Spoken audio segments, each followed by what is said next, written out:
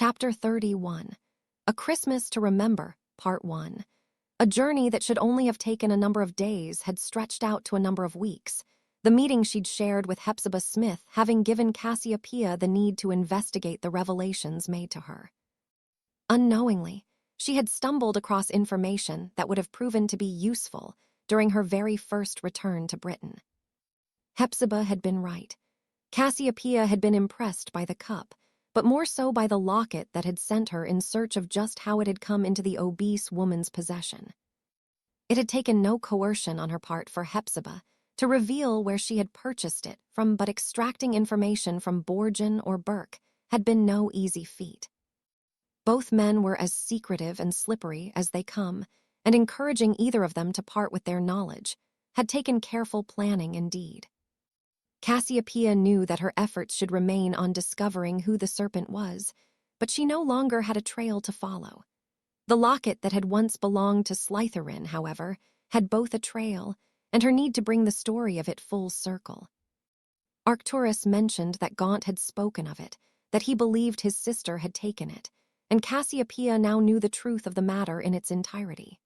Although there was nothing to be gained now from the knowledge, she felt better for pursuing it, and now, at the very least, had utter belief in the notion that the serpent had not been sired by a Gaunt. "I do hope you bring welcome tidings," Gellert greeted her as she entered his study. "It has been several weeks since I sent you on your task. I wouldn't have thought it should have taken so long." "It didn't," Cassiopeia confirmed, taking a seat by the desk. "But what I found myself exploring was relevant to my original intention of being there." "How so?" Gellert asked, his eyes narrowed slightly. "Have you discovered who this serpent is?" "No, but I can assure you for certain that he is not related to the Gaunts." Gellert released a labored sigh. "If anything, Cass, that only makes the man more of a mystery. But I suppose I will hear what you have to say on what you evidently spent much of your time on." "Well, I began by checking the register, and there was no Gordon Smith registered as a practitioner of the mind arts." "Not an unexpected outcome," Gellert pointed out. "No, but the meeting with Hepzibah yielded something very unexpected." Gellert frowned thoughtfully and gestured for her to continue. "Do you remember what Arcturus reported when he visited Gaunt?" "Your brother?" Cassiopeia nodded. "He said that Gaunt was rambling on about a missing locket and waving the family ring around as though it meant something. Slytherin's locket, if my mind serves me correctly." "Exactly," Cassiopeia confirmed. "Well, he said that he believed his sister had taken when she had fled the house, and he was right." Gellert huffed irritably. "I fail to see what this has to do with the serpent." "I will get to that," Cassiopeia said dismissively. "What is important here is that Gaunt was right. His sister did flee and took the locket with her, but she didn't go alone." "She didn't." Cassiopeia shook her head, a grin tugging at her lips. "She ran away with a muggle, and they had a child together." "The serpent." "No, the serpent is older than the boy she birthed. He is at Hogwarts, but it proves definitively that the serpent is not related to the Gaunts." "I still fail to see the relevance," Gellert sighed. "What do I care about this boy at Hogwarts?" "He is not important, but his bloodline is," Cassiopeia explained. "The serpent may not be related to the Gaunts as directly as we thought, but there must be a connection. There must be a family he is related to that has crossed the Slytherin line in some way. If we find that connection, we find the serpent." "What if there is no such link?" Gellert questioned. "Then the serpent is much more of a mystery than we imagined." Gellert shook his head in frustration. "I would rather you did not waste your time on this, but I know that you will regardless of my wishes. Cassie, he has not interfered in our affairs for months. If he does show himself once more where he is not wanted, then I will deal with him. I will not allow a single man to avert my attention from the plans we have already set in motion." Cassiopeia was not happy, but she would not argue with Gellert. It was just a thought, and one that would have merit if he was a continuous presence. For all we know, he may have gotten himself killed already. The lifespan of a hit wizard is not a long one, he pointed out. "We will deal with him when necessary. I have no interest in his history or anything he does, so long as he steers clear of our work. Okay. Cassiopeia nodded. Fine, she agreed, but I do not think we have seen the last of him. He will come back, Gellert, and I would rather that we were ready for him. Grindelwald chuckled darkly as he approached and cupped her cheek. You need only take a look around you to see that we are preparing for all eventualities. The serpent is one man, and he cannot hope to stand against what we are building. If our paths cross, then it is simply meant to be. I will cross that path when I reach it. For now, our attention is required elsewhere, he finished, placing his finger on one of the maps unfurled on his desk. Poland.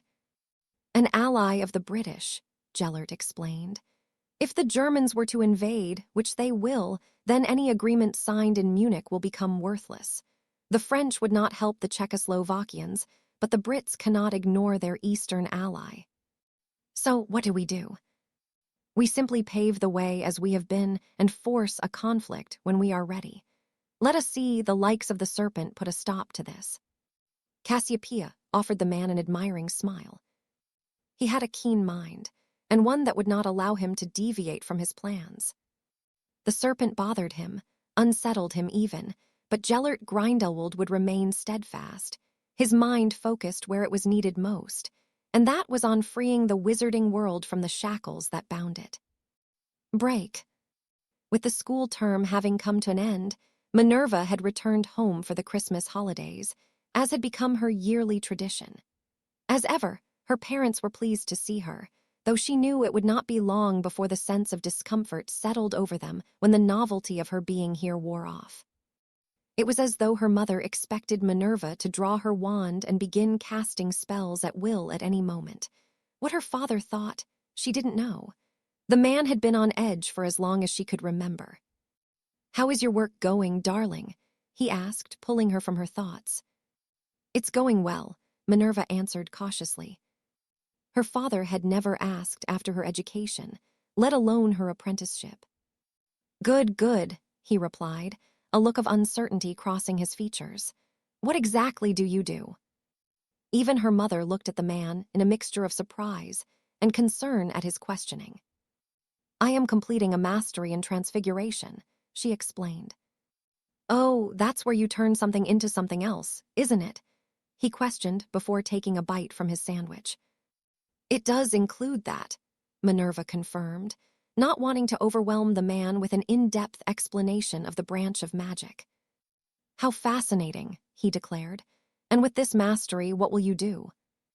Minerva's expression mirrored that of her mother's. "I'm hopping. I will be allowed to teach at the school as a professor." "A teacher. Now that is a respectable job," Robert mused aloud.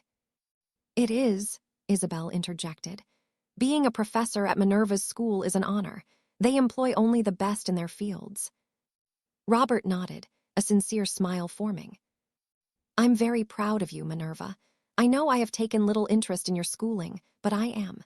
Your mother ensures me that you were an excellent student." "I worked very hard to get where I am," Minerva replied. "Professor Dumbledore has never taken on apprentice before." "And that speaks volumes to how much work you have put in," Robert praised. "Tell me, what other jobs are there in your community?"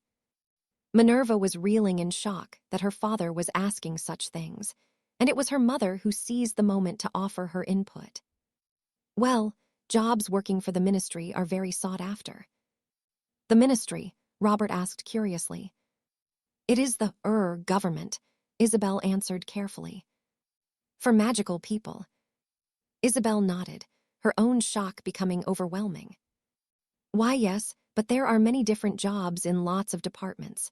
There's the Department of Magical Law Enforcement to start with." "A magical police force, who would have thought?" Robert chuckled. "Are there a lot of criminals?" "We have our fair share." Robert hummed appreciatively. "We also have a Department of International Cooperation, who work with representatives in other countries on shared interests." Minerva broke in. "And even a Department of Magical Games and Sports." "So, it is not so different to the government I'm familiar with." Minerva shook her head. "Not really, no." "How very interesting." If Minerva didn't know any better, she would have thought someone was posing as her father having used polyjuice potion. But they had been seated here for close to an hour, and all he had drunk was water from his usual glass. "What about your friends? What have they gone on to do?" Robert continued before any comment could be passed. "Well, my friend Poppy is training to be a healer, a doctor," Minerva clarified. "Augusta has just gotten married, and both Charles and Tiberius are involved training to be involved in politics." "They sound like an ambitious bunch," Robert said appraisingly. "What about Harry?" Isabel asked interestedly. "Harry, who is Harry?" Robert pressed. "My other friends grew up in the wizarding world and don't know much about people without magic. Harry is the only one who spent the first part of his life like me.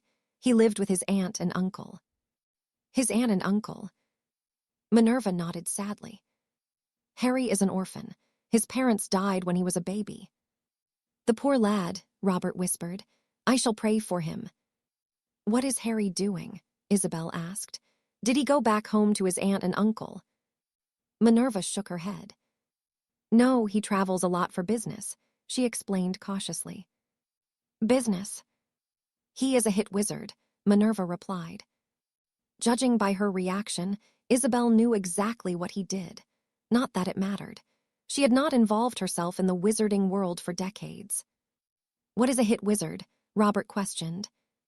"It means that he hunts down the most dangerous criminals that even the magical police cannot find," Isabel answered. "Good Lord, I don't suppose that is an easy job." Isabel shook her head gravely. "It is an exceptionally risky one. Did you not try to talk him out of it?" Minerva released a labored breath. "Harry is stubborn. When he decides on something, there isn't anyone that can change his mind." "Not even you." Minerva offered her mother a sad smile. "Not even me." Isabel rubbed her daughter's shoulder comfortingly. "Well, I think he sounds quite fascinating," Robert declared. "Why don't you invite him for dinner?" The sadness Minerva felt all but evaporated as a sense of panic set in. "Invite him here," she squeaked. "I don't see why not," Robert returned. "He is a friend of yours, isn't he?" Minerva looked pleadingly towards her mother, who was no less shocked than her, but her eyes were full of excitement. "I think it is a wonderful idea," she said pointedly, nudging Minerva with her knee. "Surely he doesn't work over Christmas." "No, but—" Minerva drew a blank. She did not know what she could say to deter her parents' eagerness on the idea. "Then it's settled," Isabel announced triumphantly. "Why don't you go and write to him now? There's no time like the present." Minerva could only nod dumbly as she stood and took her leave of the kitchen, wondering what had just happened. "Oh dear," she whispered nervously when the magnitude of it settled over her. She did not know what had gotten into her father, but she would get to the bottom of it. Hopefully before Harry arrived. She had no doubt that he would accept the invitation, if only to not disappoint her, but Minerva was terrified. What if her parents hated him? What if he hated them? With so many thoughts plaguing her, yet with so little time to ponder them, she penned the missive to him, unsure if she wanted him to decline the invitation despite the fact that she would get to see him, something that did not happen often enough anymore. Break. Ivan had not delayed in beginning the process of removing all files from the ICW building that pertained to any personal details of the hit wizards under his command. If Evans was right, and one of the representatives had become an ally of Grindelwald, it was simply too dangerous to house them here any longer. Instead, he'd moved them to his personal bank vault, where none could get to them, and even paid for additional security. Along with this, he had left the contents of his vault to Evans should anything untoward happen to him. He had covered all eventualities as best he could, and now all that remained was to wait for someone from the International Confederation of Warlocks to take a keen interest in the work of his department. Then he would know what he was up against. Currently, the hit wizards were going through a quiet period. They always did during December with only a few captures of note he needed to complete the paperwork for. Evans was still focusing his efforts on the robberies that the banks had been plagued with over the past couple of years, and it seemed as though even the criminals had gone to ground. Any that were suspected to have ties to Grindelwald had vanished without a trace, and only a few desperate crooks remained operational.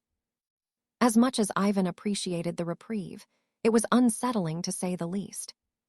Something was happening out there, and though he did not know what, he could feel it like an approaching storm. As with such things, he was powerless to stop it, not without the blessing of his superiors. He released a deep breath as a knock sounded at his door, anticipating that he had conjured up troubles with his trail of thoughts. "Come in," he instructed. Much to his surprise, it was the supreme mugwump who had deigned to grace him with his presence, but he was not alone. With the Japanese man was the Italian representative, a braggart if Ivan had ever met one. "What can I do for you gentlemen?" he asked. "We felt that it was long overdue that your department was due an audit," the Italian explained. "We have come to inspect your paperwork to ensure that it is up to date." So this was them, one of them at least. "Of course," Ivan complied, gesturing towards the 4 filing cabinets that lined the back wall of his office.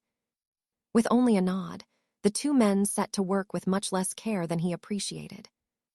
They rifled through the files for several minutes whilst Ivan looked on. His eyes narrowed as he observed their behavior. This was no official audit. If it was, they would be asking him specific questions about the cases they were not bothering to even read about. No, they were looking for something, and Ivan had more than a sneaking suspicion he knew what. Relief was what he felt more than the nervousness he should. These men were gifted wizards, perhaps the best their countries had to offer. Being so was part of the criteria to being accepted as a representative. Should things turn ugly, he'd have his hands full with the duo. "Everything appears to be in order," the Italian declared, "but I cannot help but notice they are incomplete." "Incomplete?" Ivan asked. The Italian nodded ruefully. "It appears that your staff files are missing. Where can we find them?" "The staff files? You mean the confidential files that are not to be accessed by any other than the head of the Department of Justice, as decreed by the ICW in 1812. The Italian did not seem pleased by Fedorov's response, but the supreme mugwump held up a hand to placate him. "Surely an exception can be made for me?" he asked. Ivan shook his head. "I cannot make exceptions. Even if I wanted to, I couldn't because the files aren't here." "Then where are they?" "Well, due to the current tensions across the continent, they have been moved to a secure location that hasn't been revealed to me by a trustworthy person." "That is an excellent idea," the supreme mugwump interrupted his companion. "We cannot be too careful with how things are. Come along, Gianluca. I think we have wasted enough of Mr. Fedorov's time." With that, they were gone, and Ivan sighed in relief, though he knew they would not let it lie. Now, however, he knew just who the people on the inside were, not that it made him feel any better. The supreme mugwump was an influential man and could make life difficult for most. Ivan would need to exercise caution, but he could not help but think that his life had just become decidedly more dangerous than it had been before they entered his office. Exercising caution may not be enough. He needed to ensure he used all of the skills he'd acquired during his years as a hit wizard to avoid whatever repercussions the Japanese and Italian would try to exact upon him. Break. Despite what difficulties and setbacks his job threw at him, Harry always looked forward to his visits with the Flamels. It was the one place where he could escape his work, share a meal with 2 people he had come to care for greatly, and not feel guilty when the time came for him to leave. "So, you're going to be away again for Christmas?" Harry asked. Nicholas nodded. "With a war brewing on the continent, we feel that this may be the last time we will be leaving the house for a while. Of course, you are welcome to join us if you wish. A few days in the sun may be what you need." Harry chuckled. "Maybe I will get a holiday soon," he replied. "But until this robber is caught, I can't afford to not be ready at a moment's notice." Nicholas offered him an understanding smile. You feel that you are close. It's only a matter of time before they strike again, and when they do, they won't get away. A relief, I'm sure, Perenelle broke in. Harry nodded. Honestly, I've had enough of this one and trying to deal with the goblins. Don't get me wrong, I understand why they have animosity towards wizards, but they're a pain in the neck to get to cooperate. Yet most trust them with their gold, Nicholas pointed out. You don't. Nicholas shook his head. I lived through some of the rebellions, he reminded Harry. The goblins are only trustworthy when it suits them. They would lead you to believe they are creatures of honor, but they are as devious as they come. Never trust a goblin, Harry. They care only for profit. I've learnt that, Harry assured the alchemist. Out of interest, if you don't keep your gold with the goblins, where do you keep it? Nicholas grinned whilst tapping his nose. The less you know, you nosy sod. Harry laughed as Perenelle placed a plateful of roast beef and vegetables in front of him. You can't think that I would rob you, he said amusedly. No, but that doesn't mean I will tell you. It's bad enough that you know where my collection of weapons is. I'd be more upset if they were stolen more than our gold. He is not lying, Perenelle sighed. If only he thought so much of people, I may perhaps have the perfect husband. You're still not getting on with the neighbors, then. Perenelle snorted. If they come to visit, Nicholas hides in the library, sulking until they leave. I do not, the man denied. I just have nothing to say to them. I have no intention of having a series of conversations that I have had already dozens of times. They will ask what I do, we will be invited for dinner, that will be an awkward affair, and then the problems will start. Next thing I know, we have piles of dog shit being thrown over the wall. No thank you, Nicholas finished stubbornly. Oh, Nicholas, you have grown to be a crotchety old man, Perenelle cooed. People make me grumpy, Nicholas muttered. Anyway, I do not wish to discuss unwanted guests, not when one of the few I appreciate the company of is here.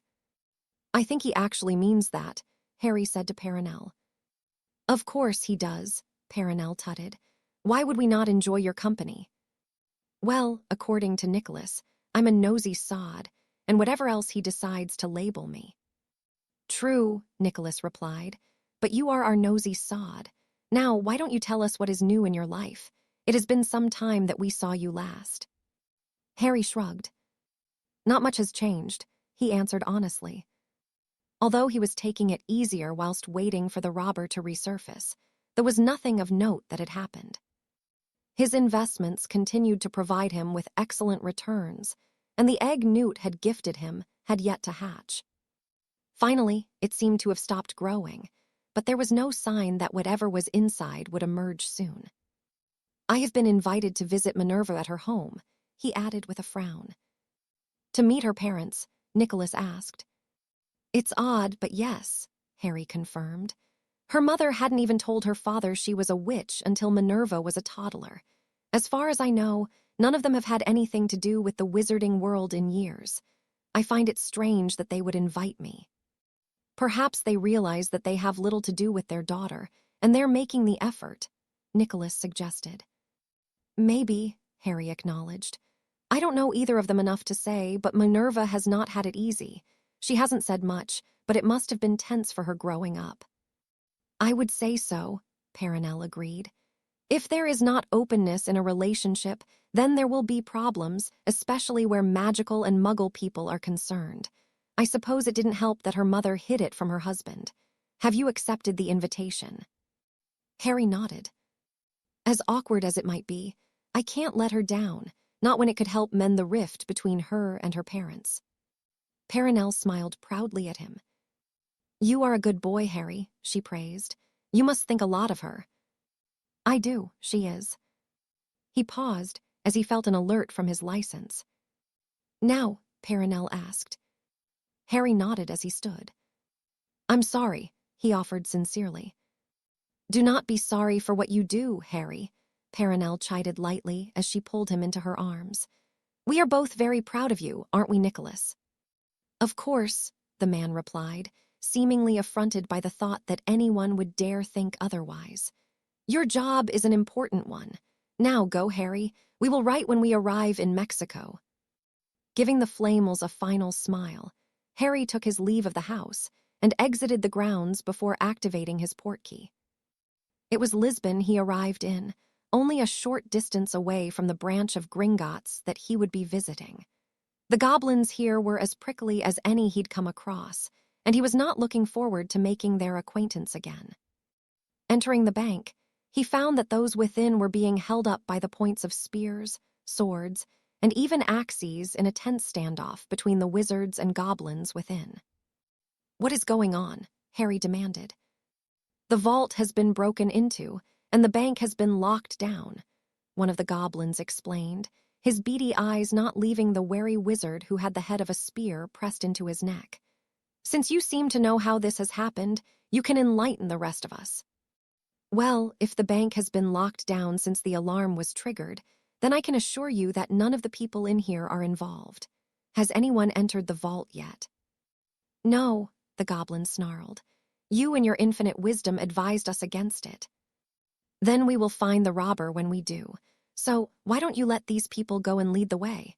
Harry suggested. "None will leave until we have them in custody," the goblin returned stubbornly. Harry released a deep breath of frustration. "Fine," Harry agreed. "Can we get this over with? I'm as keen to put an end to this as you." The goblin grunted and gestured for Harry to follow him through the labyrinth of corridors to where the master vault was hidden from the public.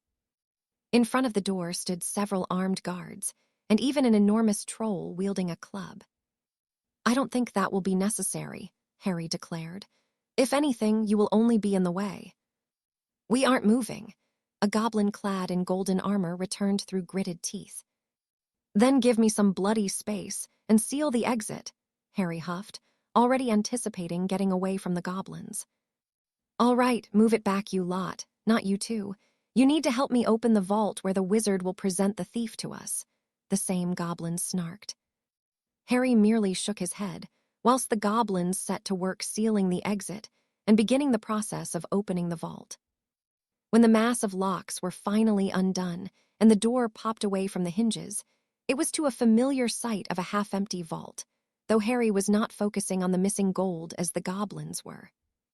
Instead, his attention was on the very same thing he had witnessed in all the memories he had collected from the other robberies, and when he saw what he was looking for, he sprang into action. With a flick of his wand, the scurrying spider was levitated in midair, its 8 legs frantically kicking as it tried to make its escape. "I don't think so," he muttered, levitating the creature closer so he could take a closer look at it. From afar, it would appear it would to be an everyday house spider, but up close, there were distinct markings that set it apart from the rest. Mingled in with the brown hairs were streaks of light yellow, and the eyes were blue. Not common things to see in arachnids. "Is that it?" the lead goblin snorted when he noticed Harry had no interest in the vault itself. "Tell me, whatever your name is, what protections do you have against creatures? I'm guessing very few, judging by the fact that you have a troll here, and likely other little nasties waiting in the bowels of this place." "We have no need for protections against them," the goblin said dismissively. "We would lose considerable protection over highly valued vaults if we didn't have our beasts. And as such, you do not even have alert wards set up to detect them." The goblin growled before spitting on the floor in distaste. "It is impossible to. If we did, they would never stop going off." "Exactly," Harry agreed, "and that is how these robberies have been taking place. I suppose at first the crook took a chance that this was the case, and it turned out well for them. Unfortunately, they managed to steal quite the sum from several banks before they were caught," he explained as he conjured a jar and placed the squirming spider within. "Well, your job is done, wizard. Hand over the spider so we can claim our treasure back. They broke our laws and will face the judgment of the goblins." Harry shook his head. "They also broke wizarding law, and as they are my prisoner, I will be taking them with me," he said firmly. "I will return your gold to you, minus my 1% reward as promised." "You will do no such thing," the goblin snapped. At his words, the goblins raised their weapons threateningly, and Harry narrowed his eyes at them. "Now, that is quite rude," he ground out. I discovered the thief, and I will be taking them with me to answer for their crimes. I do not need your barbaric form of justice to discover where the rest of the gold is. The prisoner is under my protection, and I am responsible for their welfare until I am relieved of them. That can only be done at the ICW headquarters. I suggest you do not make this situation worse than it already is." "Are you threatening us, wizard?" the goblin demanded. "No, but if you attempt to harm me or my prisoner, then I will be left with no choice but to ensure our safety." The goblin's nostrils flared before it gave a command in its own language. Once more, Harry sprang into action. A wave of his wand, bending the points of various weapons, pointed at him towards his attackers. Reminiscent of the incident on Halloween during his first year, the troll swung its club in his direction, missing only by inches as Harry ducked. What was different now, however, was that Harry was not a helpless first year. Taking aim with his wand, he conjured a stream of bandages and wrapped them round the troll's head, blinding and enraging it in equal measures. To provoke the latter further, he lashed the beast across the back using a conjured flame whip. With a guttural roar, the behemoth began swinging the club wildly, and though it served to distract the goblins from attacking Harry, it did not leave him in any less danger. "Bugger," he muttered with a wince, as the troll inadvertently incapacitated 3 of its handlers with a sickening blow. The next smashed a sizable hole in the wall to the adjoining room, and not wanting to be in the path of the next swing, Harry climbed through the hole and out of harm's way. He found himself in an office of sorts, a single goblin staring at him, open-mouthed from behind a desk.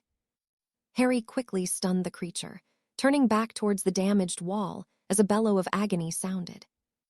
It appeared that the goblins were getting the better of the rampaging troll and would soon turn their attention back to him. With some fast thinking, he created a hasty barricade to shield him from view.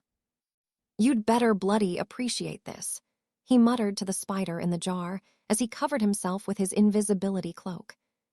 He did so in the nick of time. The barrier he'd transfigured exploded in a shower of splinters, and 7 goblins rushed through the hole with daggers drawn, shouting at one another in their own tongue.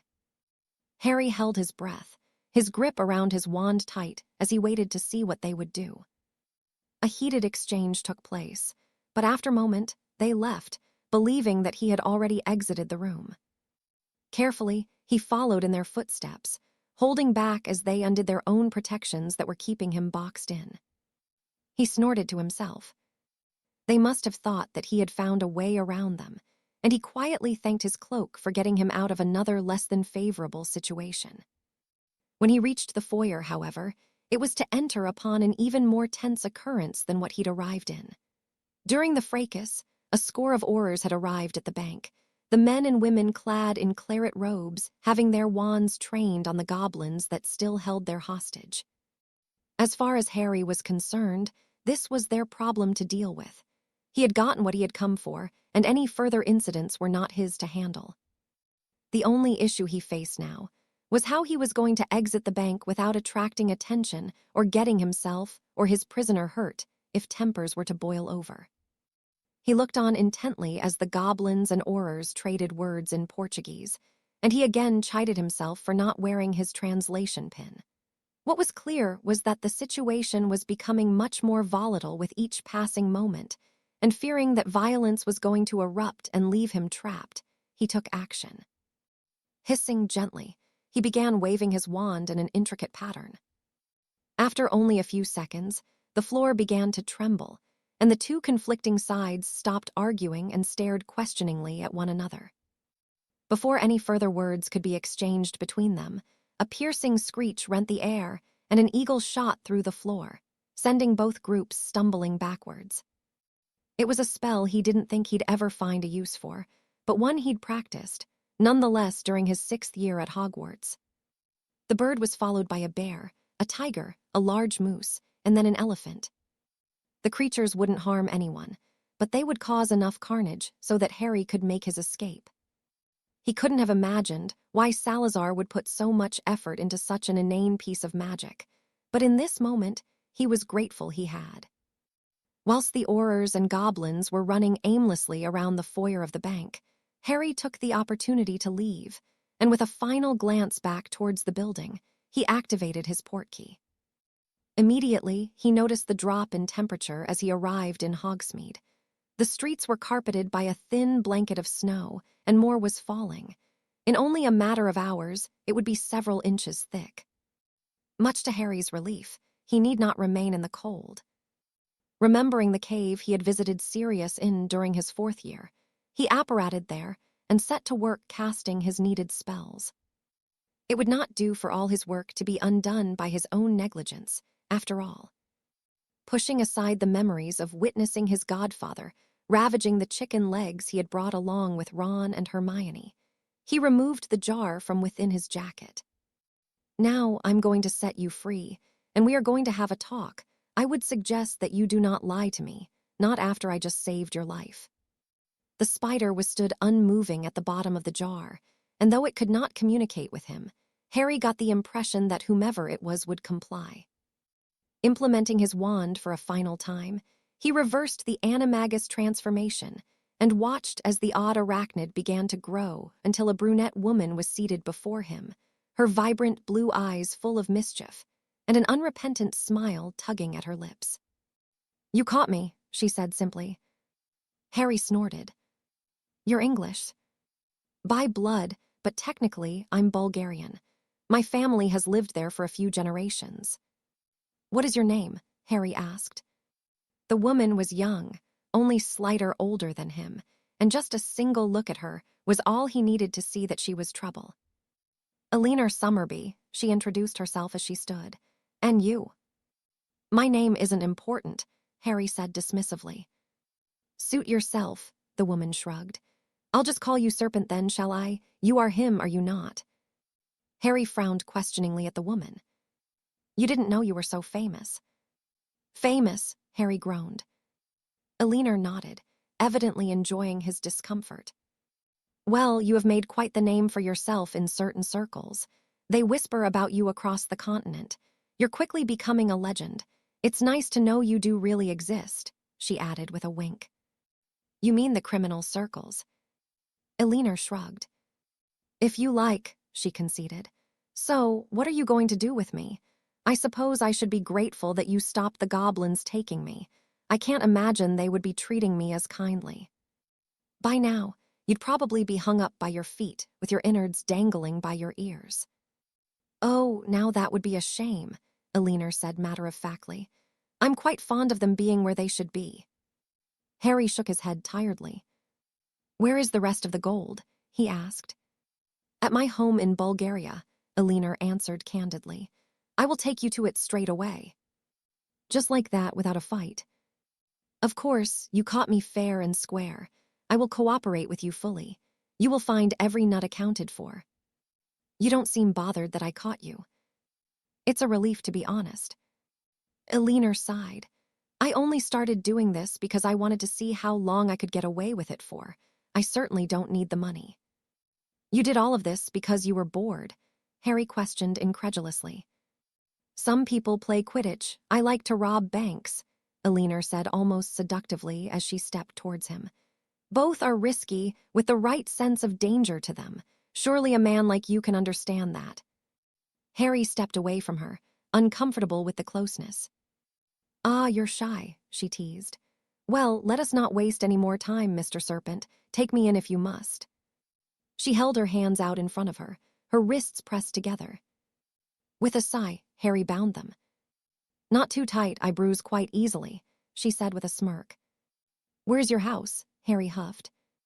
"I have a portkey strapped to my left thigh," Eleanor said candidly. "The gold I took from Portugal is strapped to my right one in a bag. I'm afraid with my hands tied like this, you will have to get them yourself."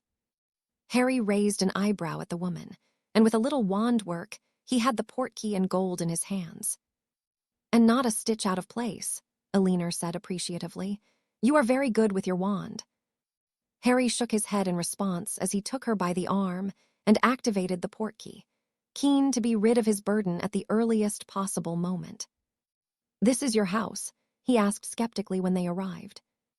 The building before him was little more than a shed in the middle of nowhere. As far as the eye could see were rolling, green hills, but nothing else. It was an odd place to live, to say the least. "You should not judge something by what is on the outside," Elinor chided. "How very shallow of you." Harry snorted. He'd spent the best part of a decade living in a cupboard. He certainly wasn't judging, but he was surprised judging by how much gold she had stolen. "Why don't you give me a tour?" he suggested. "And there is that dry wit I've heard so much about. It's a shame I didn't grow up in England. I think I would have enjoyed it. My grandmother seems to think I would have." "Does your grandmother live here?" Elinor shook her head. "She died a few years ago and left me this place." Harry followed her through the door of what he'd mistaken for a shed. Inside was nothing of the sort. Although it wasn't as grand as the Potter home, it was evident that Elinor's family were not in dire straits when it came to their finances. "You really were just bored, weren't you?" She nodded unashamedly. "You never know what you're capable of until you try it," she replied.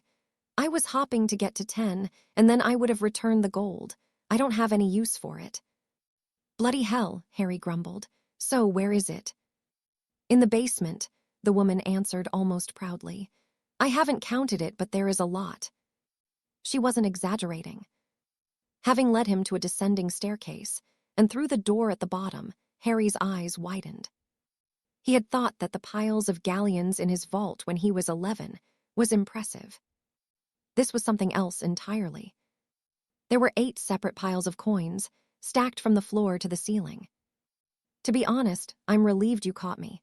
This lot take up too much space." "Are you not afraid of going to prison?" Elinor shook her head. "I won't be punished too harshly, not for a crime against the goblins. I'll be out in a few years at most." "And then what?" Elinor shrugged. "Maybe I'll find a hobby that does not end up with me in prison. But then again, if you're still around, I may change my mind," she added provocatively. Harry could only shake his head in response. For months he had pursued this woman, and now that he had caught her, there was little satisfaction to be had. He may even have worsened wizard and goblin relations in the process. All for a woman who was simply bored. "All right, I'd best get this lot bagged up," he sighed, "and then I'll take you in." "What happens then?" "To you." Elinor nodded. "You'll be processed and placed in holding, likely until after the Christmas period is over. Then you'll stand trial in front of the ICW. "What about you?" she pressed. "Me. After all this, I'm bloody well taking a few days off." Elinor giggled. "Oh, I haven't been so bad, have I?" Harry glared at the grinning woman and shook his head before setting to work on bagging the stacks of coins. No matter what he did with the rest of his career, he would never forget the months spent searching for, and eventually meeting Elinor Summerby. For better or for worse, she certainly knew how to leave quite the impression on someone. Chapter 32, A Christmas to Remember, Part 2. It had been a relief to see Harry at the church in Godric's Hollow on Christmas Day. Charles had seen little of the man in the weeks since their last dinner plans at his home had been cut short when duty had called, and those encounters had been brief. Ever the worker, that was Harry Evans. It was hard for Charles to separate the boy who had joined them in their 6th year, the hit wizard he had become, and the kind, caring man that rolled up his sleeves to feed and help those that needed it most during the festive period. It was not as though he was obligated to, but Charles and the rest of the Potters appreciated it.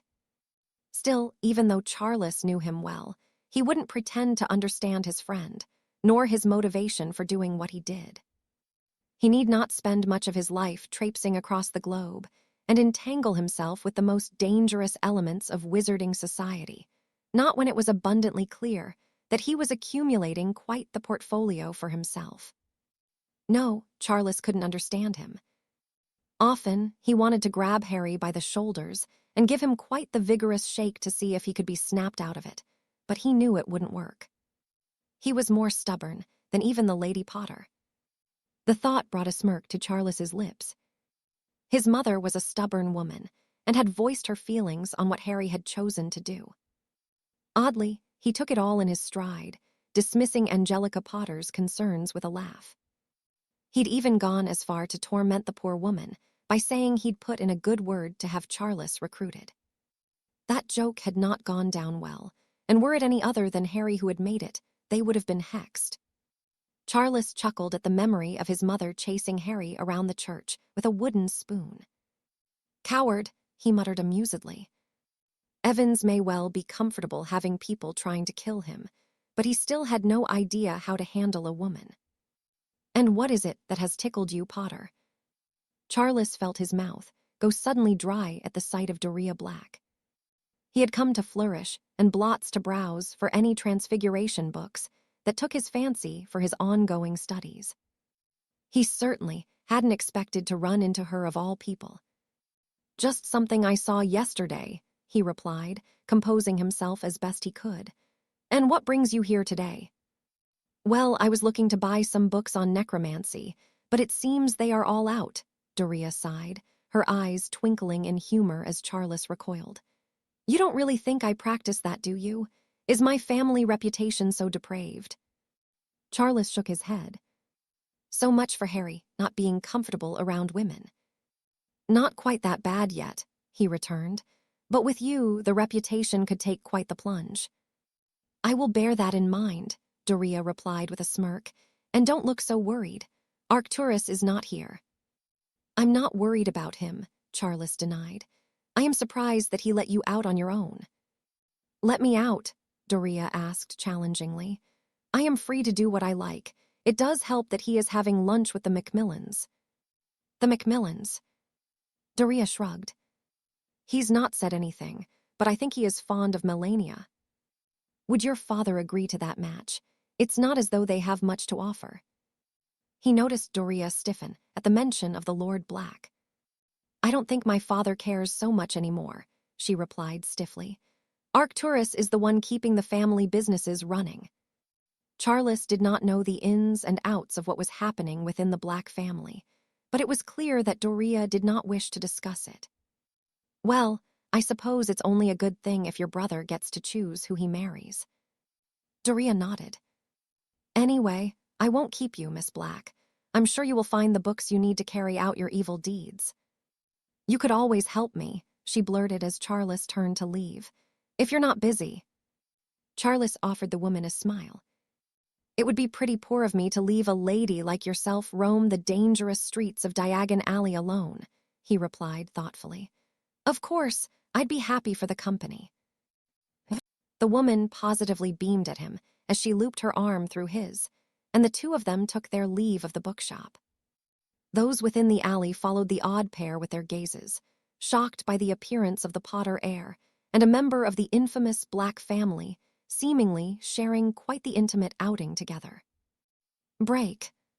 With Harry's arrival at her family home imminent, Minerva was overwhelmingly nervous, more so than she had been when she had sat her newts. Her home life had always been kept separate from the wizarding world, and the thought of the two of them coming together for the first time was something she was struggling to come to terms with. It wasn't only what Harry and her parents would think of each other that worried her so, but the plethora of other things that could go wrong. Her father was a sweet man, a good Christian man who did not judge others, though he had never been confronted by what he was to face today.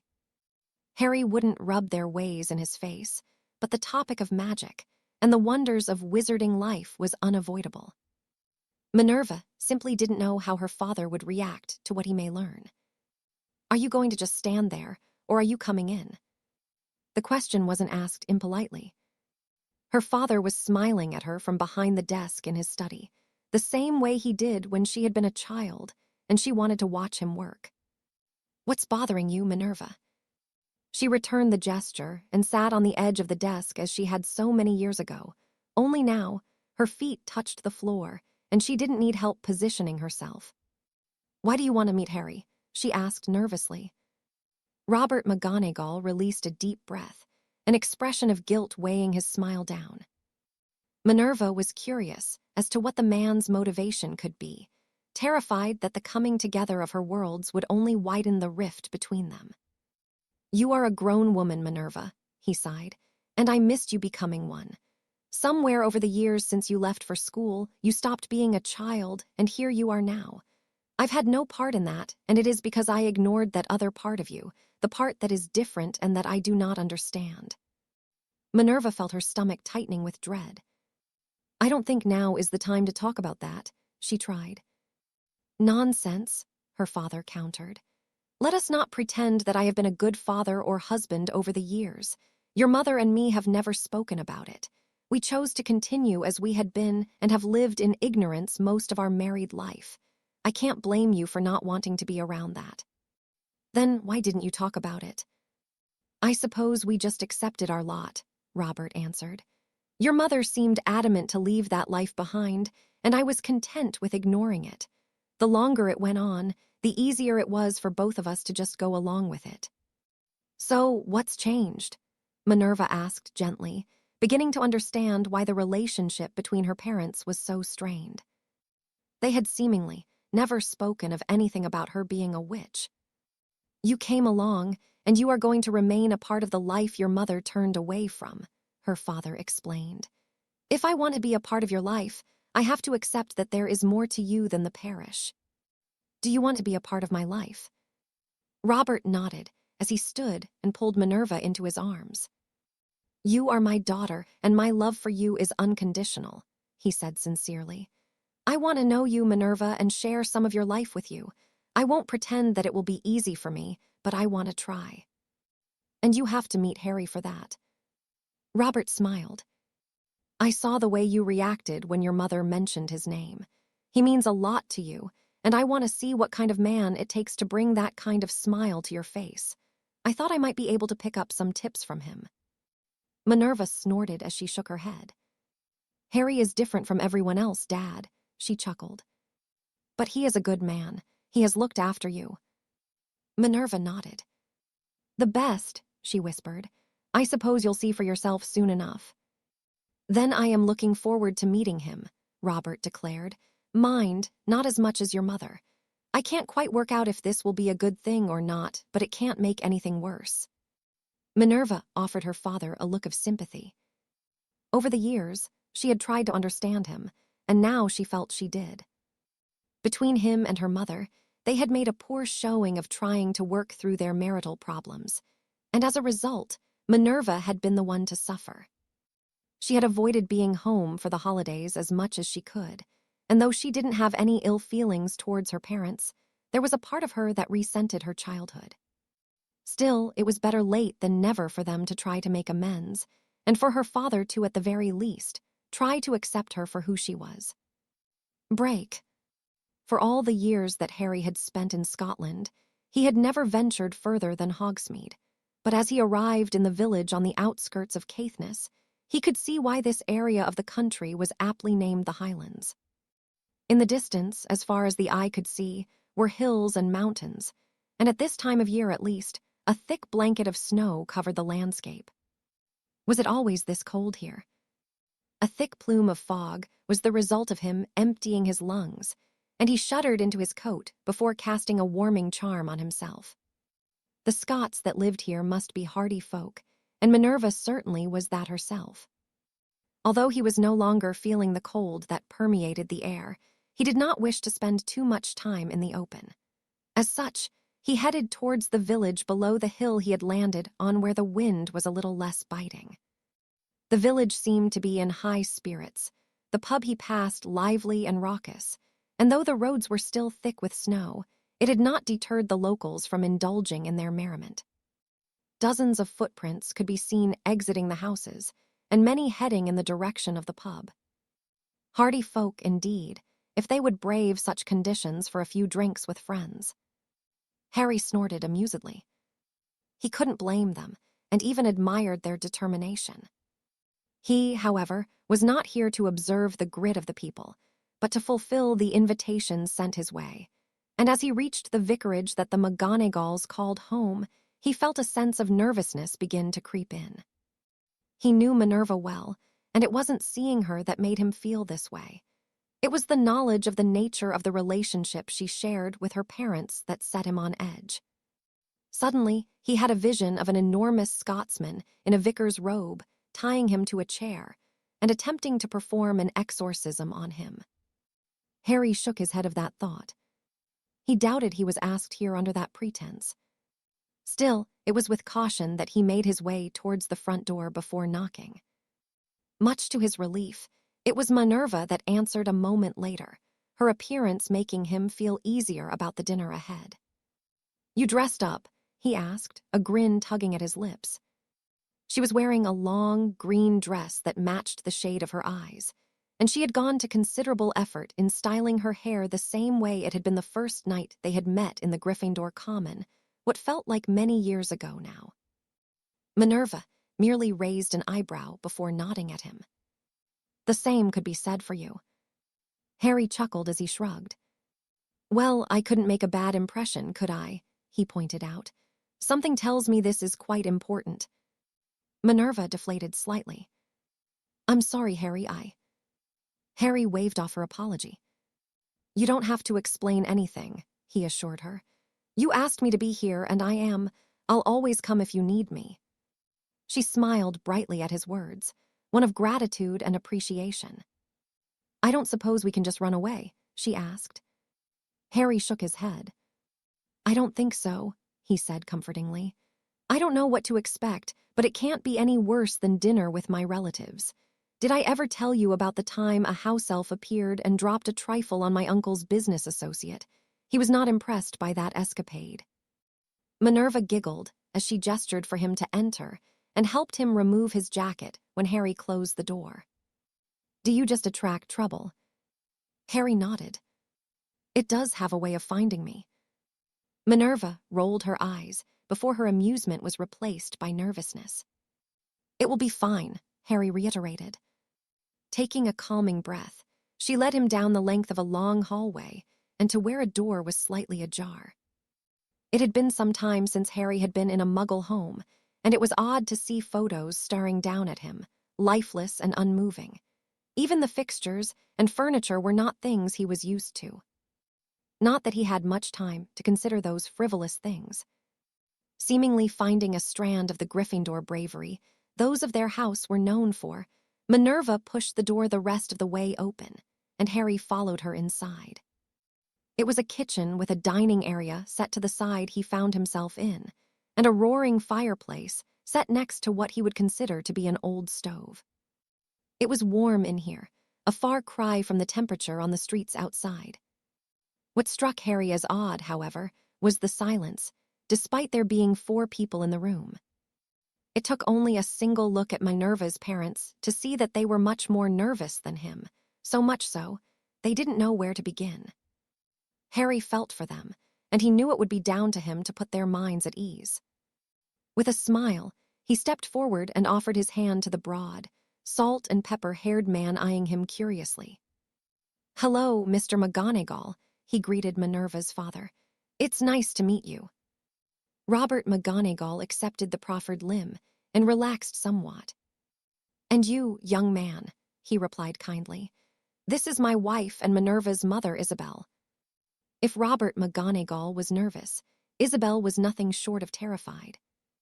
Her delicate hand was trembling when Harry took it in his own, her own smile quite forced. "Well, it is clear who Minerva takes after," he commented. The woman's smile widened slightly, though she remained rather tense. "Indeed," Robert broke in, "our Minerva looks very much like Isabel when we were her age. Come, take a seat." Harry held out a chair for Minerva before taking his own at the table. "Dinner won't be long," Isabel announced. "Would you like a drink, Harry?" I think a hot toddy will warm his bones," Robert answered with a chuckle. "The Southerners aren't used to the cold up here." "I'll help you," Minerva declared, following her mother to the stove. "A hot toddy?" Harry asked. "Whiskey, hot water, and honey with a dash of lemon juice," Robert explained. "It'll put hairs on your chest." "I'll take your word for it," Harry replied. A silence fell between the two men for a few moments before Robert leaned forward. "I have never seen my wife so scared," he murmured. "To be honest, I've not felt this nervous since the bishop came to visit the church in the 20s. Harry nodded his understanding. "This is new for you, isn't it?" It is, Robert confirmed. I think your wife is nervous about how you will react if the conversation turns to things that are not familiar to you. I see, Robert said thoughtfully. What do I do? Harry gave the man a sympathetic smile. He was trying, and not much more could be asked of him. Ask about anything you are uncertain of, but try to keep an open mind. We are not so different, really, and this is important for both of them as much as it is you. Remember, you don't have to try to learn everything in one night. Robert nodded. Thank you, lad. I will try, he promised, leaning back in his chair as his wife and daughter returned. Here we are, Isabel announced as she placed 4 steaming mugs on the table and took her seat. This will warm you up. And put hairs on my chest, apparently, Harry replied. Robert laughed, nodding as he cupped his mug in his hands. Isabel rolled her eyes, the same way her daughter did. It could be worse, Harry, Minerva interjected. If it was up to my father, we would be having haggis for dinner. Isn't that sheep guts? Amongst other things, Isabel confirmed. It's delicious. Harry shot Minerva a questioning look, and she nodded her agreement. Don't worry, I won't force you to eat that just yet, she assured him. One day maybe, but we are having beef. Not the guts, Harry asked with a smirk. Minerva swatted his shoulder, whilst Robert laughed. Not tonight, lad, the older man replied. Well, if haggis is half as good as this, then it wouldn't be such a bad thing, Harry declared, having taken a sip from his cup. It's easier on the throat than fire whiskey. Fire whiskey? Robert asked. Minerva and Isabel had stiffened. It's a drink that one of our friends' family produces. I've only had it once and never again. Minerva can tell you more about it than me. You make your own drinks? Robert questioned curiously. This fire whiskey sounds potent. Harry snorted. If a hot toddy puts hairs on your chest, fire whiskey will burn them off. Robert chortled. I have to give that stuff a try. On your head be it, Harry warned. Minerva is the only one I know that likes it. Even Tiberius can't manage it, and it was his family that invented the stuff. That's because us Scots are made of sterner stuff, Robert declared, smiling proudly at his daughter. You'll have to bring some up next time. I'll be the judge of how potent it is, lad. I will, Harry promised. I can bring some butterbeer too. That's a little easier on the palate. Butterbeer.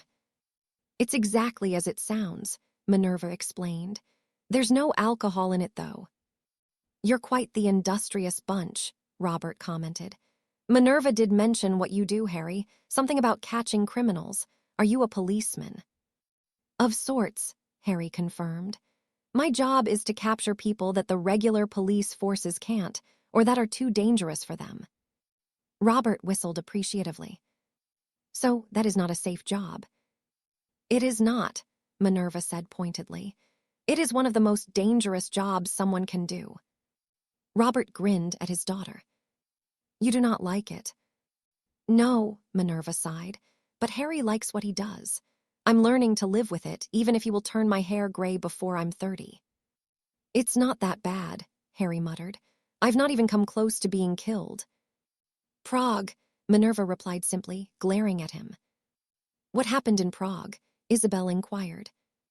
Minerva grinned, seemingly having found an ally. Tell my mother, Harry. Tell her what happened when you went to Prague, she urged. Oh, this doesn't end well for you, lad, Robert snorted. She's got that look on her face, which means you've got no chance. Thanks for the support, Harry returned. Robert chuckled. I'm still waiting to hear about what happened in Prague, Isabel reminded them. Prague wasn't my fault, Harry pointed out. I was sent to observe some people of interest, and someone provoked an ugly incident. I had to extract a civilian and some of my colleagues that found themselves in danger. A few were killed, but we managed to get out of there. Only just, Minerva reminded him, a reluctant grin tugging at the corner of her lips. I don't know what I'll do with you, she huffed when Harry nudged her with his elbow.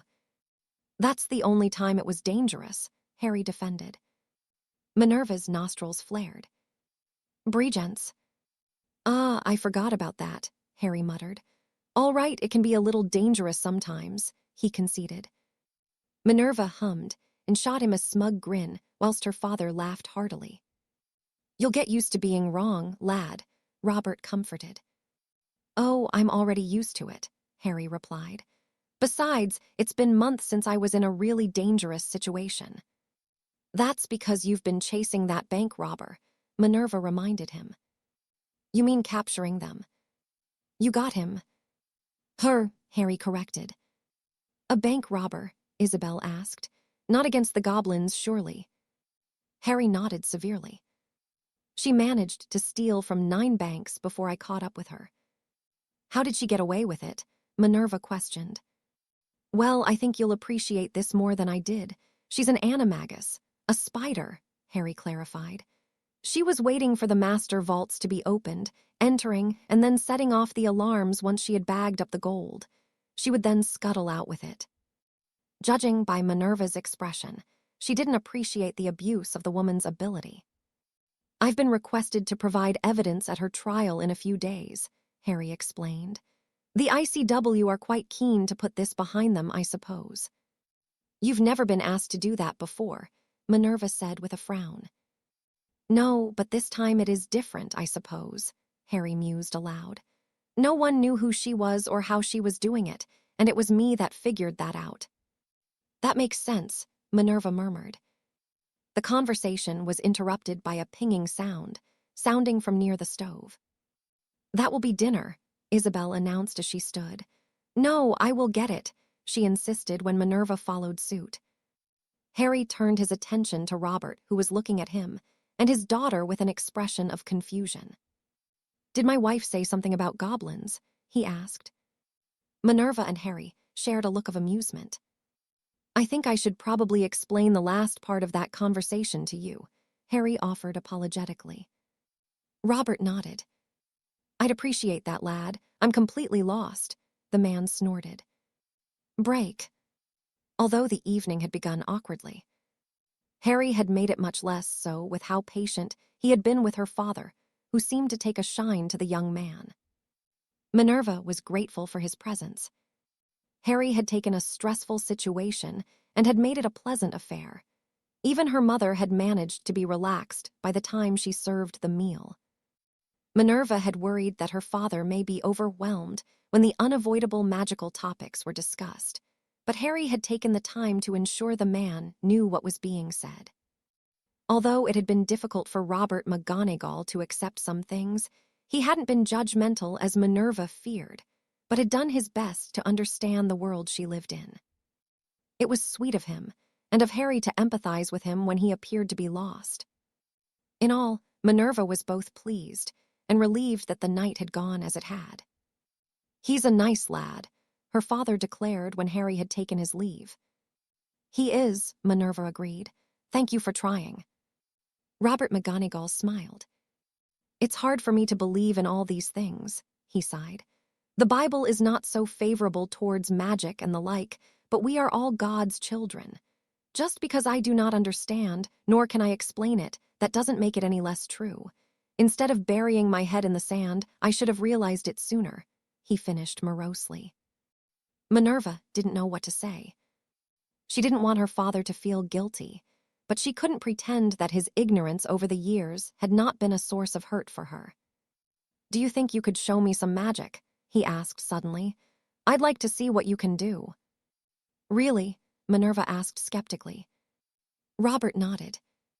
Cautiously, Minerva drew her wand and changed the color of her father's tie from red to the green tartan of her dress. The man gasped in surprise, but smiled nonetheless. Well, I think that is more suitable, don't you? I do, Minerva agreed, stowing her wand away once more.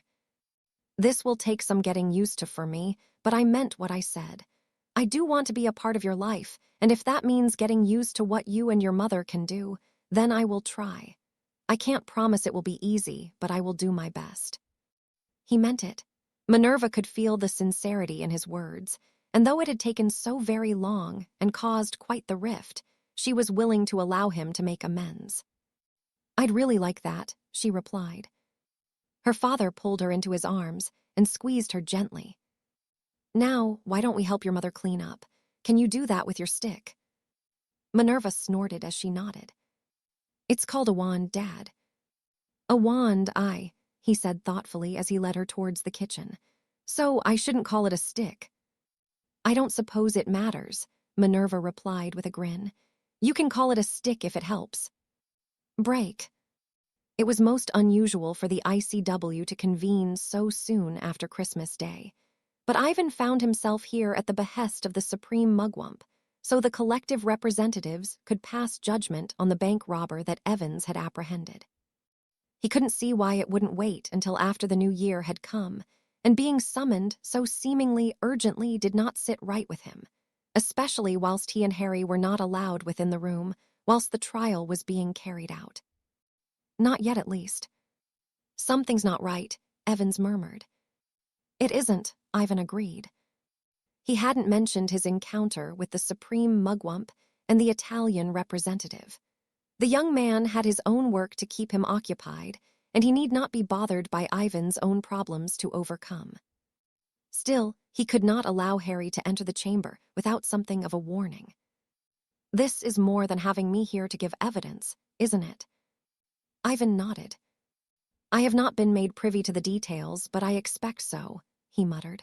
Beware of the Supreme Mugwump, Evans. He is not to be trusted. Harry frowned, but nodded his understanding before the door to the waiting area opened, and they were ushered to follow half a dozen men in pristine white robes. These were the guards of the ICW headquarters. They never spoke, and even Ivan knew not where they were recruited from. Only once had he seen them be used to restore order during a particularly heated trial. The group on the receiving end of their spell work had held out less than a minute before being subdued and removed from the chambers. You're a cheery bunch, Harry commented sarcastically, eliciting a smirk from Ivan, the slight tickle of amusement vanishing only a moment later when they entered the frosty atmosphere of the trial. I call to the stand the hit wizard known as the Serpent, the Supreme Mugwump called, his expression not one of friendliness. Evans' own matched it as he approached the indicated stand, close to a chained woman who had two guards of her own standing beside her with their wands drawn. No, this wasn't good at all. Break. Harry narrowed his eyes at the Supreme Mugwump as the man glared at him in turn with a look bordering on curiosity. The Japanese man was small, his hair short, and the glasses perched on the end of his nose giving him a sinister appearance.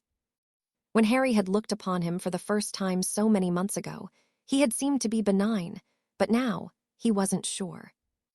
No, there was a monster within the man, foaming at the mouth at the prospect of being unleashed. Please state your name and your home residence, the Supreme Mugwump instructed. Harry did not need to look towards Fedorov to know the man was infuriated by the impertinence. That is privileged information, as you well know, he returned evenly.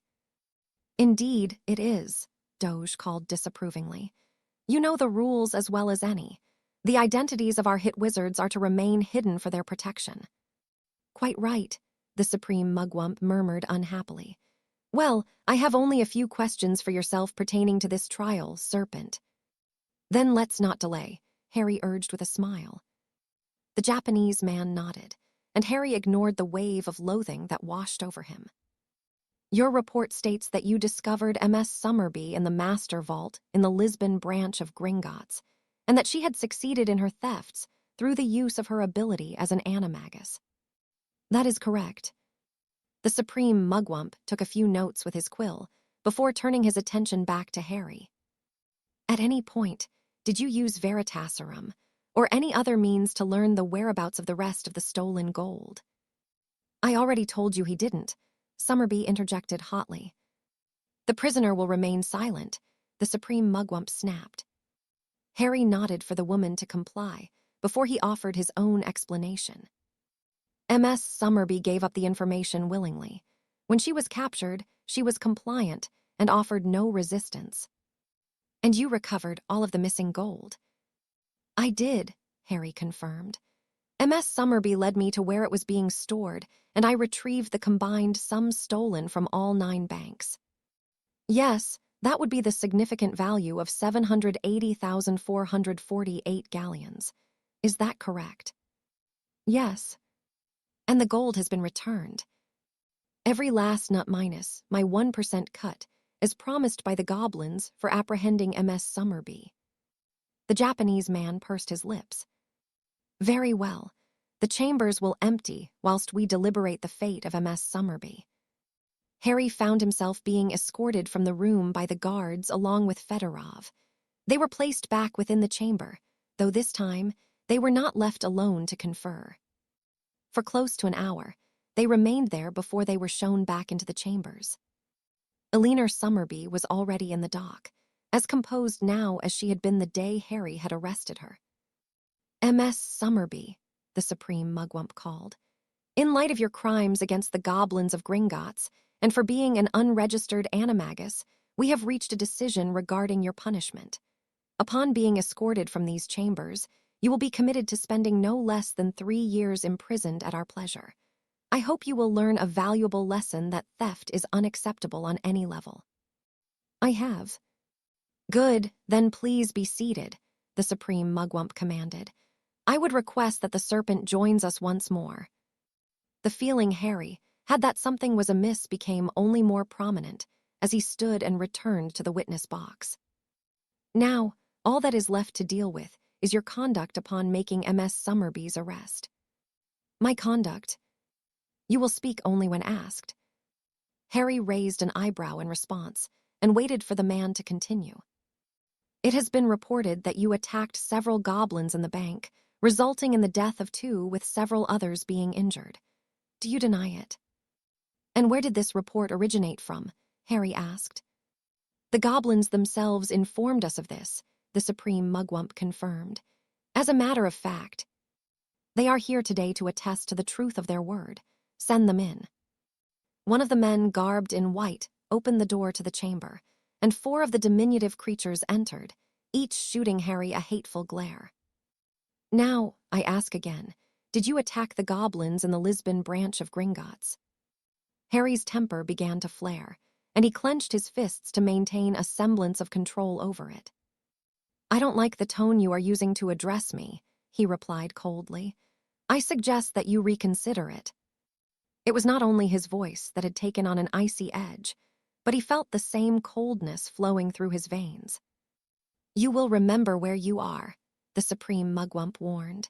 You will not make threats in these chambers. Harry laughed. And yet, you expect me to allow you to make accusations against me without consequence.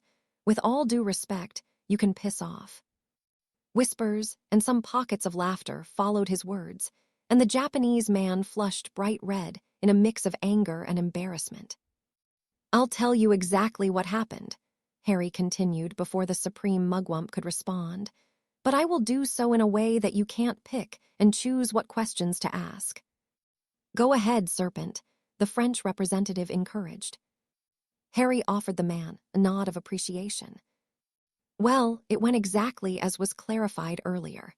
I discovered how MS Summerby was stealing the gold, and the goblins in Lisbon alerted me that one of their alarms had been tripped.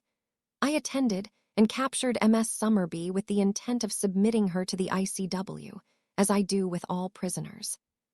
What of the unpleasantness with the goblins? The Portuguese representative asked. They insisted that I hand MS Summerby over to them to face judgment. And why did you not comply?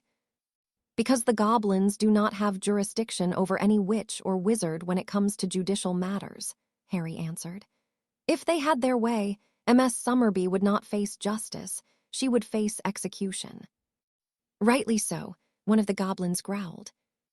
And then you would not have had your gold returned to you, Harry replied. The goblin bared its teeth in displeasure. What did transpire? The Portuguese representative pressed. The report received states that you attacked the goblins and made your escape. Does the report say that they drew their weapons first and set a troll on me? Harry fired back. Does the report say that I tried to handle the situation diplomatically, but was unable to do so because they tried to harm me and the prisoner? It does not, the Frenchman clarified. Which is of no consequence, the Supreme Mugwump interjected hotly. "It is of every consequence," Harry returned. "My responsibility is not to the goblins of Gringotts.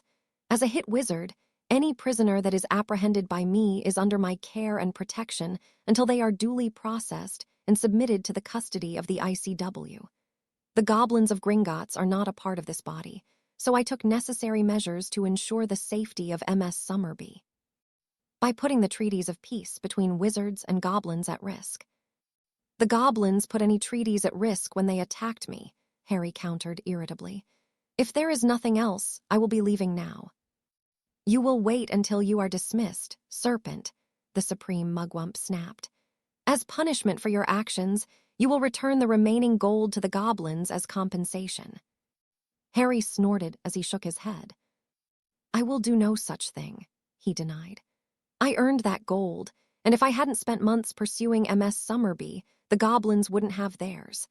The compensation in this case is that I did not use lethal magic against them whilst they attempted to kill me. That is more than I am willing to give, and they will consider themselves lucky that I did not exercise my right to kill all that stood in my path." With his final words given, he stepped off the stand and headed towards the exit, where he was accosted by 4 of the men in white robes. Harry purposefully slid his wand into his hand, the coldness he felt urging him to strike them down as they blocked his exit. "I would move out of my way if I were you," he warned. "For the love of Merlin, stand aside," Doge commanded. "The matter is put to rest." "It is not," the supreme mugwump denied. "Yes, it is," the Frenchman supported the Brit, eliciting calls of agreement from his nervous peers. "It is clear that the serpent acted within his rights to ensure the prisoner was submitted through the official channels. The goblins have offered no rebuttal to his claim that they attacked him first. It is done, and I move that we exonerate the serpent from any wrongdoing with regards to this matter. Are there any who disagree?" The supreme mugwump, the Italian, and only a few others raised their wands, but the majority were against them. With little other choice, the Japanese man waved the guards aside, and Harry took his leave from the chambers with Fedorov in tow. "You may not like it, supreme mugwump, but he was in the right. The man is completely unhinged." Those were the last words Harry heard as he rounded the corner with his superior. "The supreme mugwump?" he asked simply. Fedorov nodded. Harry's jaw tightened at the thought of the man holding such a powerful position. "I'm working on it," Fedorov assured him.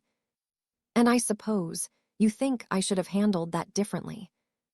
Fedorov shook his head amusedly.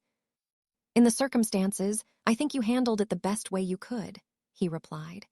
"Sometimes a show of strength is needed, and most in there will respect you all the more for it. For what it is worth, I'm proud of you for not bowing to his demands. With that being said, I must urge caution. You have the makings of a strong leader, and I would not be without you and your assistance.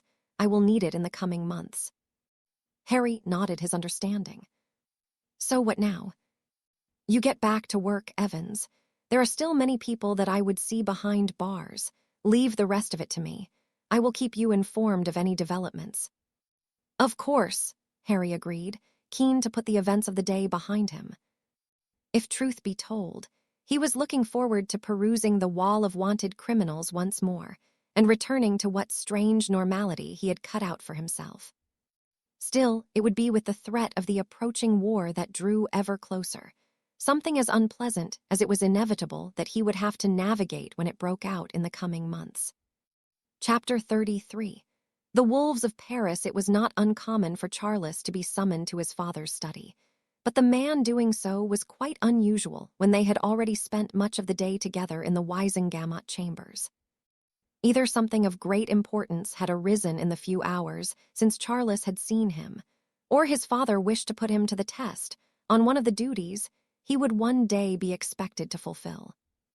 He entered the room to find the Lord Potter scratching away with his quill, likely penning a missive to one of many of his associates. Charles waited patiently until the wax seal was affixed to the note and placed on a small pile of others that had been recently written. William looked tired, his expression almost unreadable when he finally looked up and took note of his presence. "Sit down, son," he instructed. Charles did so, wondering why he had been sent for. "It has been brought to my attention that you were seen in Diagon Alley with Miss Black, and that you were rather friendly towards one another." That had been weeks ago now, and though Charles had not forgotten his impromptu outing with Doria, he hadn't thought such a trivial thing would cause issue with his father. "I was with her," he confirmed unabashedly. William sighed, his jaw tightening but not in anger. If anything, the man was concerned. "Meeting with her without mine or the permission of Lord Black was a risky thing to do, Charles," he pointed out. "For the two of you to spend time together in such a way is not proper. Dancing at a public even where I was present is one thing, but this is problematic." "It was not planned," Charles defended. "We bumped into each other, and she asked if I would escort her whilst she shopped. Would it not have been improper for me to deny her?" William eyed his son speculatively. "It would," he agreed, "but from what I have been told, the two of you were quite familiar with one another." "What I do and who I see has bugger all to do with anyone else," Charles returned heatedly. William shook his head. "That is where you are wrong," he countered. "When there are two families as prominent as ours and the Blacks, it becomes everyone's business. It shouldn't be. You are quite right, but it is. You must understand the significance of this." "I helped her with her shopping, nothing more." William nodded his understanding, and he offered his son a sympathetic smile. "You are infatuated with her," he said simply. "I could see when the two of you were dancing that you were smitten, but it is beyond that now, isn't it?" Charles deflated as he nodded. "There has never been a union between our two families, and for good reason," William reminded him. "Our politics are too different, our beliefs not in line with those of the other. The reason there hasn't been a union is because there is nothing to be gained from one another from such a thing. Do you understand, Charles?" The younger Potter frowned. "A match with her is just not possible," William continued with a sigh. "Even if I were to give you my blessing, Lord Black never would. I'm sorry, son, but that is the truth." Charles felt his chest tighten at his father's words. "I tried to ignore what I was feeling for her," he assured him. "For the past 2 years I've tried, but I can't. There is no other that I would even consider marrying. I'm sorry, but that is how I feel." He expected to meet his father's gaze and see irritation, or even disappointment staring back at him, but what he saw was the ghost of a smirk tugging at his lips. "I was against the very idea of marriage for a very long time. I knew your mother from a young age. I even cared for her greatly. But when the discussion of us being wed begun between our parents, I resisted for as long as I could. There were other prospective brides, and it wasn't until your grandfather on your mother's side grew tired of waiting for me to accept and all but withdrew the offer that I went through with it," William explained. "It wasn't that I didn't love your mother, it was that I was scared of such a big commitment. I didn't want to let her down and felt that I would. Does that make sense?" "Not really," Charles answered honestly. William chuckled. "You have grown to be a fine man, Charles, and the thing I am most proud of. I have no doubt that you will be a better one than me before it is your time to become lord of our family, but you must remember, what you do now will follow you for the rest of your days." "I don't see what this has to do with me and Doria." "Well, there will be those that will never understand, and those that will even be offended that you did not consider their daughters to be your bride, lords that have been allies of ours for generations. And if they are true allies, then they shouldn't question my decision on who I marry," Charles returned evenly. William nodded thoughtfully for a moment before snorting. "I was given the chance to marry for love, and it would be wrong for me to not give you the same opportunity. If you can somehow convince Lord Black to offer you his blessing to marry his daughter without sacrifice to our standing, you will have my blessing also. I do not see how it can be done, but you deserve the chance at the very least." "Really?" Charles asked disbelievingly. "Yes," William replied, "but there will be no sneaking around, and you must have the permission of Lord Black. If you are unsuccessful in your efforts, you will consider another bride. I already have several offers from lords who await my response, and you will explain this to your mother." Charles grimaced at the thought. Angelica would have him married tomorrow, if she had her way. "Can we not just elope?" he tried.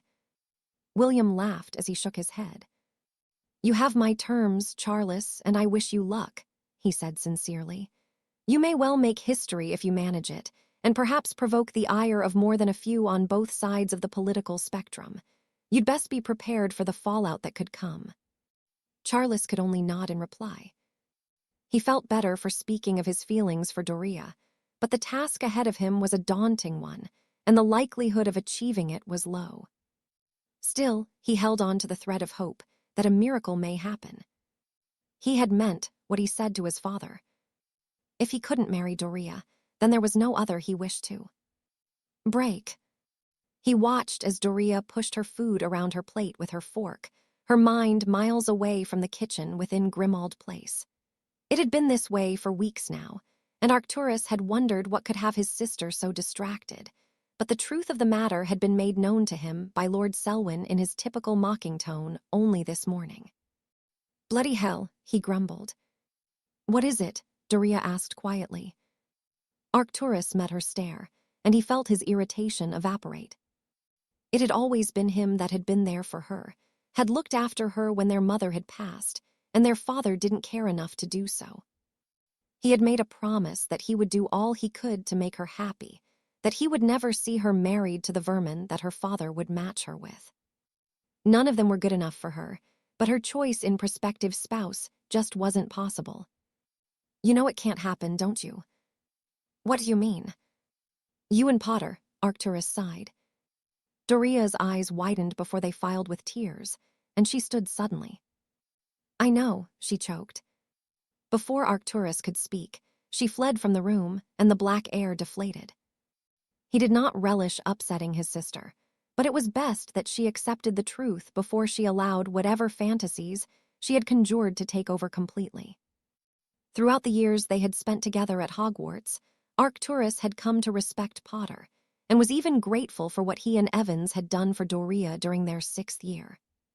The respect he felt, however, did not mean offering Doria's hand in marriage, not that such an offer would be accepted by Lord Potter. To see Doria happy and safe, Arcturus would give every nut in the Black Vault, but in this instant, even the sum of the family wealth would not be enough. Gold to the Potters was as it was for the Blacks. It was something both had in vast quantities and would not even be a talking point were a discussion regarding marriage between the families to take place. No, it was the principles that each family held, and though Lord Potter had always been respectful towards Orion Black, it would be a stretch at best to claim they were on good terms. "What a fucking mess," he grumbled. It was not only the relationship between the Potters and Blacks that complicated matters, but the choices of his father and siblings. With their decision to support Grindelwald, it would appear to others that the Blacks were attempting to tie the Potters into their allegiance, and that would only create further problems. Arcturus shook his head. There were simply too many things against them for even a glimmer of hope that Doria might just get what she wants. Break. Minerva's eyes scanned the magnificent map that Harry had loaned her, still in awe at the creation she had in her possession. With this piece of parchment, she could see all the known rooms in Hogwarts, the secret passages that she had not known existed, and every last person within the grounds. The magic used to create it was spectacular, and though she didn't know who Moony, Wormtail, Padfoot, and Prongs were, she was grateful for the work they had put into this. With a satisfied nod, she located the boy she had been keeping a close eye on. As had become his habit this year, he was in his dormitory, his compulsion to explore the castle having seemingly been curbed for the time being. Not that Minerva expected it to last. Tom Riddle was indeed a clever boy, and would know that he was being watched carefully by Dumbledore and the headmaster. As far as she knew, he had been on his best behavior since returning to Hogwarts in September for his 2nd year, but she would not forget the truth of the nature she saw within him the night she had followed him, nor the incident with the Hufflepuff girl that had left her quite badly hurt. Riddle had denied any involvement, of course, but she did not believe him. He was undoubtedly a cruel boy, and cruel only for the sake of it. Content that he would remain within the dungeons for the rest of the night, she cleared the map with a tap of her wand. Mischief managed. Minerva shuddered to think what mischief could be accomplished if those inclined to causing it were to obtain the map. The professor would be run ragged, and Mr. Pringle would be at his wits' end, a thought that brought a smirk to her lips. She had always been a good student, and not one to find herself on the wrong side of the professors here, but Mr. Pringle did not like anyone as a rule, not even the students that caused him no bother. Pushing thoughts of the grumpy caretaker aside, she retrieved the letter her parents had sent her the previous morning. Since the Christmas holidays, they had taken to writing to her at least once a week. She suspected her father really was trying to make things right with her, but also that he quite enjoyed the company of her owl, who would return with a full stomach after each trip home, and spending longer than necessary away from the castle. Minerva didn't mind. She was just pleased that there seemed to be an improvement in the relationship between her and her parents, and between themselves in turn. Her father was insistent that she brought home some fire whiskey during her next visit, but Minerva suspected that he would regret his decision. She had checked with Tiberius that it was safe for him to drink, and having been assured by Lord Ogden that her father would suffer no adverse effects, she would relent. Still, fire whiskey was not for the faint at heart. Not even Harry could find any enjoyment in it. She smiled at the thought of the man that had helped bring the McGonagalls closer together, and wondered where he was. She had received a letter from him only a week ago explaining that he would be in France, but as was his way, he had not gone into detail about what he would be doing. She would bet a month's salary that it was nothing safe, and though it wasn't unusual for her to not hear from him for much longer periods, it didn't stop her worrying. Harry would always be a worry for her so long as continued what he was doing. Minerva shook her head. She couldn't envision him giving up what he did. She understood to an extent that the turbulent life he had always led attracted him to his career of choice, but there was more to it than that. Perhaps one day he would continue the story he had begun telling her all those months ago in the Three Broomsticks, and perhaps then she would better understand why he felt the need to put himself in such danger when it seemed so unnecessary to others. Break. The smell of baking pastries filled his nose as he walked the streets of Paris, the air sweet, but the mood of the French sour and somber. For once, he had not neglected to bring his translation pin, and had spent day after day here listening in to conversations, learning of what had been occurring across the continent. Of course, it was the Germans that had the locals so concerned. With having been busy pursuing Elinor Summerby, Harry had not been keeping abreast of the happenings in the problematic country, but it seemed that things had taken a turn for the worst. They're even now burning their businesses down. It just happened overnight. Windows broken, thugs stopping any customers from entering. They've even got signs up encouraging others to not mix with them. Those had been only a few worried whispers he had overheard, and it took only a perusal of a few newspapers to learn the truth. He may not be able to read French, but the accompanying pictures spoke 1,000 words apiece. Once more, the Jews were being persecuted, and it was more than labor camps they needed to be concerned with now. What he had seen during his first visit to Germany haunted him still, and there was nothing he could do about it, especially with the supreme mugwump taking the stance he was. Prick, he muttered, sipping his coffee. The man would be a problem in the future, but for now, he was Fedorov's problem to focus on. Harry had more pressing business to attend to, and only a matter of hours to complete it before they struck again. For the past year, the people of Paris had been stalked in the night by what Harry learned to be a particularly vicious pair of werewolves, twin brothers from Romania. Doran and Donat Balin were already wanted in their native land for a spate of attacks, but for reasons only known to them, they had come to France to continue their spree of violence. The Muggle community was in uproar, not just by the ferocity of the attacks, but the lack of bodies to be found where pools of blood had been discovered. They were creating their own pack, and Harry needed to find them before it grew any further out of control. Having investigated the scenes of the attacks for himself, he felt that he was close. Transformed werewolves did not have the clarity of mind to care about trails of blood, and though each attack had happened in different parts of the city, they all led towards one landmark. He looked upon Notre Dame Cathedral, wondering just where almost 24 werewolves could be concealed within. The place was frequented too often to hope to slip by any guard undetected, and the French aurors had combed the area themselves. Usually, Harry would leave them to their work, but the Ballons were particularly dangerous men, and they had asked for assistance from the ICW. What Harry would find within the famed building, he knew not, but he was ready to put an end to the terror that had gripped the city. The Germans would still be of concern, but at the very least, they need not tread their own streets in fear any longer. Drawing closer, he could feel their presence, a tang of blood mingling with the sweetness of the nearby patisseries, faint but unmistakable. They were here, but the cathedral was full of tourists. He would need to wait for it to close before acting and doing, so would leave little time before the full moon was upon them. Still, he had little choice. With his close brush with the ire of the representatives of the ICW, he needed to be careful, if only to keep attention away from himself whilst he carried out his work. It would not do to find himself unduly interrupted when he was in the field. To that end, he had vowed to keep his head down, capture his criminals, and move on before his presence was noted. Besides, there was little more he could do until Fedorov was ready to make moves of his own, and Harry needed to focus on the task at hand.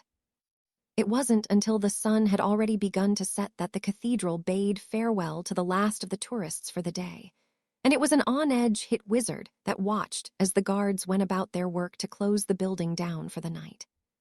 By the time they had finished and took their leave, he had only a matter of minutes of daylight left before he would likely stumble upon a dozen or so feral beasts baying for blood. He remembered his encounter with a transformed Remus Lupin at the end of his 3rd year, not fondly, and the thought of confronting an entire pack of werewolves was more than a little unnerving. Already, with how long it had taken for the cathedral to empty, it felt that such a thing was inevitable. "Bollocks," he grumbled, unlocking one of the front doors with a tap of his wand. Much to his relief, he was familiar with the building, not intimately, but enough to know the few possible places a pack of werewolves could hide. Carefully, he navigated his way around, frowning when he saw nor felt any sign of them. No, they had to be here. The trails of blood led to the cathedral. Harry paused at the thought. The trails of blood may have led here, but that didn't mean the Ballons had need to remain here. Although they had not been easy to track, the task in doing so had not been made impossible. The Ballons had been bitten when they were children. They had lived with their condition for decades. In that time, they must have come to know the mind of the other side of them, somewhat at least. "If not here, then where?" he murmured, catching a whiff of the same blood that seemingly filled the air outside.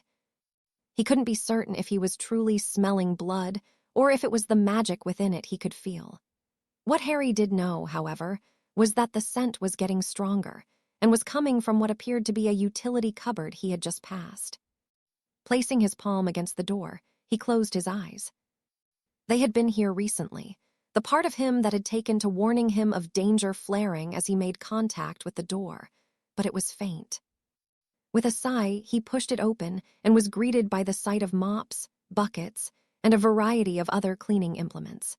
There were no people within as suspected, just a small piece of fabric that had snagged on the corner of a shelf that housed bottles of cleaning solution. The fabric was smeared with blood, but there was another smell wafting from it, one Harry recognized immediately. The catacombs. He felt foolish that he had believed for even a moment the Ballons could conceal so many within the cathedral without being detected. They had merely used it as a decoy to travel to where they were hiding. The catacombs were a warren of tunnels, many inaccessible to men, and many more not having been officially explored. The Ballons were wizards, however, and could get to places the Muggles could not. With a shake of his head, he apparated away, chastising himself for not considering the approach he had been met with. At this time of day, the catacombs too were closed to the public. This didn't mean that Harry's task would be any easier, But should he be fortunate, there need not be any more civilian casualties or others forced to join the twins against their will. Already, he could feel the impending fight brewing. With only a nod to himself, he held his wand poised as he entered the dark tunnels, not wanting to give away his presence so soon. There was only one way out, and tonight, that would be through him.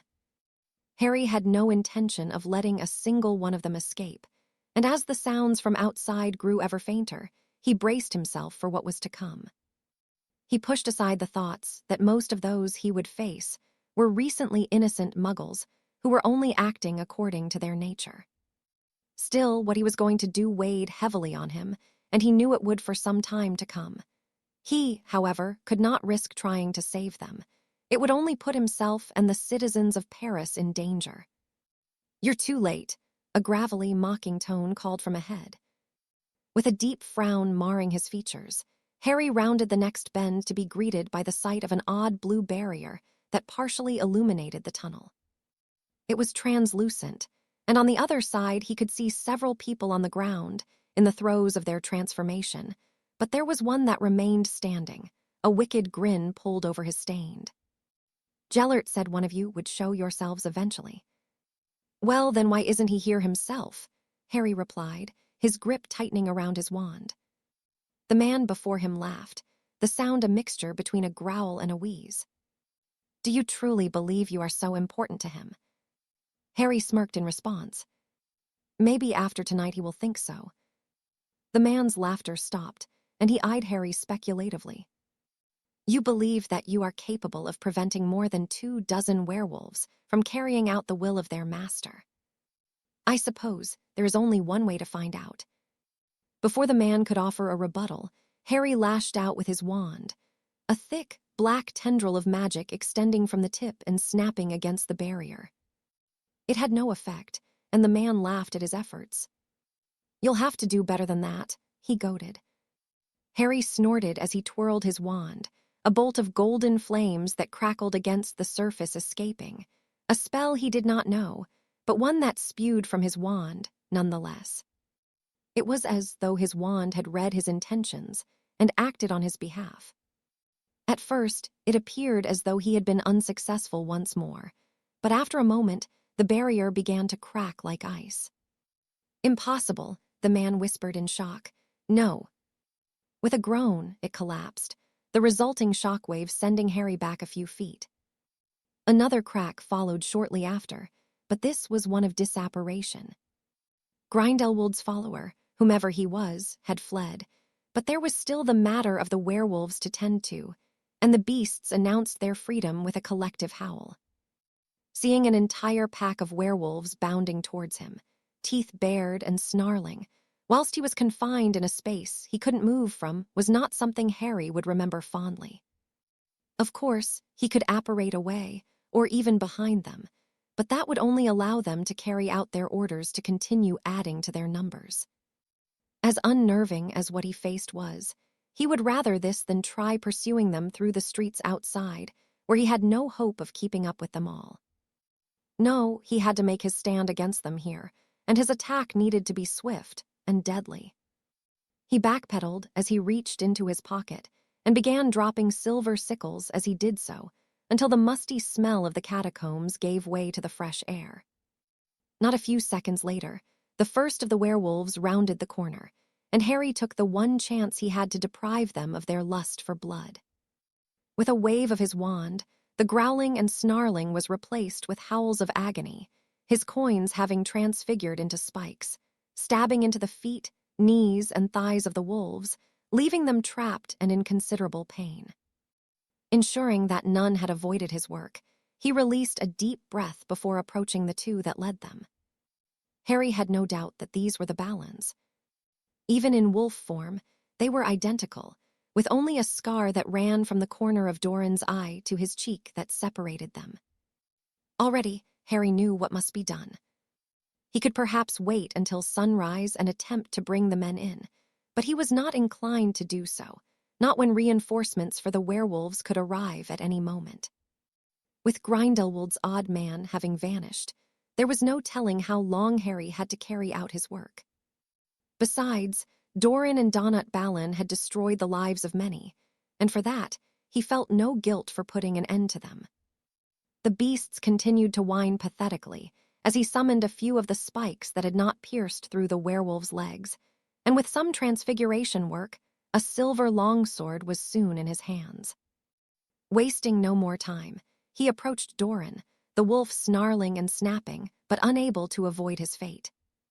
With nothing to say, Harry removed his head with 2 swings of the sword, provoking Donut into a frenzy of howling and clawing the air only inches from his face. With a shake of his head, Harry delivered the same blows to the other twin, and when Donut's head joined his brother's on the ground, he turned his attention to the other werewolves, they too doing all they could to reach him. Their efforts proved to be fruitless, and as he looked upon them, Harry realized that as much as each of them were victims, they too were now mindless beasts in their current state. If there was anything he could do to save them, he would have, even if it was only out of respect for Remus. He was in no position to do so. It would be hours before they would revert to their human form, and he still would be unable to ease their suffering. There was no cure for what ailed them, and their future was bleak. Were they to live, it would be an existence of misery, one where they were hunted, and could even harm those they cared for. No, it was kinder to them, to the Parisians, and to any other they may happen across in the future to put an end to their misery. Releasing a deep breath, Harry bagged the heads of the Balins to prove that they were no longer a threat and offered the rest of the pack a look of sympathy. With only a flick of his wand, the howls were silenced as the spikes lengthened, putting an end to their misery as their skulls were pierced. "What a waste," Harry murmured sadly as he retrieved the bag that carried his morbid harvest. At least the twins would be able to be identified, a thought that brought him little comfort. Not wanting to look at the grotesque sight he knew that would greet him, he apparated a way to conduct the final part of his business. Break. Gellert was enjoying his evening meal when Perseus's beastmaster arrived, sweating, breathless, and his teeth and fingernails as yellow as ever. The mere sight of the man was enough to any off their meal, and his smell was none too pleasant either. So much so that Gellert's nose wrinkled. "What is it?" Perseus asked, unfazed by the musty smell that filled the room upon the man's entrance. "Werewolf's serpent." The disgust Gellert felt all but vanished at the first mention. In months of the man, his followers whispered about as they went about their business. None would admit it, but they feared the serpent, and the beastmaster was no different. He had seemed so sure of himself when Gellert had met him, when Perseus had introduced them, what seemed so long ago. Now, however, he was a pale, trembling mess. "What happened?" The grimy man shook his head in disbelief. "My defenses," he tore through them like they were nothing. "Your defenses," Gellert pressed. The man nodded severely. "My wards are designed to keep even dragons penned in, to withstand their fire. I do not know what he did, but they're gone." Gellert frowned. He knew little of warding against creatures, but if something was created to keep dragons at bay, it should be able to withstand spell fire. "Are you sure he did not dismantle the ward? Is it possible that he knew what he faced?" The Beastmaster shook his head. "To dismantle that ward would take several minutes for a team that are trained to do it. I do not know what he did, but it fell in seconds." The man was in awe, and a little fearful at what had transpired, and Gellert knew he had to investigate it for himself. "You will take us there," he commanded, gesturing for Perseus, Cassiopeia, and Gallaudier to join him. The Beastmaster nodded worriedly. "We need to go to the entrance of the catacombs in Paris." Retrieving a long peppermill an Italian associate had gifted him from the table, he turned it into a portkey. "We must be vigilant," he instructed. "We do not know if he is still there." "I'll prick the bastard's balls for him if he is," Gallaudier declared.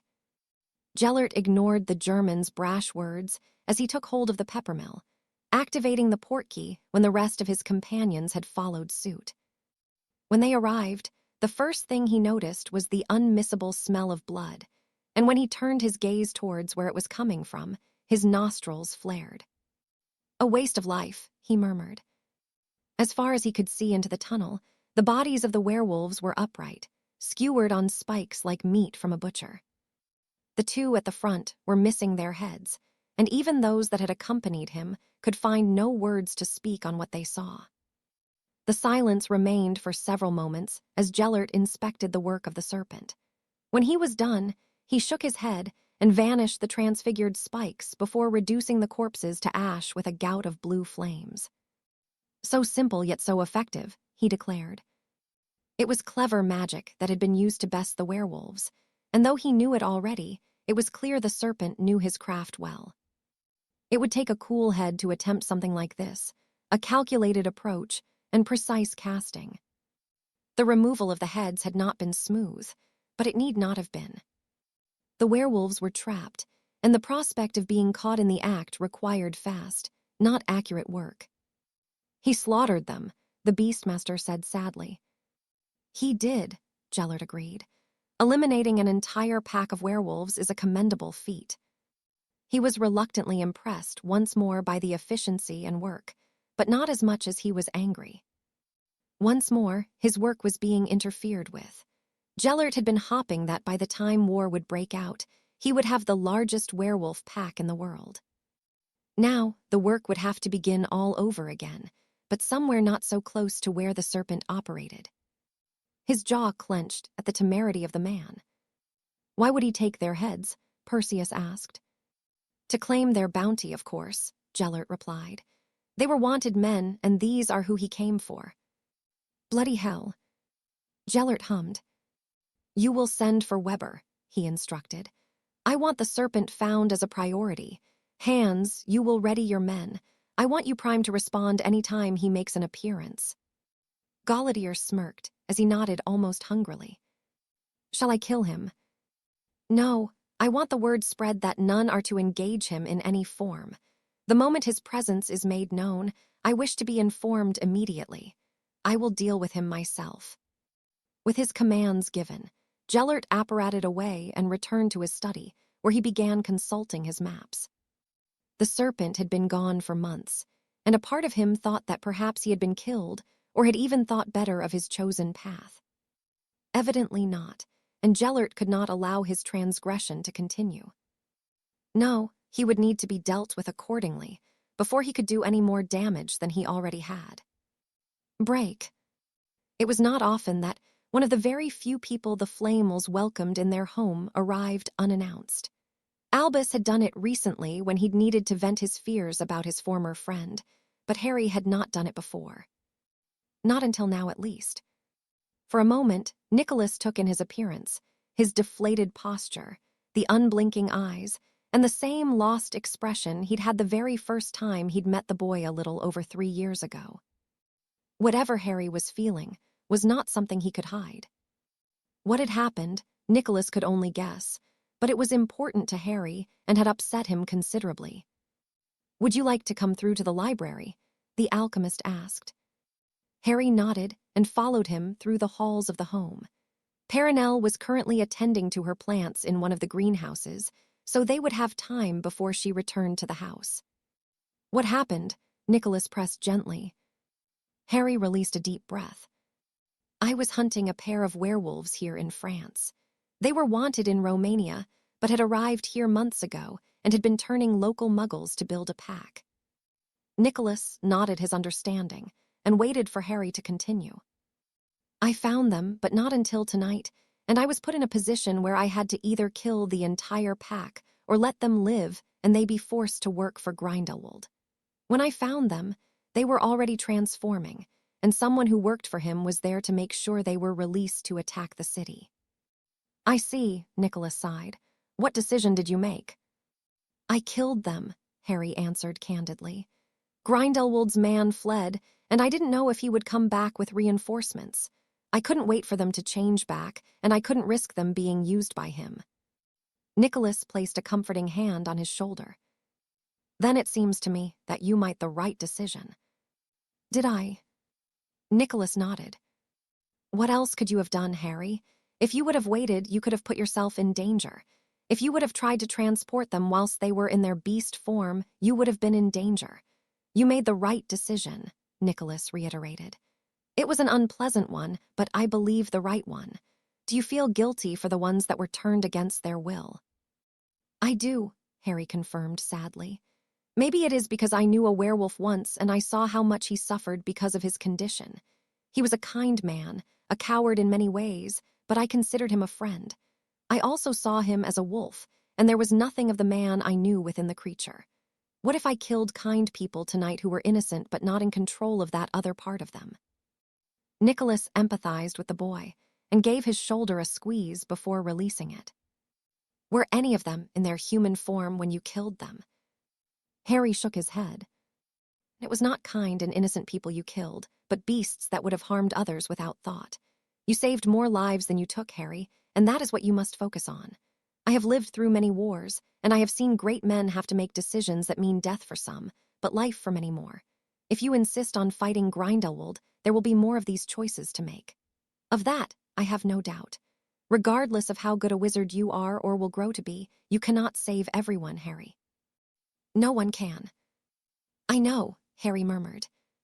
If what you say is coming indeed, then you must understand that, Nicholas said firmly.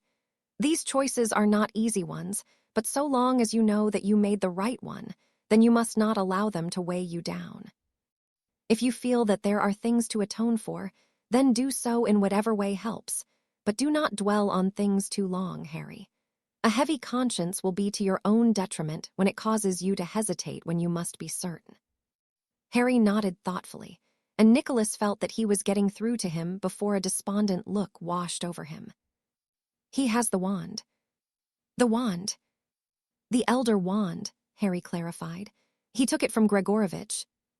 And that concerns you, Nicholas stated. Harry shook his head. Not as much as it should, he replied. He has it, and I know that it is a powerful artifact, as are the cloak and stone, but it is not unbeatable as the legends say. Gregorovitch himself confirmed that Grindelwald took it from him, and there was nothing he could do about it. I think there is more to the wand than is known. Undoubtedly, Nicholas agreed. What are your thoughts on it? I think that the wand can either recognize a stronger wizard than the one that holds it, and that it can choose to allow the user to be defeated, or that it cannot be wielded in the way it is intended, unless it is held by someone it was created for. The Peverills or someone with their blood, Nicholas said thoughtfully. It is only a theory, but you might be right. What makes you think that? Harry said nothing for a moment, as he removed the chain around his neck, that the Gaunt family ring was looped on. What do you feel when you hold this? He asked. Nicholas accepted the relic and frowned as he weighed it up in his palm. I can feel something, but no more than I would from any other magical artifact of its age. So, you do not feel the cold emanating from it, almost like the magic is speaking to you. Nicholas shook his head. What does it say? He questioned curiously. It doesn't speak with words, but it wants me to use it. The cloak is the same, but I never noticed it before because that was how it always felt. My, that is interesting, Nicholas whispered. The magic of the Hallows is calling to you. I think so. I do not know what it means, but I am related to the Peverills. My ancestor owned the cloak, Harry reminded him. Indeed, Nicholas muttered.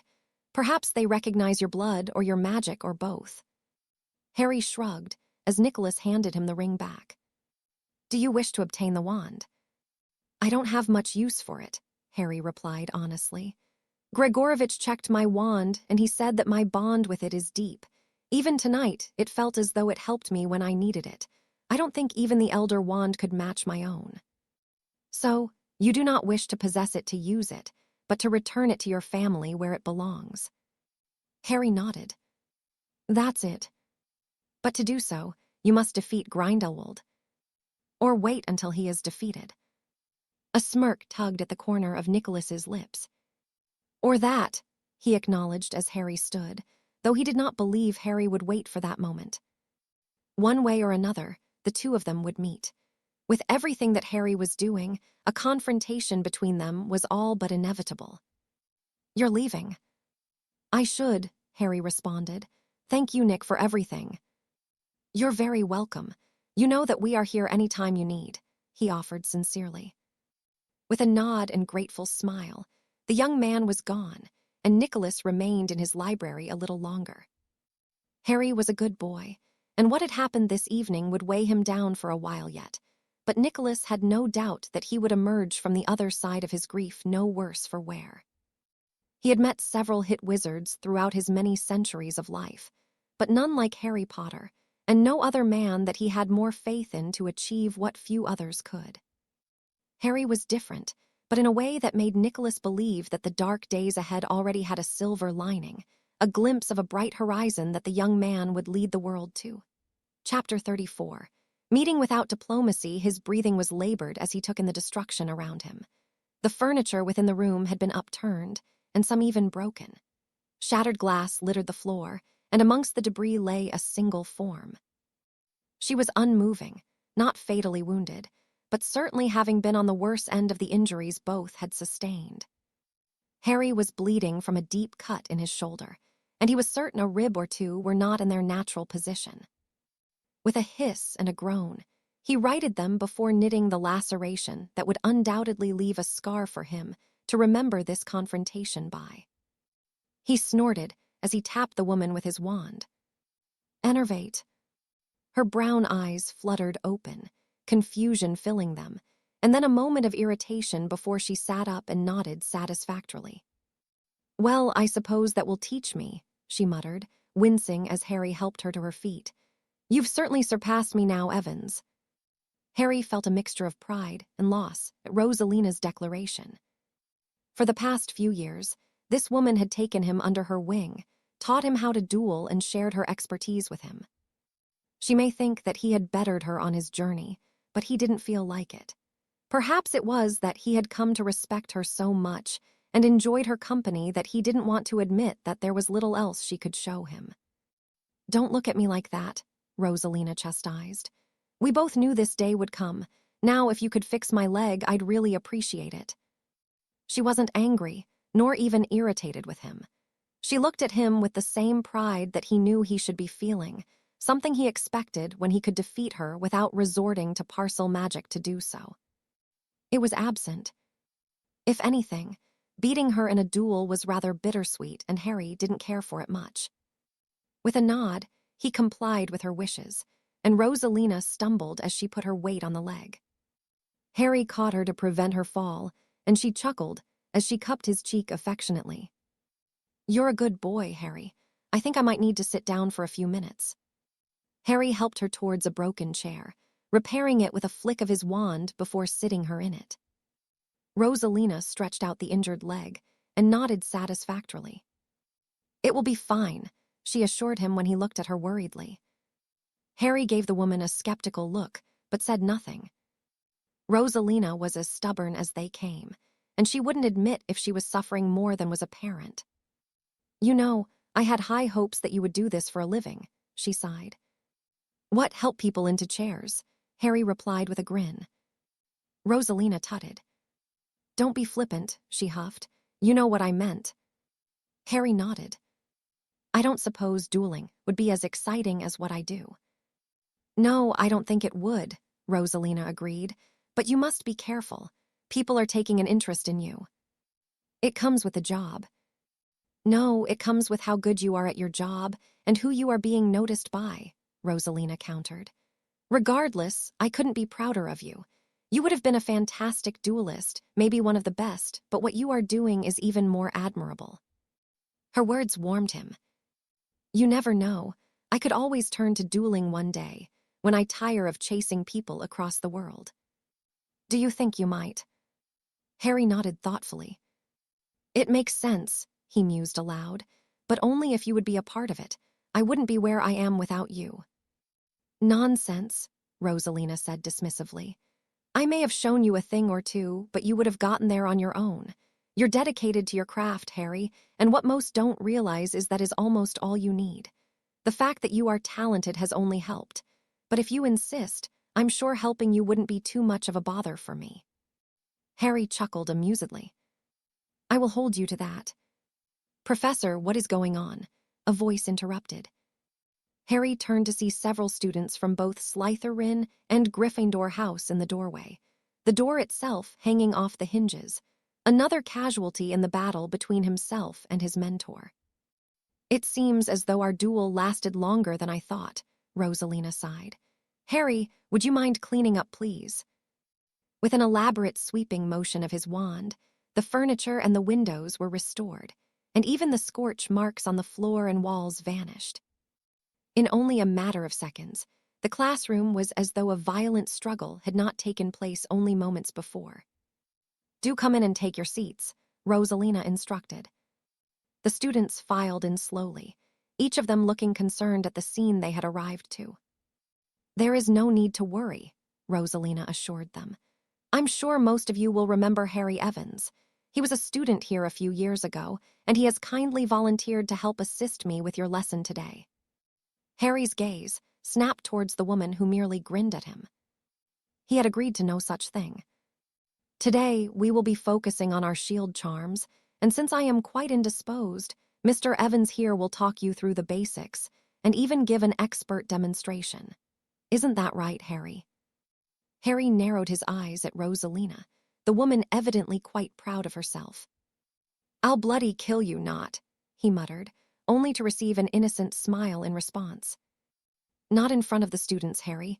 Now be a good boy and help them. This is their owl year, after all." With a shake of his head, Harry turned his attention to the confused students, one of the Gryffindors unabashedly raising his hand as he did so. "Yes," Harry asked. "Aren't you the one who kicked Malfoy's arse?" Harry huffed as Rosalina chastised the boy, taking 5 points from his house. This was going to be a long hour, one he hadn't planned for. He had only come to visit Rosalina, and then Minerva when she was finished for the day. But now, he found himself teaching a defense class, and his mentor could not be smugger about it if she tried. Break. The day had dragged by slowly for Minerva. She knew that Harry was in the castle, and though she would be seeing him when classes had finished, she was impatiently waiting for the final 5 minutes with the 7th years to pass. She and Harry had not spent much time together since Christmas Day. With him being away as he was, and Minerva helping the students with important exams, neither had much time to spare. This evening, however, she intended to enjoy what they would be allowed before he would undoubtedly be called away again.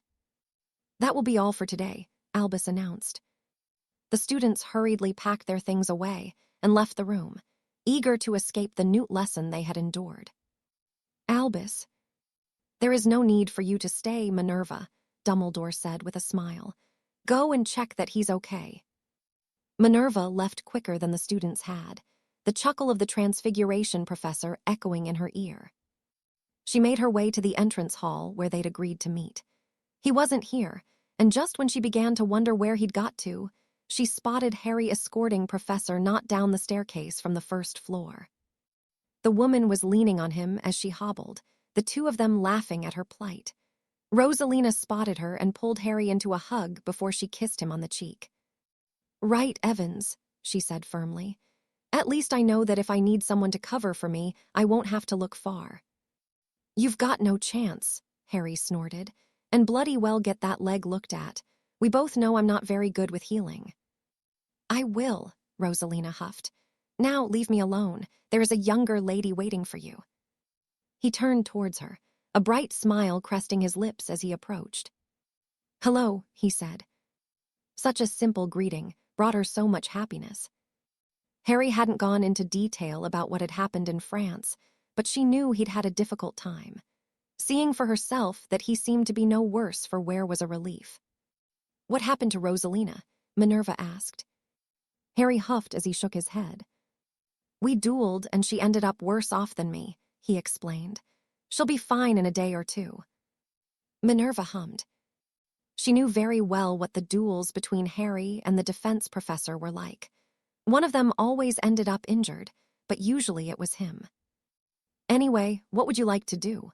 he asked, putting an end to the subject. "The alley." Harry nodded and took her by the hand. It was still cold in Scotland, but his hand was warm, so Minerva didn't feel the chill. She had missed him more than was normal since he had met her parents at Christmas, and though it was only February, they really hadn't had much time together. Do you know what has gotten into Charles?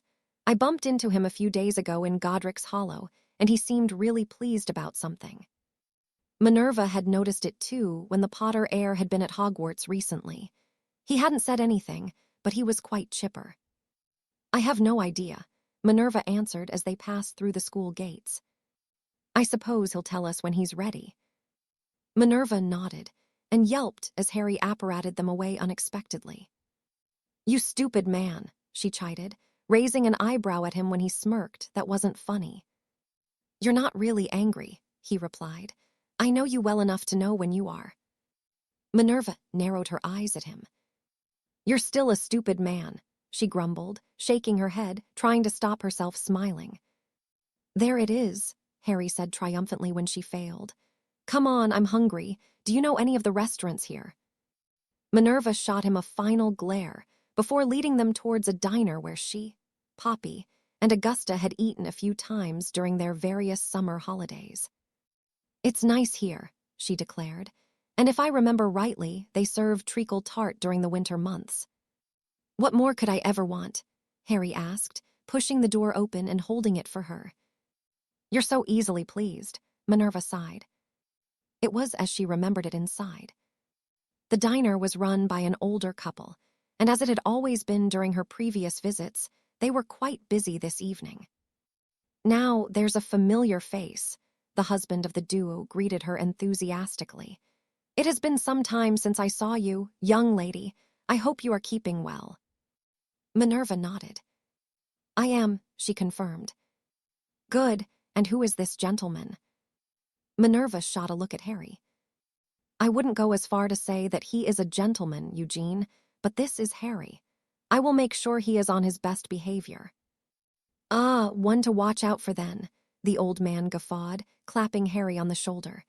You need to be careful of this one, son. Quite the fiery witch when she wants to be.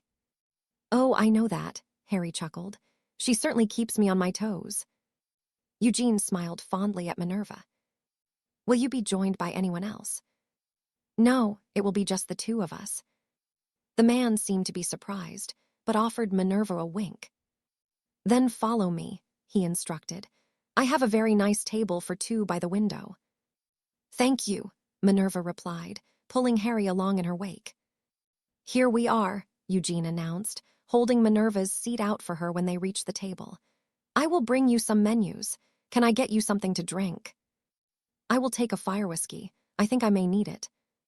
Eugene grinned as he wrote down her order on a pad he removed from the pocket of his apron. And for you, sir. Just some water, please. The man nodded before leaving to fetch their drinks.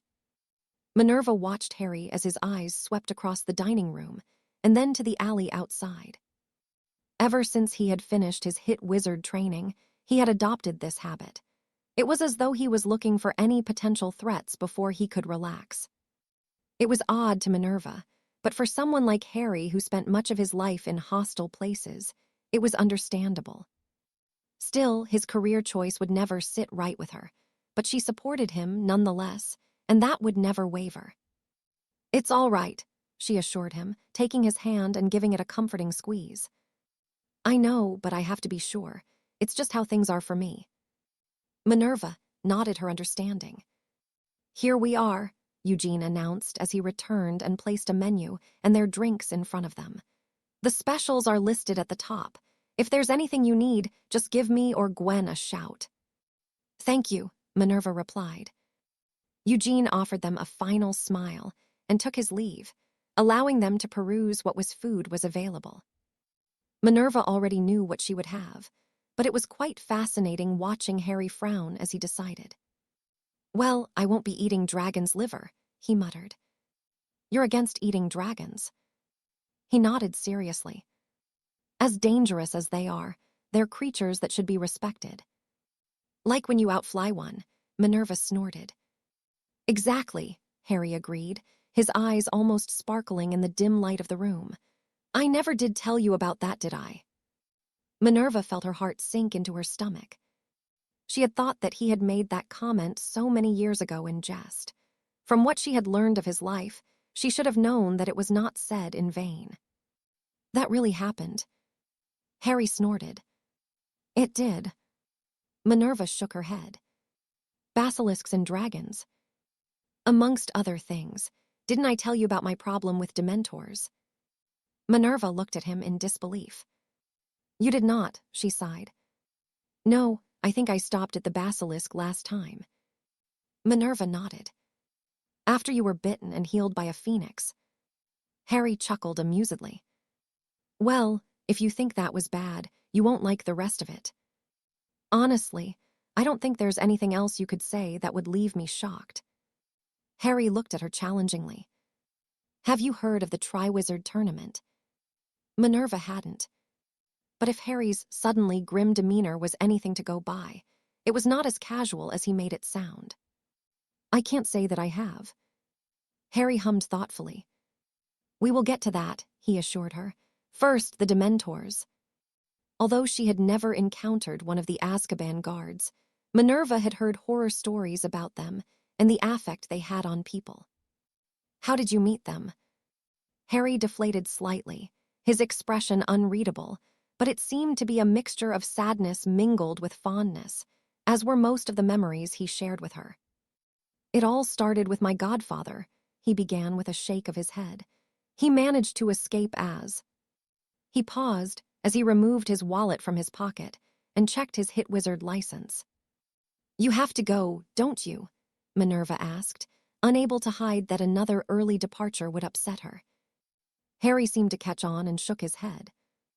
No, it can wait until the morning, he replied, placing the wallet back into his pocket.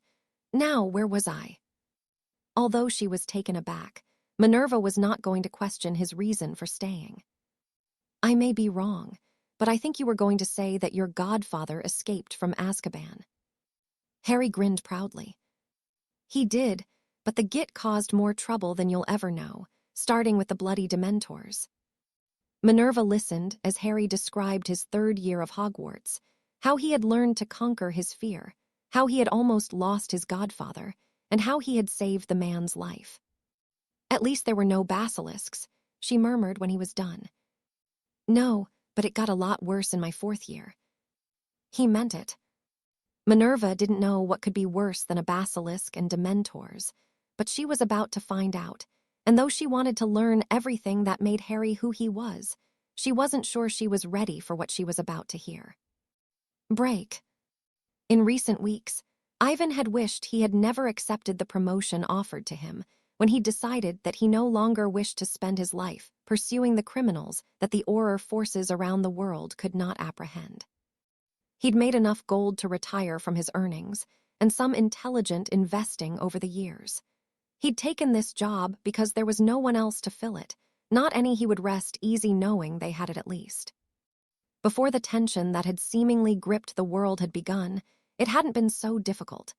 He would spend his days ensuring prisoners were processed correctly, skim over applications, and conduct the occasional interview. Now, however, he found himself carrying out investigations of those that were supposed to be amongst the most trusted in the wizarding world, only to find they had ambitions beyond their stations, beyond the agreements set in stone long before any of them had any ambitions of being representatives of the ICW. It was messy work, and he perhaps found himself out of his depth, but if he didn't stand against such treachery, who else would? Ivan shook his head as he mulled over what he'd learned recently. It put him in the most precarious of positions, and his next actions could see him sent hurling into the abyss if he did not tread carefully. Who is it? He called when a knock at his door sounded. He was expecting only one visitor today, but with the seemingly impromptu inspection held by the supreme mugwump still fresh in his memory, Ivan was taking no chances. It's me. The head of the Department of Justice breathed a sigh of relief. He needed to add his latest findings to the paperwork he'd stored within his vault, but wished to show it to Evans first, just in case something was to happen to him or the evidence. Come in, he called. Ivan could count on one hand those he trusted implicitly, And though he hadn't known Harry as long as he had the others, none seemed as willing or determined to put an end to the ugliness that was sweeping across Europe as him. "Take a seat, Evans," Ivan instructed. Harry did so. The serpent, as he was so aptly known as, had been sent for the previous evening. The matter at hand was urgent, but not so much so that the young man couldn't enjoy a final evening of rest before even more was asked of him. Were there any others as capable as the one seated before him, it wouldn't be necessary for Harry to burdened with so many tasks, but there simply wasn't. The serpent's fame was growing, and not without fair reason. Evans was one of the best, and soon enough, there would be none more revered than him that carried the hit wizard license. "I asked you for 2 reasons, and I will begin with the most important," Ivan explained, sliding the folder he had been perusing towards the man. "What do you make of it?" A look of deep concern overcame his subordinate as he absorbed the contents, his nostrils flaring slightly. "Are these real?" he asked. Ivan nodded. "I took them myself only a few days ago. They are very real." Harry released a labored breath. "So the Japanese, too." "It does seem that way," Ivan sighed. "There is certainly no reason that the Supreme Mugwump should be meeting with the Muggle Emperor. It is an odd thing to do when there is already a war brewing here. Why would he break the statute of secrecy himself? I did not take him to be so foolish." He watched as Evans seemed to contemplate what he had learned, and Ivan waited for him to offer his thoughts. "The only thing they have in common is that they aren't viewed favorably by other countries, but it still doesn't make sense for them to become allies," Harry mused aloud. "Not unless there is something we are missing." Well, they did sign that agreement in 36, but that wouldn't account for an alliance unless Russia was the enemy. So far, they are staying out of everything, Ivan explained. Harry hummed. There's nothing to indicate that it would benefit either of them.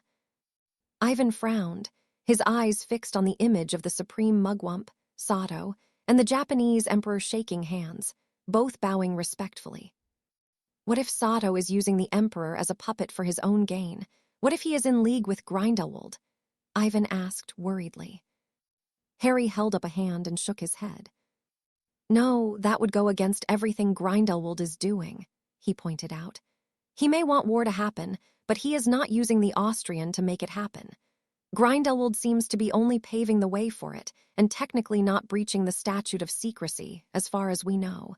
That doesn't mean he isn't working with him. His closeness to the Italian would support that. It would, Ivan agreed. Then how does Grindelwald expect the Japanese to be useful? They are on the other side of the world. Because it would help spread the forces of the German armies thinner, Harry pointed out. There's no way the Germans can expect to defeat all of those that will rise against them when war breaks out, not even with the help of the Italians. But if the Russians joined them? They won't, Harry said confidently. The Germans and the Russians hate each other and what they each stand for. No, the Germans seem to be banking on an alliance with the Japanese, and the Supreme Mugwump is facilitating that the same way Grindelwald is helping the Germans. Ivan deflated in his chair. Everything he had learned and seen indicated that Evans was right, and no matter what he did now, the damage was already done. Sato had already ingratiated himself where he needed to, and it was a matter of mitigating the fallout. He cannot remain as Supreme Mugwump, Evans said before Ivan could voice the same sentiment. You have enough evidence here to ensure he is removed. I think you should use it sooner rather than later. If you don't, he will use his influence to prevent the rest of the ICW taking action against Grindelwald until it is too late. We must be prepared for war. Ivan nodded his agreement. We will need support, he sighed. If I go in there and present my findings, I will be silenced before anything can be done about him.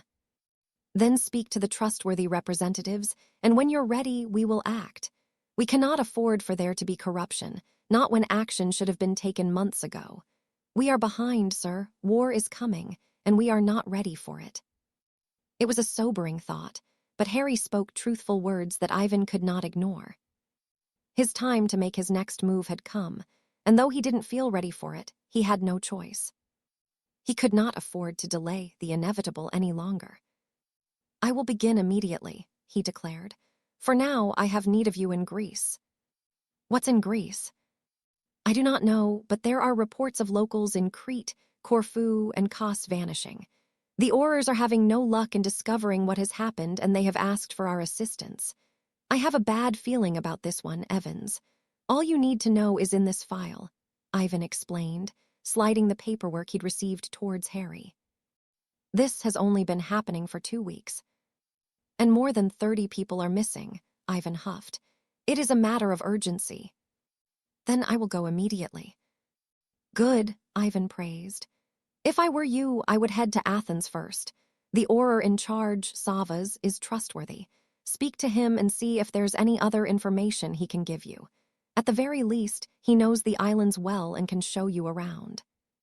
Harry merely nodded before taking his leave of the office, and Ivan turned his attention to his own monumental task, beginning by consulting his list of all the current representatives of the International Confederation of Warlocks. "Break.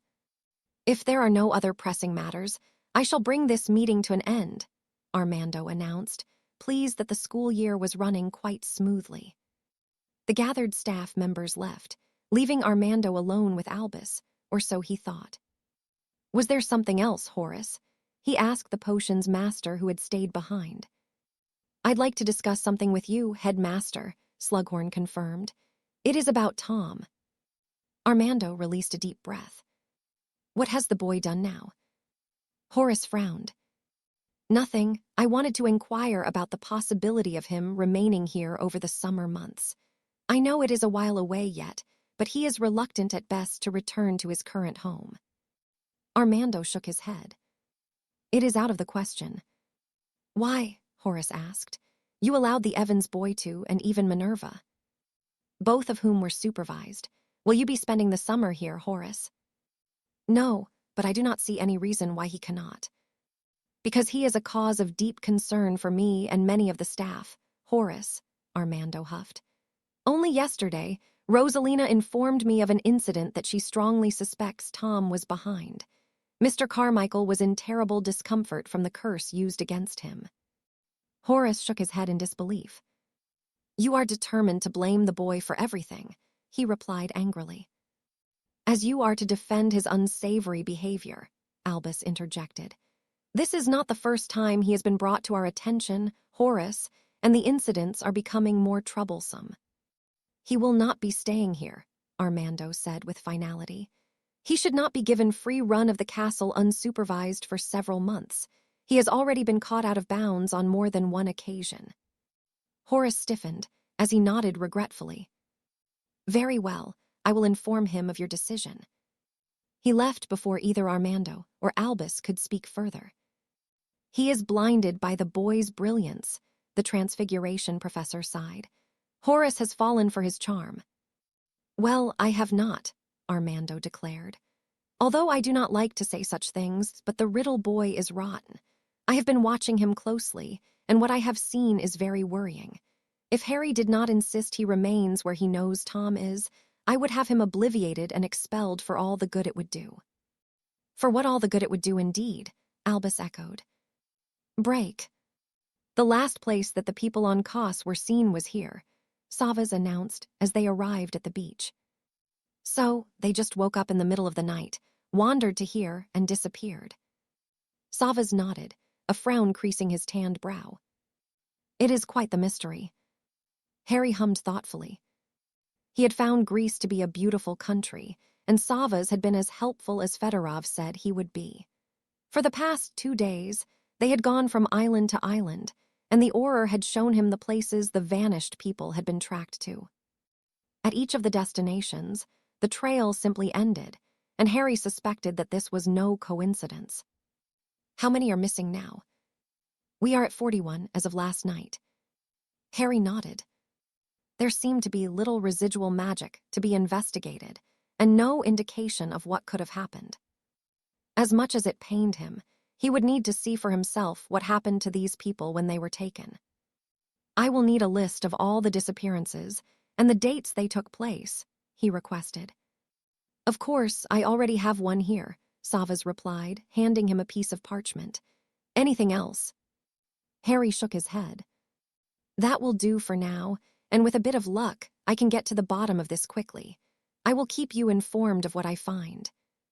Thank you, Savas replied gratefully. And if there is anything I can do for you, you need only ask.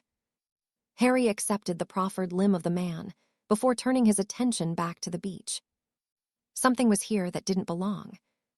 What that was, he didn't know, but he was determined to find out. So many people did not simply disappear without trace, not without something being the cause of it. Break.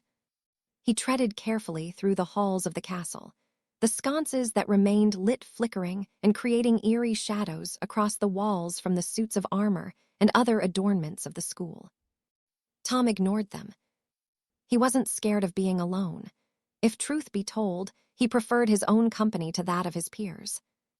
His housemates were rich, spoiled, and had never faced adversity, yet they dared look down on him as though he was not worthy of being in their presence.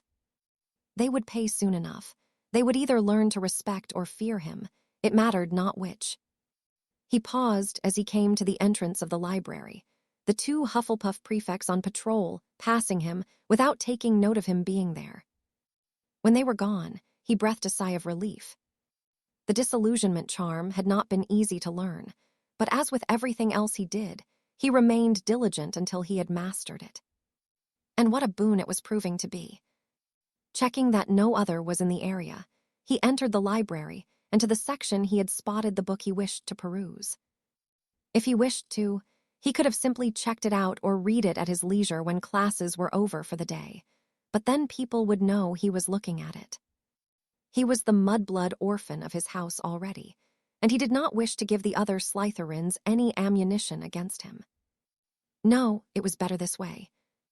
Removing the large tome from the shelf, he placed it on a nearby table and wiped away the layer of dust that had formed across the cover.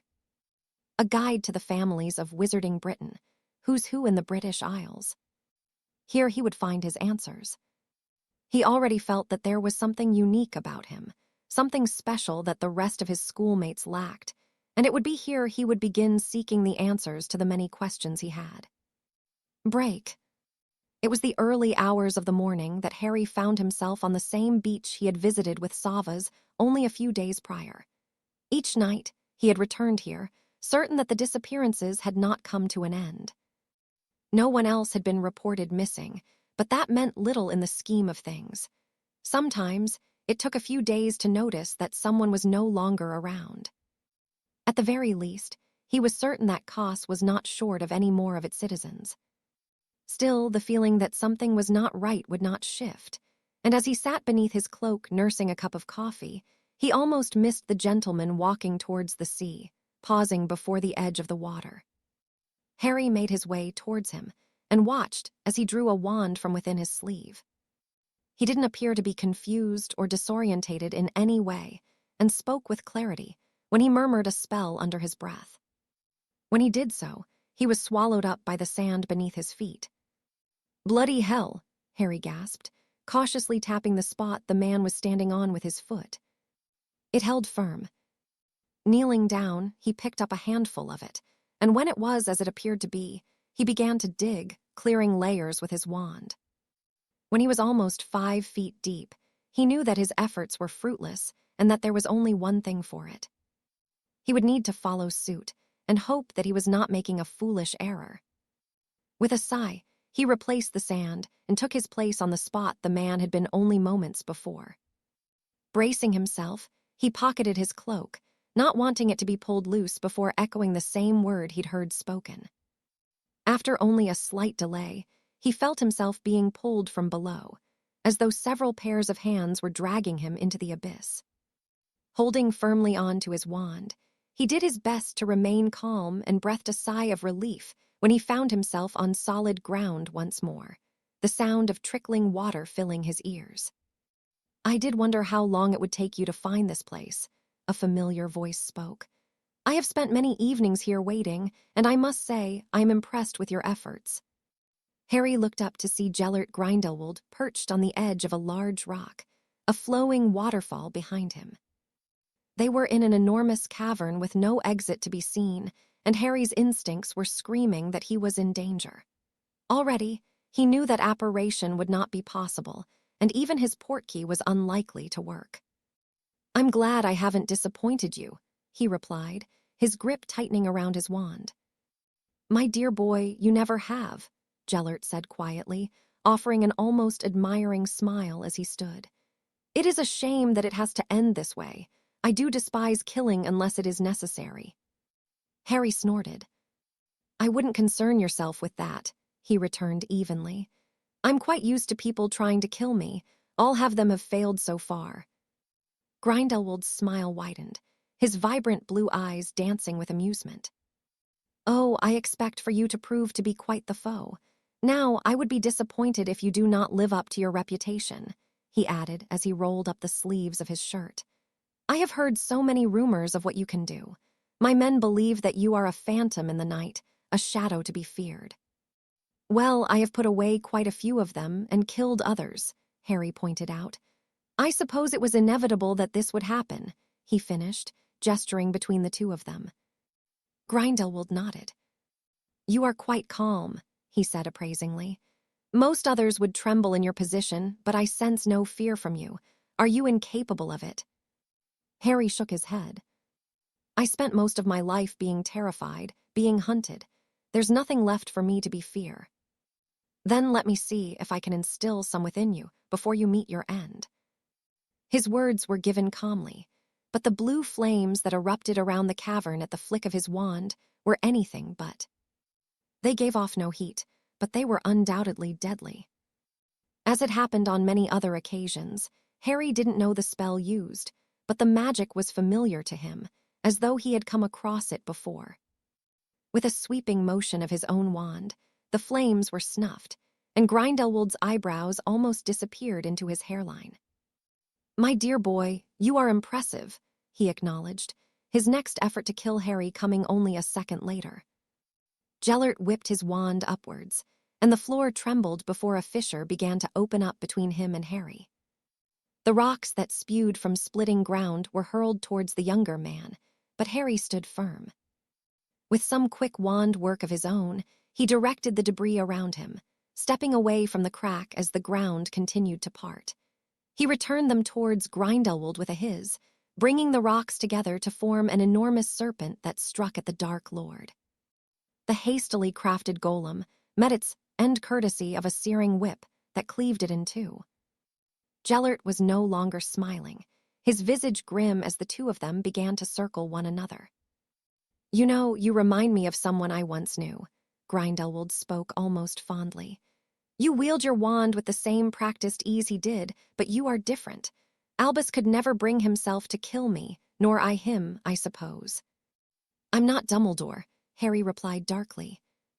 "No, my dear boy, you are not," Grindelwald agreed. "Albus, for all of his brilliance, always did lack a sense of ruthlessness. You would kill me in a heartbeat." Harry said nothing more as he lashed out, a series of spells careening from his wand towards his opponent. Grindelwald's own defenses proved to be adept, his movements fluid and purposeful as he shielded and deflected the magic. He returned fire with his own efforts, but instead of attacking directly, he reused the scattered chunks of stone to crush Harry between them. His efforts, however, were in vain. Having braced himself for the impact, Harry shoved the rocks away with a repelling charm before reducing them to a fine dust and shrouding Grindelwald in a choking cloud. Using his wand the same way a conductor of an orchestra would, he dragged the man forward and attempted to drop him in the deep hole running through the center of the room. The dust spilled into the abyss, but the Dark Lord floated above, unharmed but slightly disheveled from the ordeal. "You're good, but not good enough." Throwing his wand forward the same way a fisherman would cast a line, Grindelwald displaced the pool of water being fed by the waterfall and hurled it towards Harry. It was as though a tidal wave was being sent crashing down on him, and unsure if he could handle the sheer amount of water, Harry focused on only a section of it and wrestled it from Grindelwald's control. Preparing himself to act at the last possible moment to not give away his intentions, he shifted as he felt the icy liquid wash over him. Employing the method to move quickly around warded areas he had learned from Voldemort and had seen used by the Death Eaters, he guided the thick stream towards a baffled Grindelwald, encasing himself in a layer of ice as he spotted the man attempting to divert it away from himself. The water surrounding Harry did as the Dark Lord bid, but Grindelwald had not accounted for the work of the younger man. As the water was swept aside, Harry's trajectory continued, and he plowed into his foe's chest, sending them both skidding across the unforgiving cavern floor. With the ice surrounding him having shattered on impact, neither were spared their skin being shredded by the jagged rocks. Both sodden, bleeding, and with Grindelwald likely having broken ribs, they pushed themselves to their feet, the Dark Lord's breathing labored, though he laughed. "Very creative," he wheezed, "but it will take much more than that to beat me." He did not leave any time for Harry to respond, as he unleashed a salvo of spells. As Grindelwald had against him, Harry defended himself, analyzing the style and work of his opponent. There was no rhythm to the way he cast, nor was there a pattern in the type of magic he used, but it was controlled, chaotic, but not frenzied. For several moments, they exchanged bouts of offense, back and forth, switching when an opportunity to strike was presented, and neither would give. To Harry, it felt very much like the first time he dueled Rosalina. He was holding his own, but for now, Grindelwald was the better combatant, in this type of fight at least. Unwittingly, Harry had played into the hands of the man, had allowed him to dictate where the confrontation was taking place, and ultimately, the Dark Lord was in control here. If Harry wished to be victorious, he needed to take some of that for himself, and to do so, he needed to employ the magic that Grindelwald did not know. When the next split-second lull in the action came, he struck, a loud, sharp hiss escaping his lips, and the tip of his own wand cut into the palm of his hand. With a twirling motion, he splattered some of it on the ground between himself and Grindelwald, and with another hiss, a large, almost transparent barrier formed. "Blood magic is a dangerous thing to play around with," Grindelwald warned. "But it is more dangerous to try to combat," Harry replied. Grindelwald conceded the point with a nod. "Usually, you would be correct, but do you not think I have not studied such things closely?" It had been a gamble, and one that Harry began to regret as Grindelwald sprang into action once more. Cracking his wand like a whip, a long, white tendril of magic seemed to unravel from the tip, and with little more than a flick, it shot forward. Harry didn't know what the spell was, but he didn't remain idle. With his own gesture, his barrier collapsed in on itself and formed into an equally long serpent that intercepted the tendril, attempting to swallow it as though it was prey. Both men looked on curiously at the struggle, but it was Gellert that snapped out of his stupor first, as it seemed the snake would overcome his magic. With another elaborate flick of his wand, he released a guttural roar. The tendril of magic protruding from his wand flared so brightly that it almost blinded Harry, but he did not miss the unmistakable sound of splattering liquid as his blood rained to the ground, nor the triumphant cheer of victory of his opponent.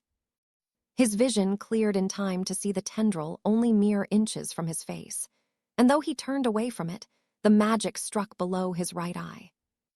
The expected, searing heat never came, the touch of it cold and almost as delicate as a kiss on the cheek. It hurt, that he couldn't deny, but the pain was short-lived. "No."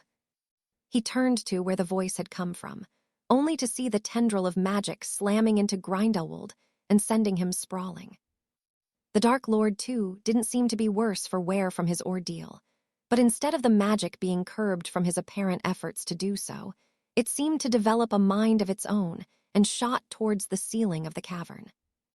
The entire room began to tremble as rocks began to fall from the ceiling, and having evidently done what it set out to do, the streak of brilliant magic faded into nothingness. After only a second of wondering just what had happened, Harry met the confused gaze of Grindelwald, and the two of them stared at one another for but a moment before Harry felt the familiar hooking through his navel as his portkey activated. He had done no such thing, and yet he found himself in his living room in Godric's Hollow only a minute later.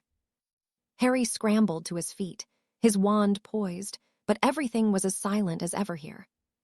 What the bloody hell happened? He muttered to himself, his breathing still labored from his exertions. He didn't know, and he had never heard of portkeys activating themselves. In truth, he should have felt relieved that he had been taken away from what was turning out to be a disadvantageous scenario, but that feeling was mingled with frustration.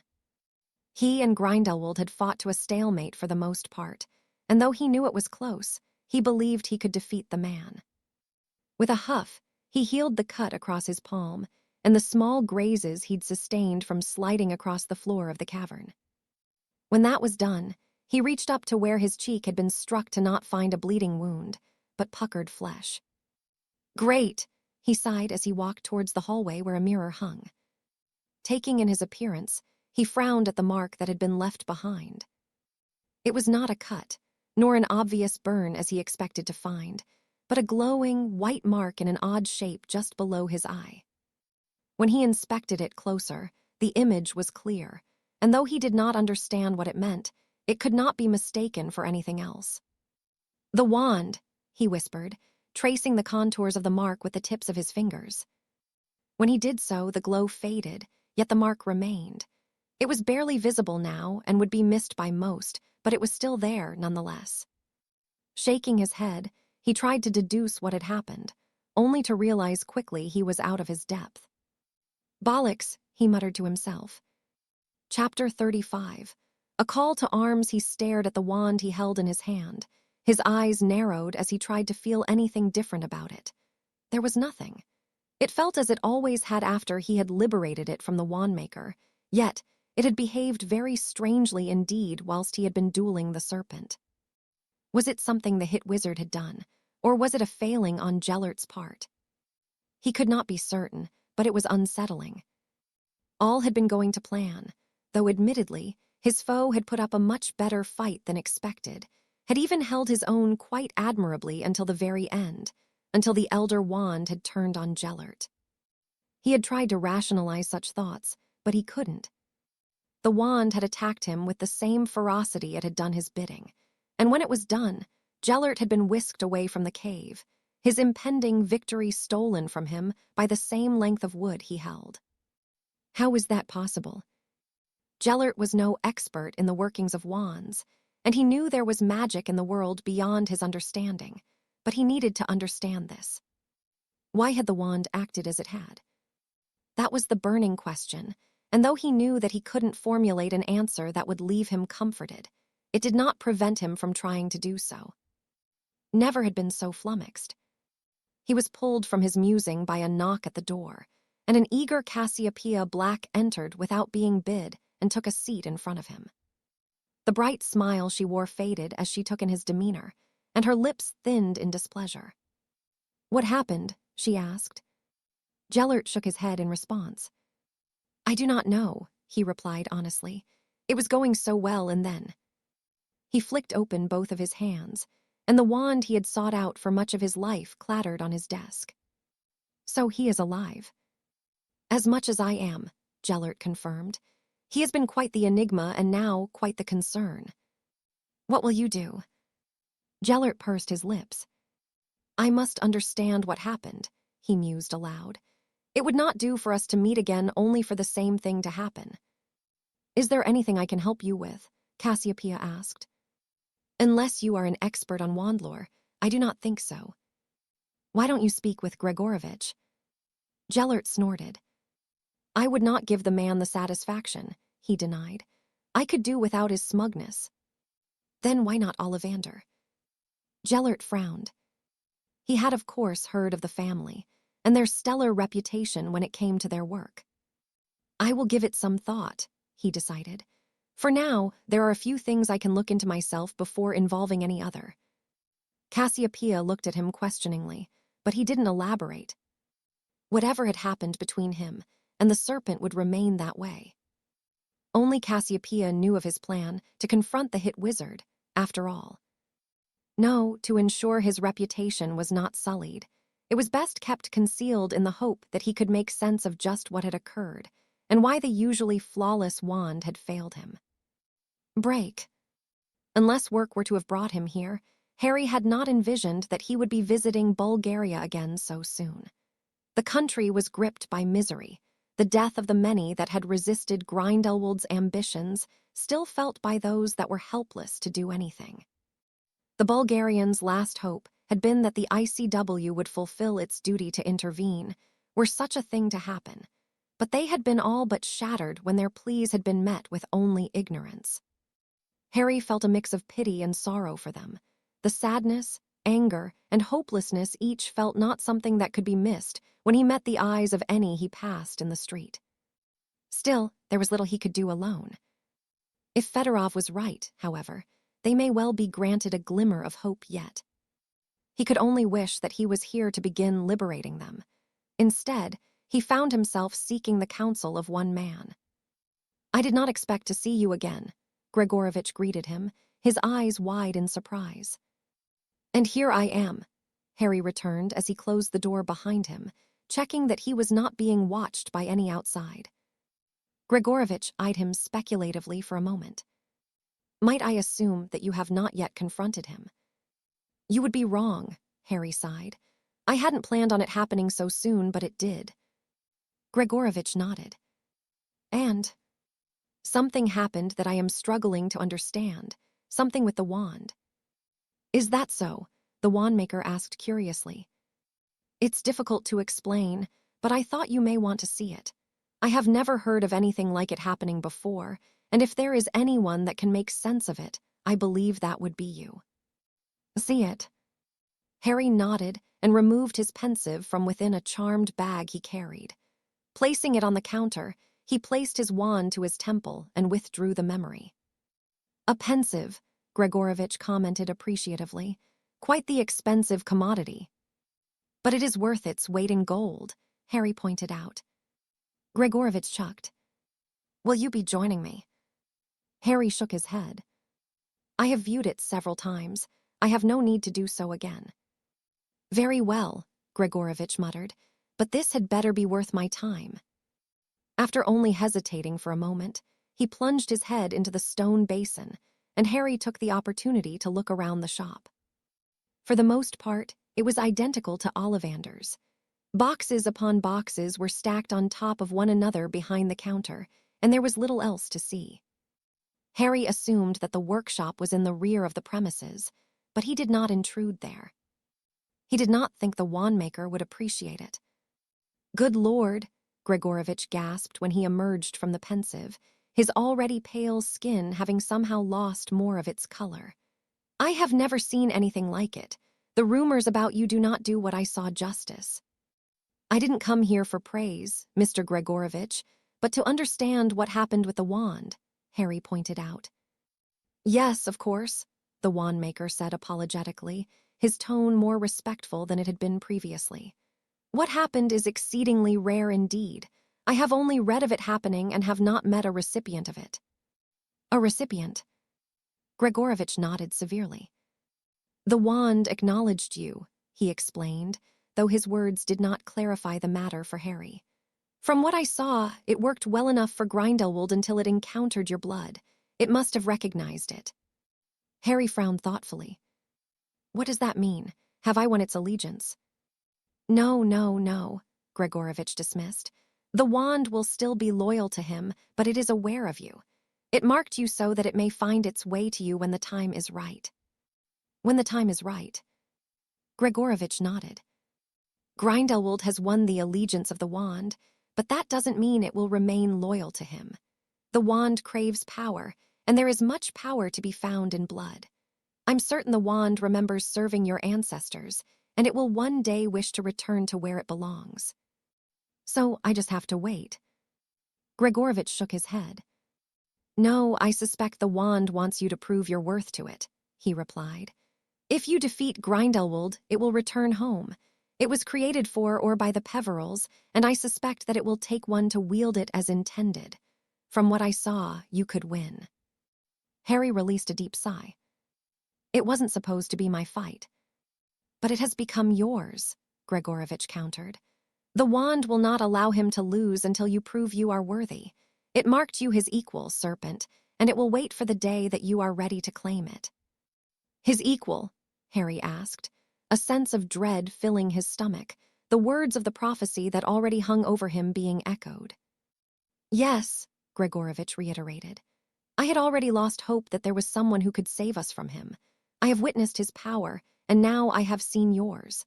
With what happened with the wand, I would say that it was fate that brought the two of you together, and that there are other powers that will ensure you face each other again.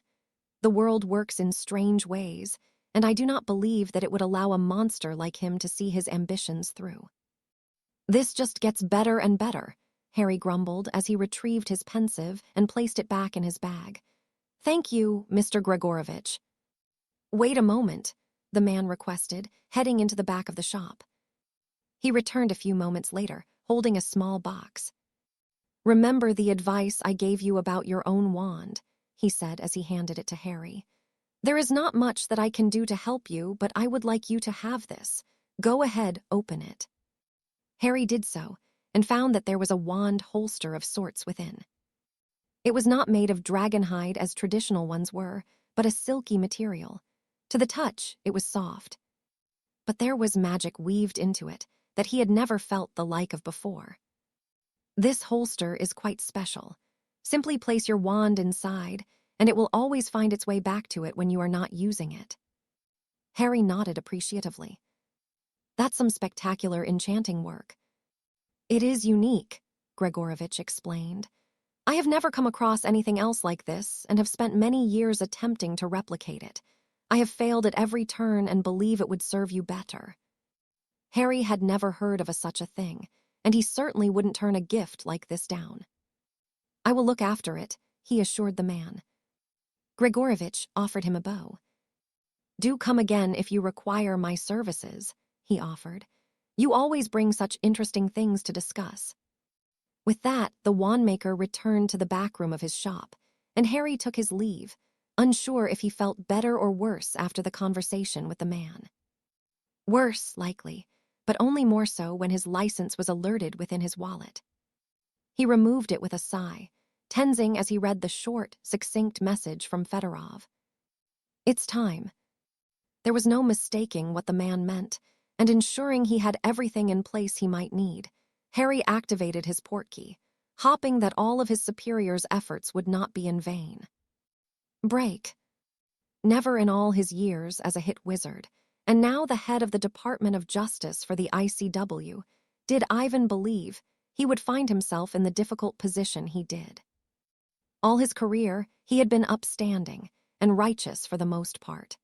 Of course, there had been times where he'd needed to play the system to achieve a desired end from time to time, but nothing that would put his peers or the body he represented in a state of disrepute. The same could not be said for the supreme mugwump. The man had served as a representative since before Ivan had even applied for a job as a hit wizard, and he couldn't imagine why, after all these years, the man would become a traitor. Perhaps Ivan would get to the bottom of it today. Gaining enough support had not been easy, but with some assurances and enough proof of the man's misdeeds, he would weed out the corruption. He simply had to. If the ICW did not begin fighting back against Grindelwald soon, then all would be loss. One by one, nations would continue to fall until there were none left to stand against him. Already, he had laid claim to much land, and his influence was spreading like a disease across the continent, and seemingly further. A coming together was needed to combat Grindelwald, and the ICW was the best chance at that happening. "Come in," he called as a knock sounded at his door. The sight of Evans entering filled him with more confidence than Ivan had felt previously, though the nervousness he felt would not be shifted. "Are you sure you want to be a part of this, if things go wrong?" "They won't," Harry said firmly. "I won't let that happen." "Nor will I," Ivan agreed. "But if things go wrong, you must get out of there. If I didn't feel that I needed you, I would not have you with me at all. The guards may attack if they are in on it." "I'll be ready," Harry promised.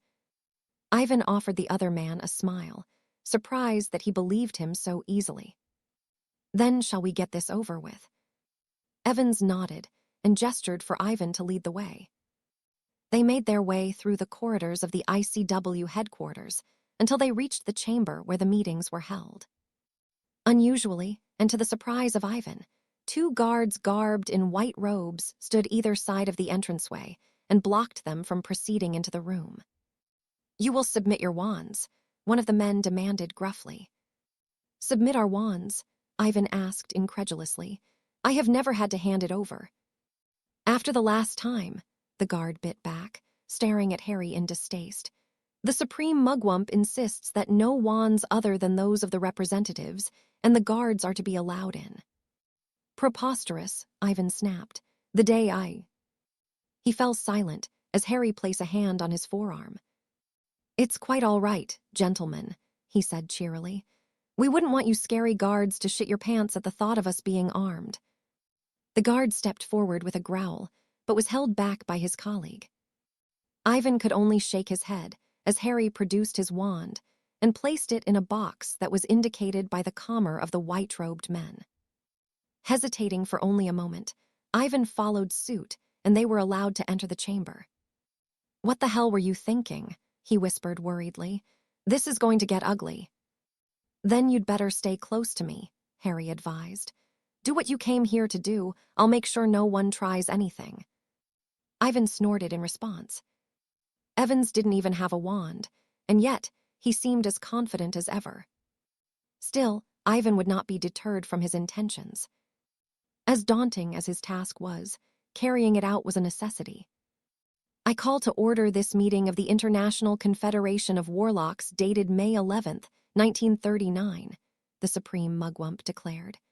As is his prerogative, this gathering was requested by the head of the Department of Justice, Mr. Ivan Fedorov. The floor is yours, Fedorov." The Japanese man was displeased and didn't try to hide it. Ivan stood as he removed his folder of evidence, of which he had made several copies, and hid them in various places. Releasing a deep breath, he received a nod of encouragement from Harry and addressed the room. "In my capacity as the head of the Department of Justice, it is my responsibility to overlook the work of our hit wizards and to investigate anything within the ICW that I deem to be out of sorts or suspicious," he began. "Recently, I have uncovered some rather troubling things." The Supreme Mugwump was becoming impatient quite quickly, but Ivan ignored the man. "What troubling things are you referring to, Mr. Fedorov?" the French representative questioned. Ivan had already spoken with the man, and he had been disgusted to learn what their leader had been doing. "I am referring to corruption, and even treachery of a most despicable nature." Murmurings followed his statement, but not willing to be cut off or silenced, Ivan pressed on. "I first became suspicious a number of weeks ago when I was visited by the Supreme Mugwump and the representative of Italy. They wished to carry out an inspection of my files," he explained. "Of course, that is not unusual, but they requested to see the personnel files where the sensitive information pertaining to the hit wizards is stored." "Out of the question," the Irish representative shouted angrily. "Only the head of the department has access to those files. It has been that way since 1812. "What is it you are alluding to, Fedorov?" the Supreme Mugwump demanded, the grin he wore quite smug. "Oh, that in itself could be excused as an error on your part," Ivan replied, "but not the rest of what I have uncovered since." "Uncovered?" the Italian interjected nervously. Ivan nodded. "I have proof here that the Supreme Mugwump has taken to meeting the Emperor-leader of Japan," he revealed, holding the photos he had obtained. "Not only that, but at every turn, he has hindered any attempted resistance against Grindelwald. Why would he do that? It has been known for years now that he is operating in Europe, that he is gaining territories for himself. Bulgaria, Czechoslovakia, Austria, and Germany," he reminded the representatives, pointing to each empty seat of the absent countries in turn. "He not only stands in the way of us fulfilling our duties to our members, but he too breaks the statute of secrecy." The Supreme Mugwump was visibly irritated by the accusation, but he kept his composure. "Lies," he bit back. "These photos prove nothing. I can assure you they are fabrications. Guards, you will remove Mr. Fedorov from these chambers, and we will discuss his conduct immediately. If you have nothing to hide, you will allow Mr. Fedorov to finish his rather interesting presentation. Doge broke in. I too am rather concerned with the evidence provided today, and what we have been informed of before now. I'm sure I am not alone in wondering why there is currently no resistance against Grindelwald. He has taken control of several countries, and yet we have done nothing. I agree with my British friend, the American voiced. It seems that the nomad citizens of my country are right to distrust his lot, he added, pointing to the supreme mugwump. As Ivan had hoped, others followed suit, insisting that the supreme mugwump explain himself. This is absurd, the Italian shouted loudly. Is it not our job to ensure our nations are united? And yet, there are some here that are acting to see you all divided, Harry replied. It is rather sickening, to say the least, that there are those of you that profess to have the interests of the many at heart. But you are helping Grindelwald. Isn't that right, Supreme Mugwump? I will not have my honor questioned by a hit wizard, Sato snapped. You have no business here, Serpent. Guards, remove him. The 4 men dressed in white converged on him, and oddly, Harry remained calm as they drew their wands. Ivan did not miss the look of satisfaction plastered across the features of the supreme mugwump, though his eyes bulged as Harry slid his own wand into his hand.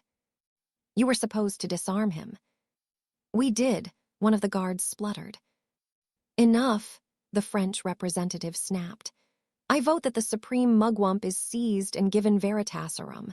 That will put an end to the matter. I will not be subjected to such treatment, the Japanese man declined hotly. Guards, you will escort me safely from these chambers until my peers see sense. The supreme mugwump was. They won't be doing any such thing, Harry snorted. It is like the Frenchman said, if you have nothing to hide, you have nothing to worry about. If I were you gentlemen, I would put those wands away. The guards looked at one another for a moment before doing so, but the supreme mugwump was not so compliant. He seethed in his native tongue before drawing his wand and backing slowly towards the exit. You will let me leave, he commanded. Most of the other representatives were hesitant to intervene. The supreme mugwump was not ungifted with his wand, but that did not deter Harry from blocking his path. Oh dear, Ivan muttered, knowing the situation would only become more volatile. If only he had his wand, perhaps he could have prevented it. Without it, the fight between the Japanese man and Harry erupted quickly. The supreme mugwump went on the offensive. Hopping his experience would be enough to best the younger, quicker man. Ivan frowned as it suddenly began to rain within the chamber, courtesy of a charm used by the veteran. In only a matter of seconds, a couple of inches of water had fallen, and Ivan nodded his understanding. With the water in place, fire and lightning spells could not be used effectively, but Fedorov had his doubts that it would hinder Harry. If nothing else, the boy was as creative as they came with magic, and the Japanese man would surely discover that in the coming moments. In a surprising continuation of his work, the supreme mugwump utilized the still-falling rain, charming single droplets to shoot towards his opponent. Those that missed exploded as they hit the water, and Harry acknowledged the precise work with a grin. Ivan shook his head. Evans enjoyed this type of thing too much. If he hadn't come to know him so well, he would believe him to be insane. In a turn of events that shocked the aggressor, Harry began returning the droplets, something that not only took pinpoint accuracy with his wand work, but was equally risky.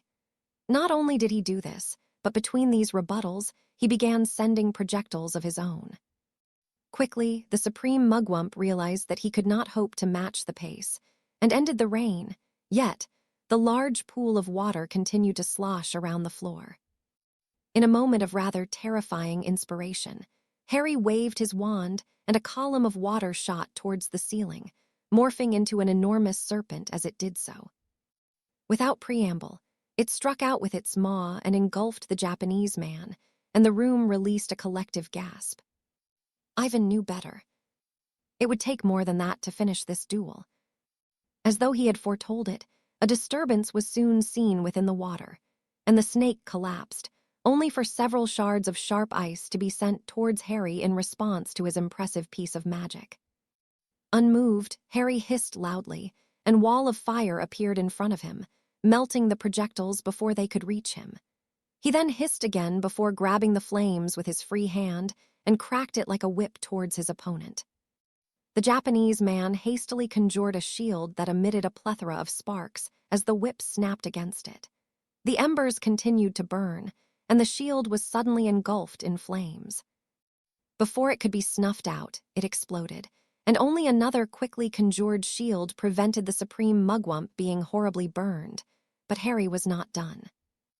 Ivan frowned as the fire Harry held was thrown into the air, and another spell courtesy of the younger combatant collided with it as it descended. With a screeching sound that was uncomfortable on the ears, the fireball slammed into the ground and formed a circle around the now concerned Japanese man. Frantically, he did all he could to vanish the flames, to no avail. The more he attempted to do so, it appeared that his magic only fed the fire, and soon enough, he could no longer be seen. "Is it over?" the British representative asked. In reply, the flames suddenly flared before collapsing to the ground. Smoke filled the room, and it took the effort of all the guards to clear it. When they did, it was to the sight of the supreme mugwump on his hands and knees, coughing and spluttering, yet his wand remained in his hand. Harry, however, did not allow him time to recover. With a final hiss, the almost prone man was set upon by half a dozen large snakes that emerged from the floor and wrapped themselves around him, squeezing tightly enough for veins to appear across his forehead. His skin reddened, and eyes bloodshot from burst vessels. He fought with all he had, but the man eventually succumbed to the pressure and lost consciousness. "Let him go," Ivan instructed. With a nod, Harry did so and relieved the supreme mugwump of his wand. None spoke, seemingly all at a loss of what to say or do in such an unprecedented scenario. After a few moments, it was the Frenchman that took the lead. "We should question him under veritaserum," he suggested.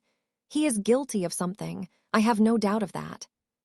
Most of the other representatives voiced their agreement, and those that did not kept silent, evidently deterred from supporting the man after what they had witnessed. "Mr. Fedorov, if you and your subordinate could leave, we will carry out our investigation," the Frenchman instructed. "A representative will find you when we are done to explain any developments." Ivan offered the man a bow before gesturing for Harry to follow him. Neither spoke as they made their way back to his office, but when the door was closed behind them, Ivan breathed a sigh of relief. That could have been much worse. "It could have been better," Harry countered. Ivan nodded his agreement. "Thank you for stepping in when you did," he said sincerely. "There is one thing I'd like to know. How did you get your wand back? I saw you leave it in the box with mine." "I have my secrets," Harry replied coyly. "I will never be without my wand, no matter where I am." Ivan snorted. Trust him to have a solution to such a problem. "So what happens now?" Ivan took a seat behind his desk. "We wait," he answered simply, "and hope that they understand that the time to act is now. If we delay any longer, there may be no coming back from it." Harry nodded. "Even now it will be difficult," he muttered. "I've seen what he can do." "You've seen what he can do." "I fought him only a few days ago," Harry huffed. "He lured me into a trap, and it almost went horribly wrong. The Greeks that were disappearing were leaving to join his ranks. I followed one, and he hadn't been spiked with a potion, nor was he under the Imperious curse. He went to Grindelwald willingly. It only makes me wonder how many others have done the same." "Too many," Ivan said darkly, "but it is not that concerning me now. How are you? What happened?" Harry released a deep breath and shook his head before he began his explanation. Ivan listened intently as Harry spoke of his investigation that led him to the beach, and in turn to the cavern that he and Grindelwald had confronted one another. Merely listening to the details of the fight that had ensued made Ivan nervous, but what he took away from it most was that Harry was sitting in front of him, that he had survived when he should have perhaps been killed. "Damn," he declared when the young man finished speaking. "You must be careful, Evans. He will be baying for your blood now." "He will be, but I do not think he will look to do so soon. Not until he can make sense of what happened." "And you have?" Harry shrugged. "I have an idea, but it remains to be seen," he answered cryptically. Before Ivan could press further, a knock sounded at his door, and both he and Harry drew their wands in anticipation. "Who is it?" Ivan asked cautiously. "It is Monsieur Abriot." "The French representative," Harry whispered. Ivan nodded, his wand remaining in hand as he bid the man to enter. "You were right, Mr. Fedorov," Abriot sighed. "After being given a dose of Veritaserum." Sato admitted that he was a supporter of Grindelwald and was working towards helping by aligning the Japanese with the Germans. "Just as I thought," Ivan chuckled humorlessly. "That is not all," the Frenchman said darkly. "According to Mr. Sato, Grindelwald has gathered a significant force numbering in the thousands. Not a singular country can hope to stand against him if he chooses to spread his territories." "No, they cannot," Ivan replied worriedly. "In light of this, many of us have agreed that we will begin to assemble a force to combat him on the continent. Many others have decided to remain neutral, but with what we have, we can fight and hope that others will join when they understand the severity of what we face." "So what happens now?" Harry asked. "Now, those that are in agreement will return home and call an emergency meeting of their governments. There they will explain what has been revealed to us today and our intention to recruit a force. It will be down to each country to begin assembling and training their men. From there, we will agree countries of deployment where training can continue. This will not happen overnight, but we will do what we can."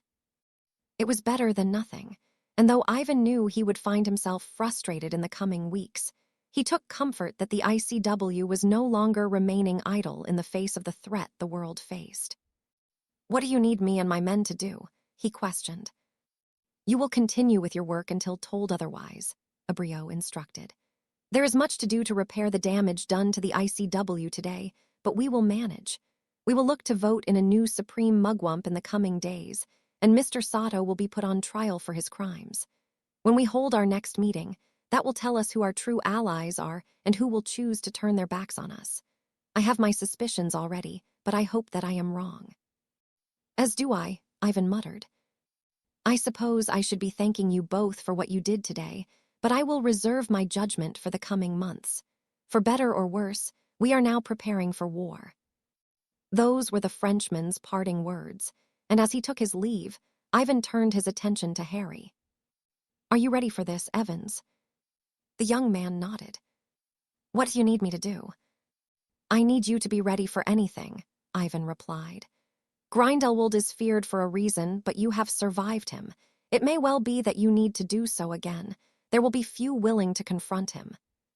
Harry's jaw tightened, but there was no fear in his eyes. Ivan couldn't decide if he was insane, or simply even better than he had seen today. What he did know, however, was that this was not the same boy he had interviewed at Hogwarts.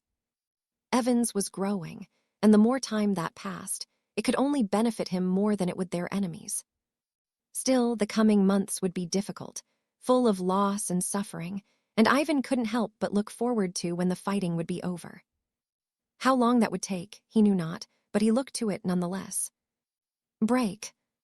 Arcturus had never been summoned for an emergency gathering of the Wisengamot in the evening, and as he entered the chambers where the lords and ladies of the country would gather, it was to a mood of confusion and tension.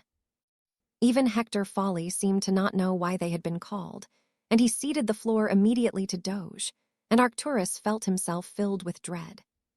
He was the representative for the ICW, and if his expression was anything to go by, he was not the bearer of good news. "My fellow lords and ladies, it does not bring me great pleasure to call you here this evening," he began. "Today, many things were brought to the attention of the International Confederation of Warlocks, things that will affect each of us." "What has happened, Doge?" Lord Yaxley questioned. Doge deflated, seemingly lost at where to begin. Firstly, we learned that the Supreme Mugwump has intentionally breached the statute of secrecy, he sighed. After a considerable struggle, he was placed under arrest and revealed under the influence of Veritaserum that he has allied himself to Gellert Grindelwald. Shocked silence met the revelation until Lord Malfoy spoke. Have others done so? That is yet to be determined, but it is the threat that Grindelwald poses to us all that made this meeting a necessity, Doge replied. The Supreme Mugwump informed us that Grindelwald's numbers are significant. Although he could not give an exact figure, he believes no nation alone can hope to resist his forces. Ha, Yaxley called out. We are British. It has been almost 1,000 years since we were conquered. And yet, a threat now exists that could, Doge returned irritably. Because of this, the ICW is now officially preparing for war.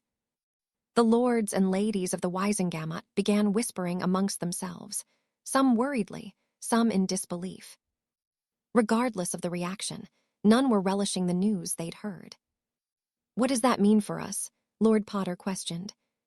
It means that as of now, we must once more ask the wizards of Britain to answer the call of our country, ask them to fight to keep ourselves free, Doge explained. I wish it wasn't so, but a threat is coming for us, and it is time for us to meet it head-on. Now is not the time for us to ignore what is happening across the channel. To do so would see us fall. No, you cannot ask this of us, Lord Ogden argued. Some of us still remember the fathers, uncles, and even grandfathers who fell during the last war. Our wounds are not yet healed. I know, Doge replied sympathetically. I lost my father and 2 uncles during the last war. I remember as well as you do, Lord Ogden, and if there was any other way, believe me, I would pursue it. We have no choice. War is coming, and we must be prepared to eradicate the threat looming over us. Grindelwald has already proven that he will stop at nothing. It is time for us to prove that we will not allow him to walk all over us. Murmurs of agreement followed the impassioned speech, but Arcturus found it difficult to be patriotic. He had feared this day coming, and now that it was here, it felt worse than he could have imagined. For all the flaws of his family, and the foolish decisions that some had made, the last thing he wanted was for them to become enemies of their country. That was now inevitable, and though Arcturus had chosen his side long ago, it didn't make him any feel better about what was to come. Break. Charles watched as his father entered the kitchen, his visage grim. Unusually, William headed straight for the pantry, and he returned shortly afterwards clutching a bottle of whiskey. He poured himself a measure before downing it. I can only assume that the meeting was not a good one, Angelica commented. William shook his head. Not a good meeting at all, he sighed. The ICW has decided that this Grindelwald has now become too much of a threat to ignore. They are forming an army to fight him. It looks as though Britain is going to war. Bloody hell, Charles muttered. Harry said it would happen, but I didn't believe him. A smart lad, that one, William chuckled dryly. What does this mean? Angelica asked worriedly. What will happen? Well, tomorrow, the prophet will make the announcement, and anyone who wishes to volunteer for service will register at the ministry. From there, it all depends on what the ICW decide to do. It is likely they will choose tactical places to make their stand, and the countries involved will adopt war measures. Emergency wards will be put in place, and they will remain there until the war is over. Angelica had paled. It's going to be like how it was before, isn't? She asked. William nodded. He remembered the previous war, the news arriving of people having been killed in battle, the misery and sadness that had plagued the country for years. Even now there were those still feeling the effect of it, William included. You're going to volunteer, aren't you? Charles asked. He watched as his father sagged in his chair before the man nodded. Immediately, his mother began to sob, and Charles felt as though he had been kicked in the chest. I will not have it said that the Potters did not answer the call when we were needed, William said firmly. Besides, it won't only be me. Yaxley, Bones, and several others have assured the Wisengamot they will receive support. Only those without an heir or close male relative that can become one will not fight. I can go, Charles volunteered. You don't have to fight, Dad. You will be staying here, William instructed. In my absence, you will carry out my duties, and you will help out as much as you can from home. You're my heir, Charles. If anything was to happen to me, the future of our family is in your hands. There will be no arguments, understood? It was not often his father was so firm, and all Charles could do was nod his agreement, as reluctantly as it was given. William, you cannot do this, Angelica protested. I must, William countered. I am a potter. We fight for those that cannot fight for themselves. That is how it has always been, and it will not be me that shirks my responsibility. I am a lord of this land. How can I call myself that if I am not willing to fight for it? Will, please. William shook his head.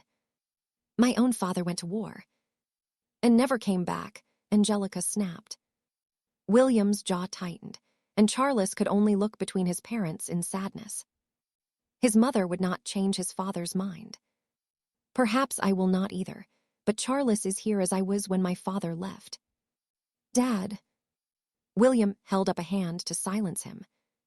I have prepared you as well as I can, and I know that you will make me proud, Charles. Now, share a drink with me. We haven't taken nearly enough time to enjoy such simple things. He poured another glass and handed it to Charles, and Angelica stormed from the room, her tears flowing freely. You will need to be there for her, son, William sighed. She knows that I am doing what I must, but this won't be easy for her. I know I am asking a lot from you, but I know you will be fine. I will, Charles choked, sipping the whiskey. His father stood and placed a hand on his shoulder. I am doing this in the hope that you do not have to make a decision like this in the future. Tomorrow, I will set the family affairs in order, and you will become the acting Lord Potter. I don't feel any need to wish you luck, he finished, the smile tugging at his lips genuine. His father left the room, likely to try to offer some comfort to his wife, but Charles remained where he was, nursing the whiskey in his hands. In only a matter of moments, his world had crumbled around him, and for the first time in his life, he feared for what the future held. Chapter 36. On the eve of war, the arrival of the Daily Prophet heralded a stunned silence amongst staff and students alike within Hogwarts. Harry had been adamant that war was on the horizon, but Minerva had not wanted to believe him. Calling all able-bodied men of Wizarding Britain. The following article had been a brief explanation of how terrible things had become on the continent. The corruption discovered within the ICW that had led to a lack of action, and the subsequent need for men to defend the country as they had some 3 decades ago. Minerva could only shake her head in disbelief, but if there was anyone who had taken the news worse, it was her mentor. Upon the arrival of the newspaper, the man had paled and had remained silent since. Unusually, the students were subdued, the younger years asking their older housemates what this meant, some becoming inconsolable when they realized their fathers, and perhaps their mothers could be called upon to fight the threat emerging, not only just in Europe, but across the globe. Minerva too felt lost. Although her father was not at risk, many of her friends were, and seeing Harry arrive and standing in the doorway, his expression grim, did little to assuage her fears. She felt pleased to see him, as she always did, but with the war looming, if there was any that would be in the thick of it, it was him. He approached, the students taking little notice of him as he did so, and he came to a stop at the top table. When you have some free time, headmaster, he said simply. Professor Dippet nodded. Wait in my office. I will be along shortly with the rest of the staff. With a nod, Harry shot Minerva a smile and left the hall as the headmaster stood to address the room. In light of the news we have received, all lessons for today are cancelled, he announced. Please feel free to make use of the school owls if you do not have one to write to your loved ones, and take some time to allow this to sink in. Please rest assured that whilst you are within these walls, you will be safe. Many of the students immediately took their leave, but Minerva remained at the staff table. I can only imagine he has more to tell us, Rosalina murmured. Evans, Slughorn asked, what more can he know? I'm sure we will find out shortly, Dippet interjected. Come, there is no time like the present. the members of staff filed from the room and made their way towards the headmaster's office. Minerva suspected that even if Harry had not arrived, they would have been asked there. Although the fighting would be far away from the castle, or so she hoped, measures would need to be put in place to keep the students safe and to protect the castle. When they arrived, Harry was already inside and talking with the Sorting Hat. "Is that so?" the Hat asked curiously. "It is," Harry confirmed. "Don't worry, I won't tell anyone. I'm sure Godric himself would appreciate your discretion on the matter." "And what matter would that be?" Dippet questioned. "Just something I learned about the hat here," Harry replied casually. "It's quite an artifact." The Hat said nothing further, and the headmaster did not ask for Harry to elaborate.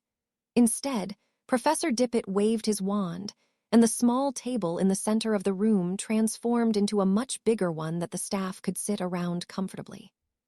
"Before I begin with what this means for the school, was there anything you wished to share, Harry?" Harry nodded. "This has been a long time coming," he sighed. "For months, things have steadily gotten worse on the continent. Grindelwald's influence has been spreading, and he has met no resistance from the ICW, who was being led by a traitor." "Sato?" Dumbledore asked disbelievingly. "The very same," Harry confirmed. "He has broken the statute of secrecy and under Veritaserum has admitted that he is a supporter of Grindelwald. He has been arrested, but what that means for the ICW is up to them to decide. I suppose many will rescind or suspend their membership, and others will join Grindelwald." It was not good news, and the staff muttered unhappily amongst themselves for several moments. "Can you shine any further light on what will happen?" Dippet asked. "All I know is that the ICW is looking to build an army to fight against Grindelwald, who has a significant force of his own. This war will not be over quickly. The battle lines have not even been drawn yet." Armando nodded his understanding. "That means that I will be placing the school under measures that would keep those within safe," he announced. "Students will return home at the regular intervals throughout the year, but for now, all outings are canceled. If necessary, I will implement further measures. Please do offer as much reassurance as you can and be understanding. Many students here will have fathers that will answer the call to fight for Great Britain. That is all for now." The professors said little as they exited the office, leaving Minerva with the headmaster, Albus, and Harry. "How bad is it, lad?" Dippet asked. "Much worse than you can imagine," Harry answered darkly. "From what little I know, he has gathered an ever-growing army that will not be stopped easily. I will look into it as best I can and keep you informed. The person I do need to speak to most is you, Dumbledore." "Me?" Harry nodded. "We can either do this here or in private. It makes no difference to me." "Here is fine," Albus sighed sadly. "I need to know what weaknesses he has," Harry said candidly. "You were his friend once, and if there is anything you can tell me that will help, it could be the difference in winning or losing." Minerva was shocked. There was no need for her to ponder who the he was that Harry was referring to. There was only one person it could be. "Do you intend to fight him, Harry?" Dumbledore asked worriedly. "I already have," Harry huffed. "We fought, and neither of us won or lost, but it will happen again. He will not be content until he has killed me. I have put too many of his followers away and stepped on his toes for him to just forget about me." "You fought him," Minerva whispered fearfully. "Why?" "He caught me in a trap," Harry sighed. "Professor Dumbledore is the only one that can teach me what I need to know." Albus chuckled humorlessly, the twinkle in his eyes absent. "He has no weakness, Harry," he said simply. "Gellert is a brilliant wizard, as dangerous, as resourceful, and resilient as they come. The fact that you survived him once is a miracle in itself." "You did it," Harry returned evenly. "With whatever happened to your sister, you fought him because of it and survived." Dumbledore's expression darkened, but Harry did not retreat from the thunderous expression the Transfiguration professor wore. "How did you learn of this?" "I heard Bathilda Bagshot mention an incident involving your sister and the fallout because of it." Dumbledore appeared to be furious, but instead of an angry outburst, Tears began to glide down his cheeks. "Albus," Dippet asked comfortingly. Dumbledore waved his concern off. "I was a fool to think that it would stay hidden," he snorted. "We didn't fight because of what happened to my sister. What happened to Ariana happened because of the fighting. Abe never did like Gellert, and I could not stand to see them fight. Ariana was caught in the middle of it, and she died," he choked. "Because your brother didn't see your vision of a greater good," Harry pressed. Albus nodded. "We were young and foolish, but Gellert seemingly never strayed from the path we set out. To subjugate the Muggles." Albus nodded, and Minerva felt her respect for the man slip. "We were young and ideal," Dumbledore defended. "We never planned for violence, but Gellert has changed that plan by using the tension amongst the Muggles to his advantage." "Idiots," Harry snorted derisively. "So how do I beat him?" Albus shook his head, and Minerva looked towards Harry, her eyes pleading for him to reconsider. "I don't know," Albus mumbled. "He is not a normal wizard, he is extraordinary." Harry shook his head. "He is still only a man," he argued. "If you don't want to help me, then don't. I will find a way of doing it myself." With that, Harry stormed from the room, and Minerva was torn between her anger at her mentor and her worry for her friend. The latter took precedence, and she followed in Harry's wake, catching up to him as he descended the staircase into the entrance hall. "Wait," she called.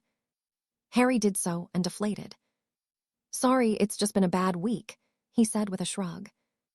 Minerva gave him an understanding smile. "Are you okay?" she asked. "You're not hurt, are you?" "No, nothing like that," Harry assured her. "I just wasn't prepared for it." "Do you have to be?" "No one else seems to be trying," Harry huffed irritably. "Everyone else is running scared from him.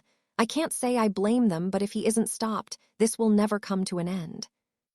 Minerva nodded stiffly. She knew Harry well enough to know that no matter what she said, he wouldn't be deterred from the decision he'd already made. "Are you going to volunteer?" He shook his head. "No, I'm needed to keep doing what I am," he explained. "We may lose some of us if others decide to follow whatever their country does.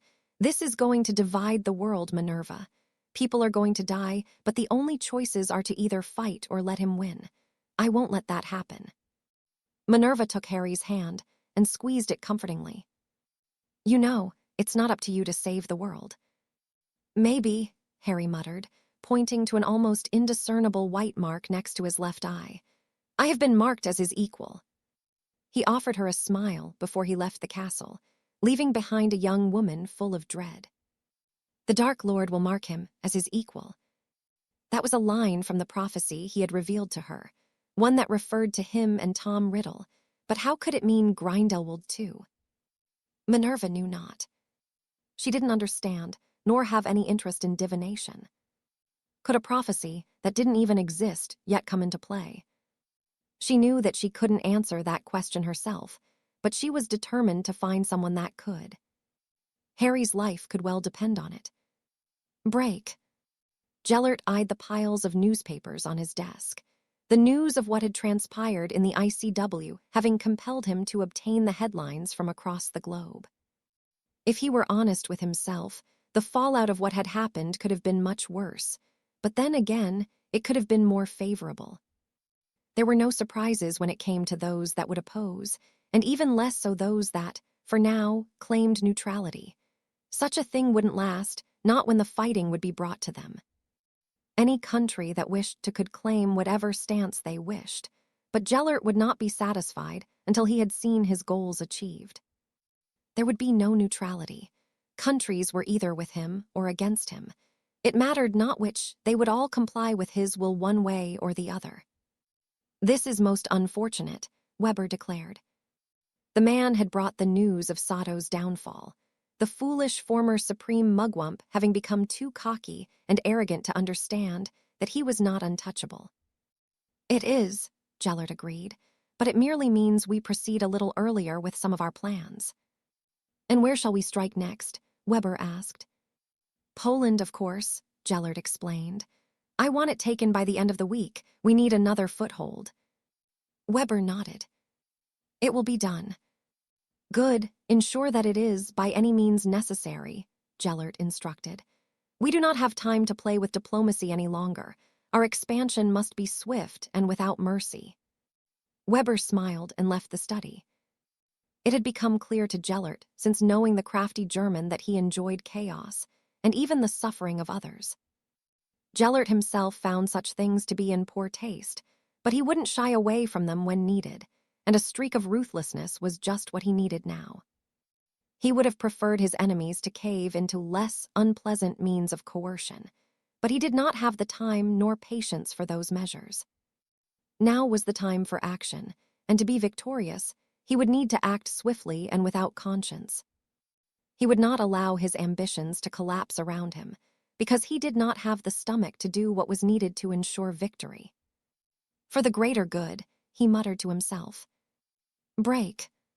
Entering the chambers where the representatives of the ICW gathered was a sobering experience for Ivan Fedorov. Where the seats would usually be filled to capacity, many of them were now empty. Those that had chosen to side with Grindelwald were absent, and even some of those that had chosen to remain neutral had also opted not to attend. Which countries had made what choice remained to be seen, but Ivan took comfort that many more were here, even if they were currently without a leader. Seeing that no one seemed to be willing to begin proceedings, he stood and cleared his throat, garnering the attention of those within the room. Far be it from you how to tell you what should happen now, but someone needs to fill the position of supreme mugwump, he advised. As things are, it is not an enviable position to hold, but someone must take the lead. I would like to nominate myself, Pierre Abriot called, the French representative being one of the longest-serving member of the ICW. I have sat in these chambers for over 5 decades. I lived through the last war and have seen many great men come and go. I will lead you with integrity, honor, and the bravery that we need to see us through what is to come. I would second your nomination, Doge offered supportively. I have not been here long, but Monsieur Abriot is a man I have come to trust the judgment of. Why not? The Australian representative interjected. We are all on the same side here. Does anyone object or wish to offer themselves as a candidate? Ivan asked. None spoke up, and only a moment later, Abriot took his solemn vow to serve the ICW to the best of his ability. I understand that you are all concerned about what is to come, he began when he took his place behind his podium. I am too, but this is a time that we must stand firmly together. If we wish to defeat Grindelwald, we must be unanimously united. Already, his influence has spread, and will continue to do so unless people see that he is being resisted, that there are those willing to fight against him. We must be strong, immovable, and we must do what is necessary for victory. If we do not, then we may fear for our future, but until the last breath is ripped from our lungs, we must fight. The other representatives gave the Frenchman a round of applause, but Abriot didn't smile nor lap up the praise. He meant business, and seeing such made Ivan realize that the right choice on who should replace Sato had been made. Now, I must urge you all to begin steps to ensure the safety of your borders, Abriot continued when the applause died down. I would suggest setting up apparition points that are monitored, and that must be used by your citizens whilst traveling. It is perhaps the most important thing we can do to ensure that the comings and goings are monitored. Already I have suggested to my own ministry that teams of aurors are ready to respond to apparitions that occur away from these designated points. An excellent suggestion, the representative of New Zealand declared. But a difficult one for my country, the Indian representative added. Our lands are vast and monitoring it will be difficult. I understand, Abriot offered sympathetically. That is why I suggest we set up a posting there, once trained.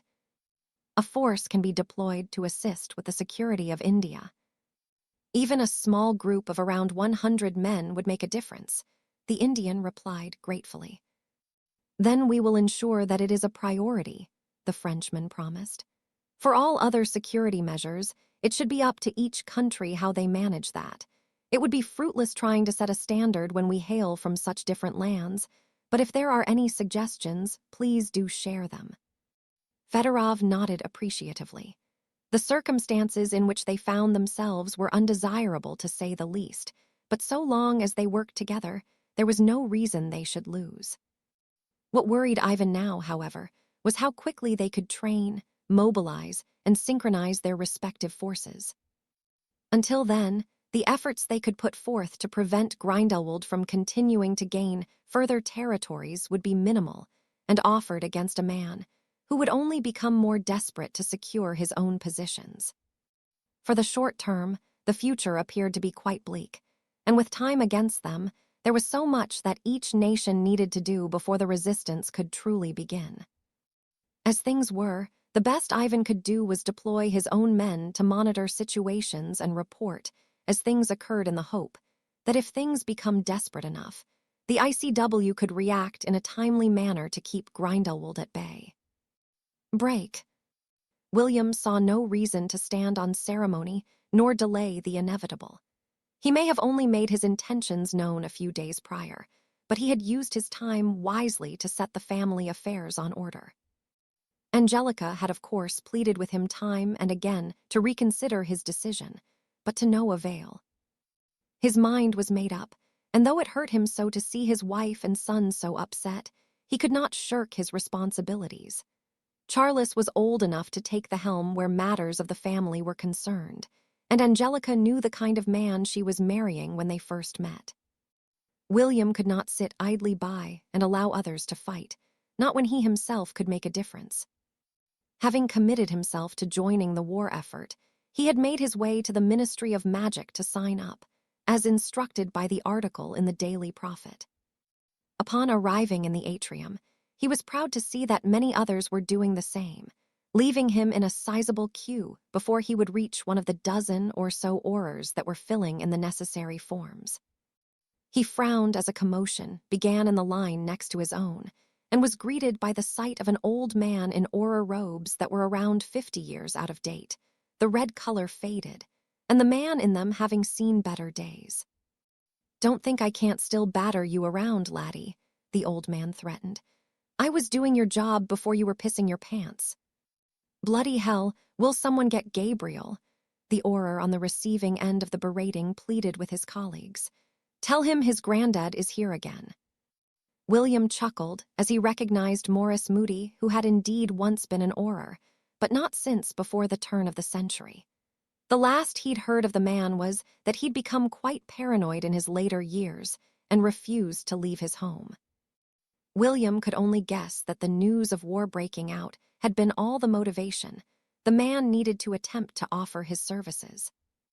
Much to the auror's relief, another familiar figure soon arrived and took charge of the situation.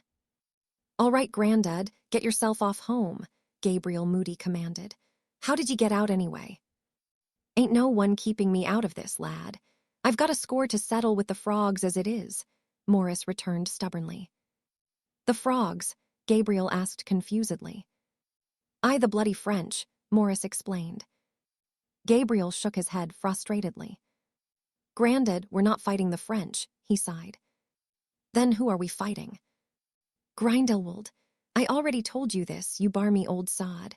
Now bugger off, or I'll let one of these lot arrest you." "Oh, I'd like to see them try. I'll slap the beggars silly, you see if I don't." Gabriel was slowly losing patience with his grandfather, but William was too amused to intervene, as were everyone else that was looking on. "Go home, Grandad," the younger Moody said firmly. "You're too old for this." This was not the right thing to say. With a speed that belied the old man's frail frame, he removed his wand and fired a spell at his grandson, who barely managed to shield the attack. "Are you insane?" Gabriel yelped. "No, just ready for another fight with the frogs." Gabriel shook his head in disbelief. "Grandad, we are not fighting the French." Before Morris could respond, Gabriel struck and restrained his grandfather with some conjured ropes. "Come on, I'll take you home. Hopefully, Nana can talk some sense into you." Levitating his grandfather in front of him, Gabriel left the atrium with the old man hurling expletives and demanding to be released. William could only shake his head in amusement. Morris may have been past his best, But if the army that was going to oppose Grindelwald had more Moody's, the war would be a short one. Next, a voice called, pulling him from his thoughts. Name. William Potter. The Auror behind the desk looked up in surprise at the reply, a frown of confusion forming. Lord Potter, you're volunteering. William nodded. My title does not mean that I shouldn't do my part, he pointed out. Of course, the Auror agreed, but there won't be many other lords following in your footsteps. Most will send sons or nephews. They won't fight themselves. Well, I don't have a son to spare, and would not send one if I did, William replied. My boy will act in my stead whilst I'm gone. The Auror nodded his understanding. And we will be glad to have you, Lord Potter, he said sincerely. When Moody is back, report to him. He'll be keen to have you in his group. For now, just fill in these papers and pass them back to me when you're done. William accepted the stack of parchment and headed towards where several rows of chairs had been set out for the purpose of completing the signing-up process. Mitchinson told me you were here. A gravelly voice broke into his thoughts as he signed the bottom of the last piece with a flourish. William nodded as he met the gaze of Gabriel Moody. The two of them had been a few years apart at Hogwarts, Gabriel being the younger of the two and in Hufflepuff. They didn't know each other well, but both were aware of the others' families. Your grandfather was keen, William commented. A ghost of a smirk tugged at Gabriel's lips as he took the seat next to the Potter Lord. Aye, there's a lot of that at the moment, he sighed. They'll shit their pants when the spells start flying, though. These lot don't know what war is, what it's like to be stuck in a fight for your life. Neither do I, William pointed out. No, but you know enough about loss, and if I remember correctly, you were no slouch with your wand. I can handle myself. Gabriel nodded. Aye, just like your old man could. My father always spoke highly of Henry, said he was one of the few people he could rely on when things got tough. I was hoping I could rely on you the same way, and you me, Potter. Is this you asking me to join your group? William questioned. It is, Gabriel confirmed, offering his hand. William accepted it. There's not many of us, but I got the pick of the bunch. We've got some good lads with us, even one of Yaxley's boys. He's a miserable git, but he can handle himself all right. At least I know I'll have skilled people watching my back. The best, Gabriel assured him. Come on, they'll be in the training room now. I'll introduce you. William stood and followed the Auror, a sense of nervousness he'd never experienced settling in the pit of his stomach. Angelica had been right what she had said about his own father. Henry Potter had gone to war in a similar fashion a little over 3 decades ago, and William had not seen him again. He could only hope that Charles would not endure the same loss he had, if only to spare him from the helplessness that William had carried all these years. Break. As it had been the past few days, the front page of the Daily Prophet was calling for more men to join the impending fight against Grindelwald. Arcturus had seen for himself the droves of wizards arriving at the ministry to offer their services, the gold offered by the ICW for doing so not insignificant to the average working man. For 3 galleons a week, they were to risk life and limb for a war that they likely didn't understand, but the Black Air respected the pride and fortitude they were showing. It took guts to willingly throw yourself in the midst of battle, and the recruitment drive was seemingly doing well so far. I'm surprised that you haven't signed up yet, Doria commented, flattening out her already pristine healer robes. She had acquired a position as a trainee at St. Mungo's, and each morning, the same proud grin formed on her brother's lips. I thought about it, he replied honestly, and as much as I despise what Father, Perseus, and Cass have done, Grindelwald is not an enemy of mine yet. Doria hummed disapprovingly at the mention of the wayward blacks, her lips pursing in irritation. Well, I am pleased to hear it, she declared. I won't have you running off to do something stupid. Arcturus snorted amusedly. I am no fool, he returned evenly. My job is to keep you safe, not risk my life when there is no need to. Doria nodded, but eyed his suspiciously. Make sure you remember that, she suggested, her tone carrying a hint of warning. "Now, how do I look?" "Considering you are going to spend your day tending to bleeding wounds, getting covered in sick, and Merlin knows. What else as beautiful as ever?" Arcturus answered with a smile. Doria raised an eyebrow at him. "I will be home at 6, she informed him. "Do stay out of trouble, Archie." With a kiss on the cheek, she left, and Arcturus shook his head. Everything he did was for her, and for the woman he one day hoped to call his fiancée. And though he had decided against joining the conflict for the time being, that didn't mean he wouldn't if it became necessary. Not that Doria needed to know that, not until Arcturus could no longer keep it from her. Break. Fedorov hadn't understood why Harry had chosen to come here, and though it had been many years since he'd attended a Muggle school, he vividly remembered that it was the invasion of Poland that was the catalyst for the fighting to begin on the continent. He couldn't be certain if what Grindelwald may or may not have done was a factor, but he would be remiss in his duties if he did not investigate the possibility that the Dark Wizard was or would soon involve himself here. The mood in Warsaw certainly suggested the Polish expected something to happen. At every turn in every street, soldiers could be seen fortifying strategic positions, almost as though the German invasion was imminent. But it wasn't the Germans they need concern themselves with. If Hitler was showing an interest in the country, it would be Grindelwald that would arrive here first, something the magical population were evidently in fear of. Similarly to London, the magical portion of the city was accessible via a pub a short walk from the main shopping district, the mood here even more somber than that of the Muggles. Already, businesses had closed down, though the streets were full of concerned magical folk, demanding answers as to what their government would do to prevent what had happened in Bulgaria and the neighboring Czechoslovakia. No answers were forthcoming, and the Aurors garbed in red robes lined the pathways, they too no less concerned than any other man or woman in the capital. For Harry, he could only look on helplessly, deeply aware that there was little he could do to assuage their concerns. If Grindelwald was coming, he would do so soon before the ICW could mobilize their forces, something that would take time, something the people here did not have. If what Sato had revealed to the ICW was true, Poland had little chance of repelling the army that would come, but so long as Harry lived and breathed, they would not be alone. He may only be one man, but he would fight with them, and do all he could to hold off any attempted invasion. What good it would do, he knew not. Fedorov believed that Grindelwald wouldn't bother with the Polish, that he would now set his eyes on a more significant target.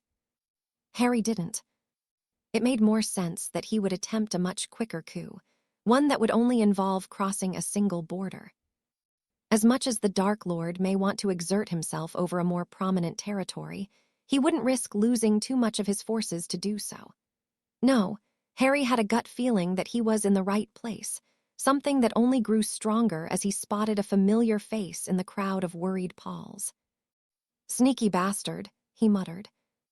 The man he saw would not stand out in normal circumstances, and may even be a native here, but Harry had learned to remember faces, and this was one he had seen whilst he had been watching Hans Gauladier so many months ago now. He had been one of those accompanying the enormous German, a lackey at best. Even so, Harry was not going to let this opportunity pass him by. The man was here for a reason, and as far as Harry was concerned, there was only one thing that could be. For a while, he kept his distance, watching his target and scanning the area to ensure there were no others he remembered lurking around Gauladier. Satisfied that there wasn't, he waited until the gathered crowd began to disperse, none the wiser to what the plan of their government was, and entered a pub he spotted the man slink into. "Slivovitz," he requested, placing a few coins on the bar when the barman approached. With a nod, a tumbler of the plum concoction was placed in front of him. Taking a sip, he fought the urge to grimace, the spirit no more palatable than any other straight alcohol he had sampled. Nonetheless, he drained it and once more followed his target as he headed towards the restroom. When inside, he wasted no time. The man was relieving himself at the urinal when Harry seized him by the back of the neck, and smashed his face into the tiled wall.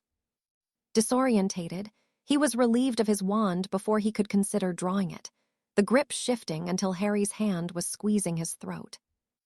"Wait, you've got the wrong man. I don't know who you are," he wheezed in his native tongue.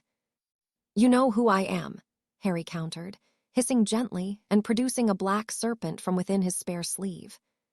The man's eyes widened, and he began to tremble as the realization at who had accosted him set in. "What are you doing here?" Harry asked. "I live here," the man replied in broken English. Harry nodded before slamming the back of his head into the wall. "Do not lie to me," he warned. "I saw you with Gellert. You're one of his men. Now I will ask you once more, what are you doing here?" The man shook his head. "He'll kill me." "Do you think that I won't?" The Pole swallowed deeply, not doubting the threat made. "I was sent here to gather information. Grindelwald wants to invade as soon as possible, but won't until he is certain of a few things."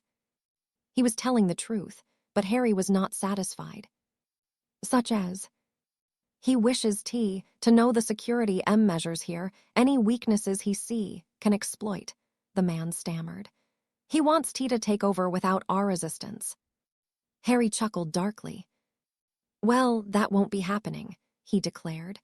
"I suppose the only thing left is to decide what I will do with you." "Please," the man begged. "I won't tell him I saw you."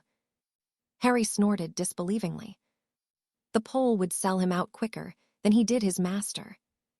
"Now, the only options I have is to kill you, or take you with me." The man's eyes bulged fearfully. "I'll go to prison, whatever you want. Please don't kill me." The man was a coward, as pathetic as many others Harry had come across over the years, but not worth tarnishing himself for. "You'll be coming with me," he decided, "but don't expect your time with the hit wizards to be pleasant. You'd best be prepared to talk because they will do whatever they deem necessary to get whatever information you have. I suggest that you do not lie." "I won't, I'll."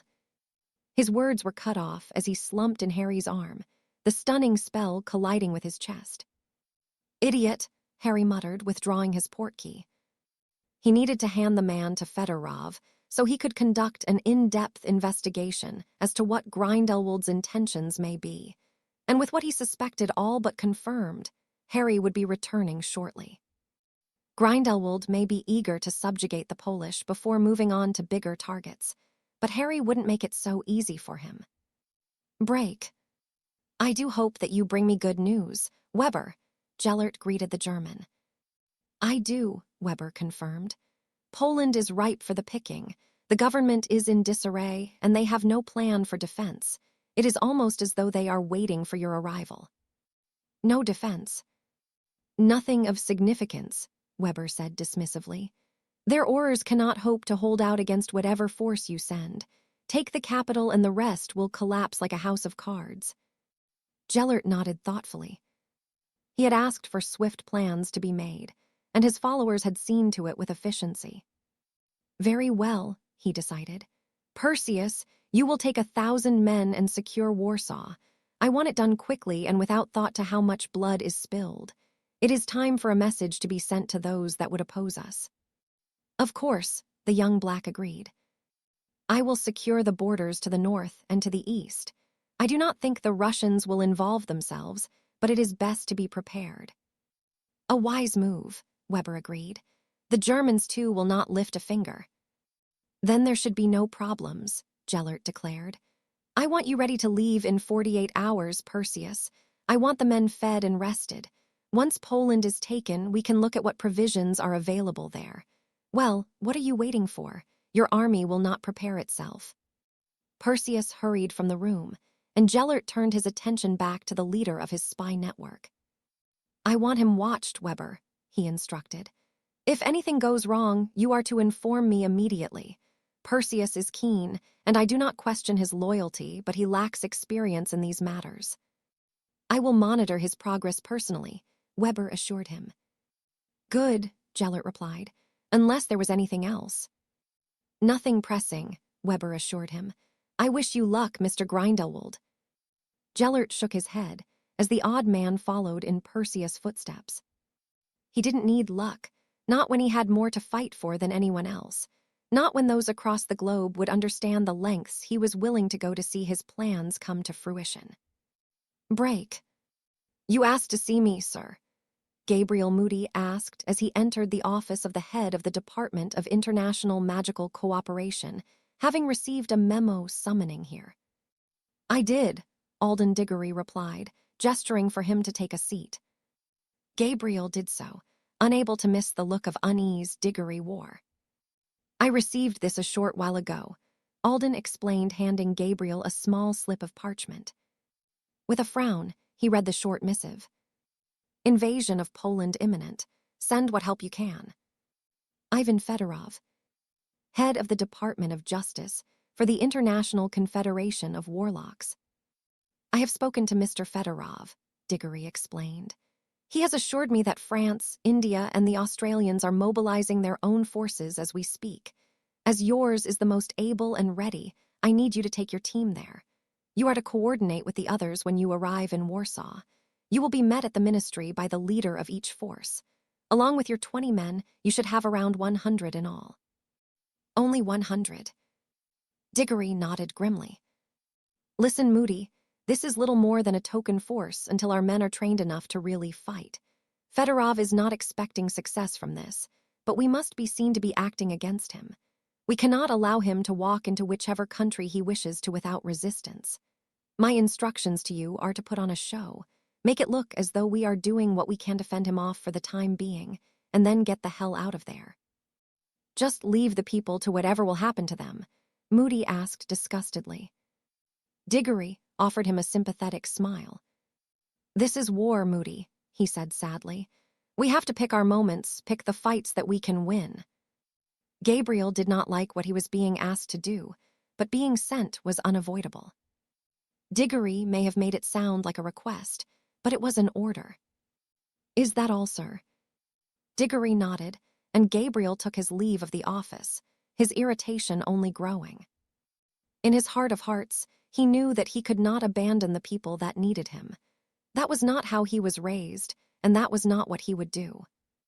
His orders may be to leave when the going got rough, but Gabriel had never fled a fight in his life, and he would not begin doing so now. Chapter 37.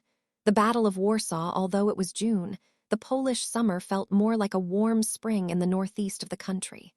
Not that the weather was of any concern to Harry. No, Grindelwald's forces would arrive soon, and having returned the very same day he had taken in Gaultier's comrade, he had been preparing for this eventuality. As best he could, he had ensured that any attacking force wouldn't simply walk into Warsaw unopposed.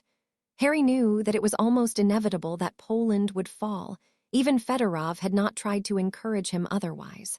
His task was to delay it, to put up a semblance of a fight. Abandoning the people here did not sit right with him, but much to his relief, it seemed that many had decided to cut their losses and fled to wherever they could. Evidently, the Pauls felt the noose closing around them too, and they did not wish to be here when it tightened. The magical streets were now deserted, the shops boarded up, for what good that would do. Little he suspected, but he was grateful for the absence of people whilst he went about his business. Still, he needed to be careful that no innocents were caught in the crossfire of what was to greet Grindelwald's men, and even more so because, according to Fedorov, the ICW were dispatching a token force to protect the Polish magical district. Harry was under no illusions that the force sent to oppose the Dark Lord would be successful in doing so. Just like him, they were merely here to delay, not to seek victory. They wouldn't be ready for such a push, not for some weeks yet. Already, Harry felt like he was fighting an uphill battle, and until the gap between how ready the ICW and Grindelwald respectively was closed, dark days, such as the one he faced now, would continue. Break. William had not expected to be called into action so soon after signing up, but having learned what was to transpire, it had been his group selected to assist with the defense of Poland. As explained by Moody, they were to arrive at the Polish ministry and meet with others that would be waiting for them. From there, they were to collectively come up with a plan to defend Warsaw, one that Moody had already told them would be fruitless. Checking the gray robes he had been issued to ensure he had everything he needed, he joined the rest of his team in the departure room, the mood within as dull as their garments. The gray, according to Moody, would help them blend in with the urban setting they would be fighting in. Not that they would make much difference. There was little chance of victory coming, not that William had mentioned this to his family. Angelica and Charles were beside themselves with worry, and telling them that he would be heavily outnumbered would not have gone over well at all. Having been informed of this by Moody, it didn't fill William with confidence either, but he was needed here. He had seen some of the others that had volunteered, and if they were to be dispatched without further training, they would become nothing more than martyrs, victims of a needless bloodbath. Most didn't even have dueling experience, and those that did certainly needed to be brought up to standard before they were to see action. If truth be told, William was worried they never would be, and found himself hoping that the other countries opposing Grindelwald would have better offerings. He doubted it. Those who had fought in the previous war had most likely followed a similar path to the British that returned. They buried that part of their lives, choosing not to even speak of their experiences on the continent. As such, the generation that followed and the one that would need to fight now had not been prepared. William, along with the other lords, was different. They had a duty to protect their families, and though it didn't happen often, rivalries could be born through politics or sour business dealings. One could say what they would about purebloods, but they knew how to handle themselves if needed. "All right," the voice of Gabriel interrupted his thoughts. "You already know what this is about. I won't bullshit you and pretend this is going to be fun. We will be fighting on the back foot, and you need to be ready to retreat when given the command. I'd rather not lose any of you on our first outing. The port keys will activate in 1 minute. Take one and prepare yourselves," he instructed, pointing to a collection of wooden Union Jack flags on a nearby table. "Are you ready for this, Potter?" Yaxley asked. The man was the youngest son of Lord Yaxley, who had 7 in all. David was as blond as his father, well-built, and quite gifted with his wand. Sometimes he could be quite arrogant, but in the face of what they were coming up against, William could see none of that now. "Are you?"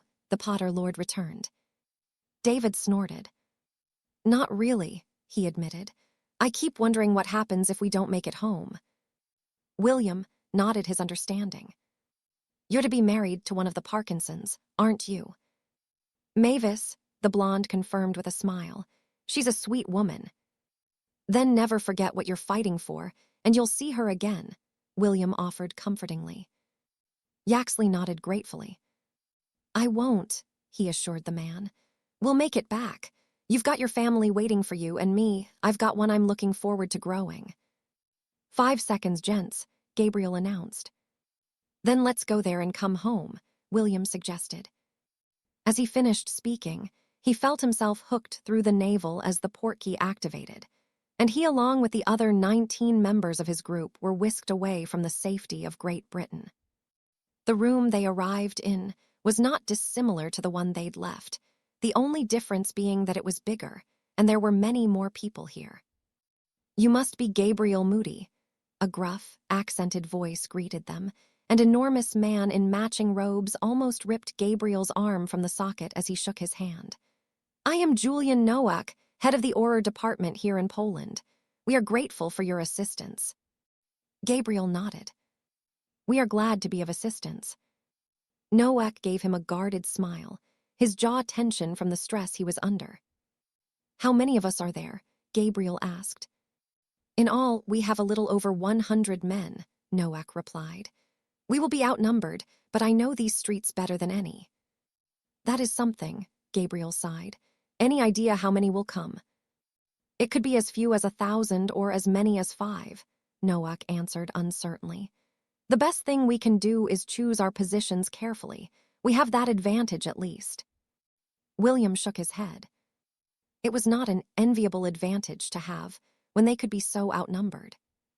"Since none of us have trained together before, we will stay with our own countrymen," Nowak explained. "In the circumstances, it is the best we can do. Come, I will introduce you to the others that will join us. The first group they came to were standing in front of a familiar flag of a red, white, and blue stripe. Garnier, this is Moody, Noack called to the apparent leader of the French team. The Frenchman did not appear to be impressed and snorted his displeasure. Typical English, he grunted, always the last to arrive. William felt his irritation rise at his words, but it was Yaxley that voiced his own first. I hope the red and blue on that flag are detachable so you're ready to fly the white flag as soon as the fighting starts, he returned. Bunch of land burning, cheese eating, surrendering cowards.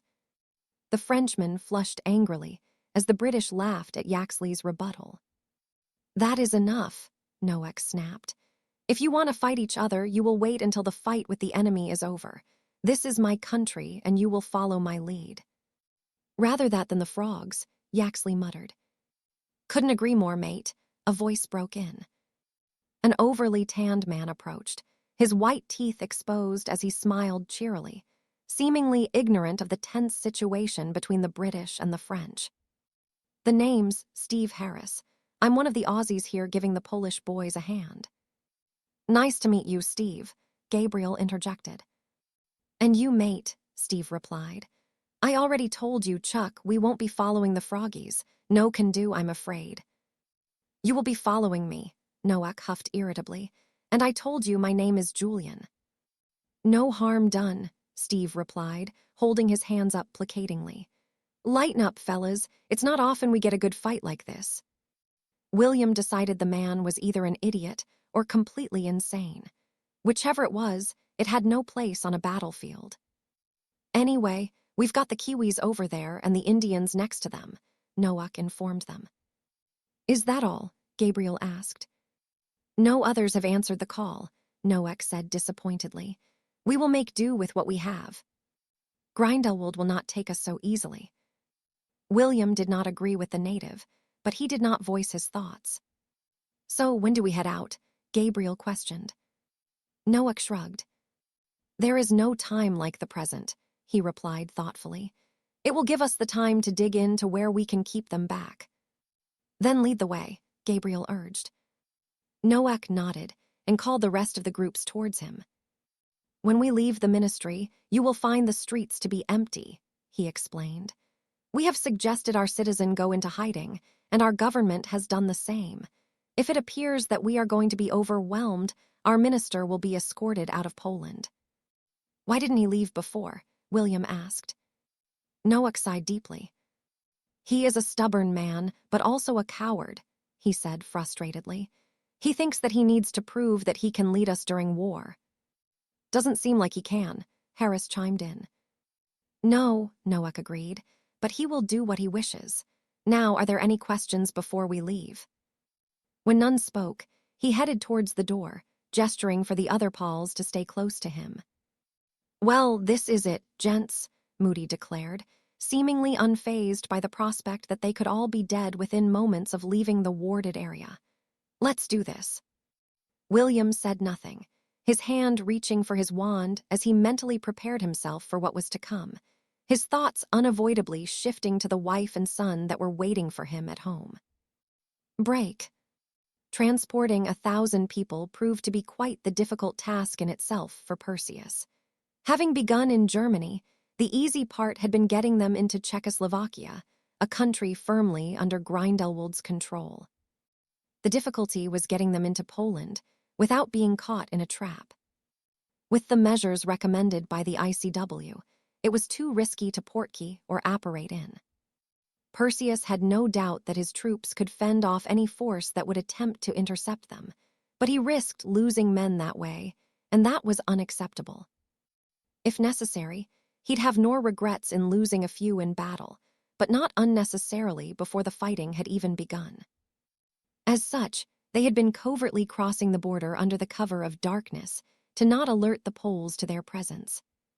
Evidently, this had been expected, and navigating their way between the Aurors patrolling the border had not been easy, but they had eventually made it, much to Perseus's relief. Weber, he called when they were a safe distance from the Aurors looking out for them. Inform Gellert that we will be attacking at dawn." The German nodded satisfactorily and vanished into the darkness. He would return across the border before seeking out their leader. "All right, you lot, get some rest," he instructed the rest of his large group. "By this time tomorrow, we will have some warm Polish beds to sleep in." His men murmured happily at the prospect, and Perseus too settled in for a few hours of sleep before the sun would rise, bringing bloodshed with it. Break. Gellert was not nervous about what was to come. He had not allowed the ICW enough time to mount a force that could effectively combat his own, and he himself would ensure that no interference came from the northeastern border that separated Poland from the Russian-controlled lands and Lithuania. He didn't expect they would come to assist the Polish, but there was potential for them to implement a coup of their own in the chaos. He would not allow that. For days, he had listened to the jeering sent back and forth between the Polish and Russian orators on opposing sides, the relationship between the two countries tense and volatile. If the Russians could be trusted, perhaps Gellert would have used this to his advantage and provoked a confrontation between the two. However, he did not wish to make an enemy of Russia, not yet at least. His army needed to expand considerably before he was ready to tackle such a vast land. For now, he was content with seizing control of Poland, again paving the way for the Muggles when the Germans decided they wished to defy the treaty they signed with the British and the French. When that day would be, he knew not, but it would come. The Germans would never be satisfied with their lot. "Weber," he greeted his spy as the man appeared beside him. "How is Perseus faring?" "Well enough," the Westphalian answered. "His men have crossed the border, and he wished for me to inform you that they will attack at dawn." Gellert nodded.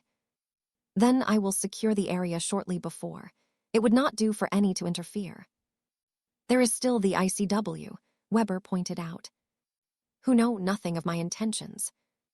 "Perhaps not," Weber replied cautiously, "but I have urged Perseus to be prepared to meet more resistance than he is expecting. If they have managed to gather men and they have learned of your intentions, they will be here. Remember, Gustav was sent to gather intelligence and never returned. There is a possibility he was recognized and captured." Gellert hummed thoughtfully. "What can we expect from them?" "Very little," Weber said dismissively. "According to my sources, they are currently training recruits in their own lands, but it is always better to be overprepared than under." Gellert nodded. "As always, you have proven your wisdom and cunning," he praised. "I would like you to keep watching Perseus. Observe him from afar and report to me when he has done." "And if he requires assistance?" Weber asked. "He does have almost a quarter of your army." Gellert frowned at the thought. "That too," he agreed. "I will remain here ensuring that no attempt to interfere is made."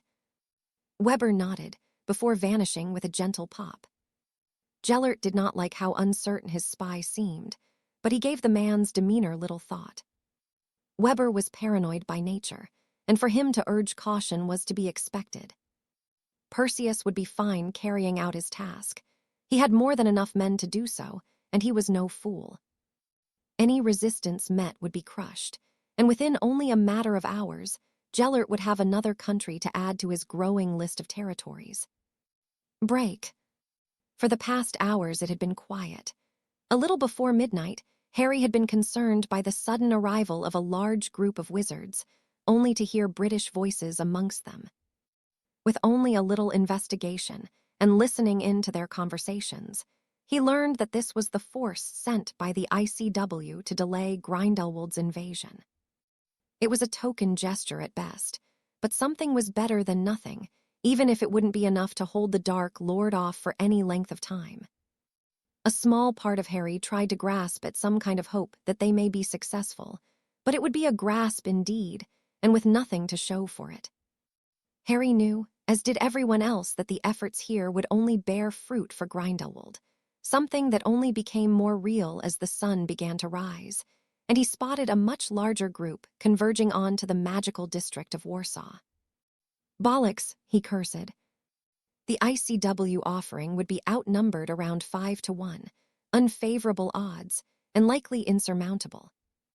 Nonetheless, Harry watched as Grindelwald's men carefully entered the streets, seemingly perplexed by how empty they were. Not that they would be for long. Although the outlook of the outcome wasn't good, Harry had vowed that he would not make it easy for them, and he intended to be a man of his word. He may not taste victory today, but the blood of the enemy would flow. The thought brought a smirk to his lips as he readied himself, his wand primed as he looked down on them from his vantage point. Break. There's no one here, Perseus chuckled happily.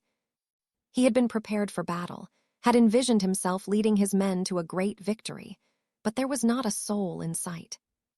He was relieved, but there was a hint of disappointment that he couldn't ignore. He had expected that the Polish aurors would offer some resistance at least. Perhaps the government had already decided to surrender to Gellert.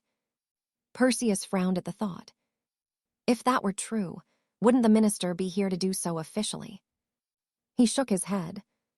None knew he and his men were coming, so it made sense that the minister or a representative would be absent. But where was everybody else? Why are the shops boarded up? One of his men asked. That was a good question. They knew we would be coming, they just didn't know when, Perseus answered confidently. Well, let us not waste any time. Let's search the area and settle in. I'm sure they'll come to offer their surrender soon enough. An uproarious cheer went up at his declaration, and without hesitation, the men split up to see what spoils could be found. Perseus followed suit, his head held high in the knowledge that Gellert would be proud of him. Although there had been no fighting, his venture had yielded the same result. Another country had fallen to his leader, and that was all that mattered. His smile quickly fell as an enormous explosion rent the air, and Perseus felt himself slammed into the ground. With his ears ringing and struggling to draw breath, his swimming vision was invaded by thick smoke, the flickering of orange flames barely visible through it. He didn't know how long he laid there, but by the time he managed to push himself to his feet, the ringing had stopped, and all he heard was screaming followed by more explosions. Out of desperation, he stood and took a few staggered breaths, choking on the fog that suffocated the streets. He tasted the tang of blood and pressed his palm to his throbbing temple, only to find it wet and shining red in the glow of the nearby flames as he inspected it. Perseus was in trouble, and as he tried to ascertain what had happened, he stumbled forward in an attempt to reach fresh air, only to slam into the ground once more. At first, he believed he had been felled by another explosion, but when he looked down, he saw that he had merely tripped on the remains of one of his men who had taken the worst of one of the detonations. Perseus found himself staring into the vacant eyes of a man he'd shared a drink with only a few nights prior, his torso having been torn diagonally in half, his guts protruding morbidly where they'd been shredded by the blast. Without thought, Perseus vomited, and did so repeatedly until he was dry heaving, once more fighting to breathe. This is not what he had imagined, nor what he'd prepared for, but he couldn't just lie here. If he didn't move, he would suffocate, and that was not an acceptable way for a black to meet his end. Not trusting his legs, he began to crawl, groaning with the effort it took to not focus on the dismembered limbs and bodies he had to navigate through. Break. What the fucking hell was that? Gabriel questioned. The entire British group had frozen in the pub they had taken shelter in when the explosion had sounded, the screaming that followed blood-curdling. I don't know, William replied. Should we check it out? Gabriel nodded, before cutting a spy hole in the door. I can't see anything. There's smoke everywhere. Another explosion, this one much closer, rattled the windows. Bloody hell, William huffed. If one of those things goes off near here, we're buggered. Then we should get out, Yaxley suggested. All right, Gabriel agreed. I don't like being in here any more than you lot. We'll go out but stay close. We don't know what's happening. Strike first if you need to, ask questions later. Having unlocked the door with a flick of his wand, he edged out, followed by William and the other Brits that had joined them. Any idea what that was, mate? A voice called from a short distance away. The Australians had settled into a cafe only a few shops down, they too curious with their leader investigating what was transpiring around them. Gabriel ducked as another detonation shook the street. "Not a clue," he called back. "We are going to have a look." "We'll come with you," Harris decided. "I don't fancy being a sitting duck here." Gabriel shrugged, and they waited for the Australians to reach them, the sound of screaming yet to cease. "You don't think our lot have copped it, do you?" Harris asked. Gabriel shook his head. "No, we are under strict instructions not to," he reminded his counterpart. "No fighting unless necessary. We would have received a message before anything happened." "Then who's fighting?" "Your guess is as good as mine," Gabriel muttered. "Come on, let's take a look." Harris nodded, and slowly but surely, the two teams headed towards where the smoke was thickest and the screams loudest. "Fuck me, how many did they bring?" William couldn't answer that question. What he saw was something he would never forget. Everywhere he looked, people were running in all directions, the chaos provoking a sense of panic in Grindelwald's men as they tripped over their fallen comrades. "What are we waiting for? Let's get them mopped up," Harris commanded. "No, wait." Gabriel's words fell on deaf ears as the Australians, inspired by the words of their leader, surged into action. "He's mental," William muttered. "Aye," Gabriel agreed, "but we can't let them do it alone. Come on, lads." With a shake of his head, William followed, transfiguring debris as he went. By the time their presence was noted, he'd accumulated a gathering of creatures to assist him. A Rottweiler made from stone mauling the first man that tried to engage him. Whilst his creations went to work, William delved into the magic he never thought he would use beyond the training room in his home, the spells that generations of potters had gathered and used throughout the past centuries. Ducking a jet of orange light, he returned fire against his newest assailant, the man screaming as his ribcage was torn open like a set of doors.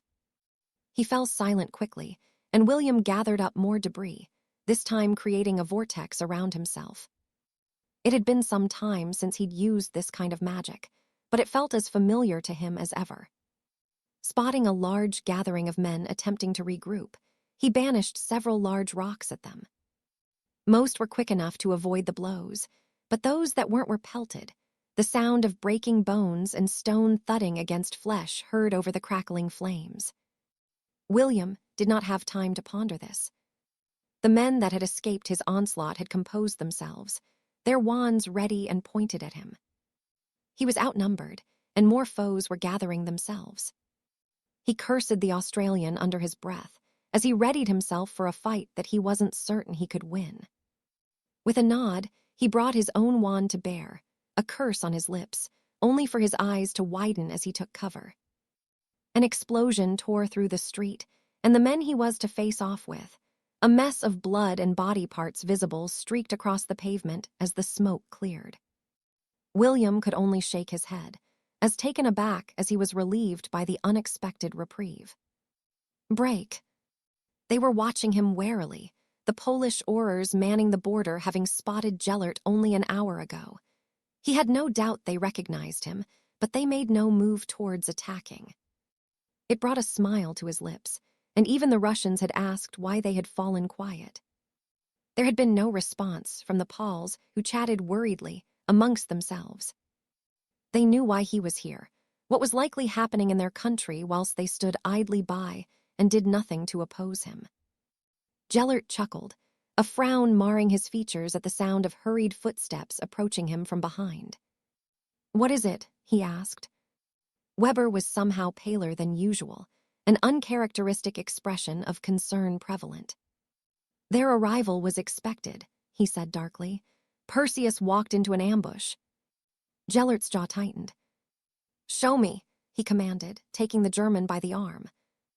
They vanished, and Gellert's nose was filled with a sickening scent of burning flesh and blood. Taking in the carnage around him, he drew his wand, his eyes narrowing. "He's here," he muttered. "Who?" Weber asked. "The serpent. I can feel him." Unwilling to allow any to escape, Gellert erected a series of wards that would keep all here within the magical district. There was no escape. "Now let us put an end to this," he murmured. Not waiting for a response, Gellert entered the fray, putting an end to a man in gray robes who attempted to curse him. Were it not for his faster reflexes, he would have been successful. Not being able to see further than a few feet in front of him, Gellert cleared the smoke with an elaborate wave of his wand, the devastation of what had happened being presented to him. The street was strewn with bodies, most being followers of his, but with the smoke no longer clouding his vision, he could see what they were up against. The resistance, the ICW, was pathetic. There could be little more than 100 men, and though he had lost many of his own, the numbers were very much in his favor. "It's GRNDLWLD," a voice shouted. The men garbed in gray huddled together, whilst Gellert's forces began regrouping behind him. "You fought bravely," Gellert addressed them. "Your plan to ambush my men worked, but not well enough. Surely you can see that you are beaten. Now throw down your wands and I will allow you to live." "No chance of that, mate," an Australian replied. "Do not be foolish," Gellert urged. "I will not give you another chance." "Look, Steve told you to piss." Gellert lost his patience with the man, and he collapsed to the ground, clawing at his throat. "You have pride," he acknowledged. "It is an admirable trait, but one that I do not have time to entertain. If you do not drop your wands, you will die." "You'll kill us if we do," a voice snorted, this one undeniably English. "I'd rather die with my wand in my hand." Gellert narrowed his eyes at the man. "What is your name?" "William Potter." The man standing before him was not old, but neither was he young. He was middle-aged, his black hair streaked lightly with gray. "A Potter?" Gellert questioned, unable to hide his surprise. "Well, William Potter, today is your lucky day. I'm going to allow you to die with your wand in your hand. You and I will duel, and if you win, I will allow you and your men to leave." William shook his head. "You will let them go, and then we fight." Gellert chuckled. "You're in no position to negotiate, and my generosity has worn thin. You will either fight me or you will die where you stand." William nodded. "Up yours," he spat. Gellert felt his anger rise at the defiance, and struck out with his wand once more, but paused as a warm rush of wind blew past him. Before he could react, something slammed into the ground, and a green fire erupted between him and William Potter, forcing both men back several feet. "I know it's you," Gellert roared. "Show yourself." Both groups on the opposing sides of the flames appeared to be confused until a figure emerged from the fire, his wand drawn as he stared fearlessly at Grindelwald. "You will let these men return to their families," the serpent said calmly. Gellert laughed. "I do not think I will," he replied. "They have attacked my followers and defied me when I showed mercy." "Something that you are guilty of," the serpent returned. "You have the opportunity to save the life of the rest of your men, and yet you choose for them to die instead." Gellert narrowed his eyes thoughtfully at his foe. "You are in no position to make threats." The serpent smirked. "Gentlemen," he said, turning his attention to the ICW men, "you will retreat to the other side of the magical district where you will leave." "No chance, lad," the British leader snorted. "We won't leave you to face them alone." Gellert laughed once more. "You see, serpent, the fools do not wish to be saved," he mocked. "Why don't you leave, and you and I will settle our differences another day?" The serpent shook his head. "It seems we have reached an impasse." "There is no impasse, my dear boy," Gellert denied. "You and yours have been defeated. I will make the same offer to you I did them. Drop your wand, and I will allow you to live." The serpent pondered the stipulation before nodding. "Allow them a place to use their portkeys, and I will comply." Gellert created a pocket within his wards, the thought of finally capturing the serpent outweighing his desire to punish the ICW contingent. "The building behind them," he said simply. "I would urge them to be quick about it before I change my mind." "Go," the serpent instructed. turning towards the few dozen men that remained of the ICW fighters. Reluctantly, they did so, and Gellert felt himself filled with glee. Now, for your end of the deal. Break. Harry glared balefully at Grindelwald. He hadn't expected the man would show, let alone arrive in time before the ICW fighters had taken their leave. What kind of idiot would engage a force that outnumbered them so significantly in such a way? It was foolish, and left them in the vulnerable position they face now. Much to his relief, the man leading the British group seemed to have taken the strong hint that Harry knew what he was doing and led them away, some more reluctantly than others.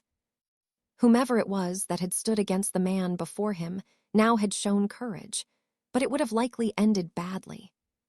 Grindelwald perhaps would have kept to his word and allowed them to leave, but Harry didn't think so. He gained nothing from defeating a single man that held no meaning to him. With Harry, however, it was different.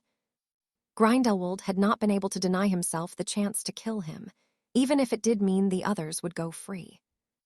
"I'm waiting, serpent," Grindelwald broke into his thoughts, the man becoming impatient. Having given the ICW force enough time to bid their retreat, Harry complied and threw his wand at Grindelwald's feet, a smirk tugging at his lips as the man bent down to retrieve it. As he did so, Harry unleashed a loud hiss and clapped his hands. The flames behind washed over him and crashed towards Grindelwald and his forces, causing the Dark Lord to spring into action.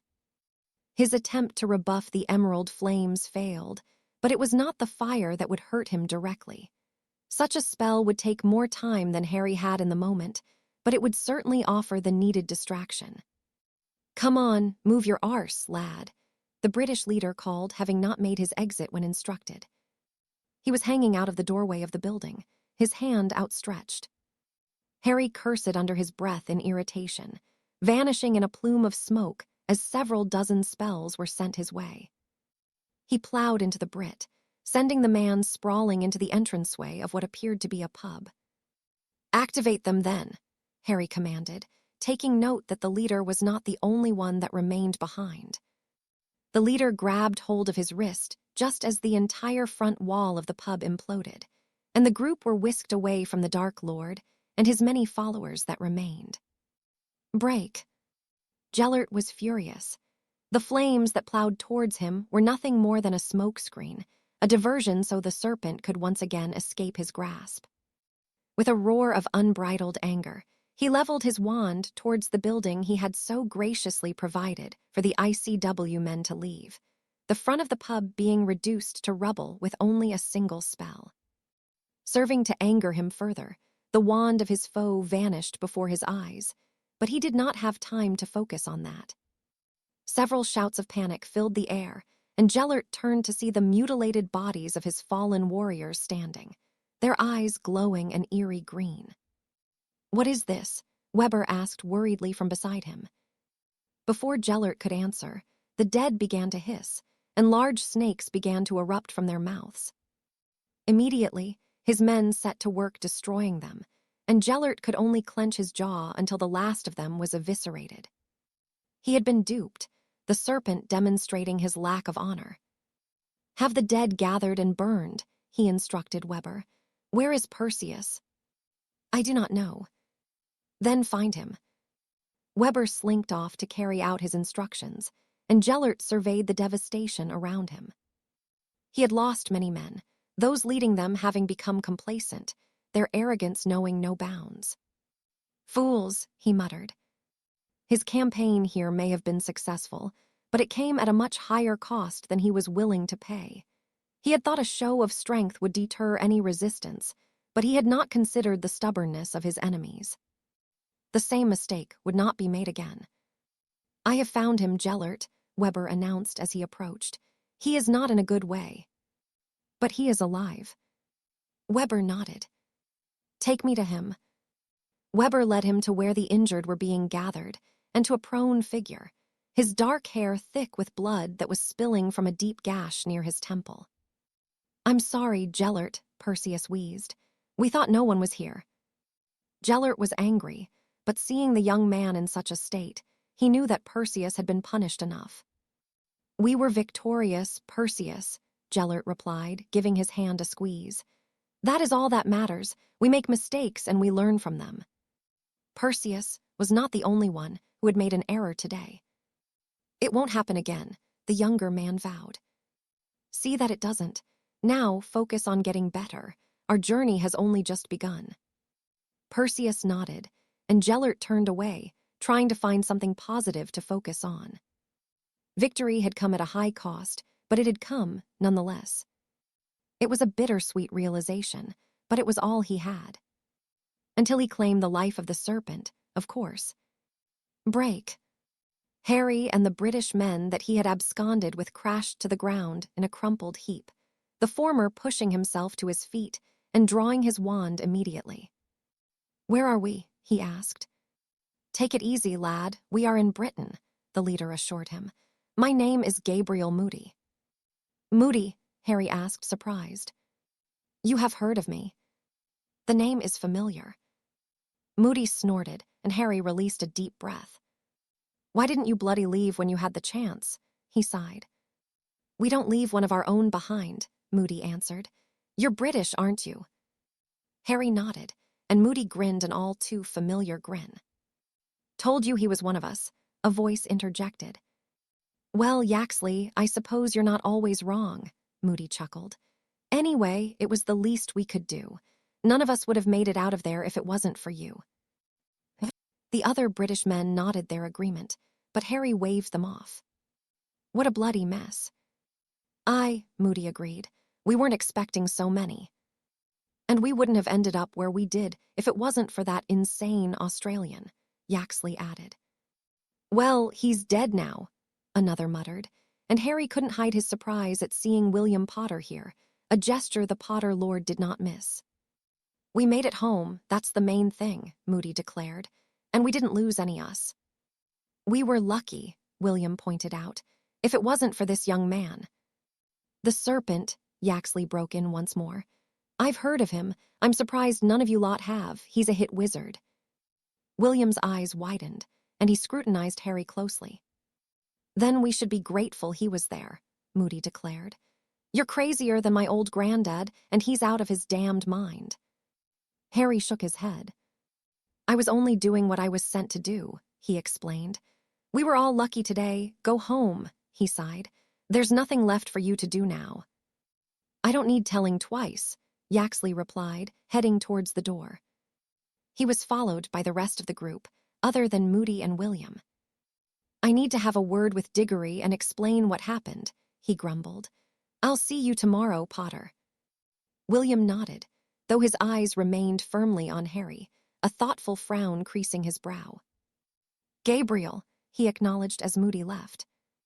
The two remaining men stared at one another for a moment, and it was William that broke the silence. "You're a Parselmouth." Harry nodded. "Angelica would lock you in the basement if she knew what you were doing, Harry," William sighed, evidently not wanting to focus on the revelation of Harry's ability.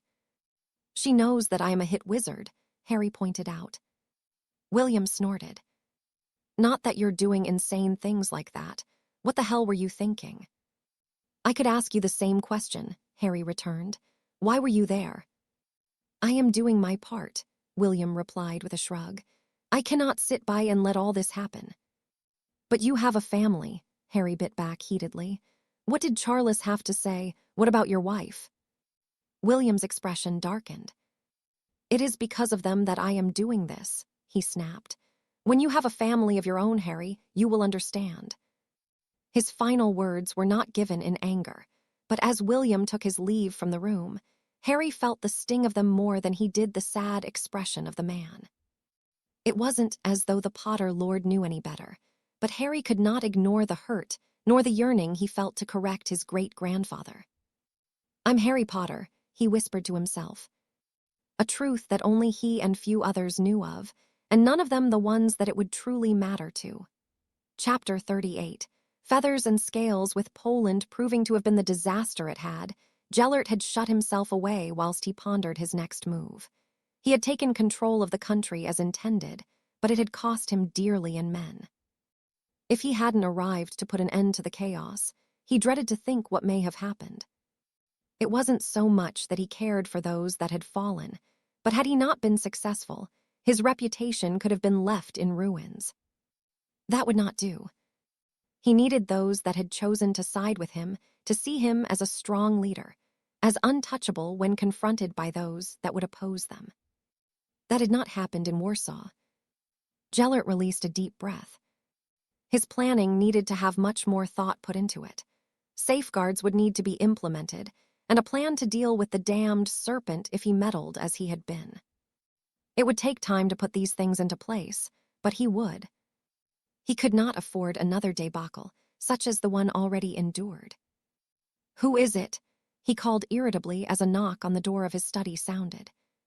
He received no reply, but Cassiopeia entered and took a seat in the chair on the other side of the desk. "How bad is it?" Gellert asked. "Bad enough," Cassie answered. "We lost 312 during the fighting and another 24 after due to their injuries." Gellert's jaw tightened. "And how is your brother?" "Sulking," Cassie answered with a shrug. "Physically, he's fine, but he has some nasty scarring. It serves him right for being a prat." Gellert nodded his agreement. Although Perseus was not entirely to blame, what happened in Warsaw had been done under his leadership. It is a firm lesson for him, and one he shouldn't forget. "He won't," Cassie assured him. "As stupid as he was, he's not a fool. It won't happen again." "I don't expect it will," Gellert sighed. "What of the serpent?" "There has been no sign of him. It seems that he has gone to ground again." "Until next time," Gellert muttered. "He'll be back, and we need to be ready to strike when he does. I would prefer that he is found beforehand, but our efforts have been in vain." "I will keep trying." Gellert nodded appreciatively. "You do that," he urged. "If there's anyone that can find him, it's you, but you must not engage him, Cass. The man is as dangerous as they come." Cassiopeia snorted. "I didn't quite believe it until I saw the duel between you. It's strange. Britain does not have a huge magical population compared to other countries, so how has someone as talented as him not been noticed?" Gellert frowned in thought. "Perhaps he has," he mused aloud. "Would you be able to access educational records or anything that may point us in the right direction?" Cassie shook her head. "The ministry will have gone into lockdown and all records sealed until after the war," she explained. Gellert hummed unhappily. "There must be another way," he mumbled. "Your other brother." "Arcturus." "Surely he must know the noteworthy wizards in Britain." Cassiopeia shrugged. "He is not the most sociable of people," she explained, "but he is observant. He would take note of any that could be a potential threat." "Then I'd like for you to speak to him again," Gellert decided. "It may come to nothing, but I am running out of ideas short of killing every man in Britain to be rid of the serpent." "I will leave immediately," Cassiopeia declared as she stood. "At the very least, I can see how he is doing." Gellert nodded approvingly. "Do try to bring him to our side," he encouraged. "It would be a shame for him to become an enemy in the future." Cassiopeia nodded and left the study. Gellert leaned back in his chair, shaking his head at the news of the number of men he'd lost. "Damn," he huffed irritably. His campaign had gotten off to a shaky start at best, and he could ill afford a repeat of what happened in Warsaw. To that end, the serpent needed to be dealt with more than ever, but first, the man needed to be found. All of the efforts put forth to do so thus far had failed, and if Gellert were honest, he couldn't envision the man allowing himself to be trapped again. No, he would need to find a way to outmaneuver him. But how? Break. Poland Falls. By Kenneth Drummond. Dark days have indeed arrived on the continent. Only a few days past, the followers of Grindelwald descended upon Warsaw like a plague, tearing control of the country from the government. It may please the readers to know that this did not happen unopposed, and our pleas for the service of our strong, fighting men did not allow it to happen unchallenged. Those sent by the ICW fought bravely, but were ultimately overwhelmed by the numbers they faced, but casualties on our side were minimal. The enclosed images may be distressing for some, and we will report further updates in due course. The images taken were a grim sight, and Arcturus shook his head as he absorbed them. Many of the buildings had been reduced to rubble, and the blood that stained the pavement could not be ignored. An odd symbol had been etched into some of the smears, a triangle with a circle in the middle and vertical line running through it. Arcturus didn't know what it was, and he didn't care. Perhaps it was a rune that meant death somewhere. What he did know was that a violent confrontation had taken place in Poland, and it certainly wouldn't be the last. Bloody hell, Arcturus muttered to himself. It all felt so real now. The war had been little more than a talking point for the past few years, something that was mentioned in conversation as something topical to discuss. This article proved it was much more than that. The fighting had begun on the continent, and it would only spread the more Grindelwald tried to take for himself. Arcturus shook his head. Poland was not a million miles away from Britain. Even by broom, it would take only a day or so to reach it.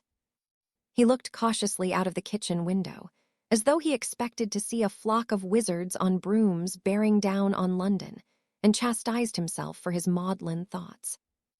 An attack on Britain was a long way off. Grindelwald had many other lands to conquer before he could hope to land on the shores here. Or he could just have one of his siblings or father use the flu and lead his men into the country. Arcturus drew his wand, groaning as he came upon his older sister in the adjoining room. "What do you want, Cass? Have you decided following him is a waste of time?" Cassiopeia tutted. "Don't be silly, Archie," she sighed patronizingly. "Gellert's plans are unfolding." Arcturus hummed as he entered the kitchen, making a note to himself to lock down the flu. "And do his plans involve getting all his men killed?" he asked, pointing the morning issue of the Daily Prophet. Cassiopeia snatched the offending article off the table and scowled as she read it. Arcturus grinned satisfactorily, pleased that it was irking his sister. "What a load of rubbish," she seethed. "So it's not true that he lost hundreds of men?" Arcturus questioned. "All of the British sent came back. I wonder if you would find it so amusing if you learned that Perseus almost died there." "I would," Arcturus returned evenly. "The bastard would have gotten what he deserved." "He is your brother," Cassiopeia hissed. Arcturus shook his head. "Perseus is worth less than a pile of dragon shit to me," Arcturus spat. "If he's stupid enough to take part in a fight without realizing that he might die, then that's his fault. The people opposing Grindelwald aren't messing around. Perseus probably thinks this is all a game. Even Lord Potter has signed up to fight against him." "Potter?" Cassiopeia asked, a hint of concern in her tone. Arcturus nodded. Even Father knew not to push him too far. He always said the Potters were not to be taken lightly. "He did," Cassiopeia said thoughtfully. "He even said to Gellert that he should be wary of him." "It's not just Potter," Arcturus replied. "From what I've heard, lots of purebloods are signing up. None of the families want to look like they're not doing their part. Potter has one son, so he signed up himself. I expect more will do so." Cassiopeia narrowed her eyes at Arcturus, but the days he was afraid of her were long past. "You should be supporting your family." "And you should be supporting your country," Arcturus bit back. "Now I'd like you to leave. I won't tolerate you being here." "I will leave when I have done what I have come for." "Are you going to try to kill me, Cass?" Cassiopeia huffed. "Of course not, you stupid boy. I have come to find someone, and I would like you to help me." "You're not still looking for this serpent, are you?" "I am." Arcturus snorted. "So, your master isn't as great as he likes to think he is." "It has nothing to do with Gellert. The serpent just lives up to his name." Arcturus shook his head in frustration. Cassie was blind to Grindelwald's flaws, and he could not help but think it would be to her own detriment. "You didn't find him last time. What makes you think you'll find him now?" "Because you're going to help me." Arcturus unleashed a bark of laughter.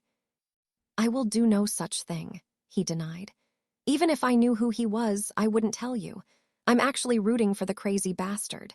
Anyone who is pissing off Grindelwald is all right by me. And what about Doria? Any humor Arcturus felt vanished at the mention of his younger sister. What about her? Well, Gellert is considering just killing every wizard in Britain to find him. What would happen to her if you were killed? She wouldn't have anyone else to turn to. Very much like the man that had become the bane of Grindelwald's existence, Arcturus struck, his temper flaring as he snatched his sister by the throat and pushed her against the wall. "You do not come into this house and threaten her," he spat. "If your master or any of his lot come anywhere near her, I'll personally gut the shits myself." Seeing that Cassiopeia was starting to turn blue, Arcturus released her, and she slid to the floor gasping for breath. After a moment, she cackled, a glimpse of the insanity that plagued her showing itself. "You always were quick to violence, a black through and through," she declared proudly. "It's fine, Arcturus. You don't need to help me, but you delaying it will change nothing. Gellert will win, and he will not be so forgiving of those that stood in his way." "Then you can show him where I am," Arcturus growled. Cassiopeia grinned. "Be careful what you wish for, Archie," she said sweetly before passing him. Less than a minute later, he heard the front door slam, and he returned to the table where the article had been left. Arcturus wished he did know who the serpent was. He would personally shake the man's hand for whatever it was he was doing to annoy Grindelwald. It was just a shame he hadn't managed to kill him yet. Break. The media could put any spin on what had happened they liked, but Harry knew the truth. There was no success in Poland for those opposing Grindelwald. The Dark Lord may have lost more men, but the day had been his. More followers would flock to him, and Warsaw would become a distant memory when they swept across the continent. Harry released a deep sigh. There was little more than he was already doing that could be done to prevent it. For now, he was caught up in a waiting game where the damage done by his foe could only be mitigated. Until the ICW forces were ready to be deployed en masse, the best he could do was disrupt and cause chaos, something that only made him more a target than he already was. Not that anything would change that. Still, he found it somewhat amusing to see the symbol of the Deathly Hallows etched into the blood of Grindelwald's fallen men, especially as he had more of them than the man so brazenly displaying it. He snorted to himself. If Grindelwald wished to adopt the symbol as his own, he was welcome to. It didn't change the fact that Harry had 2 of the 3 of them, even if he still hadn't been able to work the stone. If truth be told, he had put little effort into doing so. The ring he had liberated from Morphin Gaunt hung around his neck on a chain, and Harry only paid attention to it when it reminded him it was there with a sudden burst of the same cold magic imbued into his cloak. The stone, although priceless, meant little when he couldn't use it. His wand, on the other hand, was a different matter entirely. Although he had been preoccupied with so many other things that required his attention, he had been keeping track of the date in the back of his mind, and the evening of the summer solstice had finally arrived. According to Gregorovitch, now would be the best time to feed his wand the blood it craved. Not knowing what to expect, Harry decided that he would do this outside of his humbly sized house, so he headed into the back garden. Here, he would have the privacy he desired. Walking to the end, he sat beneath the elder tree at the rear of the property, the half-moon illuminating this part best. "Here goes nothing," he muttered, drawing his wand and a silver knife he used to use during his potions lessons at Hogwarts. In one swift movement, he cut across his palm with the blade and gripped his wand in the same hand when the blood began to flow. For a moment, it trickled between the fingers of his clenched fist, staining the grass below. When it seemed that nothing else would happen, the wand suddenly grew hot to the touch, and Harry's ears were filled with the sound of phoenix song before a streak of golden flames escaped the tip, followed by another, this one an emerald green. They danced across the darkness for a few minutes, the sound of the phoenix song joined by an indiscernible hissing, and without warning, the 2 flames collided, creating a shower of sparks. It was almost as though the 2 fires were locked in combat, but when they separated, Neither was as they had been when they'd emerged. The green flame was now streaked with gold, and the gold streaked with green. Harry was hypnotized, and his mouth fell agape when they shifted, the former into the shape of a basilisk and the latter a phoenix. He stood and watched as the creatures stared at him, the two of them coming together a final time before plowing into his chest, sending him sprawling and leaving him breathless on the ground. When he managed to catch his breath, it was labored, but the ritual wasn't over. A gout of green and gold flames erupted from his wand, an encore of sorts before they vanished, leaving Harry wondering if what he had witnessed had really happened. One look at his wand was all he needed to confirm it. Where the wood had been a rather plain brown, it was now lighter and decorated with green and gold feathers and scales from the tip to the shaft. Harry could only shake his head in disbelief. To understand what had happened, another trip to Bulgaria was needed. Break. William had not slept well since he had returned from Poland. The short bouts of rest he did manage to get were plagued by the memories of what he'd seen, and he'd wake with the smell of blood and burnt flesh filling his nose, and the sounds of men screaming. Some had even called for their mothers in the final throes of life. The Potter Lord would not pretend that he hadn't lived anything less than a privileged life, one of peace, and without much adversity. He had lost his father during the last war, but William had not been needed to fight. He had been at Hogwarts, and the war had ended before he had graduated. What he had experienced in Poland had been sobering, and not something he would ever forget. For much of the event, William had been terrified, and were it not for whatever Harry had done, William doubted that he and his companions would have returned home. He shook his head and drained his glass of fire whiskey. How was it that one so young was so collected, in situations that men who had lived many more years crumbled in? Harry had faced Grindelwald down, had stood alone before him and hundreds of his followers, as composed as though he was sharing a pleasant conversation with a passing acquaintance. William found it difficult to associate the man Harry had become, the serpent according to what he had learned, and the boy that had spent Christmas with the family. He had been so lost back then, awed by the simple gesture of a pile of presents he had been gifted, and so charitable to the people he hadn't known in the village. William snorted. Harry had become a man in the intervening years, and though he didn't understand what motivated him to be doing what he was, William couldn't forget the boy he had been. What did trouble the man, however, was the revelation that Harry was a Parselmouth.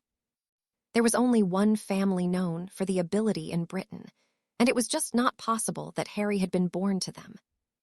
William's eyes glanced over the family tree that stemmed from the Peverills, the many gaps making his task all the more difficult. Each line that joined Cadmus and Ignatus to the Potters and Gaunts, respectively, were incomplete, gaps where the Peverills had faded into obscurity throughout the passing centuries. The last of the brothers, Ignatus, sired no children, his line beginning and ending with him. No, there was no obscurity with him. Cadmus, he muttered. Harry had to be related to him, but through the Slytherin line, just as the Gaunts were, but how? From when Cadmus Peveril III had married into the Slytherin family, the line was complete, all the way to Morphin and Merope Gaunt, none of whom had been a parent to Harry. He looked nothing like any Gaunt, shared none of the insanity they were known for.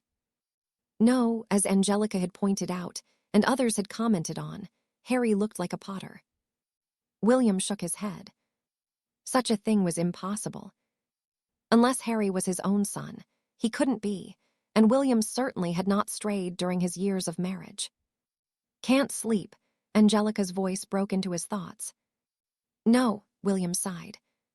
His wife offered him a sympathetic smile as she sat in the chair next to him. He had never seen her so relieved the night he had returned from Poland. In the few days since, she had barely left his side. What's bothering you, Will? You've been so quiet. William deflated. Is Charles awake? Angelica shook her head. No, he's sleeping. Merlin knows he needs it. Why? It's Harry. Harry, Angelica asked with a frown. He was in Poland. Angelica gasped, her eyes widening. He signed up. William shook his head. He was there as a hit wizard. If it wasn't for him, we wouldn't have made it out of there, but that's beside the point. We both knew what he had gotten himself involved in. No, this is about him. Angelica's gaze shifted between her husband and the parchment on the desk that depicted the Peveril family and what became of them. You think he is a Peveril? William nodded. I don't know how, but I am convinced of it, he mumbled thoughtfully. You're my wife, and what I tell you can go no further. Harry's life would be in danger if the wrong people were to hear of it. Will, you're worrying me. What is it? Harry is a Parselmouth. Angelica choked as she glanced towards the parchment once more, her eyes locking on the Slytherin line. He's a Slytherin. William nodded. I know, it doesn't make any sense, but it is the only explanation. But he is related to the Flamels, Angelica pointed out. Surely Nicholas would know who his parents were. William chuckled. I can't just write to them and demand to know. As much as I want to, it is not our place. I will not break Harry's trust. Angelica offered him an understanding smile. He's family, Will, she pointed out. Regardless of how distant the connection is, he's of your blood. He's not like the Gaunts, and we know him. He's a good boy, Will. He is, William agreed. He is just proving to be quite the enigma. You were so convinced that he was a Potter when you first met him.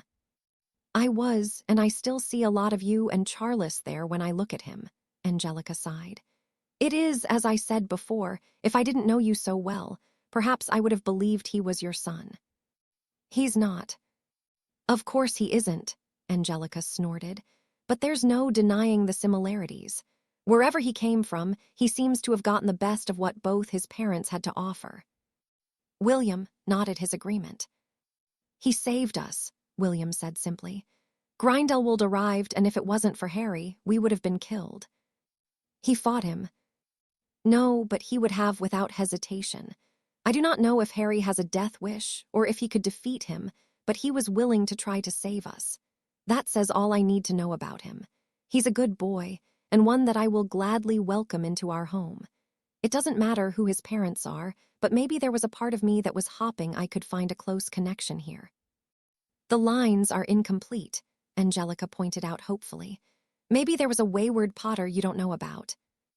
No, William denied. If anywhere, he came from here, he explained, pointing to the line of Cadmus Peveril. The Parseltongue can't be ignored. Angelica nodded and frowned thoughtfully. Did you speak with him after what happened in Poland? Briefly, William muttered. It was not a pleasant conversation, and I may have spoken out of turn. Angelica rubbed his forearm comfortingly. What did you say? William shook his head disappointedly. He was quite angry that I was there, and said that I should be home with you and Charles. I told him that he would understand why I was doing what I was when he had a family of his own. William was not proud of his rebuttal. Harry hadn't deserved that. Oh, Will, Angelica sighed. What you said was in the heat of the moment. I'm sure if you apologize, Harry will understand. William shrugged. Would you blame him if he didn't? He asked. If it was anyone else, no, Angelica replied. But Harry thinks a lot of you. He always writes to us to let us know that he is okay. Give him time and he'll come around. Now, don't you think it is time we went to bed? William nodded as he stood and followed his wife from the room. He felt terrible for what he had said, more so than what he had experienced whilst in Poland. Perhaps he would write to Harry in the hope that he would receive a response. He didn't know when he would see him again, and he didn't want this to hang over either of them. The young man was family, after all, even if William was no closer to knowing how they were related. Break. It certainly has gone through quite the transformation, Gregorovitch commented as Harry handed him his wand. Quite the transformation indeed. Harry watched as he inspected the lighter wood, the scales, and the feathers before he placed it to his ear, listening for something that Harry couldn't hope to fathom. I've never seen anything like it, he murmured, not even in the books that mention it. What do you mean? Harry asked. Well, when a wand calls for the blood of its chosen, it does so to strengthen the bond between them. From there, the wielder may gain a few benefits, usually some trait of the creature the core was taken from. So, if you had a unicorn core, you may become better at healing spells. Do you understand? Harry nodded. With what has happened to yours, it seems that your wand has taken on a second core during the ritual, that of the venom of a basilisk, an incredibly old basilisk too. Did you add this with your blood? No, Harry denied. I was bitten by a basilisk some years ago and healed by the tears of the phoenix whose feather is in my wand. Gregorovitch frowned thoughtfully. My, that is an exceedingly strange set of circumstances, he mused aloud. Of course, anything I say is mere speculation, but I know my craft well enough to make an educated inference of what happened. What do you think it is? The wandmaker fell silent for several moments as he stared at the wand. I had thought that it only wished to strengthen its bond with you, but having seen what has happened, I suspect it was more, he spoke finally. Your wand did indeed want your blood, young man, but I believe it wanted the venom. Now I don't understand, Harry sighed. Gregorovitch chuckled. You said you were bitten some years ago by a basilisk and healed by the same phoenix that gave its feather. Basilisk venom would change your blood irreparably, and even your magic. Your wand may have been quite resistant of that part of you for some time. Resistant? Gregorovitch nodded. The phoenix is a creature of fire, of rebirth, born from the flames, he explained. Basilisks are the bringer of death who thrive in cold and darkness. They are opposites.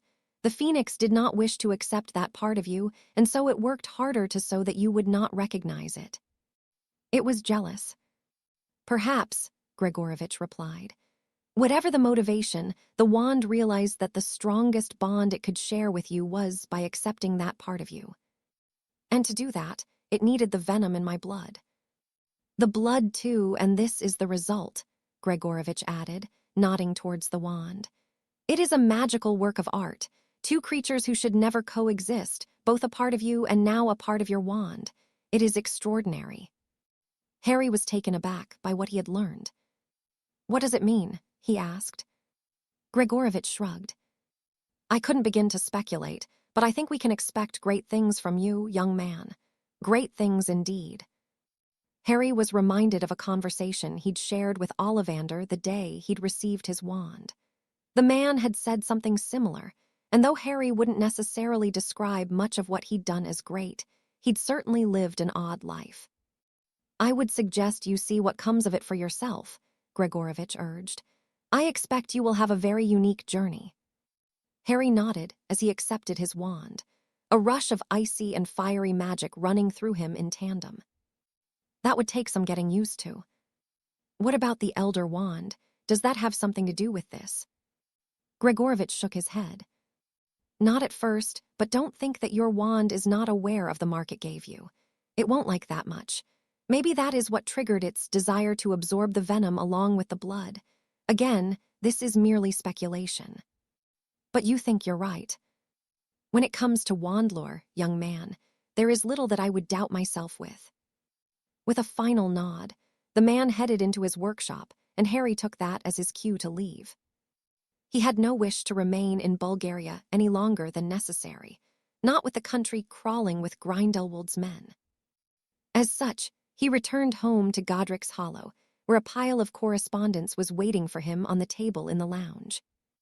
With a sigh, he removed the very first one to find that it was a bank statement. He nodded appreciatively as he took in the sum of his growing wealth before tackling the rest of his missives. The next three were from some of his business partners, each providing him with a quarterly breakdown of their expenditure and profit margins. The businesses were doing well, growing with each report he received. Putting those aside with the bank statement to file, he picked up the final sealed envelope, this one sporting the Potter crest. He opened it, the handwriting familiar, but not as much so as that of Charles, who wrote to him regularly. Dear Harry, I hope this finds you well. I wanted to write to you to apologize for what I said to you after we returned from Poland. insinuating that you did not understand my motivation for doing what I am was unfair, and my words unwarranted. You did not deserve them, and I hope that you can forgive me for speaking out of turn. Thank you for what you did. I have no doubt that without your assistance, we would unlikely have made it home. I will always be grateful, as will Angelica and Charles, though I have not discussed what happened with him yet. I hope that you will find time to pay us a visit soon. We would love to have you for dinner. Yours sincerely, William Potter, Lord of the Potter family. Harry sighed as he put the parchment down. What William had said had been playing on his mind, the sting of the words yet to abate. The man wasn't to know what the words had done to him, but it did not stop them from hurting as they did. Still, Harry did not wish to be at odds with the Potters who had been nothing but welcoming and gracious, since he had met them what felt to be so many years ago now. With a shake of his head, he summoned a quill, some ink and parchment, and penned a reply. William hadn't said what he had out of cruelty, and Harry would not hold it against him. The Potter Lord did not know it, but they were family, and that meant more to Harry than the man, his wife, and son would likely ever know. Break. Dear Miss McGonagall, in response to your letter, I would be much obliged if you would join me in room 3 of the 3 Broomsticks on 26th June at 7 p.m. I always have been fond of cats. Cassandra Trelawney. Minerva folded the slip of parchment she had received and pocketed it. She had written to the famous seer in the hopes that the woman would be able to shed some light on the predicament that Harry faced. The prophecy that hung over him was beyond any magic that Minerva or anyone she knew would understand, so in a moment of worry, she had reached out to the only person she could think of who would. In truth, Minerva hadn't expected a reply, and it wasn't as though she had even mentioned what she wished to discuss. She had only requested a meeting. Either Cassandra Trelawney had nothing better to do than accept such inane requests, or she already knew more than she was letting on. I always have been fond of cats. Did she know that Minerva was an animagus, or had she consulted the list recently? If someone was looking to gain knowledge on another, consulting the register was one of the least likely places to start. With so few animagus registered, it was often years that the document at the ministry was left to gather dust. Not that such a thing mattered, not when Minerva had something of much greater importance to discuss, and she hoped that the woman's reputation wouldn't be unfounded. She found divination to be an imprecise and rather woolly subject. "Come in, dear," a voice called as she knocked on the door to the appointed room. "Ms. Trelawney." "Ah, you must be Minerva," Cassandra greeted her warmly, her larger-than-normal eyes staring at her speculatively. "Yes, of course you are. Please do take a seat. I took the liberty of ordering you a fire whiskey. You know what I like to drink." Cassandra shook her head amusedly. "Don't be silly, dear. I asked the barmaid," she chuckled. "I assumed that since you worked at Hogwarts that you came here." Minerva felt silly, but Cassandra continued to smile. "You are not familiar with the magic I am gifted in, are you?" Minerva shook her head.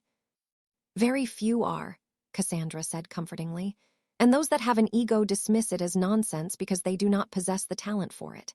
You see, to even begin to understand it, you must be able to feel it, but you did not ask to see me to help you. No, you are here on behalf of another, to ask me something that to most would seem impossible. Come, Minerva McGonagall, before I indulge your request, I would have you indulge me for a moment." "How?" Minerva asked cautiously. "Do you have something of his, perhaps something he has given you?" Minerva nodded as she removed the shawl Harry had given her for her last birthday and handed it to the woman, who nodded contentedly, closing her eyes as she did so. "Yes, I can feel him." Cassandra remained in her odd state for a moment before a frown marred her features. "Tied to words yet to be spoken by my own blood that does not flow," she murmured. "He has come far, but it is not distance he has traveled. A strange series of circumstances indeed." Minerva held her breath, partly in shock, but more because she did not wish to miss anything that was said. He carries the soul of his enemy, but it no longer burdens him as it once did. It is part of him as much as his own, Cassandra continued. His fate is uncertain, but the cold breath of the Reaper is felt on his neck. Many times the hand has grasped for him, but he remains out of reach. Death is not his enemy, but his friend.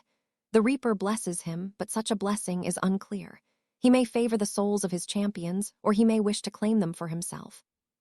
He whom gave you the shawl feels the chill. But it is familiar to him, a part of him now like the soul he has taken possession of. Cassandra opened her eyes, and Minerva released the breath she had been holding. I do not suppose that was what you wanted to hear, the woman said sympathetically. Minerva shook her head. I'm sorry that I couldn't see more, but I can only tell you what is shown to me. His fate is undecided, but you should hold on to hope. What he has endured thus far has prepared him for what he is to face. Now, tell me, Minerva McGonagall, what is it you wish to ask? I was wondering if a prophecy that hasn't been made yet would be relevant if someone knew of it already. You are, of course, referring to his journey, Cassandra replied. An unheard-of voyage made, yet he brings with him much baggage. Minerva nodded. I will be frank with you, young lady. Divination, as you know it, involves one that would call themselves a seer call upon magic to give them a glimpse into the future using tea leaves, a crystal ball, and many other things.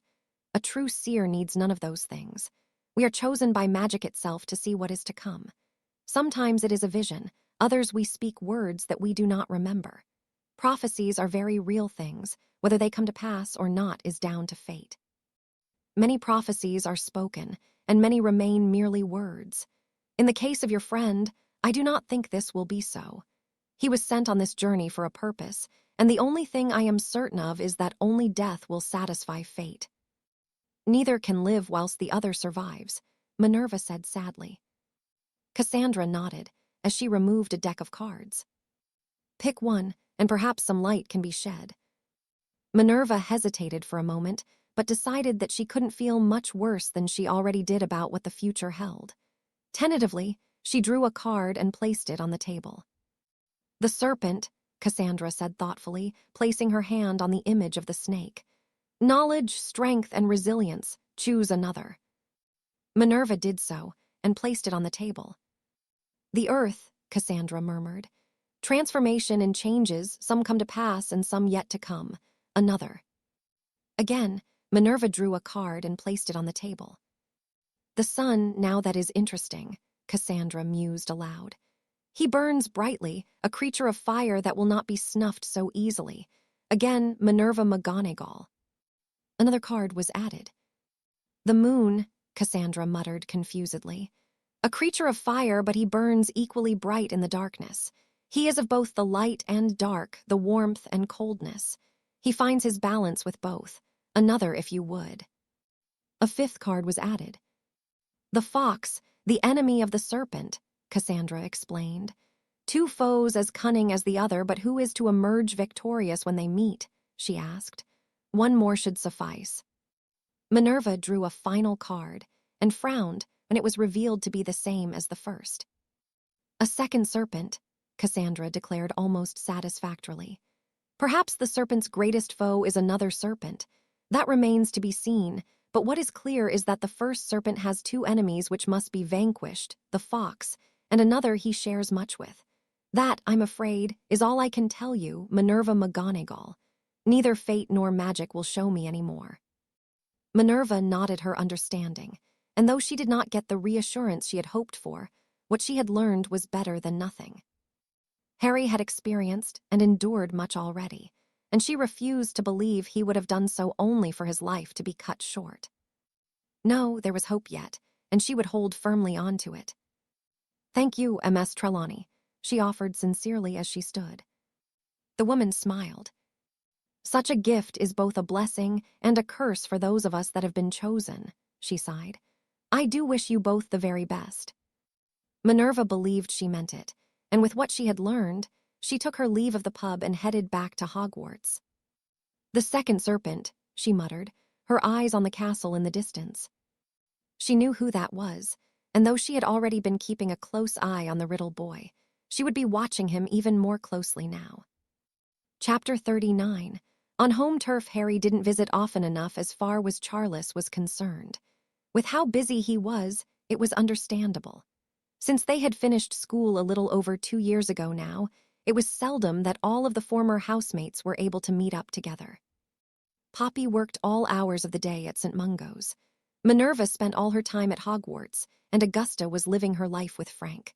When it came to the boys, Charles had been learning how to run the Potter family, and now did so for the most part. Tiberius was similarly being taught the ins and outs of his own line, along with how the distillery operated, and Harry. The less said about what Harry did, the better. It remained a sore point for all of his friends, but they no longer mentioned it. It would do no good to.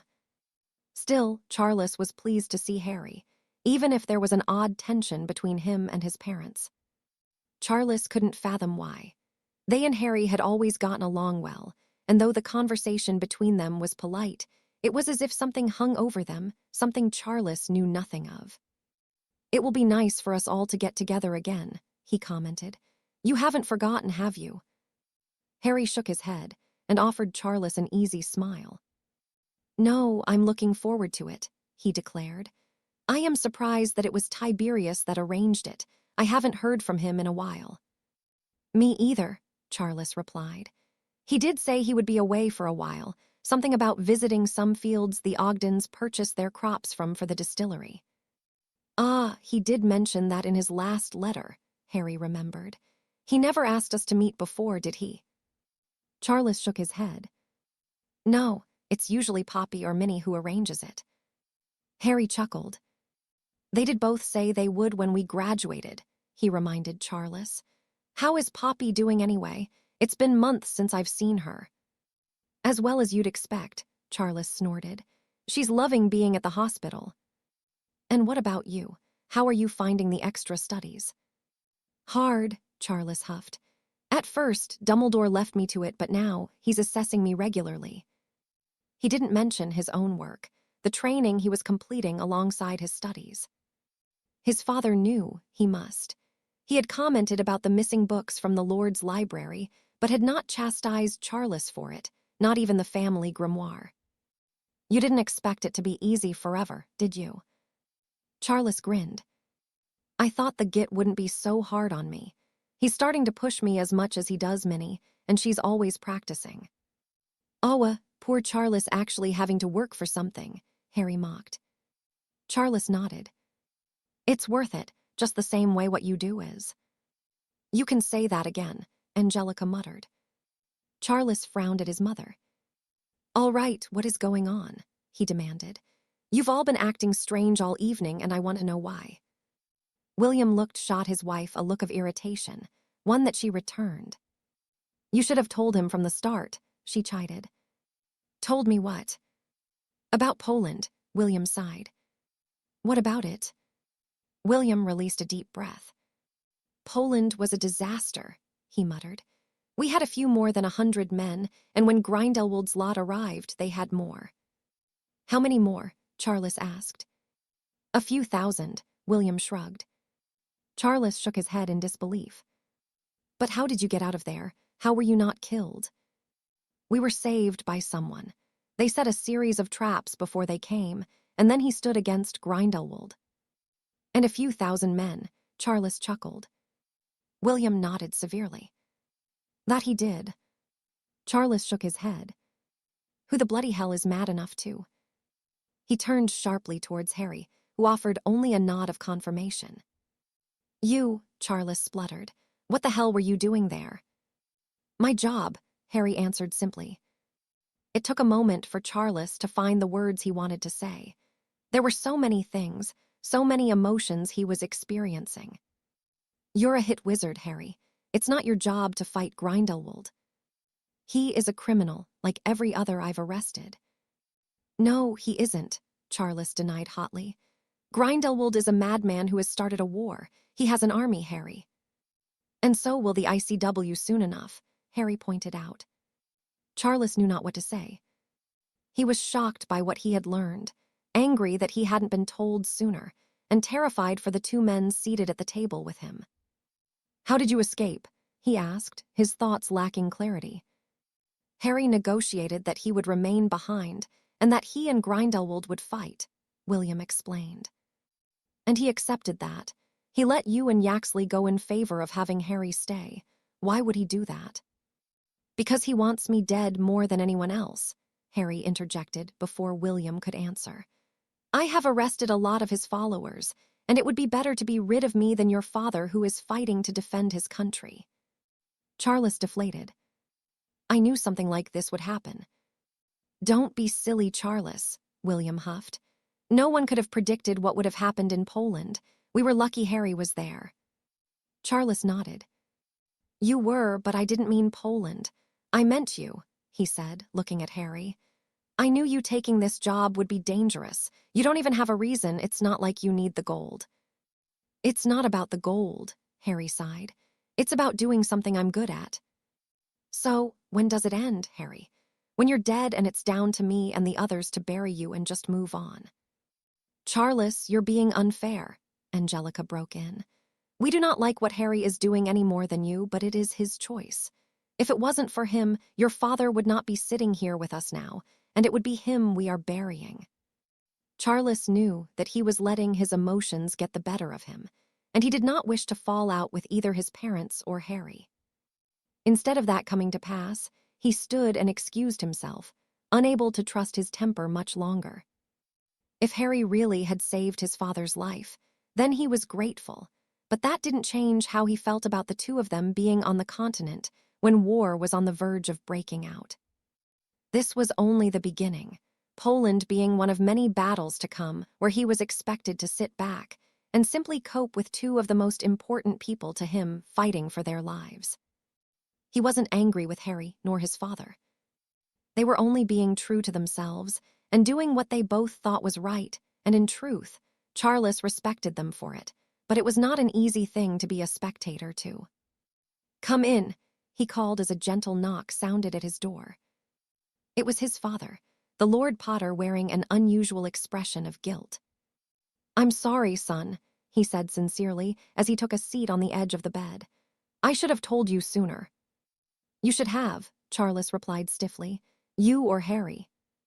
William released a deep breath. I suppose I was trying to protect you, he sighed. I do understand what you're going through, Charles. Do you? That was not the right question to ask.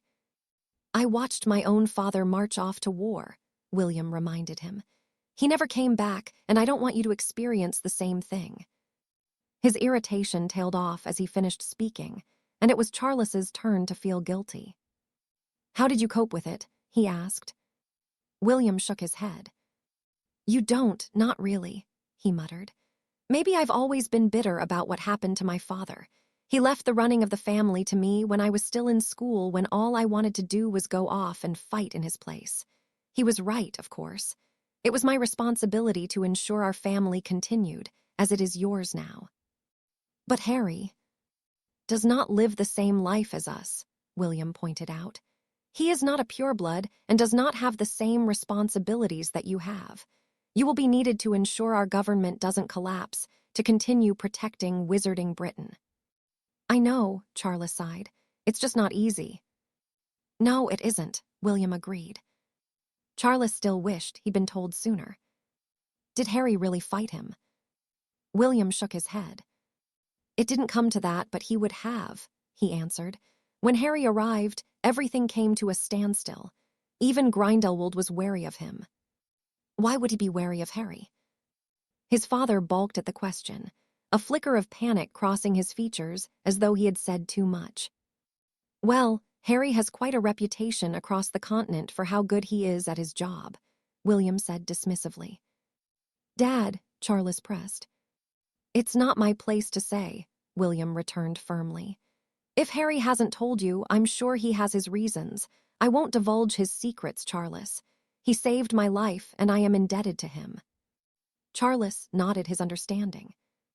He was not happy that things were being kept from him, but he trusted his father, and he trusted Harry. Still, that didn't mean he wouldn't be speaking to his friend about what had happened in Poland further when the opportunity presented itself. Break. It had taken a while to establish his hold over Poland, since Gellert and his followers had liberated it. As with Bulgaria, his men had been plagued by pockets of resistance for several weeks, resulting in a few unpleasant incidences and deaths of a number of locals.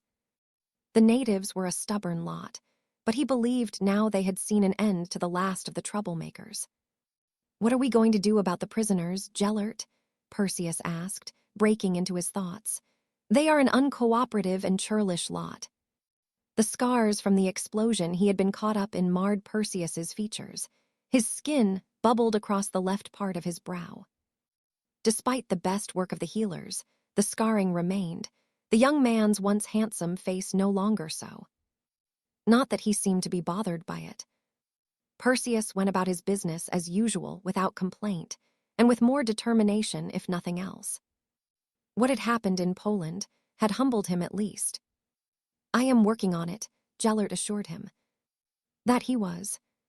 For months he'd had a team working on a solution, a prison that would make the most infamous institutions across the globe seem like holiday camps. Gellert wasn't opposed to disposing of dissidents permanently if needed, but he was not aiming to wipe out entire populations of magical folk. No, that wouldn't do. A stint in a rather grim establishment of his own creation should be enough to give those that would oppose him time to reconsider their stance. "So, we keep them as they are for now." Gellert nodded. "We have the men here to do so," he pointed out. "How is recruitment going?" "We have almost made up for the numbers we lost," Perseus informed him. "I have kept everyone here as instructed." "Good," Gellert replied. He couldn't risk more of his men either being captured by or falling victim to the serpent, not until Gellert was ready to proceed with his next move. "The men are becoming restless," Perseus explained cautiously. "There are whispers that you are scared of him, that's why they are being kept here. Some of them think you're weak for letting the ICW lot go." Gellert frowned, his irritation rising. "Is that so?" he muttered as he stood and left the study. "Where are you going?" "To give the men their chance to air any grievances they have." "Do you think that is for the best?" Gellert continued on his way as he offered his response. "I think it is preferable to the alternative, don't you?" Perseus said nothing in reply, and as Gellert reached where the men were encamped, the murmurings began. "Perseus, have the prisoners brought out to me. The rest of you assemble all of those you can find." With curiosity, the tasks were carried out, and only a few moments later, the majority of Gellert's forces were stood before him. The prisoners being held were lined up at the front, around 30 in all in various states of starvation, with some having been beaten quite badly. "Who is responsible for this?" Gellert demanded, pointing to a man who was being held up by two of his comrades. None answered, and Gellert approached one of his own men, a short distance away. "Who is responsible?" he whispered. I don't know." Gellert hummed thoughtfully as he moved to the next man along. "Who is responsible for these injuries?" The man shrugged, and Gellert sighed. "I do despise silence when I ask a question." In a fluid motion, he removed his wand, and the shrugging man screamed as a series of popping and snapping sounds were heard. He fell limply and unmoving to the ground, dead in only a matter of seconds. Gellert shook his head disappointedly, but instead of speaking to any more of his followers, he approached the wounded prisoner and leaned in closely to address him. "Can you see the man that did this to you?" The prisoner glared at Gellert through his blackened and swollen eyes. "It is not me you're angry with. No, you believe you are, but someone here has been harming you and your friends. I am giving you the chance for some revenge. Now, do you see him?" The Polish man spat on the ground and nodded, wincing as he brought his arm from around the neck of the man he was leaning on. "Him," he croaked, pointing at a large man amongst the ranks. "Good man," Gellert praised, patting him gently on the shoulder, turning his attention to the follower that had been identified. "Why have you seen fit to harm this man?" "He's a prisoner. And that gives you the right to hurt him. He was not doing as he was told, and can't keep his mouth shut." "I see," Gellert muttered, Hand me your wand. Excuse me. Hand me your wand. I won't tell you again, Gellert warned. If you don't, I will take it from you in a very unpleasant manner. The large man reluctantly did so, and Gellert returned to the prisoner and offered it to him. Take your revenge in any way you feel is justified, he urged, but I must ask you to not harm any other. If you do, all of your comrades will be killed slowly. Do you understand? The man looked at the wand, and then Gellert in disbelief before accepting it. Wait, no, the owner of the wand pleaded, only to be sent sprawling by a rather nasty curse that tore a large part of the muscle away from the left side of his chest. Continue, Gellert encouraged when the prisoner looked at him worriedly. You need fear no repercussions from me, not when it is I that lives in fear. With a scream mixed with anger and pain, the prisoner unleashed spell after spell until he collapsed to the floor, sobbing and talking to himself in his native tongue. Do you feel better now? Gellert asked, taking the wand back without facing resistance. The Polish man nodded, and Gellert gave him a smile of approval. You did well, he commented. Now you and your comrades will be granted a quick and painless death. The sobbing suddenly ceased, but it was too late. The prisoners had no time to protest as a wall of fire erupted from the ground and engulfed them, reducing them to several piles of ash that were carried off in the summer breeze. The assembled men looked on in surprise, some sickened by what he had done. I understand that there are those of you here that doubt me, Gellert said. Please step forward and voice your concerns. I am giving you this one opportunity to do so. Let's not waste it. None moved, their eyes transfixed on the scorched ground where the prisoners had stood, and the grotesque sight of their comrade that had been sacrificed. So, there are no doubts, no lingering questions you wish to ask. It is not you that we doubt, Gellert, a voice spoke, the man not being one Gellert recognized. It is the serpent. He has captured many of us and killed many more. Some of us are wondering why you keep us here when we should be hunting him. Gellert nodded appreciatively at the gumption on display. You are not prisoners, he pointed out. You are free to come and go as you please, but I have asked that you remain here whilst we rebuild our numbers, where I can call upon you when we need to act, and yes, also for your safety. I am not foolish enough to say that the serpent does not pose a threat to many of you, but by all means, feel free to muster a group and pursue him. The man looked uncertain, and Gellert cut him off before he could speak. Those of you that were in Poland witnessed what he is capable of. Do any of you wish to go after him? None deigned him with an answer.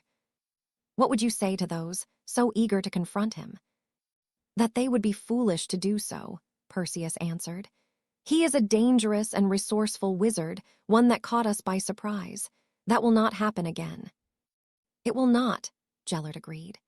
As we speak, plans to deal with the serpent and his ilk are being prepared to be put into motion. I ask that you trust in me to be a man of my word. We will have our freedom, my friends, and it will come sooner than you believe. Now, if there is nothing else, continue with your own preparations and remember why we are here. I cannot promise that it will be easy, but so long as air fills my lungs and we all stand together, there is nothing that can stop us. Not even the serpent, who I will deal with in due course. Those were his parting words, and though he did not receive an ovation from his men, he knew he had gotten through to them. At least now, they would not be likely to voice any doubts they had, and that gave Gellert the chance to alleviate them in the interim. We must proceed soon, Perseus. The young black nodded his understanding. What would you have me do?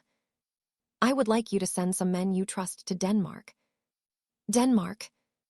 Gellert nodded severely. The Muggles will need to secure a northern territory soon. There are German-speaking people in Norway, and it is an excellent place to launch attacks on several countries from. A simple note from an educated translator should be enough to steer the Austrian in that direction.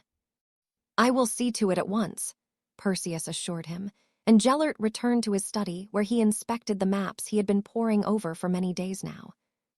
Denmark, he murmured, tapping the country with his wand, placing his symbol on it. Break. With the summer coming to its end, Minerva couldn't help but think that she had little to show for the past couple of months. She had been working tirelessly on the work Albus has set for her and had spent time with her parents, but little else. Harry had been preoccupied with work, and with Grindelwald pursuing his ambitions more openly, he had only become busier. Minerva wasn't resentful as such. She just wished they had more time together. Tonight, she would see him, but it wouldn't be alone. The rest of the group would be there at the behest of Tiberius, and Minerva was the first to arrive at the Three Broomsticks. Having had a long day of studying advanced theories surrounding the effect bone density had on organic transfigurations, she had ordered a fire whiskey for herself. "Minnie," the eager voice of Augusta called as the woman entered, her skin more tan than usual. "Been somewhere nice?" Minerva asked with a grin. Augusta nodded. "Frank and I have just returned from a week in South America. He wanted to find a plant species he is hoping he can grow in his greenhouse. And you, being the doting wife, went with him." "Of course," Augusta scoffed. "The beautiful weather may have been the deciding factor," she added with a smirk. Minerva chuckled, but stopped suddenly as she spotted an unwelcome visitor to the pub. "What is she doing back?" she muttered irritably. "Who?" Augusta asked, her eyes following to where Minerva's were locked. "Cassiopeia Black." Augusta frowned. "I heard that her brother and her father have sided with Grindelwald," Augusta mumbled. "That's why Arcturus Black is in charge of the family now." Harry said something similar. Minerva sighed as Cassiopeia vanished into one of the back rooms. "Well, you just don't like her because she danced with him at my wedding," Augusta japed. "Are the two of you still dancing around each other?" Minerva shrugged. "Nothing has happened if that's what you mean," she explained. "With everything he has going on, I've not seen him much recently." "Well, he's here now," Augusta returned, nodding over her shoulder, "and he brought Poppy with him." "I had to drag her away from the hospital," Harry whispered before kissing Minerva on the cheek, and then doing the same to Augusta in greeting. "I was busy," Poppy huffed. "And now you're not," Harry returned simply. "You have known about this for more than a week now." "I'm warning you, Evans," Poppy grumbled. "Don't mess with someone who has access to dangerous potions." Harry merely smiled in response, and was saved further by the arrival of Charles. "How are we all?" he asked somewhat stiffly. "Just waiting for Ogden now," Poppy mumbled. "He'd better not be late." "Behave, Poppy," Charles chuckled. "If he's late, it gives you a reason to curse him. I've never seen you so happy as when he's on the wrong end of your wand." Poppy shrugged. "It's been a while since those days," Poppy sighed amusedly. "I've not heard from Tiberius in weeks. He said he was busy and that he'd be in touch when he was back from his trip. I received a letter last week, and here we are." "I wonder what he wants." "I suppose he's going to announce his engagement," Harry predicted. "Engagement?" Poppy scoffed. "He hasn't." "Thanks for ruining it, Evans," Tiberius interjected from the doorway of the pub. "I would have liked to have broken the news myself." Tiberius wasn't alone. With her arm looped through his was a diminutive blonde who was smiling nervously at the group gathered around the bar. She was a beautiful woman, short, and with brown eyes. Poppy seemingly took a disliking to her immediately, and it was Harry that greeted her first, taking her hand and brushing his lips across the back of her knuckles. "Hello," he said warmly. "My name is Harry." Tiberius gave him a nod of appreciation as the woman spoke in broken English. "My name is Marion," she replied, looking towards Tiberius for confirmation that she had spoken correctly. "Marion is Romanian," he explained. "She is learning English and is doing well." "She is," Harry agreed. "Allow me to introduce you to the others. The ladies here are Minerva, Augusta, and Poppy." Augusta was seemingly quite amused by Poppy's irritation, and Minerva found herself wondering why she felt such a way. It wasn't as though she was interested in Tiberius, certainly not in a way that would explain the jealousy she was displaying. "It's very nice to meet you," Minerva offered. "I hear very much about you all," Marion said. "I am pleased to be meeting you too." Minerva smiled. And this is Charles, Harry finished, gesturing to the last member of the group. Ever the gentleman, Charles followed Harry's example by taking Marion by the hand and kissing the back of it. Well, Ogden, you've certainly got nothing to complain about, he commented. Seems like she got the bad end of this deal.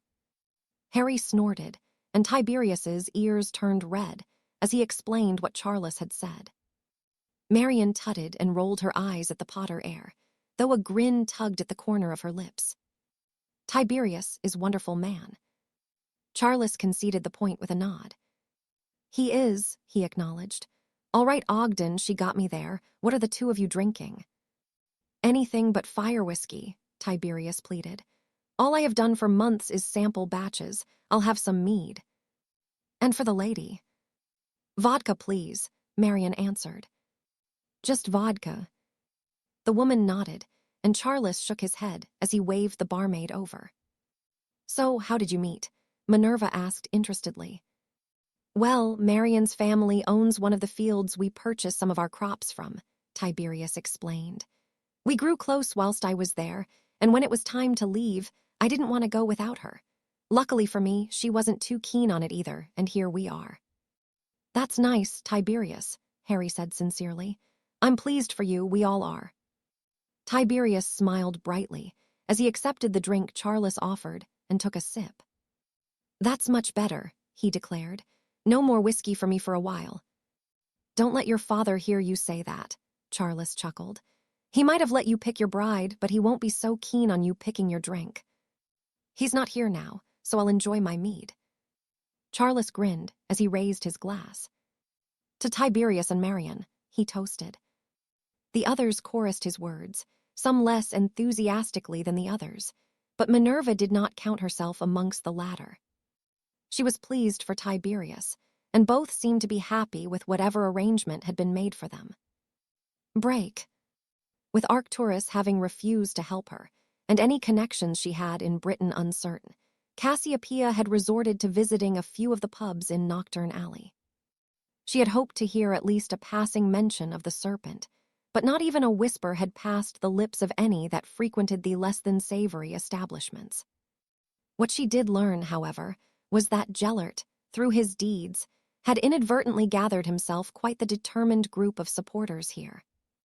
There was no one of note amongst them, mudbloods she believed, but it was a start. Britain would eventually be brought into the fold, and the very beginning of that could be within the very room she found herself in. A dozen or so had gathered in one of the parlors of the Three Broomsticks, a sloppy arrangement that required only a password to be admitted, and certainly not the right venue.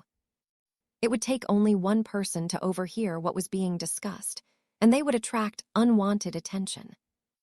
Evidently, whomever had organized the get-together believed the liveliness of the pub would be sufficient to conceal their own activities.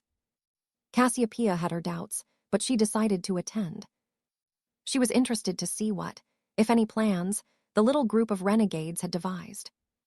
We all know why we're here, a large, bald man called, silencing the murmurings of the others. You have all been chosen because we believe that you may be of a more open mind than the uppity sods that are running the country into the ground. Those gathered muttered their agreement. If something isn't done, Britain is going to be left behind whilst the rest of the world is thriving. What Grindelwald is doing is the future. We should be able to use magic where and when we wish. We should be the ones that have the world at our feet, not the muggles, and I for one am sick of it. That's all well and good, but what do you suggest we do about it? One of the invitees asked. Cassiopeia was interested in hearing the response and leaned forward interestedly as the bald man spoke once more. The way I see it is that we have two choices, he began reservedly. Firstly, we can remain in Britain and drum up as much support as possible. When the time comes, we act and welcome Grindelwald when he arrives. That's risky, the man he was responding to pointed out. If anyone catches wind of what we are up to, it's a one-way trip to Azkaban for all of us. Not if we are careful and conceal our identities. So long as we are careful, I do not see why it can't be done, but yes, it is the riskier option. but the most useful. A smaller, rat-faced man seated next to the bald one interjected. Our second option would be to make our way to the continent and offer our services to him in person. I'm sure we would be gratefully received. And how would we manage that? Travel is being heavily regulated. You won't get out of Britain without good reason. Cassiopeia nodded her agreement. She was fortunate enough that she had a portkey that brought her directly to one of the family homes in the Yorkshire countryside. It was unlikely that any of the men here had such a portkey at their disposal. Only purebloods were granted them, and they didn't come cheap. We could reach France on the ferry, the bald man explained. From there, it wouldn't take much time to cross into Germany. We could make it the Muggle way without drawing suspicion, but it would have to be soon. Things are becoming tenser by the day, and I expect travel from Britain to the continent will be impossible. Then it would best for you to remain here, Cassiopeia broke in, ideas of her own forming. I'm sure your efforts would be most appreciated. I could even explain that gathering support amongst the people here has begun. Gellert would be most pleased to hear it. Who the bloody hell are you? The bald man demanded to know. Who invited you? I didn't, the rat-faced man denied as he drew his wand. My name is Cassiopeia Black, she introduced herself, and I may be in a position to help you gentlemen, so long as you can help me. A Black, the bald man spat. It is your lot that runs the bloody country. Why would you want to help us? Because change is needed, is it not? Cassiopeia replied. You said yourself that it should be our kind that sits atop the world. My family shares that belief. We too are tired of how we are forced to live. The two men whispered heatedly for a moment before the bald man addressed her once more. Can you really help us? Cassiopeia nodded. I will help any that wish to assist Gellert, she said sincerely. Before the bald man could respond, a thumping on the door was heard. I would like you to leave, the voice of the barmaid demanded. I'll have you know that I have called the Aurors. Shit, the bald man cursed as he shot to his feet. Calmly, gentlemen, Cassiopeia called over the panicked voices of those gathered. There is no evidence of any wrongdoing on our part. We will leave together. I will manage any Aurors if necessary. The men in the room seemed skeptical, but since they had little choice on the matter, they nodded their agreement. Break. What's wrong, Harry? Minerva asked. Harry frowned as he saw the barmaid frantically whispering to one of the other members of staff, an expression of deep concern prominent, one that was mirrored by her colleague when the barmaid finished speaking. I don't know, but something has them worried, he replied, nodding to the women. The barmaid suddenly hurried from the bar and returned a moment later before disappearing towards the back rooms. She's just sent for the Aurors, Tiberius broke in. Harry hummed as he stood. If there was trouble, perhaps he could offer his assistance. The woman reappeared as he reached the bar and he waved her over. What can I get for you? She asked, her usual smile in place, but it didn't reach her eyes. What's going on? He asked. The woman swallowed deeply, her worry unable to be hidden. I've called the Aurors, she explained quietly. I went to take an order from the group in room 3, and I heard something I shouldn't have. I had to do something about it. What did you hear? Harry asked curiously. The woman leaned forward, chewing her bottom lip in her nervous state. I heard a man talking about helping Grindelwald. He said they should get as much support in Britain as possible or go and join him. Harry felt his stomach fill with dread at the revelation. Are you sure that's what you heard? The woman nodded. Completely, she assured him. I've called for the Aurors. And did you tell them that was what you have done? Shouldn't I have? I didn't know what to do. I just want them to leave without causing problems. Well, I think it's too late for that now, Harry sighed. They must know that if they're suspected of what you say they're up to, the first thing that will happen is that they will be administered veritaserum. Treason is punishable by death, he pointed out. Oh my, the woman gasped, and Harry took her gently by the wrist to steady her. How many are in there? He asked. 20, perhaps, she said uncertainly. Harry released a deep breath. 20 would be difficult for any team of Aurors to manage, and that was under the assumption an entire team would be sent. All right, I want you to go about your business as normal and to let them leave if they come out of the room. There are too many people in here to risk a confrontation. I do not expect they will come quietly. What are you going to do? I'm going to stop the Aurors from bursting in here and making things worse. The woman shot him a skeptical look, but nodded her understanding, and Harry rushed back to where the others were sitting. What's going on? Minerva questioned. Do any of you know where the Aurors arrive when they're called to deal with an incident here? The arrival point is by the post office, Tiberius answered.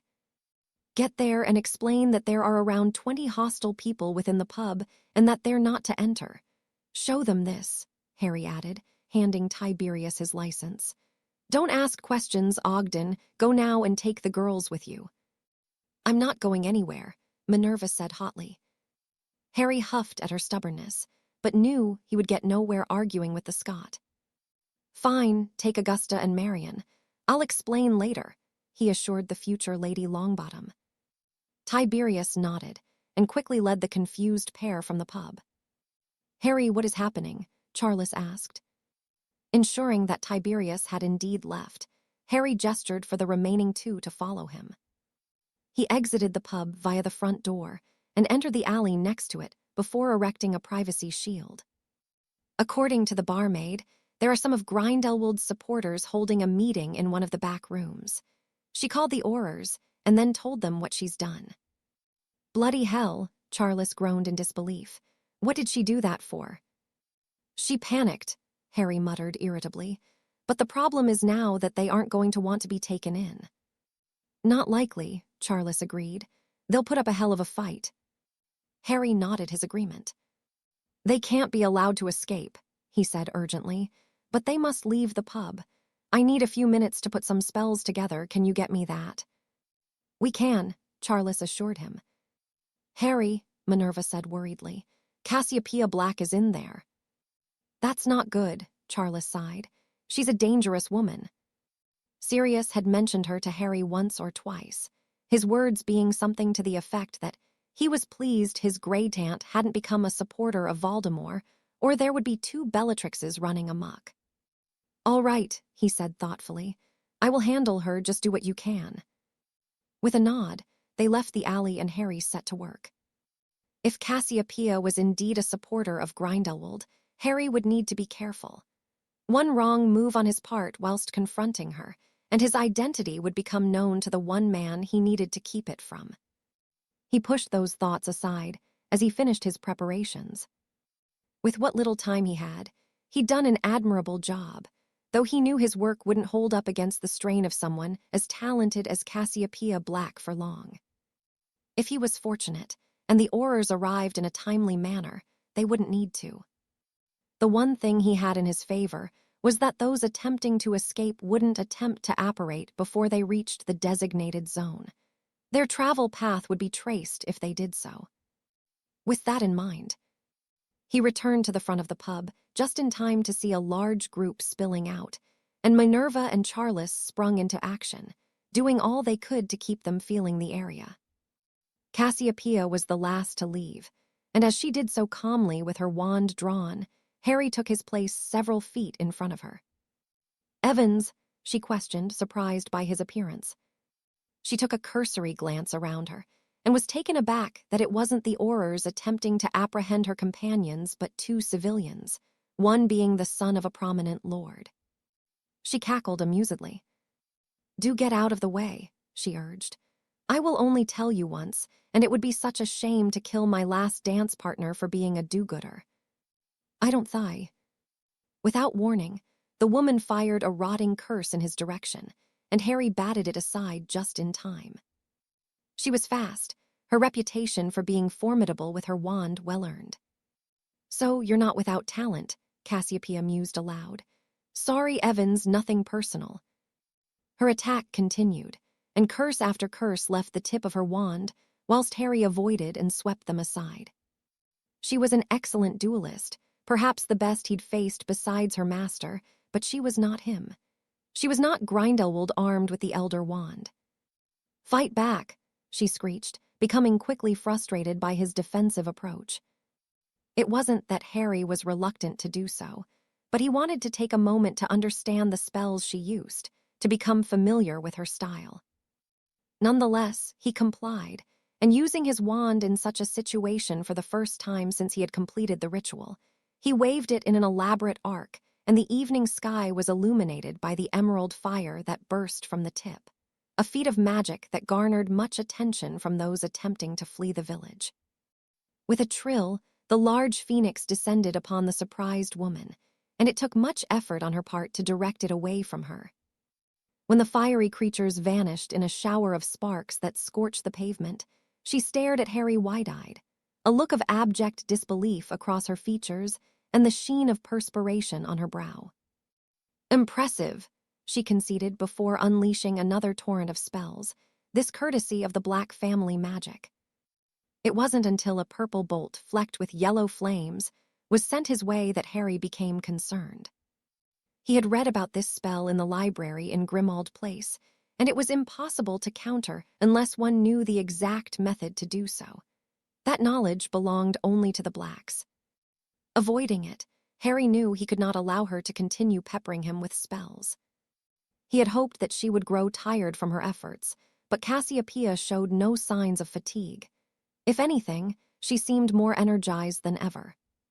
With a nod to himself, Harry went on the offensive, ripping away some of the cobbles from the street and banishing them towards her, transfiguring them into arrows as they shot in her direction. Cassiopeia dealt with them with a plume of fire from her own wand, but didn't have time to offer a rebuttal as Harry followed up with another attack. Looping his wand above his head, he drew in a ball of air that he directed towards the woman. The force of the magic displaced several more cobbles as it streaked towards her, the only sign of the magic being the destruction it left as it tore across the street. Cassiopeia dived away, and Harry redirected the magic into the sky where it exploded with the rumble of thunder, the ground below his feet trembling from the force. "Aurores, stay where you are." Cassiopeia shot him a final look of shock before she vanished via portkey, the arrival of the Aurors spurring her action, and Harry turned his attention to what was unfolding around him, cursing under his breath at her departure. Men were running in all directions, pursued by the thankfully large group of Aurors that had finally arrived. In their desperation to escape, they began apparating away, likely only into the arms of another team of Aurors that would track them down. In less than a minute, those that managed to apparate were all gone, and only a few had been apprehended, perhaps 5 at most. Harry shook his head as he made his way towards where Charles and Minerva were eyeing him, both seemingly as shocked as Cassiopeia Black. "What the hell was that?" Charles asked. "How did you do it?" Harry shrugged. "It's just a spell I've been working on." Charles snorted. "They would have felt that all the way at Hogwarts," Minerva sighed. "I'd best go and explain what happened to Armando. Don't give the Aurors too hard a time," she added, kissing Harry on the cheek before taking her leave. "Dad said that you were good," Charles muttered after a moment of silence between them. "I knew you were, but I've never seen anything like it. Cassiopeia Black is feared for a reason. Lots of people celebrated when she left Britain." "She should be," Harry replied. "She's very good." "But not as good as you," Charles chuckled. Harry offered the man a sad smile. "He told me what you did for him in Poland," Charles sighed. "Thanks, Harry, for being there." Harry nodded, not knowing what to say on the matter. He understood how difficult all of this must be for Charles. He too had been on the outside, looking in when those he cared about had gone to war against Voldemort, and he had been made to watch. It was not an enviable position, and it was not somewhere Harry would want to find himself again. "It looks like the Aurors want a word," he pointed out, nodding towards the men in red robes that were approaching them. "Well, my dad won't be happy about this," Charles chuckled. "He's done all he can to keep me out of trouble." "Sometimes trouble finds you," Harry replied. "True, but that won't stop him or Mum giving me an earful." Harry laughed. "I don't know what you find so funny," Charles huffed. This is entirely your fault, and I'll make sure they know that." "Wait, I can't be blamed for this," Harry protested. "It wasn't my fault." "They don't need to know that," Charles replied with a grin before approaching the Aurors. Harry could only shake his head. William would be unhappy, but Angelica would be beside herself. "Bugger," he muttered, glaring at Charles's back as he followed him. Chapter 40. Words of War. Gellert had never seen Cassiopeia so shaken as she was when she'd arrived in his study only a few moments prior.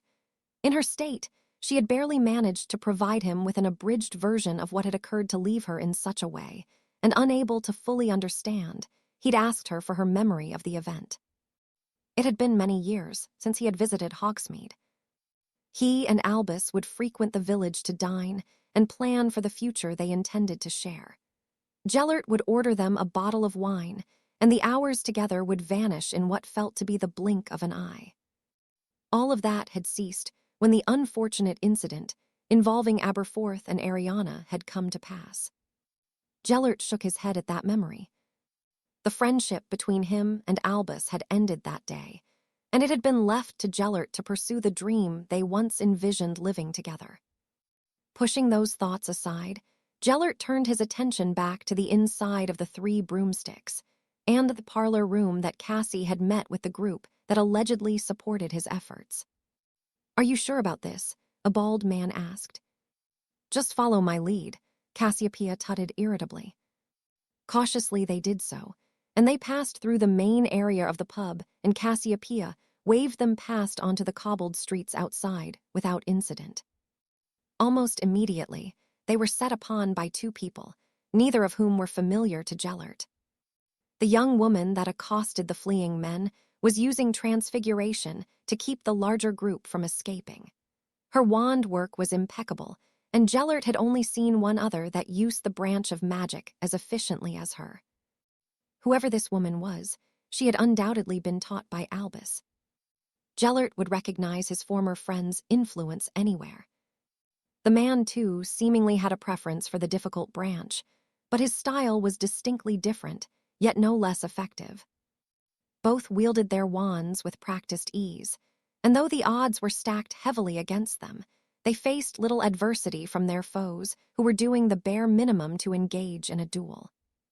Had they adopted some organized teamwork, the duo would be easily overwhelmed. That, much to Gellert's annoyance, didn't happen. Instead, they made fruitless attempt after fruitless attempt to escape, when their goal would have been all the easier if they stood their ground. Gellert shook his head, disappointedly. If this was the best Britain had to offer, he needn't bother mustering a great force to take it. The country would fall with 20 of his best men if it wasn't for a certain transfiguration professor that called this place his home. Albus was an army himself, and if what Cassiopeia had said about this Harry Evans was true, he too could be one to keep an eye on. The man in question appeared seemingly from the shadows shortly before Cassie left the pub, and Gellert took a brief moment to observe him. He took care of himself, that was clear. He was a lean man, wiry but undoubtedly strong, and his burning eyes were sharp. He drew his wand confidently, and was undoubtedly experienced in such affairs that were unfolding around him. Still, there was nothing familiar about him, but there was indeed an aura he exuded. Gellert nodded thoughtfully as the young man and Cassie began trading spells. Evans was exceptionally good, much better than any his age should be. His wand work was flawless, his defense impenetrable to the woman he had spent considerable time training, and the magic he wielded as impressive as any he had seen. Evans was certainly one to watch, if only for the interest Gellert immediately felt at watching him work. The final spell Evans fired sent Cassie sprawling, quite the feat Gellert admitted to himself reluctantly. Nonetheless, seeing such wonderful magic would never fail to bring a smile to his lips. Albus had done that often with his own brilliance. Gellert made sure to school his features as he felt himself return to his study, the memory he had witnessed giving him much to ponder. This Evans was a talented man, exceedingly so from what Gellert had seen. Well, do you think he could be the serpent? The thought had crossed my mind, Gellert replied. And though I cannot be certain, my dear, I am not inclined to believe so. Really? Cassiopeia asked in disbelief. You saw what he did, Gellert. The man held up a hand to silence her. He's gifted, but you must understand that he also has access to perhaps the most enviable collection of magical knowledge in existence, he pointed out. If he is the nephew of the Flamels, he has need to be able to defend himself. I have no doubt that he is extensively trained to do so, as you saw for yourself. Cassiopeia frowned, but conceded the point with a nod. He did hint that he was able to take care of himself well enough if the need arose, she sighed. It is not only this that gives me doubt, Gellert assured her. Although he could well have adjusted the way he fights, you were attempting to kill him. Not once did he resort to the magic I have seen him wield. Those in life-or-death situations will play to their strengths. What he did was exceptional, but different to the serpent enough for me to question it. Again, that is not all that leaves me unable to confirm your suspicions. Cassiopeia deflated and gestured for Gellert to continue. His wand, my dear, he said simply. His wand, Cassiopeia scoffed. What does that have to do with anything? A smile tugged at Gellert's lips. Everything, he mused aloud. You can learn much about a witch or wizard by the wand they carry. This Evans, his wand is different to that of the serpent's. Evans is of a much lighter wood than the serpent who carries one made of holly. I have seen it enough times in my own return visits to the night we dueled to be in no doubt of that. Cassiopeia nodded her understanding. So, you do not believe it is him? Gellert shrugged. As I have just explained, there is much to doubt, but I will not rule it out entirely. Things and people are always changing, and in this case, it matters not. It doesn't matter. Gellert shook his head. He is a dangerous foe who has now proven that he would oppose us. For those reasons alone, he must die, and he will, he added thoughtfully. It will happen soon enough in a way that is to our advantage. Leave it with me for now. His transgression against us will not be long-lived. I want to be there, Cassiopeia demanded. You will, my dear, Gellert promised. I would not have you miss it, but before then, Nurmengard must be finished. We cannot have a repeat of what happened with the Polish prisoners. So soon. You will be the first to know when we are ready to take the leap, Gellert replied. Cassiopeia was not satisfied with the answer, but she raised no objections. She had shown a lot of trust in Gellert, and she would need to continue to do so. His vision was not something that would materialize overnight, nor would it in a matter of months. It would take years, and many obstacles would be overcome.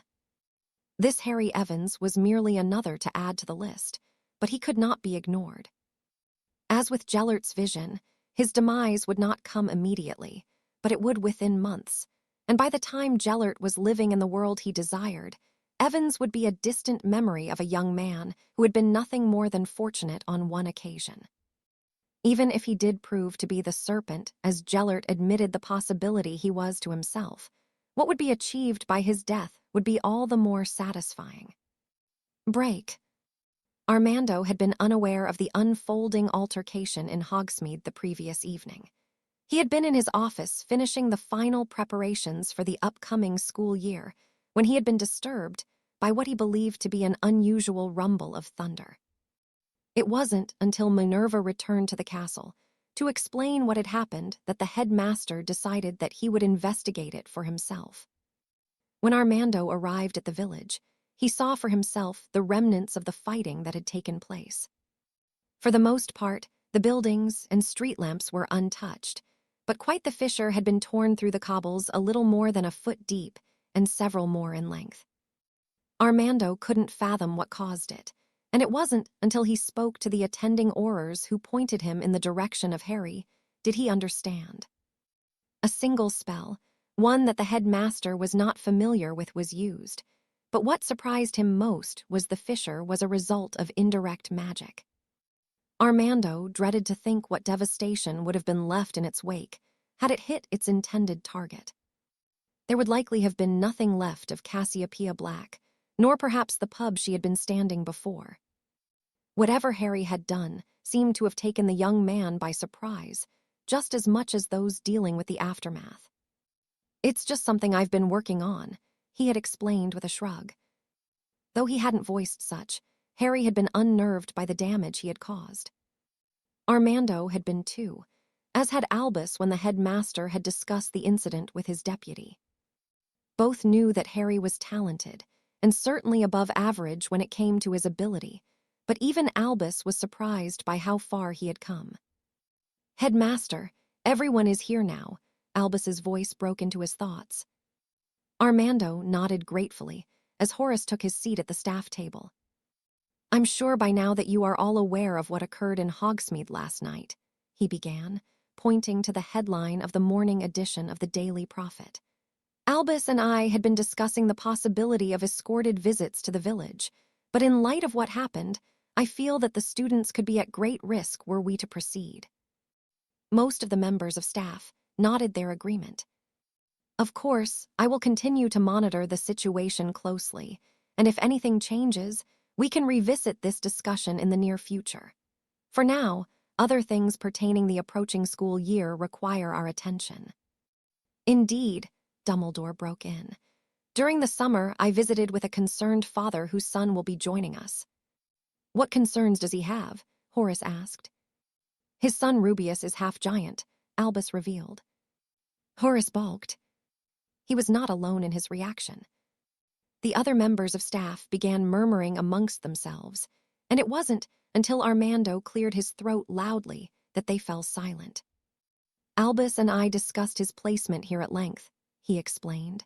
"He is gifted with magic, and he does not share the temperament of his mother. We will of course monitor his behavior as he grows, but for now, I am content with offering the boy a place here." "And you are certain he doesn't pose a threat to the other students?" Albus shook his head reassuringly. "I spent several hours with the boy. He is quiet and rather shy. He prefers the company of creatures, but I am hoping he will come out of his shell." "And what of his size? If he is half-giant, surely he is larger than the average first year." "He is much larger than the average seventh year," Albus chuckled amusedly. "But any adjustments that may need to be made for him will be." "You're sure about this, Headmaster?" Rosalina asked. Armando nodded. "The boy should not be denied an education. The ministry have been informed, and so long as we watch him closely, they will raise no issue with him being here." "Very well," Horace sighed, "but what do we tell the students?" "We tell them nothing unless necessary," Armando said firmly. "There are those that would target him because of his status, and I will not see him provoked. This is Hogwarts, Horace, and there are many more strange things within the castle than one boy." He frowned at his own words. "That may be so, but there was another student that gave him further cause for concern than Rubius Hagrid did." He shook his head of those thoughts. "Everything is in order for the school year, and we will proceed as we normally do. The Quidditch Cup will be competed for, and exams will take place. Despite what is happening outside these walls, Hogwarts is not currently under threat. If there is nothing else, you are dismissed." The professors filed out of the office, leaving only, and Armando still seated. "I do hope you're right about this boy, Albus," Armando sighed. "You have my word, Headmaster," Albus assured him. "Rubius Hagrid is a gentle boy. You need only spend a few moments with him to see it." Armando nodded. "I will trust your judgment on the matter," he replied. Having a half-giant attending the school was an additional stress the headmaster could do without, but Albus was right in this instance. Rubius should be allowed to complete his education, though Armando would be a man of his word. He would be watching the boy closely and would reconsider his decision should the need arise. Break. It was seldom that Charles found himself the recipient of his mother's ire, but as she held up the front page of the Daily Prophet for him to see, she was certainly in no mood to offer him praise for his part in what had transpired in Hogsmeade. "Oh, Mum, you know that's been exaggerated," Charles defended. Angelica raised an eyebrow at him. He had, of course, explained what had happened to his parents when he'd returned home the night before, but he had perhaps diluted his version of events to avoid the very reaction he was witnessing now. "Did you, or did you not, find yourself in a fight that you were heavily outnumbered in?" his mother questioned sharply. What part of this is exaggerated, Charles? He couldn't dispute what she had said. Not that she gave him the chance to, as she waved the image the newspaper had printed in front of his face. Look at this, she demanded. It was a picture of the damage left behind after he, Harry, and Minerva had confronted the would-be Grindelwald supporters. Admittedly, the photos made it appear to be much worse than it had seemed at the time. What even is that? His mother asked, jabbing a finger at the large split in the pavement. Now that was Harry, Charles defended. Oh, I will be having words with him too, his mother declared. Stupid boys. Charles did his best to ignore the look of amusement his father wore as the woman continued to read the article.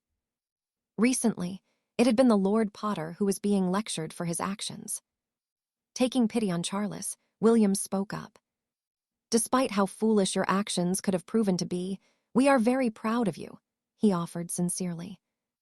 Angelica's gaze snapped towards her husband. Charles only did what he has been taught to, William pointed out. Has he not been raised to protect those that cannot do so for themselves? It was not long ago that I reiterated the importance of it. That is not the point, William, Angelica huffed. He could have been killed. But he wasn't, and he handled himself admirably from what I can gather. You're not hurt, are you, son?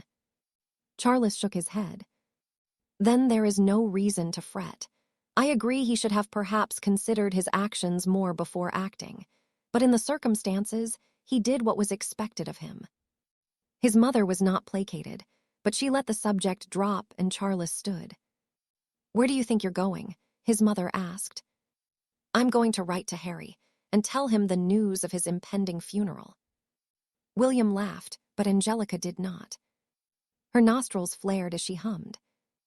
Do tell him I'm looking forward to his next visit. Charles nodded enthusiastically. Anything else? No, that will do for now. Grinning to himself, Charles left the kitchen to pen the missive to his friend. It wasn't that he relished seeing Harry in trouble, but it certainly was hilarious when it was the Lady Potter giving him a hard time. Besides, if Harry wasn't such a nosy git, they wouldn't have found themselves in the situation they had. Being told off by Charles's mother was the least he deserved as far as the Potter heir was concerned. The memory of Angelica chasing his friend around the church in Godric's Hollow surfaced, and Charles smiled gleefully to himself. Perhaps he would be treated to a repeat of that. Break. Harry rolled his wand between his fingers as he stared at it, waves of warm and cold magic washing over him, and a myriad of green and gold sparks crackling from the tip. Dueling Cassiopeia Black had been odd in itself, but the way his wand had behaved was something he had not experienced. It was as though it wanted to prove itself, that the elements of the creatures residing within were itching to be unleashed. Harry had happily obliged, and found himself in awe of the results. The spells came with little more than a thought, his wand unyielding to the onslaught of spells it swept aside. Whatever had happened to Harry's wand was incredible, and it felt as though it had become a part of him. He supposed such a thing wasn't far off the mark. He had given it his blood, and in turn, it had given him its trust and loyalty. The same, however, could not be said about the egg that remained on his bedside table. In the past months, there had been no changes. It had grown to be almost twice the size of an ostrich egg, and no bigger, the vibrant blue also remaining the same. Harry was certain there was something alive within it, and was sure he had felt movement when he had held it. Still, the egg refused to hatch, and he was at a loss as to what he should do about it. Not that the egg was his priority. No, he had much more severe things hanging over him. War was drawing ever closer, and despite all he had done to put an end to it before it began, it was inevitable. Learning that Grindelwald had a network of support in Britain, regardless of how feeble, had come as quite the shock. He had never considered there would be those that sympathized with the man's vision, but Harry had been naive. The very same were the ones who would ally themselves to Voldemort in the years to come, so he shouldn't have been as surprised, not really. He released a deep breath as he checked the time. In light of the evening being disrupted a few nights before, Harry had promised Minerva he would join her and her family for breakfast before the students returned to school later in the day. September 3rd was always a hectic day, and if Angelica Potter had her way, she would make it more so. The letter of warning he had received from Charles about the earful he would be subjected to the next time he played guests with the Potters had arrived the day before. Harry had almost expected it, but he didn't appreciate the amusement of his so-called friend he could feel in the penned words. "Bloody git," he grumbled. It seemed as though he would be avoiding the Potter matriarch for a while. The thought brought a grin to his lips. During his younger years, he had wondered what it would be like to find himself in trouble with his parents. With all of his adventures at Hogwarts, he imagined James and Lily Potter would have much to say. He knew that Angelica wasn't his mother, but it was the closest he'd ever have to the real thing. He had grown to care for the Potters, as much as he had the Flamels and even Professor Dippet. Minerva, too, fell into that bracket, but it was different with her. What he felt for Minerva was different, but no less valued. It was something he'd have to navigate one day, though he didn't know where to begin. The conversation he'd shared with Nicholas had been the closest he'd come to confronting what it was between him and his former Transfiguration professor. Were it anyone else, perhaps he wouldn't hide from what was right in front of him. Perhaps he wouldn't feel so conflicted.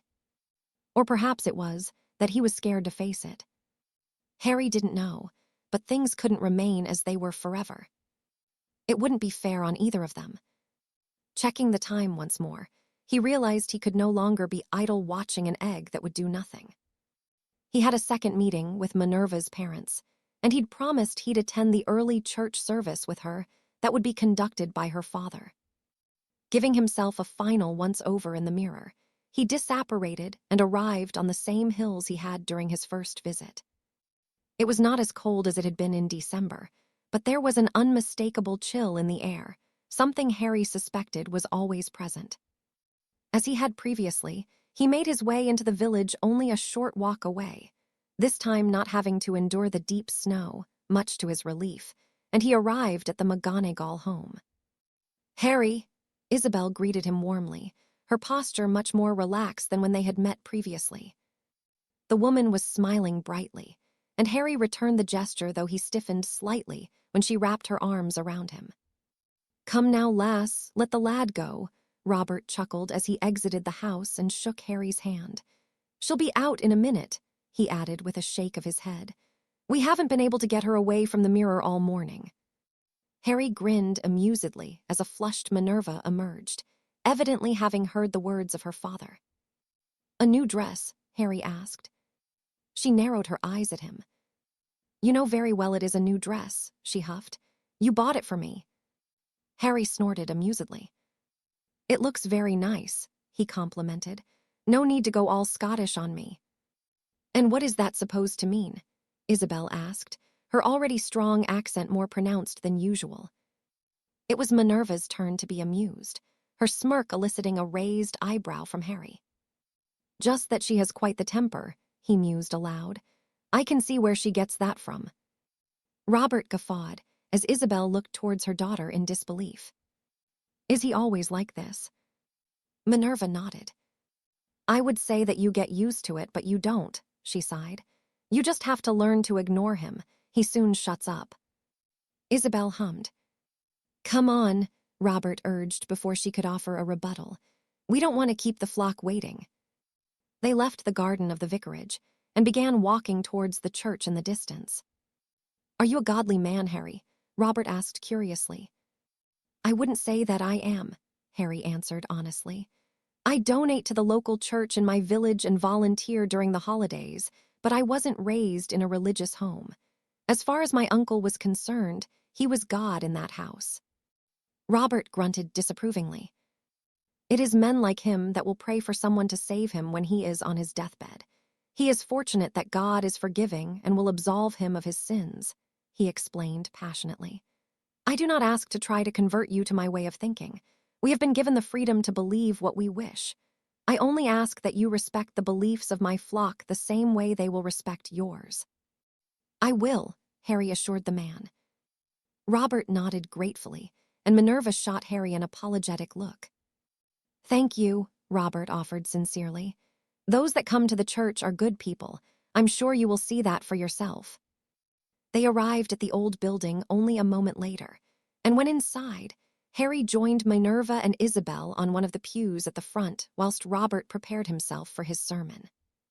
Soon after, the villagers began to arrive, and by the time Robert was ready to begin, there was no more seating available, and those that were last to arrive stood at the back lining the walls. Good morning, all, Robert greeted them warmly. The service was like the one held in Godric's Hollow on Christmas Day, only without the mention of the holiday itself. The churchgoers prayed, sang hymns, and Robert offered a blessing on behalf of God. Harry knew that he would never become a religious man, but he could not deny there was a peace here, as though whatever was happening outside the church could be forgotten for the hour, or so a service was being held. He could appreciate peace, something he had little of. How did you find it? Minerva asked when the parishioners had been dismissed. Instead of leaving the church, most remained behind wishing to speak with Robert. Well, I won't be donning the collar and robes myself anytime soon, but it was nice. It's like an escape from everything else. Minerva nodded as she smiled. I suppose that is why it is important to me, she mused aloud. I don't know if I believe in God as such, but having somewhere to escape to is good. Harry could certainly agree with the sentiment. Are you looking forward to the school year? He asked. I am, and I will keep watching him, she promised, the reference to Tom filling Harry with disgust. I have been meaning to ask you, did you ever meet a half-giant named Rubeus? Harry frowned for a moment, until he realized that she was speaking about the very man that had rescued him from the Dursleys. Hagrid is the nicest person you will ever meet, he said fondly. I'd appreciate it if you looked out for him. He has a tendency to get himself into trouble where creatures are concerned. I imagine he will try to venture into the forest regularly. Minerva released a labored breath. That is all I need, she mumbled. Harry chuckled. Hagrid is harmless, but you must keep Tom away from him. Things won't be the same as they once were, but I don't want him anywhere near Hagrid. It will only end in trouble for him. I will do my best, Minerva promised.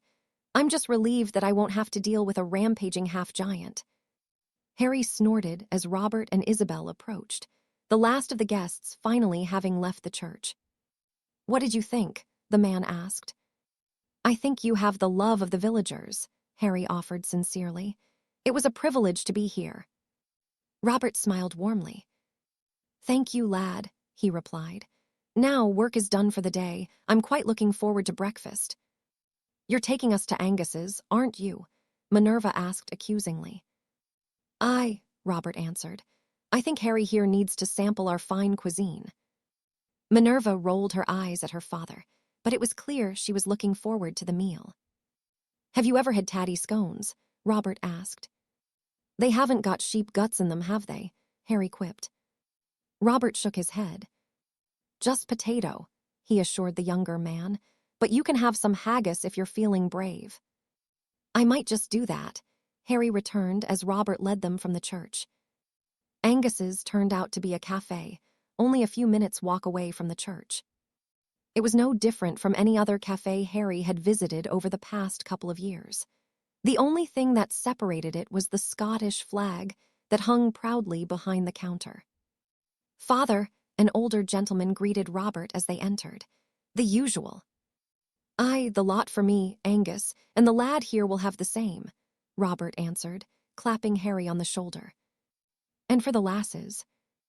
I'll have some Lorne, some Lynx and black pudding with tatty scones, Isabel replied. Me too, Minerva added. Angus nodded.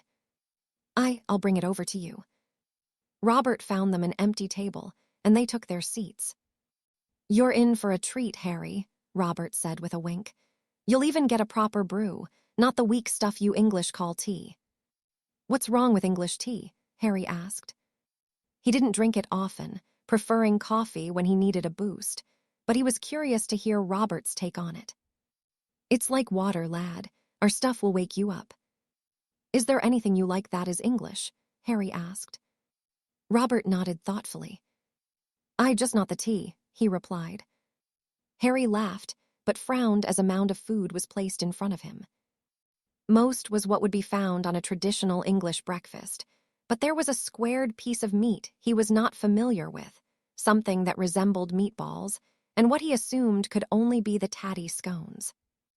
Haggis, he asked, pointing at the glistening orbs. Aye, Robert confirmed. Angus does the best around here. Tentatively, Harry cut one of the balls in half, and then half again before taking a bite, all the time being watched by the McGonagalls. The meat was peppery and didn't taste anything like he expected. It was not something he would choose over other options, but the haggis wasn't unpleasant. Not bad, he commented, cutting a piece off the square resting next to it. Lorne sausage, Isabel explained when he looked at her questioningly. So it's just a sausage. Just without the casing, the woman explained. Harry enjoyed this more than the haggis. The flavor was much more subtle, seasoned, but not as overpowering as his last mouthful. We'll make a Scot of you yet, lad, Robert chuckled, tucking into his own food. Here, be quiet, Angus called. Something's happening on the radio.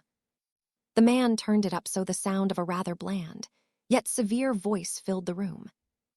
The British ambassador in Berlin handed the German government a final note, stating that unless we heard from them by 11 o'clock, that they were prepared at once to withdraw their troops from Poland, a state of war would exist between us. I have to tell you now that no such undertaking has been received. And that, consequently, this country is at war with Germany.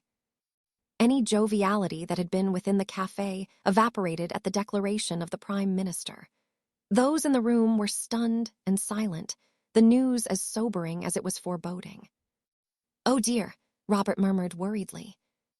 Minerva had taken Harry's hand under the table and was squeezing it tightly, her eyes fearful as she looked at him.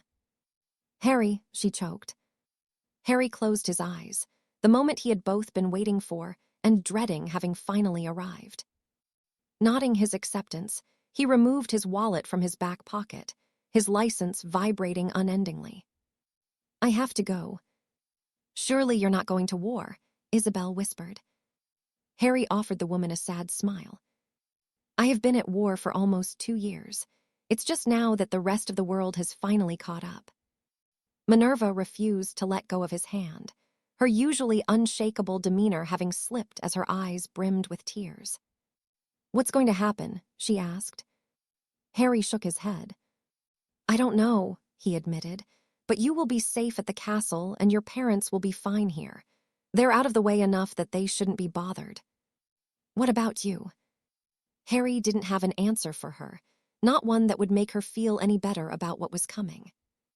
I expect I will be sent to scout or bring in valuable targets, he mused aloud. All I know is now that the Muggles will be fighting, Grindelwald won't be hiding in the shadows. Things will escalate quickly, and we will need to be prepared to act. Minerva nodded. Can I walk with you? Of course, Harry replied, helping her to her feet. Robert and Isabel also stood. I won't pretend to understand what you're doing, lad, Robert muttered, but you be careful, I'll do my best, Harry promised. I'll pray for you, Robert promised, offering his hand. Harry shook it and nodded gratefully before he was swept into Isabel's arms. She said nothing, and when he managed to extract himself from her grip, he left the café with Minerva in tow, where they made their way to the hills that Harry had arrived on only a few hours prior. They were silent until silence was no longer an option and Minerva broke it with a choked sob. I'm scared, Harry, she admitted. You'll be safe at Hogwarts, Harry reiterated. Your parents will be safe. I'm scared for you, Minerva sighed. I'm terrified that you're going to leave here and you won't come back. I'll be back, Harry said reassuringly. It won't be Grindelwald that kills me. One must die at the hands of the other. Minerva shook her head. I can't believe in that, she whispered. I won't believe that your life will be determined by the ramblings of a mad woman. Maybe they won't be, Harry offered comfortingly, but we both knew this was coming. Minerva nodded unhappily. "Promise me," she demanded. "Promise that you'll come back." "I promise," Harry said easily enough. He meant the words he spoke, but both life and magic had a way of meddling in his affairs. He intended to keep the promise made. Whether he would be allowed to, however, remained to be seen.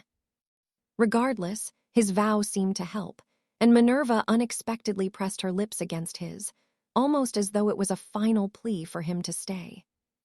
He returned it, any doubts he had felt forgotten when he tasted her on his own. "I'll be back before you know it," he chuckled when they broke apart, amused by the redness in her cheeks.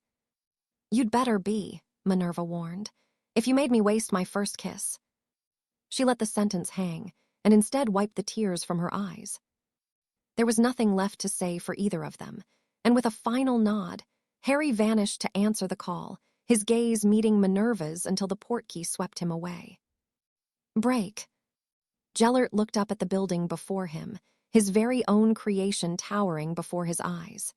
To him, it was a thing of beauty, but to those that would find themselves residing within, it would become a house of nightmares. Nurmengard would hold his most prevalent foes. Leaders of nations would find this their home for the duration of the conflict, and those he deemed too dangerous to roam the world he was creating would meet their end here. It was perfect. Gellert had spared no effort in his work. The wards would feed off the magic of the prisoners, leaving even the most gifted and powerful unable to even cast a simple Lumos charm, even if they did manage to obtain a wand. The more powerful the witch and wizard, the stronger the wards would be. Even Albus, with all his brilliance, could not hope to escape, were he to be brought here. The thought brought a smile to his lips. Perhaps, then, his old friend would reconsider his position. "Gellert," a voice broke into his thoughts, "Britain has declared war on Germany." "And so it begins," Gellert muttered to himself before turning to face Weber. "Then let us hope the Austrian is prepared to face the wrath of Britain's allies. Australia and New Zealand are bound to follow, as will India and the French. In the coming days, others will choose their sides. What will we do?" "We allow them to," Gellert answered simply. "We have our own war to fight, after all. I want men ready to be sent north into the Scandinavian countries, and more sent west." "France." Gellert nodded. "If we take France, it will assure victory in the west for the Germans," he explained. "The British will be compelled to draw their lines there and help their ally." "What about Britain? Should we prepare to take it?" Gellert shook his head. "Not yet," he decided. "Britain will not fall easily. It is best we leave them in a position of hopelessness. If we must conquer it through force, I would rather do so when it is weakened." "You are concerned about Dumbledore," Weber stated. "Among others," Gellert replied, "one of whom will be dealt with in the process of France falling. Are you familiar with Britain, Weber?" "Vaguely," the German answered. "I wish for you to go there and find out all you can about a man named Harry Evans." "Harry Evans? Who is he?" "He is a man that has piqued my curiosity," Gellert answered cryptically. "Anything you can find would be most useful." Weber nodded. "Very well," he agreed. "Anything else?" "Yes, do not get caught," Gellert commanded. "Evans has already proven to be a dangerous man. No risks, Weber." "Risks are not something I take, Gellert." Those were his parting words before he vanished with a gentle pop, and Gellert turned his attention back to his fortress. It would be full soon enough. The more nations that fell to him, the more Nurmengard would be necessary. He just hoped that he had enough cells to house his enemies. Chapter 41. The Ways of War. The Weisengamot gatherings were not joyous to attend on any occasion, but the meeting taking place this morning was particularly somber. For Arcturus, the minister was only confirming what he already knew was coming, that Grindelwald was finally pursuing his ambitions out of the shadows, and with more tenacity. Those that had chosen to ignore the threat were silent now. There was no laughter nor mocking the severity of what mankind faced. A war amongst wizards was one thing, but such a conflict between the Muggles was another entirely. Arcturus did not know what would come to pass in the coming months and years, but he was certain the world would change because of it. Grindelwald has invaded Denmark and Sweden, and he met little resistance, an exhausted minister, Folly explained.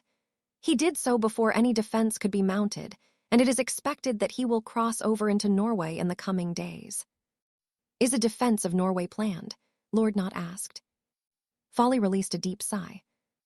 The ICW are dispatching men, but with how thinly spread they are with the defense of more tactically significant countries, I am not expecting a positive outcome.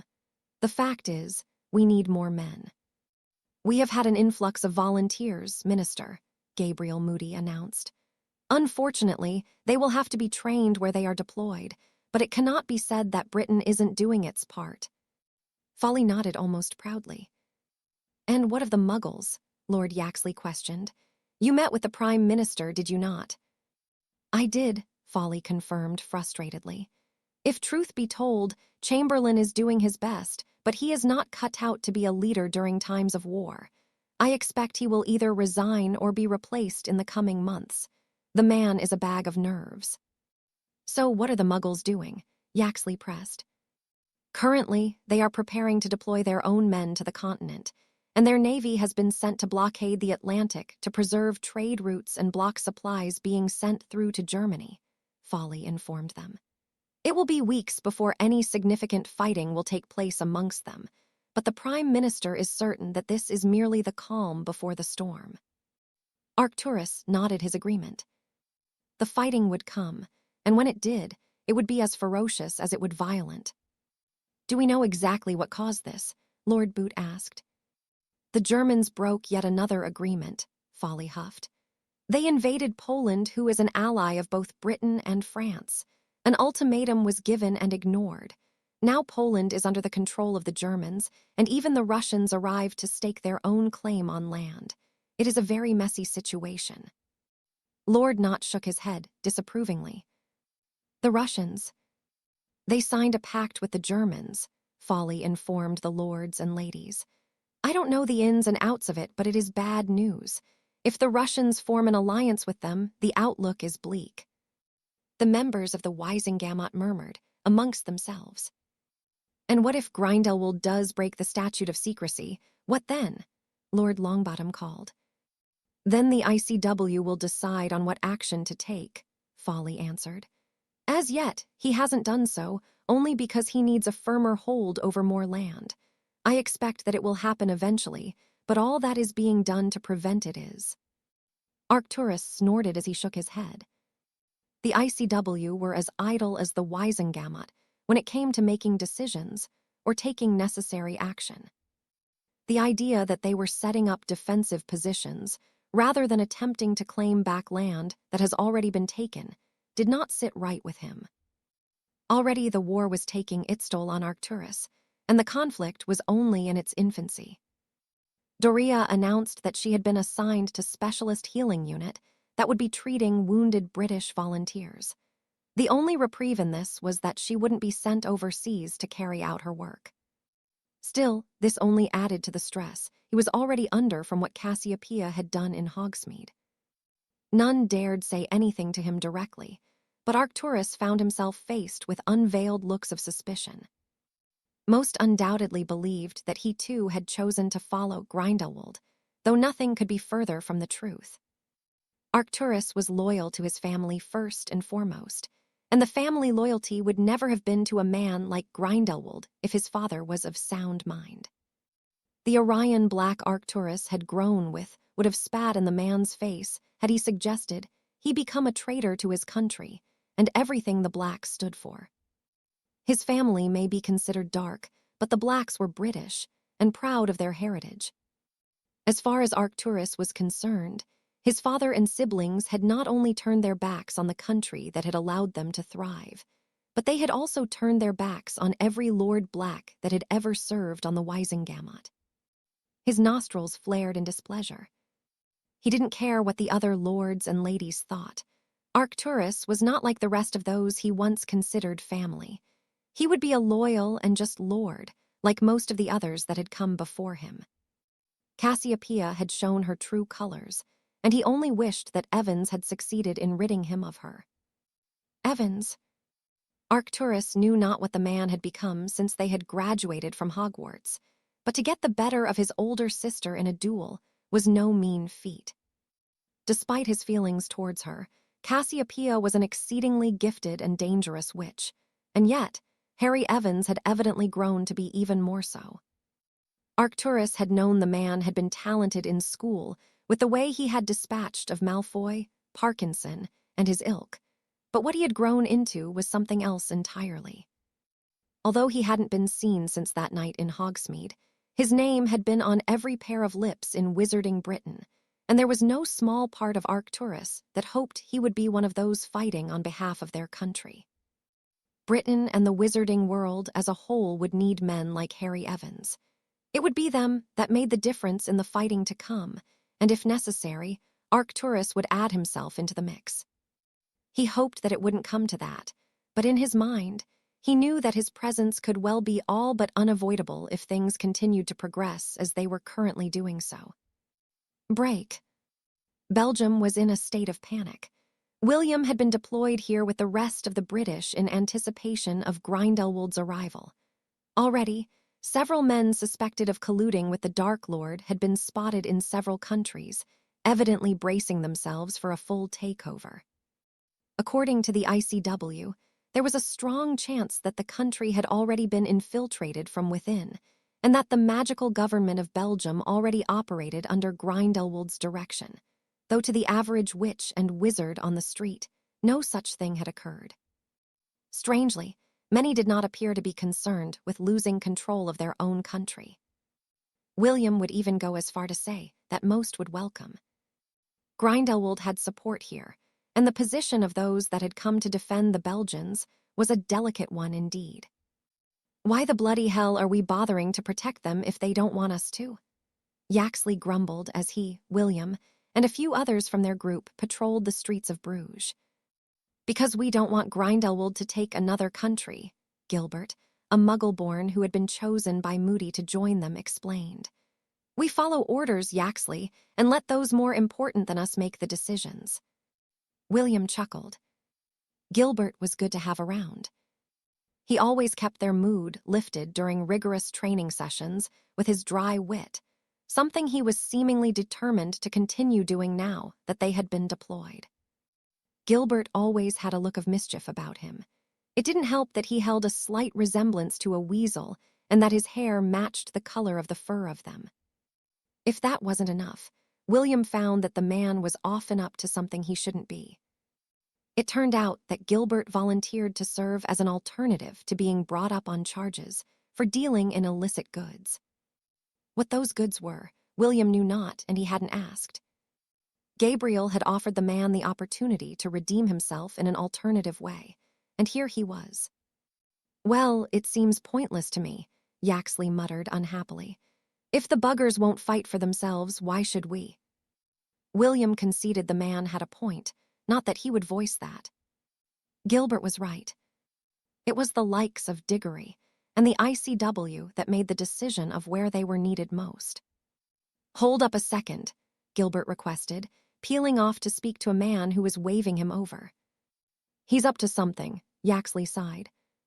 William nodded. The sod could be dropped in a desert and find an oasis. Yaxley snorted. He's quite handy to have hanging around, though.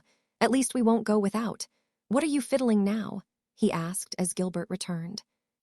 I've got a hot tip on some sausages, Gilbert explained with a wink. Sausages? Yaxley questioned William. You don't actually think he would tell a lord of the Wisengamot and the son of another lord what he is up to, do you? I suppose not, Yaxley mumbled. Come on, let's get back. Nothing is going to happen today. William nodded his agreement and gestured for the rest of the group to follow. They had been billeted a large hotel to live within whilst they were deployed in the city. Were it not for the circumstances that brought them here, William would have enjoyed it. Instead, he found himself away from home, away from his wife, and he didn't know when he would be going back. The war could drag on for years, and with the enormity of the task they faced and numbers to boot, He wasn't expecting a fast outcome. "Anything to report, William?" Gabriel asked when they arrived. The Lord Potter shook his head. "Nothing more than usual," he sighed. "The same people are lurking around, watching, I suspect. You." Gabriel nodded. We've got some more lads on the way. They'll arrive tomorrow, but little else. I'm still hoping the Evans lad will volunteer. He'd be a great addition to our lot." William released a deep breath. Gabriel spoke often of his wish for Harry to join them, not knowing that the young man had done more than most to put an end to the war in his official capacity. Somehow, word had not spread that Harry was a hit wizard, and William would not break his trust.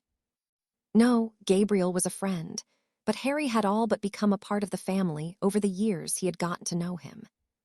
"He would be," William agreed. "Any lad that can send one of the Blacks packing isn't to be messed with," Gabriel pointed out. "Any idea what's happened to him? No one's seen hide nor hair since what happened in Hogsmeade. He has stayed in touch with Charles, but I suppose he's keeping his head down. Few lords or ladies will be happy with him for getting the better of a pureblood, even if it was Cassiopeia Black." Moody laughed uproariously. Your lot can't stand being outdone by a scum," he said mockingly. "Scum?" William asked with a raised eyebrow. Moody nodded. "Most of them aren't like you, William," he pointed out. "They look down their noses at the likes of me and Evans because we aren't purebloods, but who would you rather have watching your back in a fight? You'd pick us. We're dogs who have to scrap for everything we get." "I can fight," Yaxley protested. You can use your wand all right," Moody acknowledged. "But you don't know what it's like to fight, not really. You will, though, and we will see what you're made of." Instead of balking as William expected, Yaxley nodded challengingly before heading towards his room. "There might be something to him," Moody mused aloud. "Anyway, have you heard from your wife yet?" "No," William sighed. Angelica had not taken the news of his deployment well. Understandably, she assumed that Belgium would be as Poland had, and that Grindelwald would attack in the same way. William did not expect he would. One could say what they wished about his ambitions and approach to achieving them, but Grindelwald was not a fool. He would not try the same tact twice. "She'll come around," Gabriel assured him. "I go through this every time with my own wife, whenever I'm sent to do something foolhardy, as she calls it. Give it a week or so and she'll right." "I hope so," William murmured. Charles had accepted the news with little more than a nod, seemingly having come to terms with what William was doing and why. His own foray into standing up for what was right seemed to have given him a better understanding of how the world worked. Angelica simply could not accept it. William could empathize with how she felt, could understand she was terrified that the same fate that had befallen his father would repeat itself with him, but he wished she could understand why he was here. Every Potter and Peveril that came before him had stood up to fight for those that couldn't, had been amongst the first to fight for their country when needed. William, in good conscience as a proud Potter, could not fail to live up to their example. Angelica knew this deep down, but she came from a family that had always comprised of politicians and businessmen. The Follies weren't warriors. They were traders, and there was no tradition to uphold, no example to follow when it came to times of war. For William, it was different. He just hoped his wife realized that sooner rather than later. Break. Hogwarts was different this year. The school had almost immediately turned from a place of wonder to one of nervousness. Even the first years couldn't enjoy the novelty of the castle before the news that war had been declared had broken. Many of the students had fathers, brothers, uncles, and cousins that would be fighting, some magical, others muggle. For the first time since Minerva had stepped into the castle for her own schooling, the breakfast tables were awash with as many muggle newspapers as there were editions of the Daily Prophet. These were passed around the Great Hall and read in between personal letters that had certainly increased in their frequency. The students were scared for their families, but they were safe here. Not that they took any comfort in it. It wouldn't be long before the first casualties of the fighting would be announced, and the nervousness would become fear. If there was anything positive to take away from what was unfolding outside of Hogwarts, it was the students realizing how petty the house rivalry was. Any animosity that would usually exist between them was absent. Minerva had even seen a sixth-year Slytherin girl comforting a first-year Gryffindor boy in the library. It was truly a shame it took such disaster for that to happen. Still, it was a small thing, and Minerva would sooner have the castle the way it had been in previous years, compared to what she was experiencing now. She glanced up towards the enchanted ceiling before her eyes roamed over the table of the students clad in silver and green-trimmed robes. Despite everything, the worry, the nervousness, the somber mood that hung over all within the castle, there was one boy who had not been touched by any of it. Tom Riddle continued on as though nothing had changed, often shooting looks of disgust at his peers who cracked under the strain, and even smirking at those he had found himself at odds with. The boy lacked any empathy or care for anyone besides himself. He was cruel beyond typical pettiness that often plagued teenagers. Minerva even begun to believe that he was reveling in the misery of those around him. Inevitably, her thoughts eventually shifted to Harry, as they did when she observed the boy he had tasked her with watching. It had been almost 3 weeks since she had last seen or heard from him, the kiss she had unashamedly stolen now feeling like a distant memory. He was alive, of that she had no doubt, but she couldn't be certain of his safety. Wherever he was, whatever he was doing, she knew it was for the good of putting an end to Grindelwald, yet there was a selfish part of her that wanted him there. She missed him as much as she worried for him, and were it not for how busy she was kept, she would spend her days fretting. Minerva took a calming breath. He would write when he was able to, but until then, she too had her duties to fulfill. Albus had given her more classes to teach, including the entirety of the first-year syllabus that included working with the young half-giant that had joined them. Harry had been right about Hagrid. Rubeus was a timid but sweet boy that didn't have an aggressive bone in his body. For one so large, close to 6.5 feet, he was softly spoken. Already he sported quite the impressive beard, and were it not for the rest of the students being so distracted by other troubling things, he would garner much more attention than he had. Any that looked at him would believe him to already be a man, but from what Minerva had seen, he was a lost boy who was more scared of his classmates than they were of him. She felt for him and hoped that when he settled, he would come out of his shell a little more, though she had her doubts. Rubeus was not unfriendly towards any, and avoided conversation for the most part, but it was clear that he preferred the company of creatures. When he wasn't in class, he could be found by the edge of the forest looking for something he could spend his free time with. Armando had already discussed it with him, and the boy had promised he would not venture in, even if he was compelled to do so. Minerva found it hard to believe his words. Even when she was teaching, she often caught him looking out of the window towards the thickets of trees. There was nothing that would keep him from there, and it was only a matter of time before he plucked up the courage to break his word to the headmaster. Rubeus was quiet now, but it wouldn't last. "Come, Minerva, you're teaching first today," Albus reminded her from his place at the staff table. Minerva nodded as she stood, her eyes once more looking towards the enchanted ceiling. It was a gloomy morning, the weather reflecting her mood, and all it would take to change it would be even a short note from Harry letting her know that he was safe, and that she would see him again soon. "Break."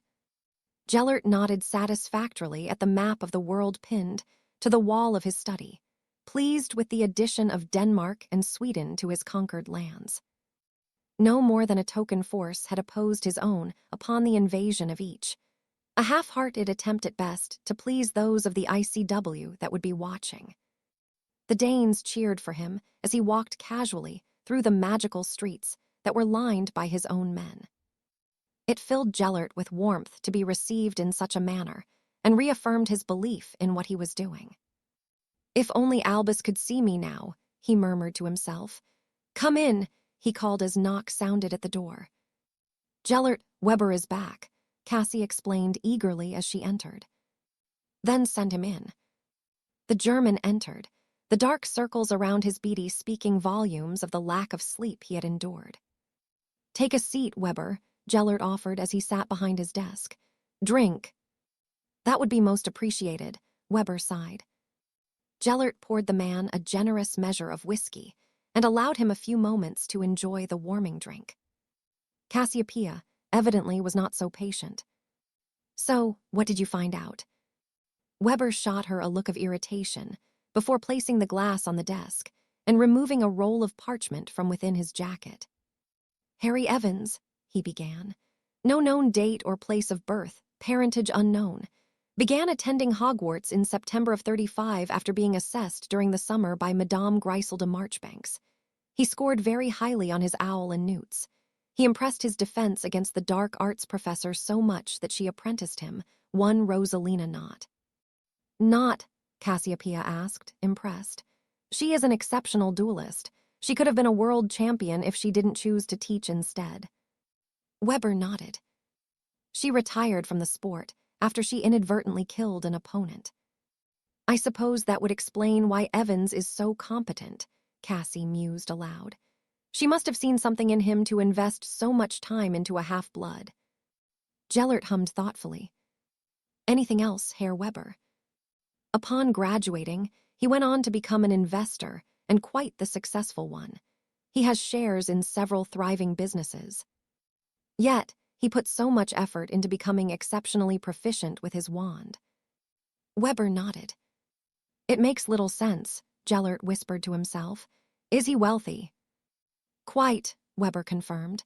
"His wealth is increasing daily." "So, he doesn't need to work." Weber snorted. "If his portfolio continues to grow at its current rate, he could retire within 5, perhaps 10 years at most." Gellert nodded to himself. "And no mention of the Flamels." "Nothing official, but there is no mention of his parentage. I scoured the entire ministry, at great risk, and only came across his exam results. Everything else came from my own digging." "Then where did he come from?"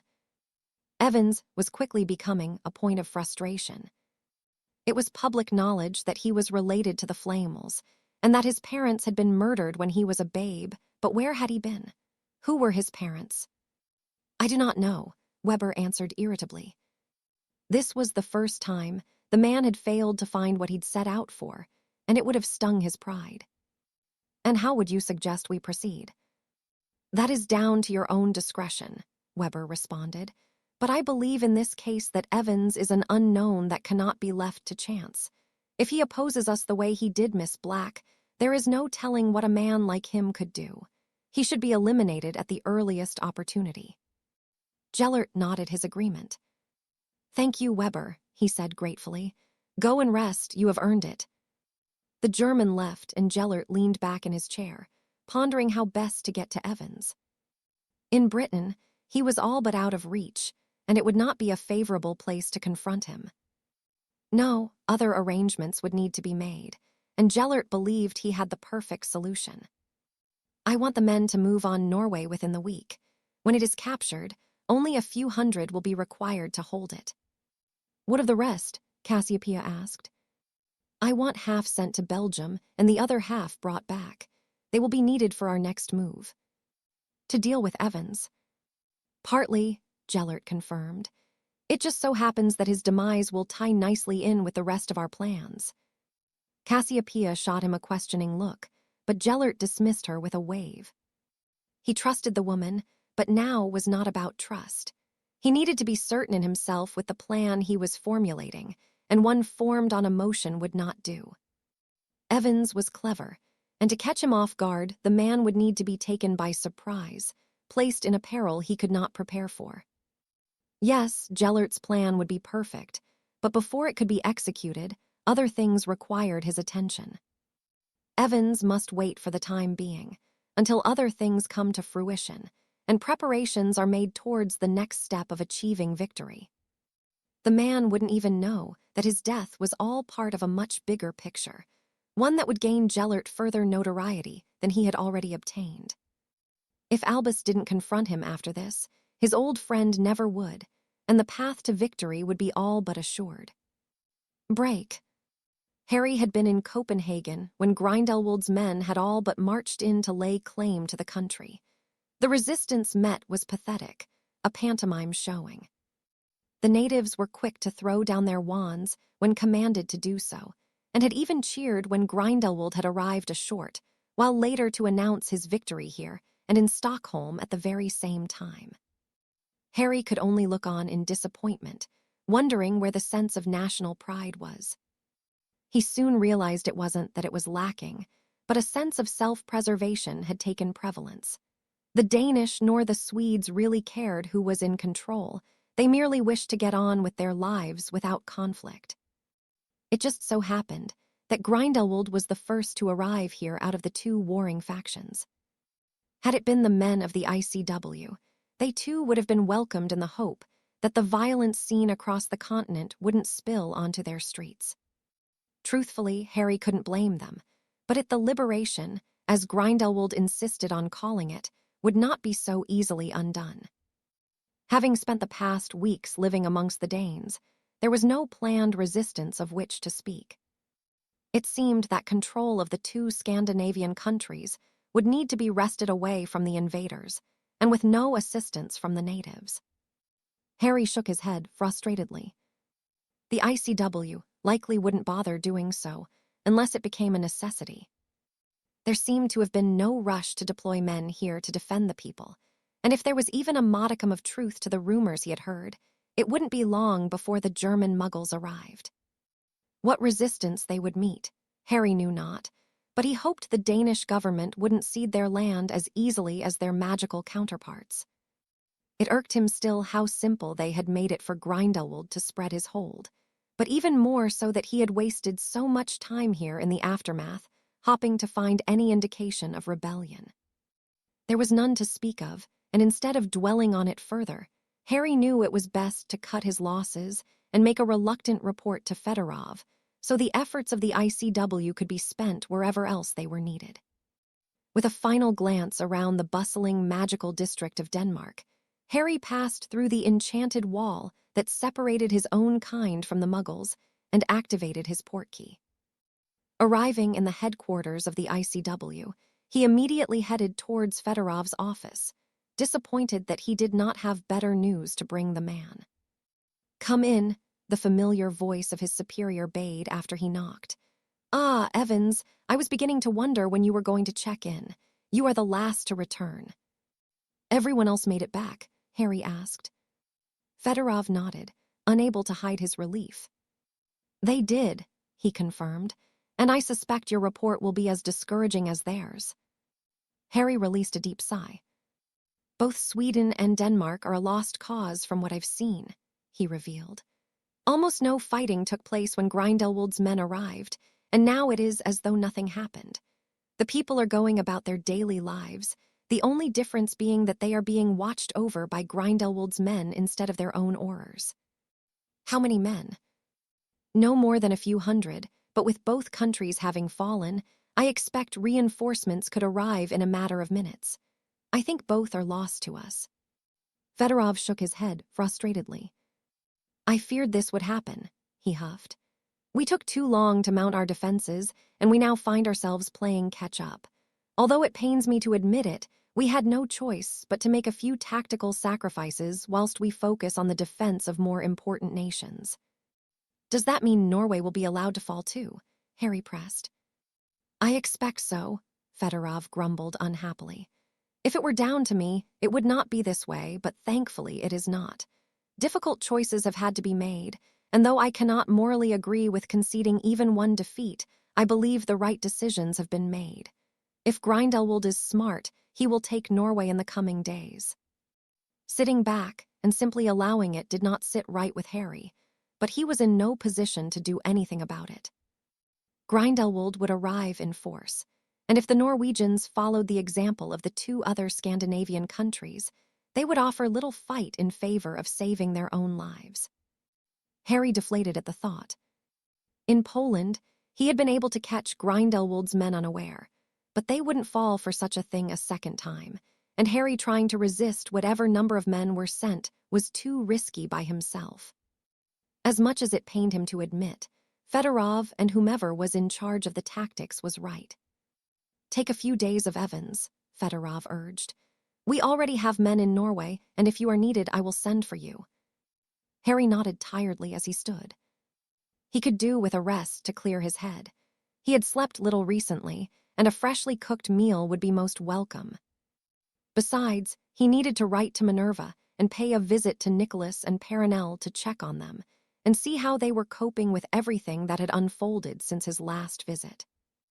Having lived through countless wars already, he suspected they were fine, but he wouldn't feel safe in that knowledge until he saw them for himself. Break. It used to be that Wiesengamot gatherings would occur perhaps once a month, twice if something important needed to be discussed before the next. Now, 3 per week were being held, and though Charles was honored to be amongst the other lords and ladies, it felt to him that much time was being wasted. This morning had been nothing more than a briefing to inform them that the British men who were now overseas had yet to be involved in any fighting. Charles had assumed that had been the case, and that if there was a battle of which to speak, the Daily Prophet would cover it. The ministry was being overcautious, in Charles's opinion. Not that he could blame them, really. A war was the last thing that any nation wanted to be involved in. Even though Charles had only had a sample of combat, he wasn't so keen on experiencing it again, and it only made his respect for his father grow. The Lord Potter had left England once more, this time for an indeterminable period of time. Charles was worried. As a son, he feared for the safety of the man that had raised him, had taught him much of what he knew about the world and magic. At any given moment, William Potter could be taken away from him, yet Charles had to remain strong. His mother needed him, as did the responsibilities that came with being in charge of the Potter family. As such, he found himself in a subdued Diagon Alley that was noticeably bereft of men who had volunteered their services for the war. Charles had business to discuss with the goblins, another meeting he was not looking forward to, but one that would teach him much about the family finances. His father had insisted he request to be shown, and talked through the Potter accounts in his absence. He was nearing the bank when his attention was grabbed by someone familiar leaving Madame Malkin's, and he quickened his pace to catch up with her. "Miss Black," he called when he was a short distance away. The woman stopped, her expression guarded when she realized whom it was that had addressed her. "Have I done something to offend you?" Charles asked. "You didn't reply to my last letter." The two of them had been writing to each other, something that had suddenly stopped recently, and Charles didn't understand why. Doria shook her head and shot him an apologetic look. "I thought that, after what Cassie did, you wouldn't want to speak with me anymore," she explained confusedly. Charles chuckled. "I don't hold what she did against you," he assured her. "I know you're not like her." Doria raised an eyebrow in his direction. "What makes you so sure?" she asked challengingly. "Well, you haven't tried to kill me." "Not yet," Doria pointed out. Charles grinned and held his arms out wide. "You could if you wanted to," he offered. "You could do it before I could even get close to my wand." "Don't tempt me, Potter," Doria snorted. "You know my life would be easier if I didn't know you." "But certainly duller." Doria narrowed her eyes, but conceded the point with a nod. "I was warned about the Potter arrogance." "I think you mean charm," Charles corrected. Doria hummed. "Maybe someone would take pity on you and call it charming." "And there is the acid tongue of the Blacks," Charles returned amusedly. "You are a reckless fool, Mr. Potter," Doria sighed. "Most people are too frightened to talk to me. They're rightfully scared of what Arcturus would do to them." Charles laughed heartily. "I'm not frightened of your brother." "No, I don't suppose you are." "Should I be?" Doria shook her head. "No, he thinks highly of you, but for the life of me, I can't see why." "Ouch," Charles groaned, clutching his chest dramatically. "You really are a prat," Doria huffed as she walked towards the apparition point. "Does that mean you'll write back to me?" Charles called. I'll think about it, Doria replied, eliciting a smile from the Potter air. Having bumped into the woman, the meeting with the goblins didn't seem so bad now, and Charles made his way towards the bank feeling a little brighter than when he had left the Wisengamot chambers only a short while before. Break. Nicholas looked at the young man seated before him. Never in all his centuries of life had he seen one man carry so many burdens, and certainly not with the grace and strength that Harry did. In the months that had passed since he had seen him, the final vestiges of youth had ebbed away, and though he was still little more than a boy to the old alchemist, Harry had grown into a fine man. From when he had arrived, and the ritual had been carried out by himself and his wife, Nicholas had watched Harry become what he was now. His talent seemed to know no bounds, but it was the aesthetics that caught the Frenchman's eye. He could see the Potters in him, the dark and messy hair, and even in the jawline. The higher cheekbones may have come from his mother, but Nicholas and Perenelle both had those too. The rest, Nicholas couldn't be certain, but there was an undeniable familial resemblance in Harry's features. You are eager for the war to be over. Harry nodded, and Nicholas chuckled to himself. As much as he had grown, there was still naivety there. I would not get my hopes up for a quick resolution, Harry, he urged. Wars can drag on for many years, and I believe that this will be one of them. Me too, Harry muttered. This is only the beginning, but so much has already happened. And much more is yet to come, Nicholas replied. It all seems to be setback after setback, but when real fighting begins, it will not be so one-sided. Your victories will come, and I have no doubt that it will be you that emerges on the other side triumphantly. What about the others? Nicholas nodded his understanding and offered the boy a comforting smile. Many will die, as is the way of war. You cannot save everyone, Harry, as much as you would like to. I know, Harry huffed, but that doesn't mean I won't try. Nicholas placed a hand on the young man's shoulder. You have lost much already, and perhaps you will lose more, he sighed. I hope that does not happen, but you must remember to never lose yourself. In times of war, there must be no doubt, no hesitation. You must be more ruthless than the enemy you face. If you're not willing to do to them that they will do to you, you will lose. I am, Harry replied, ever since I lost Sirius or when the ritual was done. I have not been hesitant to kill when needed. It's like there is something inside of me that reminds me of what has already been taken from me. There is, Nicholas pointed out. You have absorbed the soul of one that took steps no other had taken before him, all in the name of self-preservation. A ruthless and dangerous man, if what you have said is correct. Voldemort.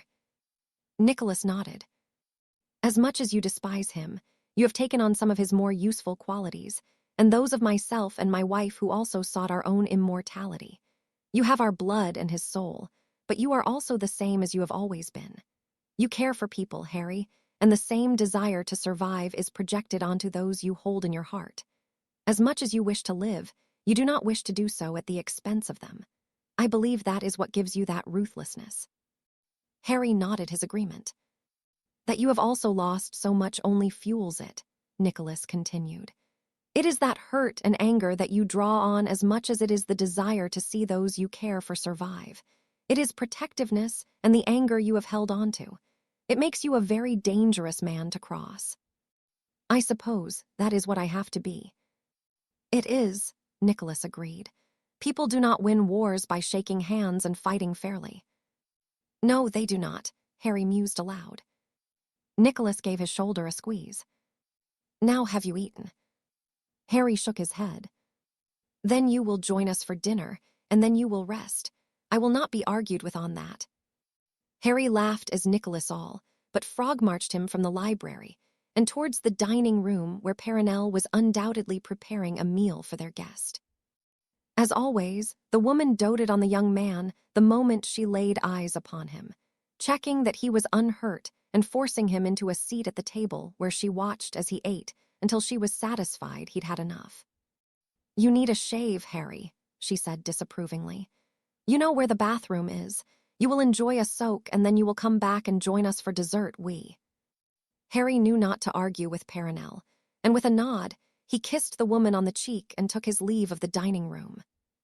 If my hair wasn't already gray, he would be the cause for it becoming that way, Perenelle sighed. He is doing too much, Nicholas. He is, Nicholas agreed, but it is not our place to deter him. He needs us to be there for him as somewhere to escape from all he does. Perenelle nodded reluctantly. Do you think he will ever know peace? I do, Nicholas said confidently, but it must be Harry that takes it for himself. Perenelle said nothing, and kept her thoughts to herself whilst she sipped her tea. It was only a few minutes later that Harry returned. He had managed to shave, but his hair was sodden wet, and he had dressed in a hurry. What is it? Nicholas questioned. Norway has been taken, Harry informed them. I have to go. Nicholas watched as the boy gathered his things, said a hurried goodbye to him and his wife, and was gone only a moment later, leaving behind a worried woman and a man that wished there was more he could do for him. Chapter 42, The Wilting of a Rose, Part 1. It had been a scene of horror that Harry had arrived to when he entered the magical streets of Norway. As far as the eye could see, both sides of the walkway were lined with mutilated corpses hung from lampposts or lashed to any other fixing that could be used for such a thing. Each person had been stripped naked, and the sign of the Deathly Hallows had been crudely carved into their chests. Not for the first time since Harry had begun his campaign against Grindelwald, he found himself sickened to the core. The Norwegians had not been so accommodating to the invading forces, and they had paid dearly. Their punishment the macabre display to serve as a reminder that defiance would not be tolerated. It was the first time that Harry had seen the cruelty that Grindelwald could exact upon those that did not share his vision. And although Harry knew the man was to blame for what had transpired here, the blame equally lied with those that did nothing to prevent it.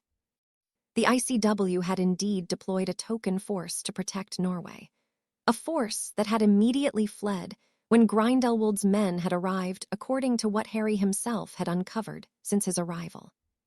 To the young hit wizard, the inaction here was unacceptable, and it only brought Nicholas's words to the forefront of his mind. You must be more ruthless than the enemy you face. If you're not willing to do to them that they will do to you, you will lose.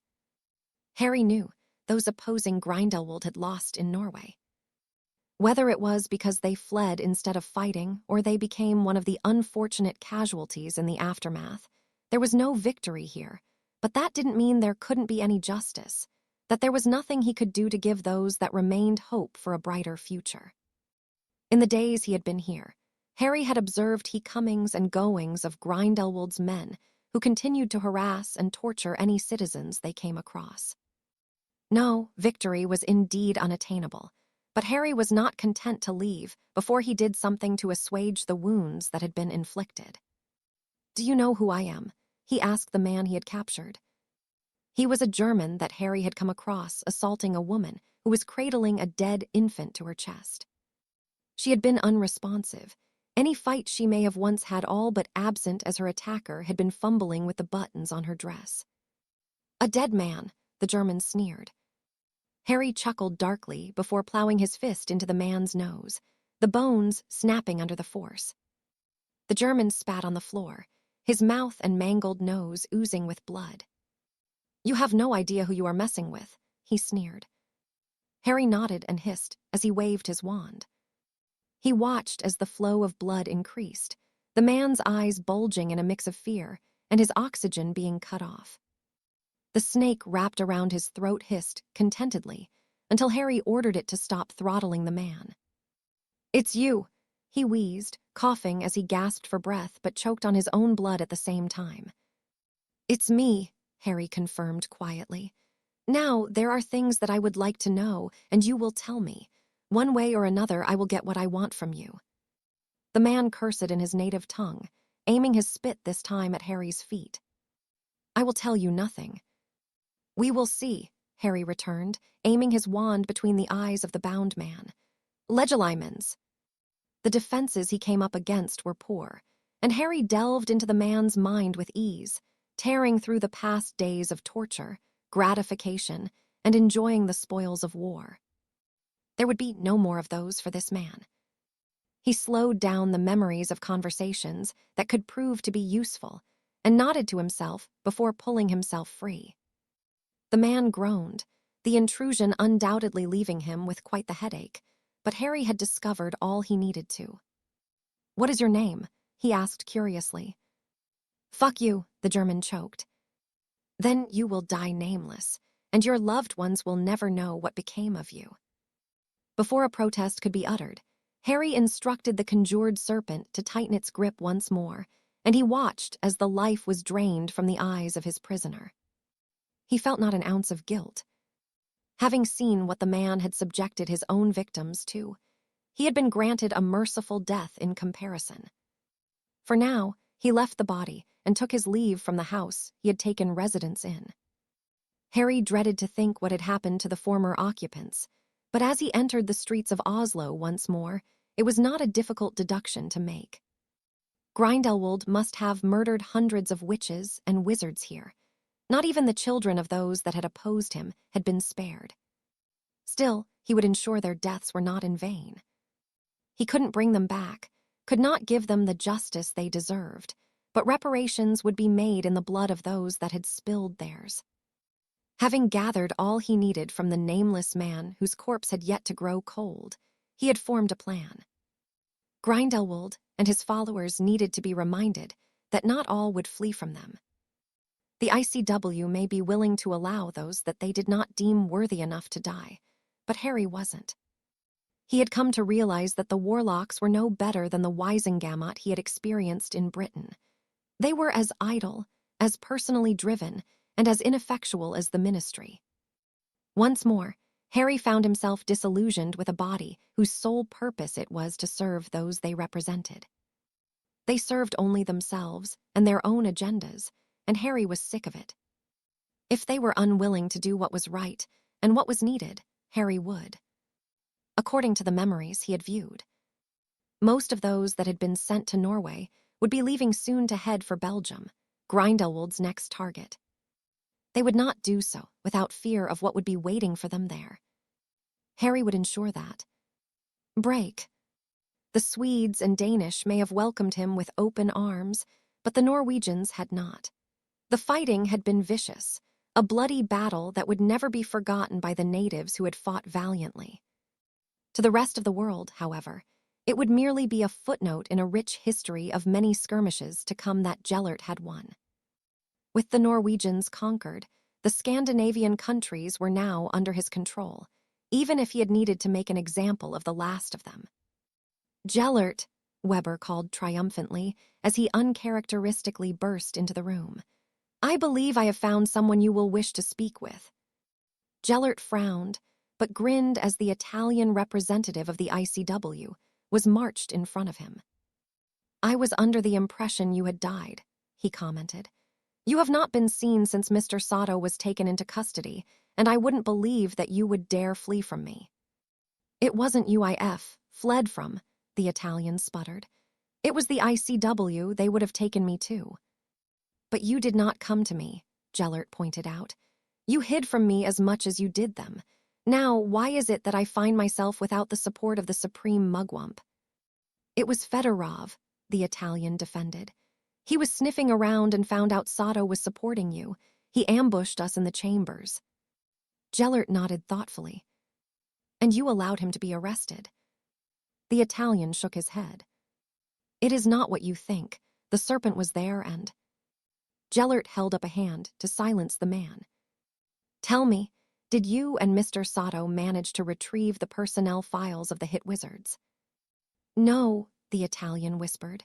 "Only Fedorov has access to them, and he has taken them out of the ICW headquarters. No one knows where." Gellert shook his head disappointedly. "Then it seems you are no longer any use to me," he muttered. "Wait, no." The protest fell on deaf ears as the Italian clutched desperately at his throat, the pulsating veins turning a sickly black as his contaminated blood flowed through his body. In a matter of moments, he released a final gurgle, a splatter of dark liquid spewing from his mouth as he collapsed to the floor.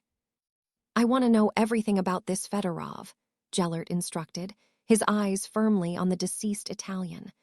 "I want to know his weaknesses, where drinks, and where he lives, understood." "Of course, Gellert," Weber replied obediently. Another knock on the door sounded, and Perseus entered without being bid to do so. "Has all decorum been abandoned today?" Gellert muttered to himself. "What can I do for you now?" Perseus was transfixed on the corpse littering the floor, and it wasn't until Gellert waved a hand in front of his eyes that he was pulled from his stupor. "What is it?" Perseus swallowed deeply.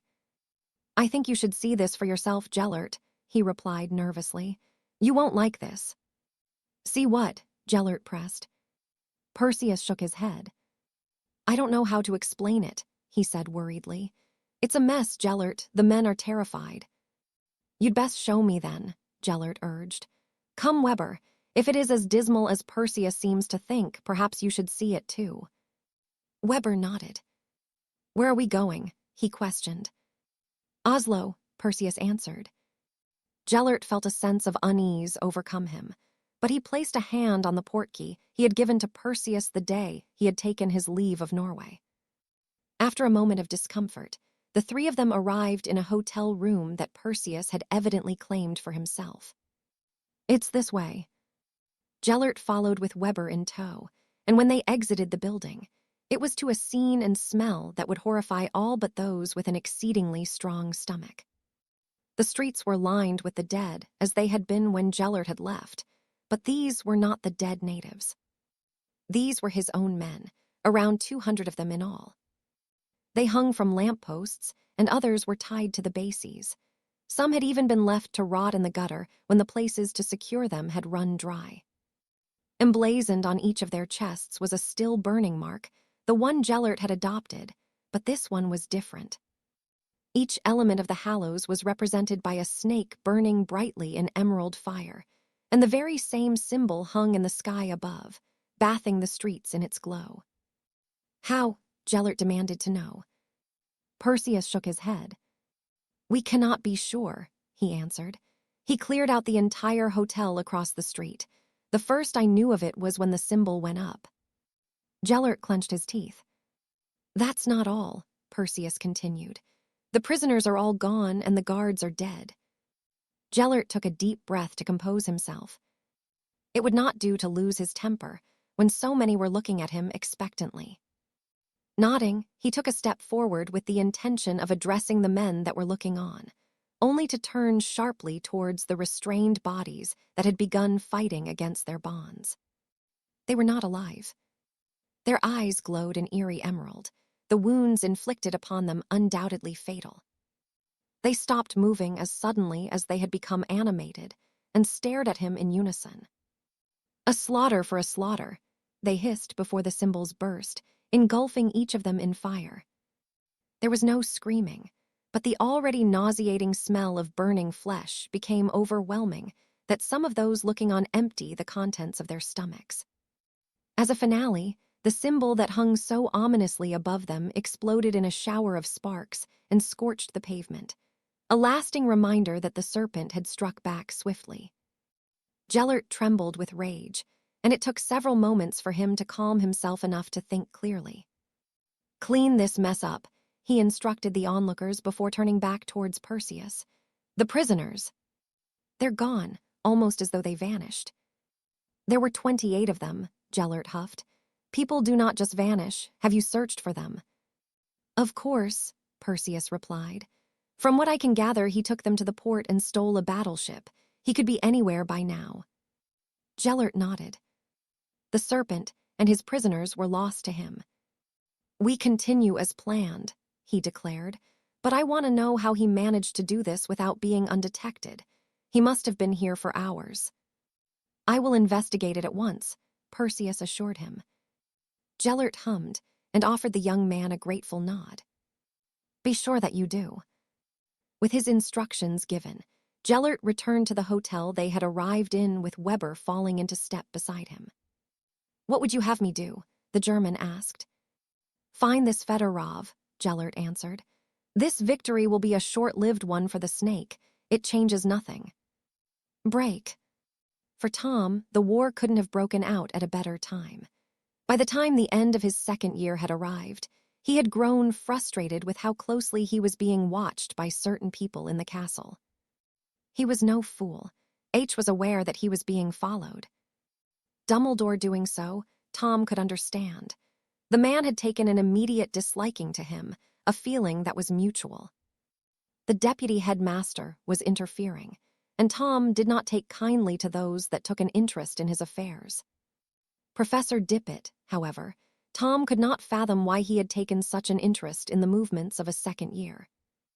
On more than one occasion, he had caught the headmaster following him and paying more attention to him than was normal. He certainly didn't watch the other students so closely. Since the beginning of term, it seemed that the two men had other things to keep them occupied, and if they chose to be distracted by something so ridiculous, Tom would not stop them. The war meant nothing to him. He found it rather pathetic that so many were concerned about it. Nothing could harm any of them whilst they were in the castle. Still, it had given the young Slytherin time to finish his investigation into the Riddle family, and their standing in the wizarding world. To say that he was both angry and disappointed by how little he had discovered would be an understatement. Not a single book he had consulted had mentioned any other of the name, and even when he asked the man in the bookshop in Diagon Alley, he too had no knowledge to share on the matter. Tom couldn't understand. His father had to be a wizard. It was the only explanation. Perhaps he had been given a false name. The only other option was that his mother was a witch, but that couldn't be true. According to Mrs. Cole, his mother had died giving birth to him, but that was all the woman would tell him. Mrs. Cole didn't hide that she despised him and wouldn't help Tom for anything. No. His mother couldn't have been the magical parent he had.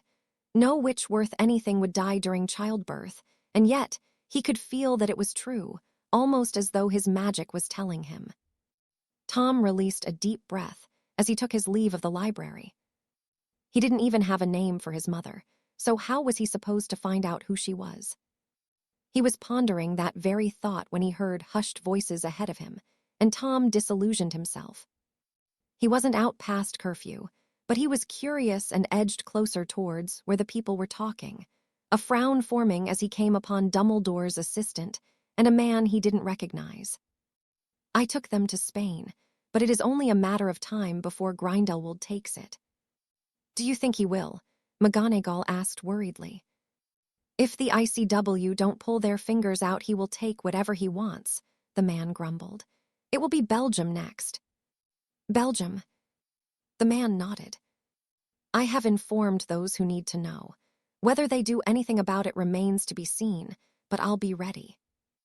McGonagall appeared to be upset by what the man said, and though Tom didn't understand what the two were discussing, he continued to listen. Harry, please, she pleaded, taking his hand. I will be fine, the man named Harry assured McGonagall with a strained smile.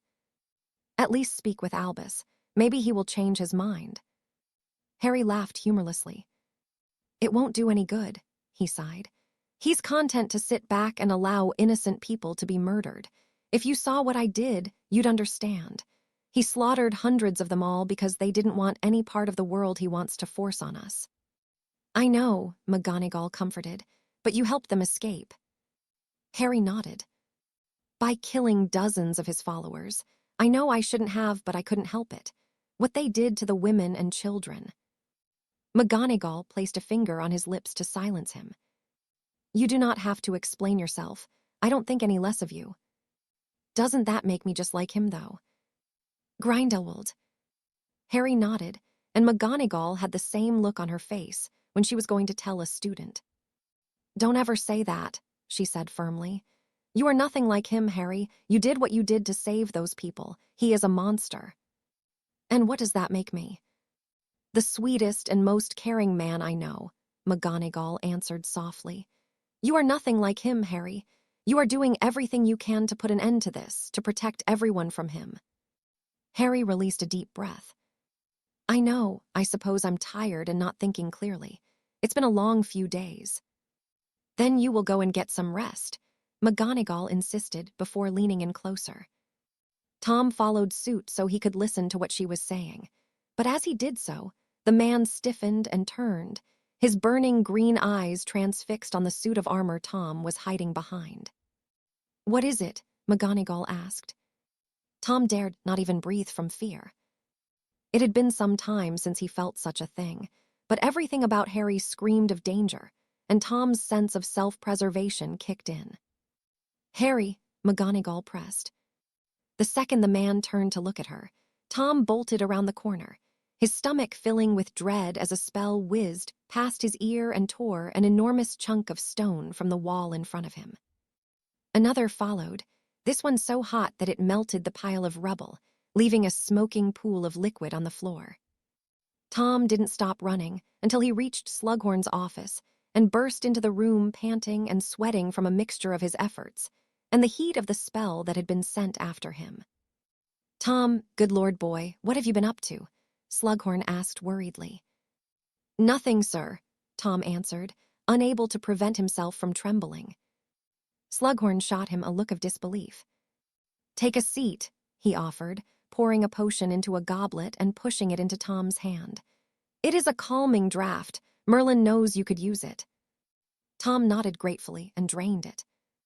After a moment, he felt himself relax somewhat, but the fear remained. "Now, would care to tell me what left you in such a state?" Slughorn pressed. Tom knew the man wouldn't let him go until he explained. "I heard Ms. McGonagall speaking to someone, and I listened in," he admitted. "You were snooping," Slughorn accused. Tom nodded before hanging his head. He felt no shame for what he had done, but appearing to be apologetic would go a long way with his head of house. "And this conversation was one you shouldn't have been listening to." "I didn't know that," Tom defended. "I was coming back from the library and I heard them." "Heard who?" Slughorn asked curiously. "Ms. McGonagall and a man named Harry. He's killed people, Professor. I heard him admit to it. He said he killed dozens of them." Slughorn held up a hand to silence him. "Did this Harry have dark hair?" Tom nodded. "And green eyes," he confirmed. "He looked a little like me," he added quietly. Slughorn smiled sadly. "The man you saw was Harry Evans, and I don't suppose he would have taken kindly to being eavesdropped on." "Harry Evans?" Tom asked with a frown. The name was familiar, but Tom couldn't place it. Slughorn nodded, the fat around his neck wobbling. "He graduated the year before you joined us," he explained. "He has gained quite the reputation for himself since. Have you not read of him in the newspaper?" Tom shook his head. "Well, if you had, you would know that he recently fought Cassiopeia Black in a duel in Hogsmeade, and Mr. Evans certainly got the better of the exchange." "Cassiopeia Black?" Tom questioned. He had read about the Blacks whilst researching his own family. They were a family not to be crossed, and had a reputation of producing some of the most dark and dangerous wizards in the past 6 centuries. "Cassiopeia Black was a student here some years ago now. She is a feared witch who is as talented with her wand as they come. That should give you an indication of just how gifted Mr. Evans is. I have it on good authority that he defeated Professor not in a duel before he graduated." "Really?" Tom asked, impressed. "Professor Not was a brilliant witch." Slughorn nodded severely. "I would advise not drawing his attention to you. He is not a man you would wish to be on the wrong side of. From what you have said, I can only gather that he has joined the fight against Grindelwald." "Grindelwald was mentioned," Tom confirmed. "There you have it," Slughorn said cheerily. "But I must advise you to forget what you may have heard, Tom. Without context, it is dangerous to speak of things you have little understanding of, yes." "I will," Tom assured the potion's master. "But what if he comes after me?" Slughorn chuckled. "I do not think it likely he will come after a schoolboy, Tom. But if it makes you feel better, I will have a word with the headmaster and explain that what happened this evening was an accident and that you have apologized for listening in on private conversations." "Thank you, Professor," Tom returned with a bow. "Now, why don't you head to the common room? I think you have had more than enough of an adventure for one night, don't you?" Tom nodded gratefully and left the office, shooting a furtive glance towards the end of the corridor before hurrying towards the wall that would grant him access to safety. Not even Harry Evans could get in the Slytherin common room. "What's up with you, Riddle?" Yaxley, a sixth-year, asked. "You look like you've seen a ghost." The housemates around the boy laughed at the poor gaff, but with the boy being the age he was, Tom allowed him his moment before approaching. Yaxley wasn't so bad. He'd never given Tom a hard time for not having an important name, not like most of his housemates. "Yaxley, did you know Harry Evans?" Tom asked the older boy, who narrowed his eyes suspiciously before shaking his head. "Not personally, but I knew not to mess with him. I heard he took out Parkinson and 5 other Slytherins on his own. They were in the hospital wing for days by the time he was finished with them. Why are you asking about Evans?" "No reason," Tom answered dismissively as he headed towards his dorm room. Whoever this Harry Evans was had a reputation, one that Tom wished to have for himself. People were scared of Evans, respected him, and spoke his name with nothing but respect. Tom wanted that too, and Tom would have it. No matter what he had to do, his name would be held in the same regard as Harry Evans. No, Tom's name would be held in higher regard, and it would be him the wizarding world feared. When that day came, Harry Evans would be nothing compared to Tom Marvolo Riddle. He grimaced at the use of his own common name. He had come to despise what his mother called him. Perhaps he would change it. It may be that it would be another name they feared to speak. Tom nodded thoughtfully. There was nothing that could force him to keep a name he didn't like, after all. "Break." Harry watched from within his cloak as the boy left Slughorn's office, the young Voldemort showing enough awareness to glance in his direction. He wouldn't have heard anything of importance, but the feeling of the boy's magic as he'd approached had brought many unpleasant memories to the forefront of Harry's mind. Were it not for Minerva pulling his wand arm off target as he fired his spells after him, Harry would have killed the boy in the heat of the moment. Not that he cared, but it certainly would have brought much more trouble that he didn't need at the moment.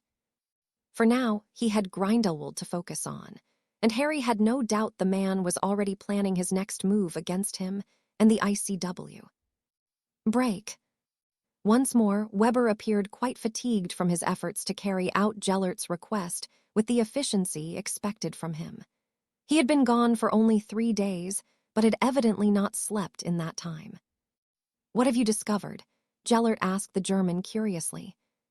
"Ivan Fedorov is a former hit wizard of 19 years' service," Weber informed him.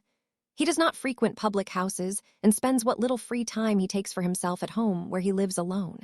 He is a widower, and his property is well protected. It will take someone of exemplary skill to not only breach his wards, but to kill him also. I would recommend a team of no less than 40 people. His home can be found in Rostov." Gellert nodded.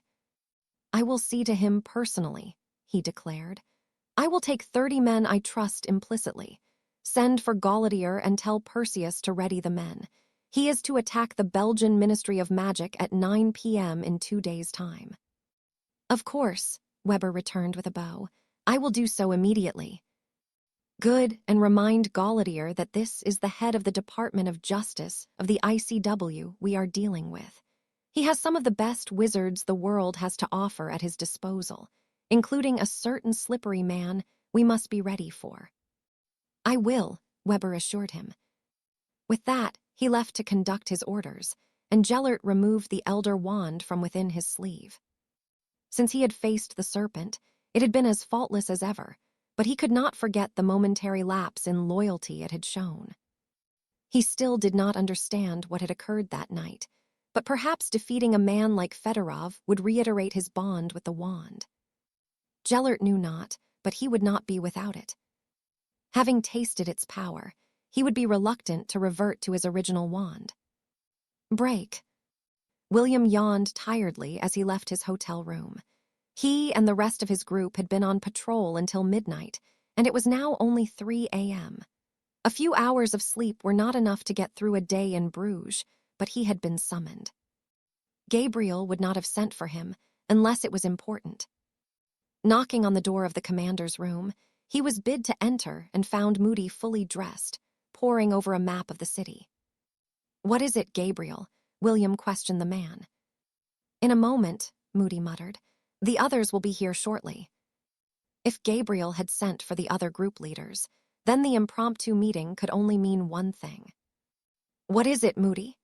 A Frenchman demanded grumpily as he entered the room, followed by 7 others from various member nations of the ICW. Gabriel looked up from his map and greeted them with a grim nod. "I have received word from the ICW that an attack here is imminent," he explained. "Grindelwald is moving a force of around 2,000 men to take Belgium." 2,000? William asked worriedly. "Aye, but we have more of our own arriving in a few hours. This won't be like Sweden, Denmark, or Norway. We are expected to hold to Belgium." "How many more are coming?" the Frenchman questioned. "Around 800. The Frenchman nodded contentedly. "Will it be enough?" William pressed. "Maybe," Gabriel answered uncertainly, "but our orders are to repel them." "And where did this information come from? How do we even know they will come here?" "The hit wizards," Gabriel explained. "From what little I was told, he did quite the number on Grindelwald's forces in Norway and rescued 28 prisoners in the process. I think we can all guess who that was." "The Serpent," William sighed. Harry had evidently been busy this past week. "It hasn't been confirmed, but I would bet my house on it," Gabriel replied with a chuckle. "And we can be certain they will be coming here because the Ministry is here. If he takes the Ministry, then Belgium is lost to us. Everything from the prison to the hospital is controlled from that building. He must not be allowed to take it." The group leaders murmured amongst themselves, most having been hoping that another city would be targeted. "Will the Serpent be coming here?" the Frenchman questioned. Moody shrugged. "I wouldn't expect so, but then again, I don't know what to expect from someone like him. He may well make an appearance." The others seemed to be pleased by the thought, but William was not. He wished Harry would keep away from the fighting, but he knew that any protest he made would fall on deaf ears. "So, what do? We can't just wait for Grindelwald's men to arrive," he pointed out. "No, we can't," Gabriel agreed, turning his attention back to the map. "We have the advantage that we can choose where the fighting will take place, and I would rather that it was not close to the Ministry, but we can't risk being too far from there. It would only take a small group to get past us, and it will be all over. Any suggestions would be welcomed." "Why don't we do what the Serpent did in Poland?" a Spanish man asked. Gabriel shook his head. "They will be expecting that, and our own traps could be used against us. We need a solid defense more than anything else." William nodded thoughtfully as he eyed the map. "I have an idea," he announced, pointing to where would be best to implement his plan. It wasn't perfect, but it was the best they could do with what little time they likely had.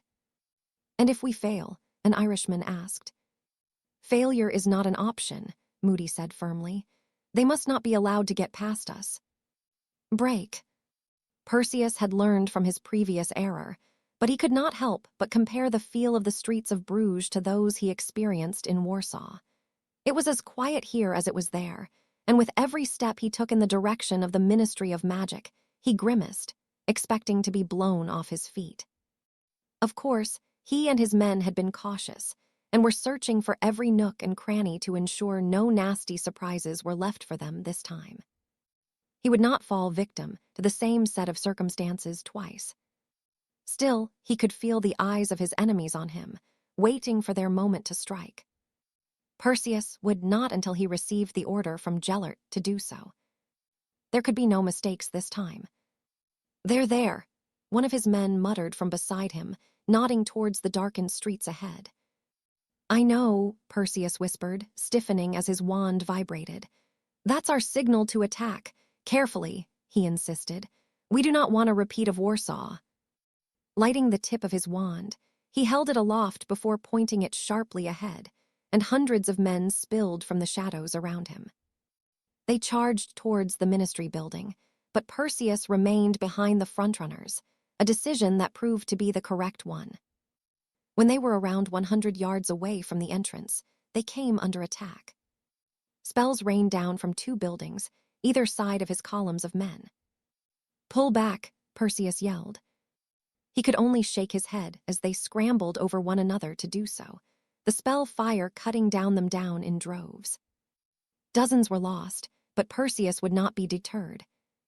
"We need to bring those buildings down," he explained to his shaken men. "How?" one asked breathily, the sound of cheering coming from the opposing side irking Perseus. "I have an idea," he mused aloud. "Break." "You are certain this will work?" Gellert asked. The tiny, bespectacled man nodded assuredly. He was one of Galladir's brigade, and not one Gellert knew well.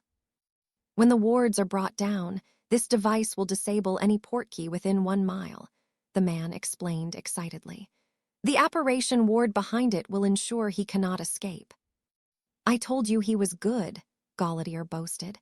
"I took young Steiner from the German Department of Magical Transportation. He knows what he is doing." Gellert hummed and gestured for the man to continue.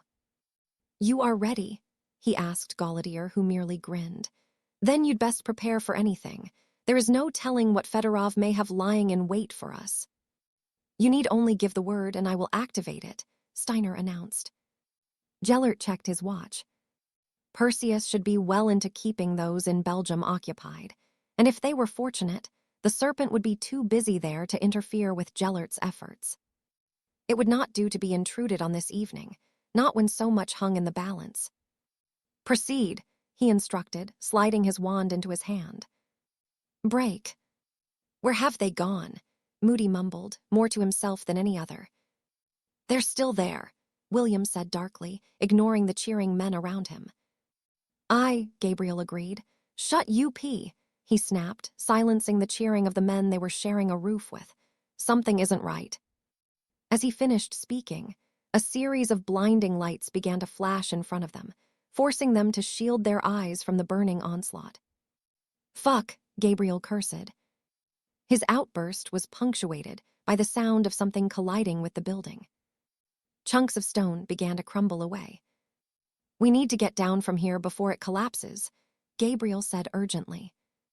William reached out towards where the voice was coming from. "Come on, we'll be crushed," he urged.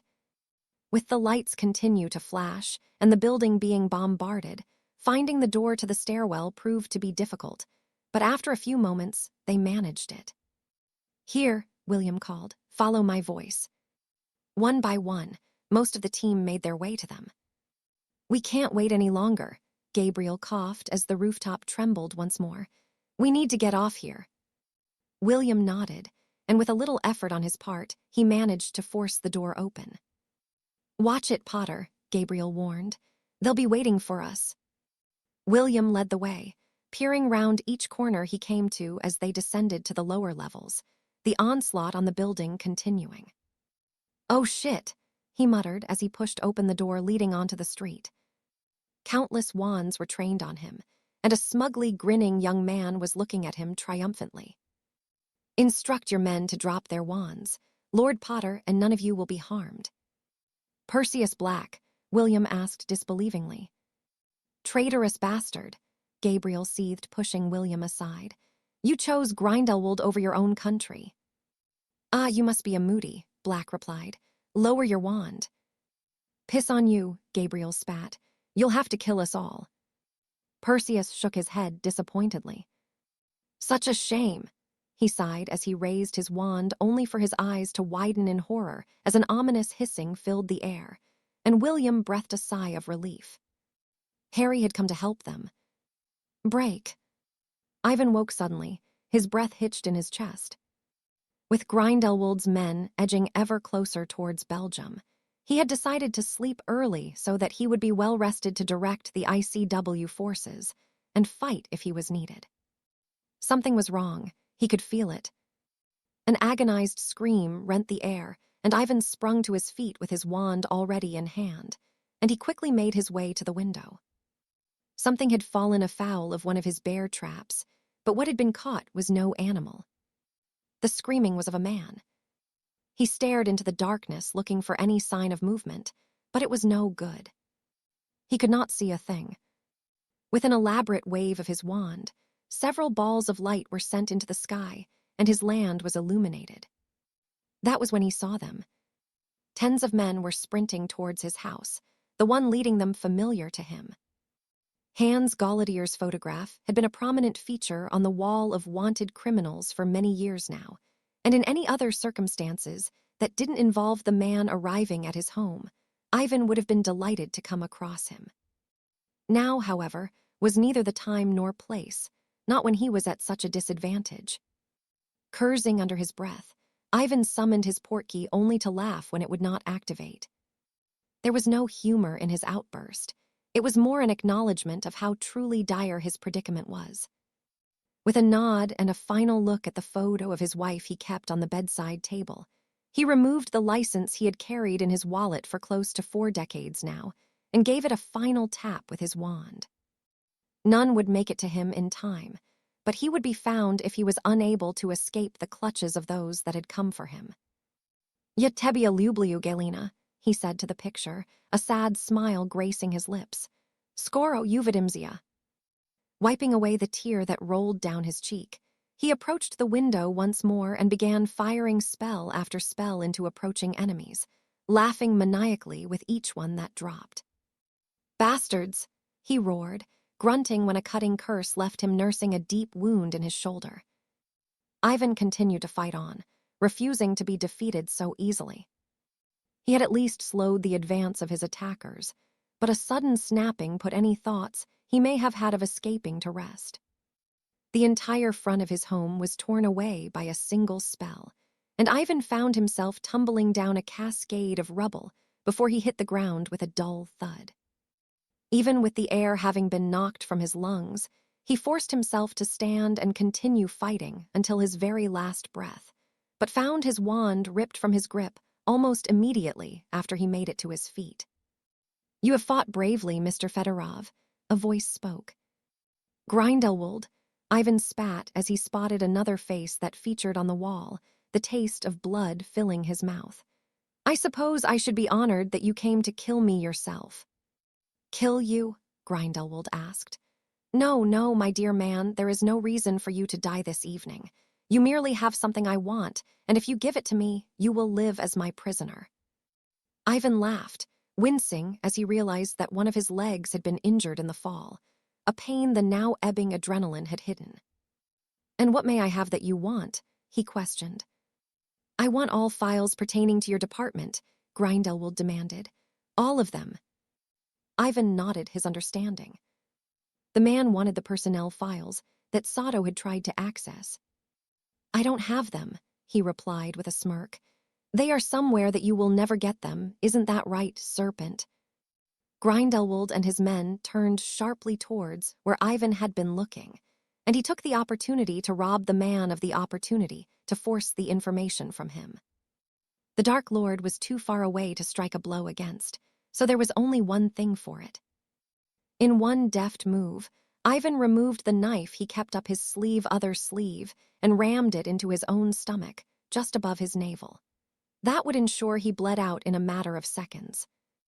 "No," Grindelwald despaired when he realized he had been deceived. Ivan smiled, the taste of blood becoming stronger as it spilled freely between his parted lips. "Fuck you," he choked, his final words filling him with much satisfaction before he collapsed lifelessly to the ground. Chapter 43. The Wilting of a Rose, Part 2. With Harry's arrival having caused quite the stir, William and the rest of his group had managed to retreat back to where another gathering of ICW fighters were defending the entrance to the Belgian Ministry of Magic. Even so, the battle was edging ever further in Grindelwald's forces' favor.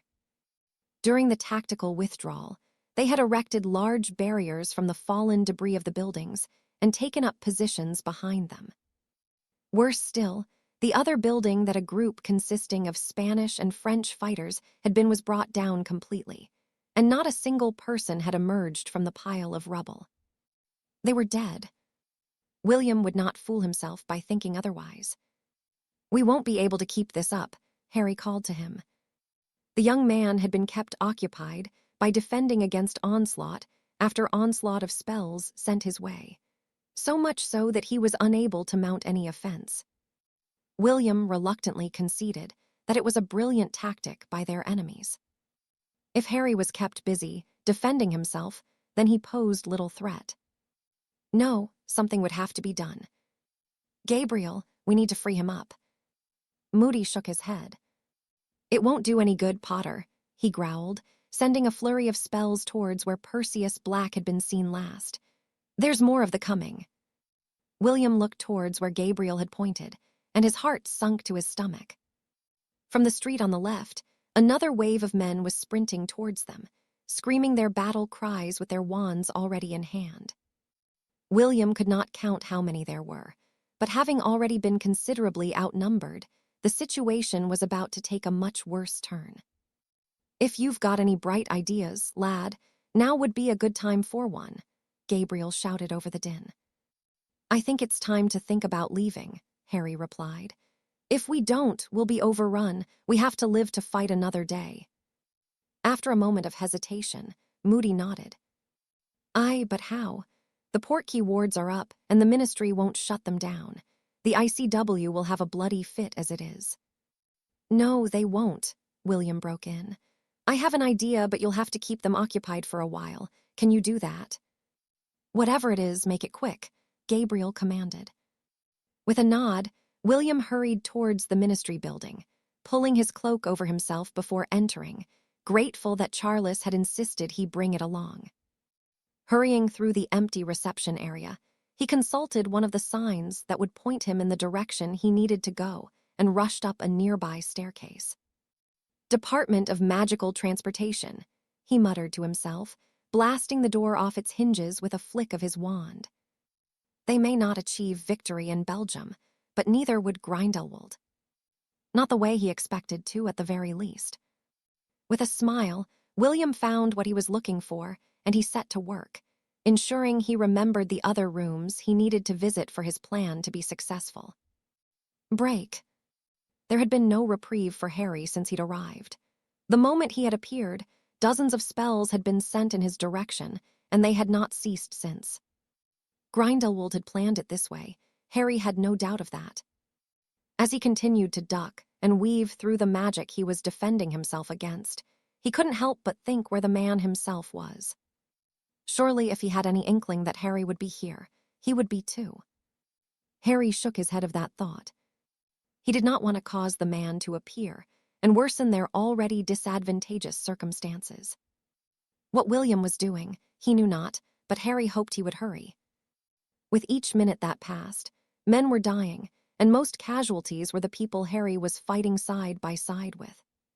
We have to do something about that lot, Gabriel Moody said urgently, nodding towards the reinforcements that had arrived and were quickly breaking through the makeshift defenses. I've got an idea, but it's not strictly legal. I'm not an Auror here, lad. Do what you have to. Harry grinned almost excitedly, and Moody shot him a look of curiosity. Cover me. With Moody shielding him, Harry had a moment to focus, and doing so, he used his wand to cut into his palm. What the bloody hell are you doing? Moody snapped. Levitating a drop of his blood in front of him, Harry blew on it gently before hissing and banishing it in the air. Lad, Moody pressed. I've wanted to try this for a while, Harry replied ominously. The spell had come to him, the same way many others had. Perhaps he had come across it in one of the Slytherin books he had liberated from the Chamber of Secrets so many years past, but he didn't think so. No, this was a piece of magic from Voldemort himself. With a bird-like screech and burst of golden flames, an enormous, winged serpent appeared. The visage of the basilisk Harry had fought with a sword as nothing more than a boy one he would never forget. The wings were that of a phoenix, not that anyone else was paying attention to such trivial things. What the hell is that? Moody yelped. Later, Harry huffed. Shouldn't we be moving? Not knowing what it was they faced, the reinforcements scattered as the winged serpent swooped over them. Harry wouldn't pretend to know what damage it could do, but it served to buy the ICW forces some time. Pull back, Moody shouted, coming to his senses. Harry followed the man as he sprinted towards the ICW, building only to halt as a breathless William exited. "Not this way," he wheezed. "Run." Neither Harry nor Moody needed telling twice, and followed the Potter Lord as he ran back towards the fighting, only for an ear-splitting explosion to rent the air. The Ministry building was engulfed in emerald flames, and more explosions sounded. "What the hell did you do, Potter?" Moody demanded. "You said that we couldn't let the Ministry fall into his hands. It won't now." Moody looked at William in disbelief before he roared with laughter as the men fighting on behalf of the ICW continued to retreat from the fighting where they were outnumbered, but not being pursued. The explosions, courtesy of William, were spewing out plumes of fire and debris towards Grindelwald's men, preventing them from giving chase. "PORTKYS, LADS, Moody commanded. "Let's get the fuck out of here." With a final look over his shoulder, Harry could see that much of Bruges was burning. He remained transfixed on the city until he felt someone grab hold of the back of his robes, and he was transported away to the room in the British Ministry he had arrived in when the events of Poland had concluded. "All right, Potter," Moody huffed. "What the hell did you do? I have to explain what happened to Diggory." "I used the reserves of flu powder from the Department of Magical Transportation," William explained. "I doubt there's anything salvageable left in the building." Moody shook his head, though his lip curled in amusement. "Well, the ICW did say Belgium mustn't fall under his control by any means necessary," he mused aloud. "And you, whatever your damned name is, what did you do?" Harry shrugged. "It's just an old spell I came across," he replied. "I didn't expect it to work like that." Moody hummed unhappily. "Any idea how many we lost?" No answer was forthcoming, but from what Harry could see, the numbers were not insignificant.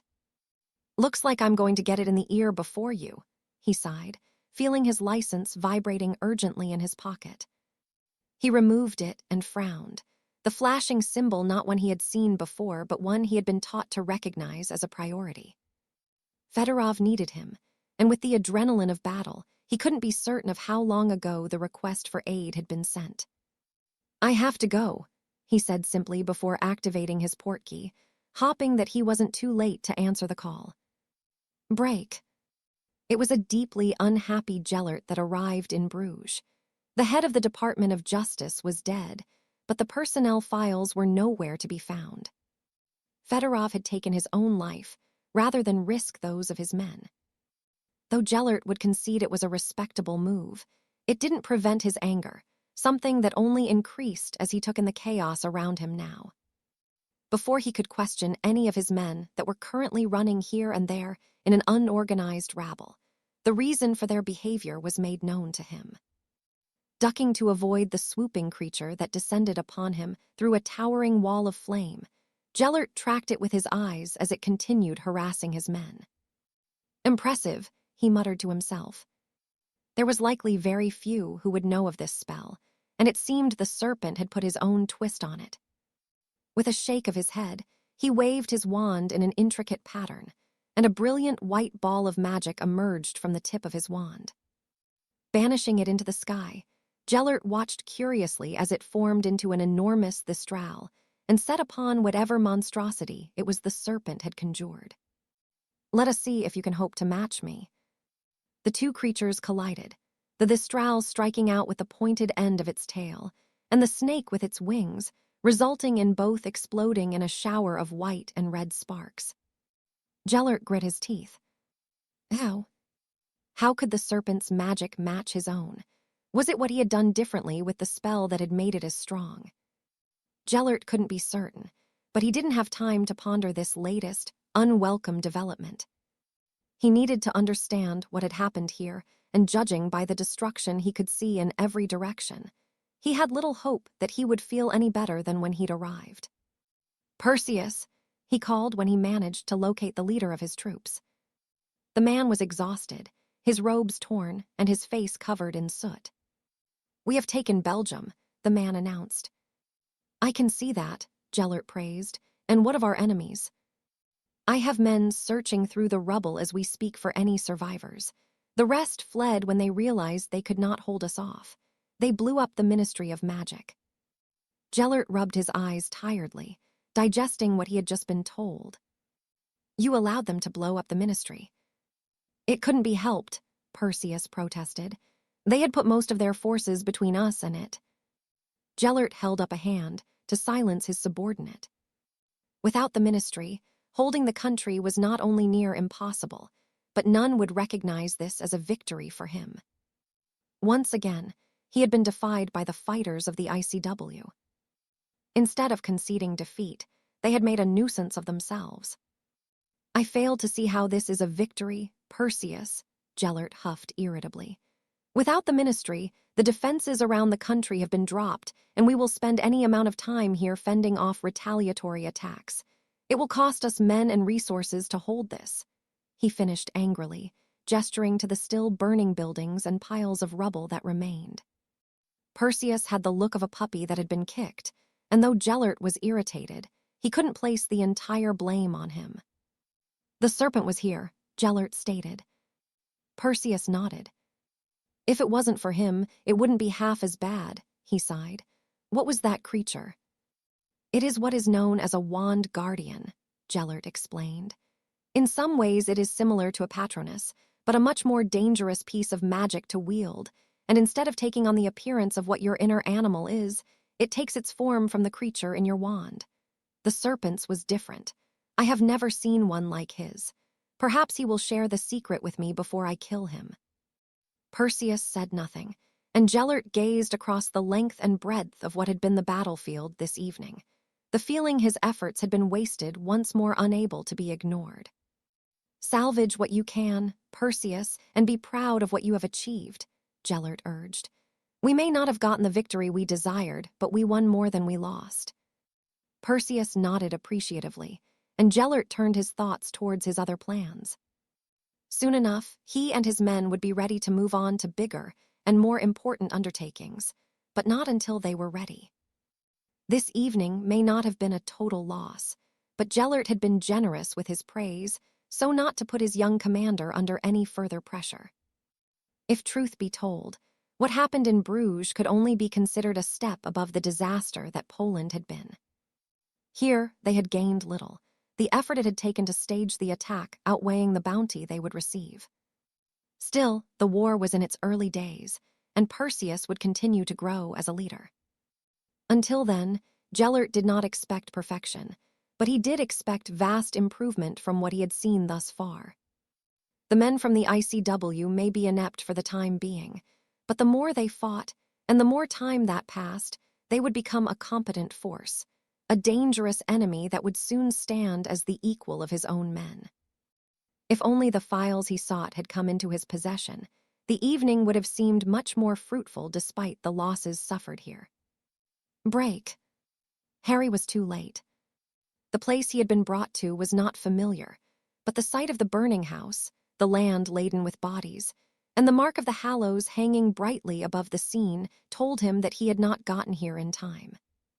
With his wand drawn, he approached the first corpse he came to, the man's face bloated, an expression one of sheer agony. He had not died pleasantly, but the pendant of the deathly Hallows hanging loosely from his neck halted any sympathy Harry I have felt for him. The rest of the bodies were in a similar state, but not the last, the one closest to the house. Harry's breath hitched in his throat as he took in the visage of Fedorov, the man's image almost one of triumphant, though the beginnings of a grimace marred his features. A large knife was protruding from his abdomen, one he had seen the man sharpening in his office during a visit to him. He shook his head as he crouched next to his, a sense of loss filling him. "Ivan," he called, shaking the lifeless Fedorov by the shoulders. "Ivan." Harry had not expected a response, but that didn't stop him trying to rouse one he considered to be a friend. In the few short years they had known one another, they had shared some unique, though not pleasant experiences. "Ivan, wake up," Harry tried a final time, allowing the body to fall back to where it had come to rest. Fedorov was dead, and had been for some time now. His skin had grown cold, and the fire had torn through most of the house. The man had evidently been attacked in his own home, likely when he had been sleeping, judging by the sleep attire he wore. Grindelwald, Harry seethed. The area was saturated with the Dark Lord's magic, and the reason for his absence in Belgium was clear. He had used the attack on Bruges to conceal his own movements, knowing that Harry would likely be far away and too distracted to help his superior. Whatever the reasoning, Ivan Fedorov was gone, and there was nothing Harry could do about it. Unconsciously, he reached for the ring he wore around his neck, only to turn sharply towards a sudden magical disturbance he felt. Upon doing so, he found himself faced by 6 figures, their faces hidden by the shadowy, gray robes they wore. "Who are you?" Harry demanded, readying himself to respond to any untoward movement from any of them. "Calm yourself, serpent," a familiar voice replied as a man Harry had seen on only a few occasions revealed himself. "It's me, Ghost." Harry did not lower his wand, and Ghost nodded approvingly. "You have learned much," he praised. "Not many as young as you last this long in the job, and certainly not without a team watching his back." "If this is what you call watching each other's backs, I'm not interested," Harry spat, pointing at Fedorov. "Oh dear," Ghost sighed deeply. "It seems we were too late." "Ah shit, what happens now?" a man with an American accent asked. "We will need to inform the ICW, and they will choose a new head of the department," Ghost explained. "They will need to do so quickly." "It'll be you, Ghost," a woman with a thick Eastern accent broke in. "You're the longest-serving one of us left." "Perhaps," Ghost replied, unconvinced by the support he was being shown. "As I said, the ICW will decide. For now, I want you all to search the area to make sure no one else is here. Now," he added when it appeared that another member of his team would question him further.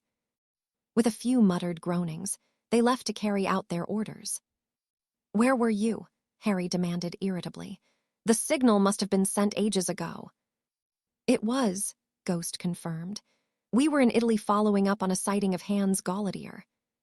"From what I can gather, he was here," Harry huffed. "I recognize some of the men as those that were with him in Switzerland when I was there." Ghost shook his head sadly. "A decoy, then," he explained. "Galletier was spotted there purposely to keep some of us away. What about you? Where were you when the signal was sent?" he added suspiciously. "In Belgium, trying to stop from being taken by Grindelwald's lot." Ghost released a deep breath. "Were you successful?" Harry shook his head. "I wouldn't say so," he sighed. "Why were you there, serpent? We are not common soldiers, and we have our orders. We are to continue carrying out our duty as normal unless we are called up to fight amongst the others." "I went to where I was needed," Harry replied heatedly. "Then we all failed to answer the call to be where we were needed most," Ghost pointed out. "But I would have thought the others would have come." "How many of us are even left?" Harry asked. Ghost shrugged. "It's hard to say with everything that is happening. There will be those that have sided with Grindelwald, and others who may have been killed that we do not know about. I would say there is a few more than a dozen of us remaining." Harry nodded his agreement. It seemed to be a fair conclusion to have reached. "There's no one else here," a dark-skinned man announced as he reached them, no longer finding it necessary to hide his identity. "The others have put the fire out, and it looks like they were after something." "The personnel files," Harry mused aloud. "Before Sato was exposed, he tried to get hold of them for Grindelwald." "Do you believe he was successful tonight?" Harry frowned, but shook his head after a moment. "No, Ivan wouldn't be stupid enough to bring them to his house, not when he knew he could be targeted for them." Ghost and his teammate looked at one another uncertainly. "It is too much of a risk to assume that he does not have them," Ghost explained. "If he does, they will come for us and our families. We must get them to safety." "What about Ivan?" Harry asked as Ghost beckoned his men towards him. "I will send a message to the ICW to explain what has happened. They will send a team to retrieve him whilst his funeral is being arranged," Ghost assured him. "Then I'll wait until they come," Harry decided. "It is not safe here, serpent, And until we know what Ivan has done with the files, we aren't safe as it is. Go home and get your essentials. You would be a fool to waste your time here." Only a moment later, the 6 of them vanished, and Harry began the process of clearing the land of the bodies. Grindelwald's men were disposed of with fire, and Harry, against Ghost's advice, sat vigil by the remains of Ivan Fedorov until a team of Russian healers arrived to remove them a few hours later. Harry didn't know what he would do now, but if he knew anything about Grindelwald, it wouldn't be long before he struck again, and Harry could only hope the ICW were better prepared for the next battle. They could not afford to keep losing men and land the way they were. Eventually, something would have to give, and at this rate, it would be those fighting against the seemingly ever-expanding regime of Grindelwald that may end up too broken to keep fighting back against him. Not Harry. No, the young man would fight until his dying breath, and if that meant killing Grindelwald himself, so be it. He would not wait for the rest of the world to catch him up iron understanding just how dire the situation they faced was quickly becoming. Break. Minerva had not known a meeting to be called before breakfast, and if the expressions of the other members of staff were anything to go by, it was not a common occurrence. "What do you think this is about?" Horace asked with more than a hint of concern in his voice. "We will find out soon enough," Rosalina replied, knocking on the door to the headmaster's office. "Come in," a tired voice bid. It was clear that Professor Dippet had not slept all night, nor had Albus for that matter. Both men were bleary-eyed, the visage of each quite grim. "Thank you for joining us," Armando greeted them. "I will keep it short. In the early hours of this morning, I was informed by the minister that heavy fighting took place in Belgium last night. A full report is yet to be made, but the casualties were high. It will be remarked upon in this morning's edition of the Daily Prophet, and I expect we will have many upset students to manage." "Any news on the outcome?" Rosalina questioned. Grindelwald was successful, but the ICW forces took it upon themselves to blow up the Ministry of Magic. That is all I know. "They blew up the ministry," Minerva gasped. "Quite the feat," Horace commented, "and an inspired move. Without the ministry building, the country is worthless. It would be too much effort to implement a new infrastructure. He'd be better off abandoning it." "He will not do that," Albus sighed. "He will find a way to keep it under control." Minerva had no doubt he would. With how the war was going so far, she was finding it difficult to maintain her belief that he could be stopped. Even with Harry doing all he could to combat him, the future was looking bleak. Not that she had heard from Harry recently, not since the night she had stopped him from killing Tom Riddle. Minerva knew that Harry had a ruthlessness to him. To do the job that he did he'd have to, but it was side of the man that she had never seen. That night, she had gotten a glimpse of that part of him, the hurt and anger he carried that he hid from everyone else. He had been furious with her for intervening, and though she felt bad for doing so, she did not regret her decision. Had Harry succeeded in killing the boy at Hogwarts, he would never have seen the light of day again, and she couldn't face that. Perhaps it was selfish on her part for stopping him taking his revenge, but it had not been the right moment.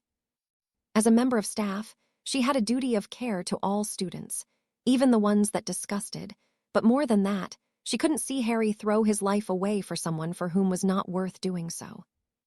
"If there is nothing else," Armando's voice broke into her thoughts, "please show a little patience and understanding.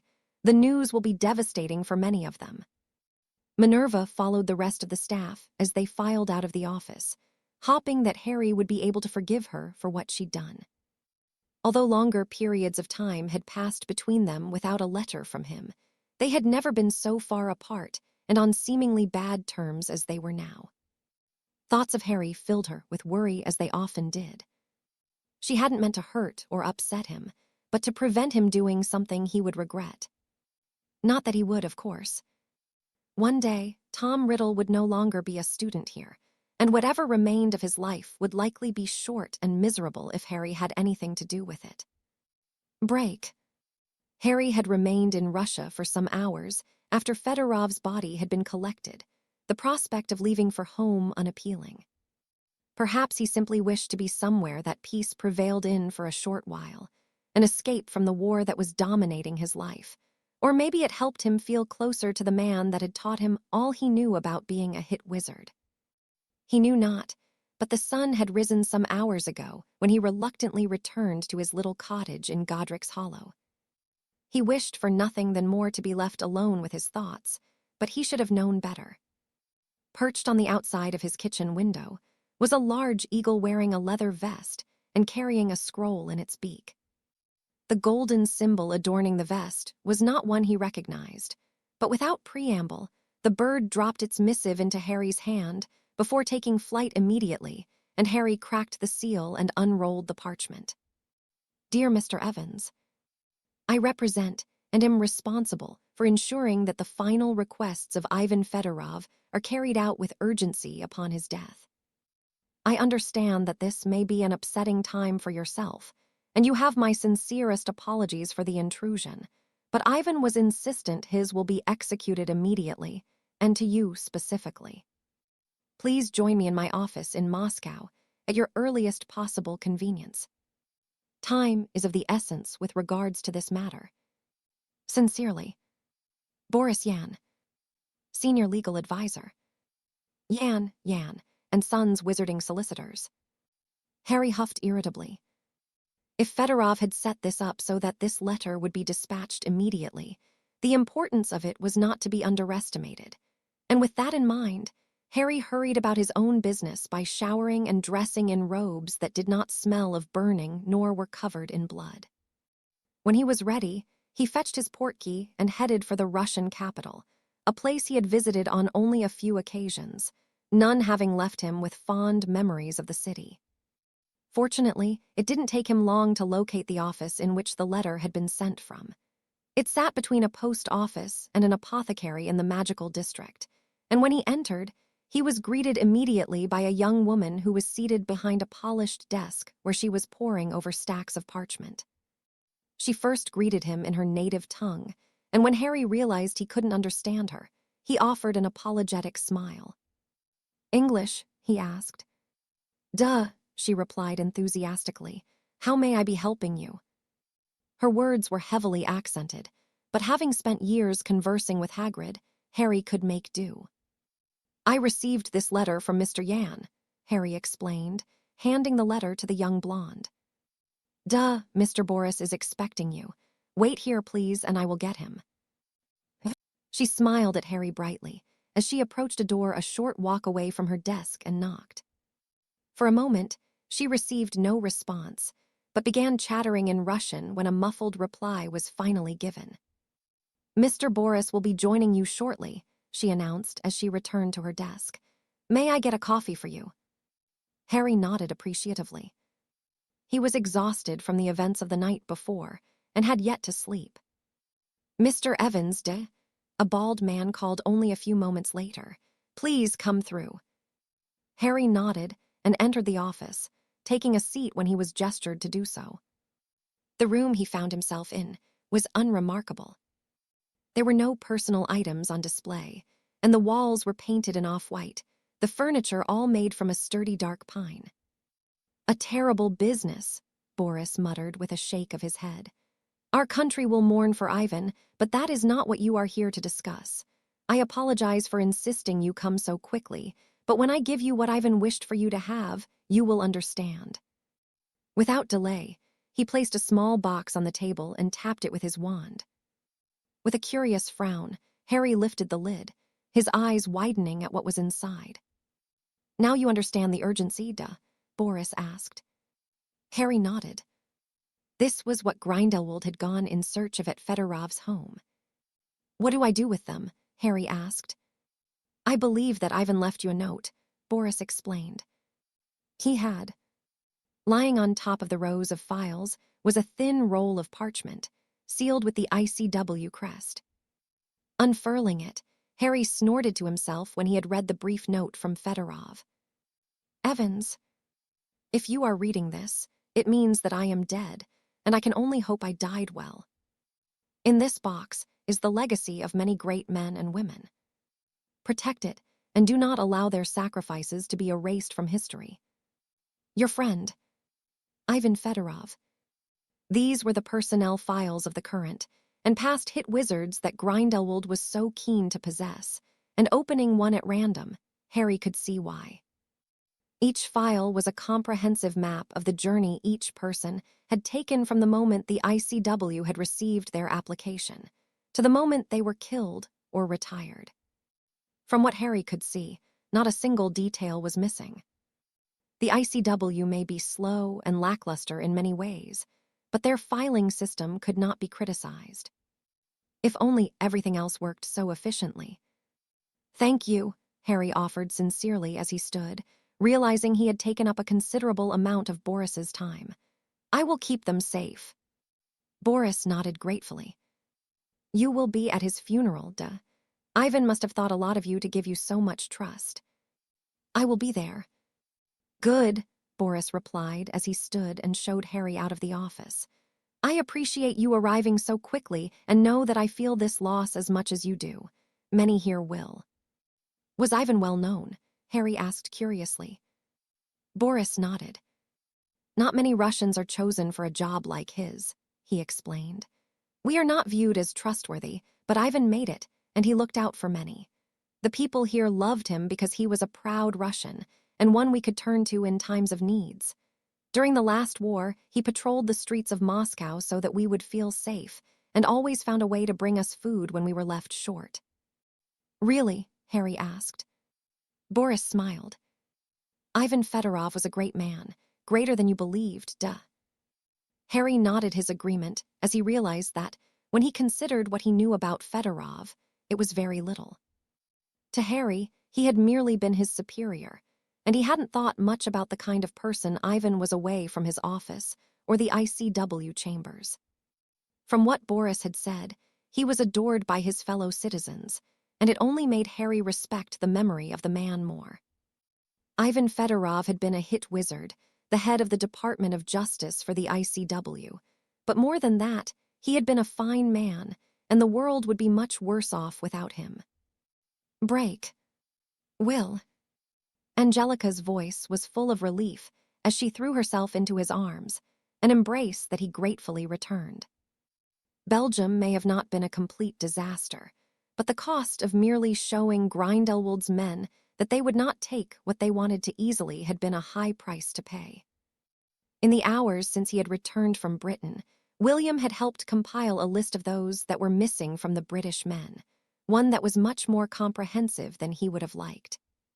As far as he was concerned, any life lost in the pursuit of defending their world against Grindelwald's ambitions was too much, and the numerous names that had been scratched in the piece of parchment they'd used was sickening to consider. 73 in all were unaccounted for, and those that had not perished would undoubtedly now be a prisoner of an enemy who was not known for his mercy. "I'm okay," William assured his wife tiredly. Guilt washed over him as her tear-filled eyes roamed over William, looking for any sign of injury. "What happened, Will?" she asked. William could only shake his head as he explained what had transpired to his wife and son. "Perseus Black," Angelica asked disgustedly. William nodded. "We shouldn't be surprised, really, not with what happened with Cassiopeia in Hogsmeade." "So, the Blacks have joined him?" "No," Charles interjected firmly. "Arcturus wouldn't." "He hasn't, as far as we know," William pointed out. "If he has, he's got quite the pair on him to remain on the Wisengamot." Charles shook his head. "He wouldn't involve himself in it," Charles defended the Black Heir. "I know him well enough to know he wouldn't." William nodded, though he knew his son would have some bias on the matter with how he felt about the youngest daughter of Lord Black. "What happens now?" Angelica asked worriedly. William could only shrug in response. "The only thing that would make sense would be for Grindelwald to make a move on France," he sighed. "He won't have an easy job with that. The ICW will use every available man they have to prevent it." "Will it be enough?" Charles questioned. William released a deep breath. "I don't know," he answered honestly. "In every skirmish so far, we have been outnumbered considerably. We need more men, and if we don't get them, this could end badly for us." Charles deflated, and Angelica worried her lower lip. William could not lie to his family. As much as he wished he could spare them the knowledge of the danger they may yet face, he couldn't. Was Harry there? William snorted. Oh, he was there, and if he hadn't been, we might not have made it out at all, he replied. People are starting to believe that he may be the one to kill Grindelwald. Even the foreigners see him as a hero. Harry won't like that, Charles chuckled. No, but it is how he is seen, William explained. Everyone just feels safer when he's there, and with good reason. And what part did you play in all this? Angelica asked, holding up the morning edition of the Daily Prophet. William rubbed the back of his neck sheepishly. I might have been the one to blow up the ministry. Angelica gasped as Charles stared at him wide-eyed. You blew up the Belgian Ministry of Magic. William nodded. We were told that it mustn't fall into his hands. I made sure that didn't happen. Angelica shook her head in disbelief as Charles laughed. I bet even Harry was proud of that, the latter declared. I wouldn't know, William sighed. As soon as we arrived back in Britain, he was called away again. So where is he? Charles asked worriedly. I don't know, but whatever dragged him away must have been important. He wouldn't have left so suddenly if it wasn't. Charles was not satisfied with the answer and summoned a quill, some ink, and a sheet of parchment. I'm going to write to him. William offered his son a smile. For how difficult Charles must be finding this all, he was coping well.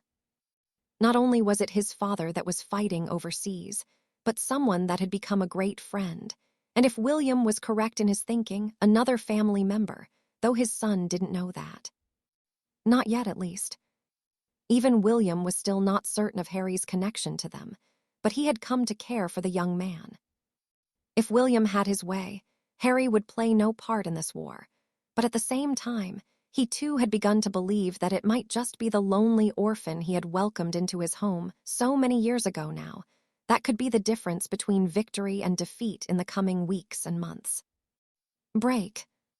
Harry watched as the coffin of one of the men he had looked up to was lowered into the ground, his expression grim, and the feeling of defeat not easy to ignore.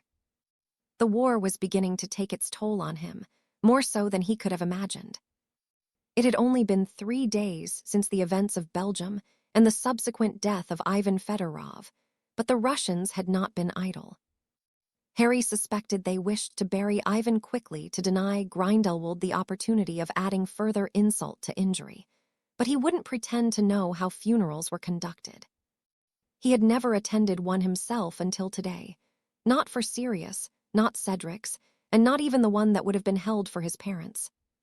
Had they even been given a proper burial? Harry shook his head of those thoughts. It would not do to dwell on them. That's the Russian Minister of Magic, Ghost whispered in his ear as a large man wearing a fur hat stood and approached the podium as the service was concluded. Hundreds had arrived to pay their respects, adding credence to the words spoken by Boris Yan. Ivan Fedorov was a national treasure, so respected that the most powerful man in the highest office had not only insisted on being here, but also felt compelled to say his piece. Ivan Fedorov was one of the greatest men our country has produced in generations, the minister began, and Harry was pleased he had the foresight to bring the translator he had still not returned to the British ministry. How his life was ended fills me with disgust, and even as we mourn one of our sons, I know that I am not alone in the rage I feel. The gathered Russians voiced their agreement. It was no secret what had happened to Fedorov. Across the front page of every newspaper in Russia, the symbol of the Deathly Hallows sat prominently above the remains of Fedorov's home. Our Muggle government can sign what treaties they wish with the Germans, but I refuse to be beholden to them any longer, the Russian minister declared, his words greeted by cheers of approval. Our country has little to do with the ICW, but in light of what has happened, I will open talks with the representatives there where I will commit our support to putting to an end to the monster that has forced us together today. Harry's eyes widened, and he looked towards Ghost, who was as shocked as him. It is now that I call upon the men of Russia to do their part, to be willing to take up arms against this Grindelwald, and avenge the son that has been taken from us. Let us show him that the might of Russia is not something that should be provoked." The cheering that followed was uproarious, and as Harry stared across the crowd, he couldn't believe what he was seeing. "Well, this might just change everything," Ghost murmured. Harry nodded. "It may well do," he agreed, feeling the burden he carried lighten just a little bit. Chapter 44. A passing of the torch. Gellert slammed his fist on top of his desk, the morning headlines angering and filling him with concern. Had he known the Russians would react in such a manner, he would have taken an alternative approach in dealing with Fedorov. What choices he had, he knew not, but anything was better than the result achieved. Not only had he failed to retrieve the documents he needed, but he'd also managed to provoke the ire of the one nation he was currently avoiding. Of course, he intended to seize Russia as he had those that had fallen under his control, but not until he was ready to do so. "Damn," he cursed irritably. If Minister Sokolov was a man of his word, all Gellert had achieved from his recent efforts was creating further enemies for himself and his men. "Where's Weber?" he asked a nervous Perseus Black. "I have sent for him," Perseus assured him. "He should arrive shortly." Gellert took a calming breath, his gaze sweeping over the various newspapers that had been placed in front of him only a moment ago. This was not the desired outcome, not yet at least, he muttered. "We can manage it," Perseus replied confidently. "The ICW forces have already proven themselves inept in combating us. The Russians will not do any better." "And what if they form an alliance?" Gellert snorted. "Our numbers advantage will no longer stand." "Perhaps at first," Perseus conceded, "but we have more men joining us daily, Gellert. It is not an advantage that will be lost for long." "Let us hope you're right," Gellert sighed. "The Russians are not the ICW. They play by their own rules and should not be taken lightly." "We will not underestimate them," Perseus comforted. "Look at what we have done in such a short amount of time," he urged, gesturing to the map that adorned the wall. Gellert nodded proudly. "You're right, of course," he praised.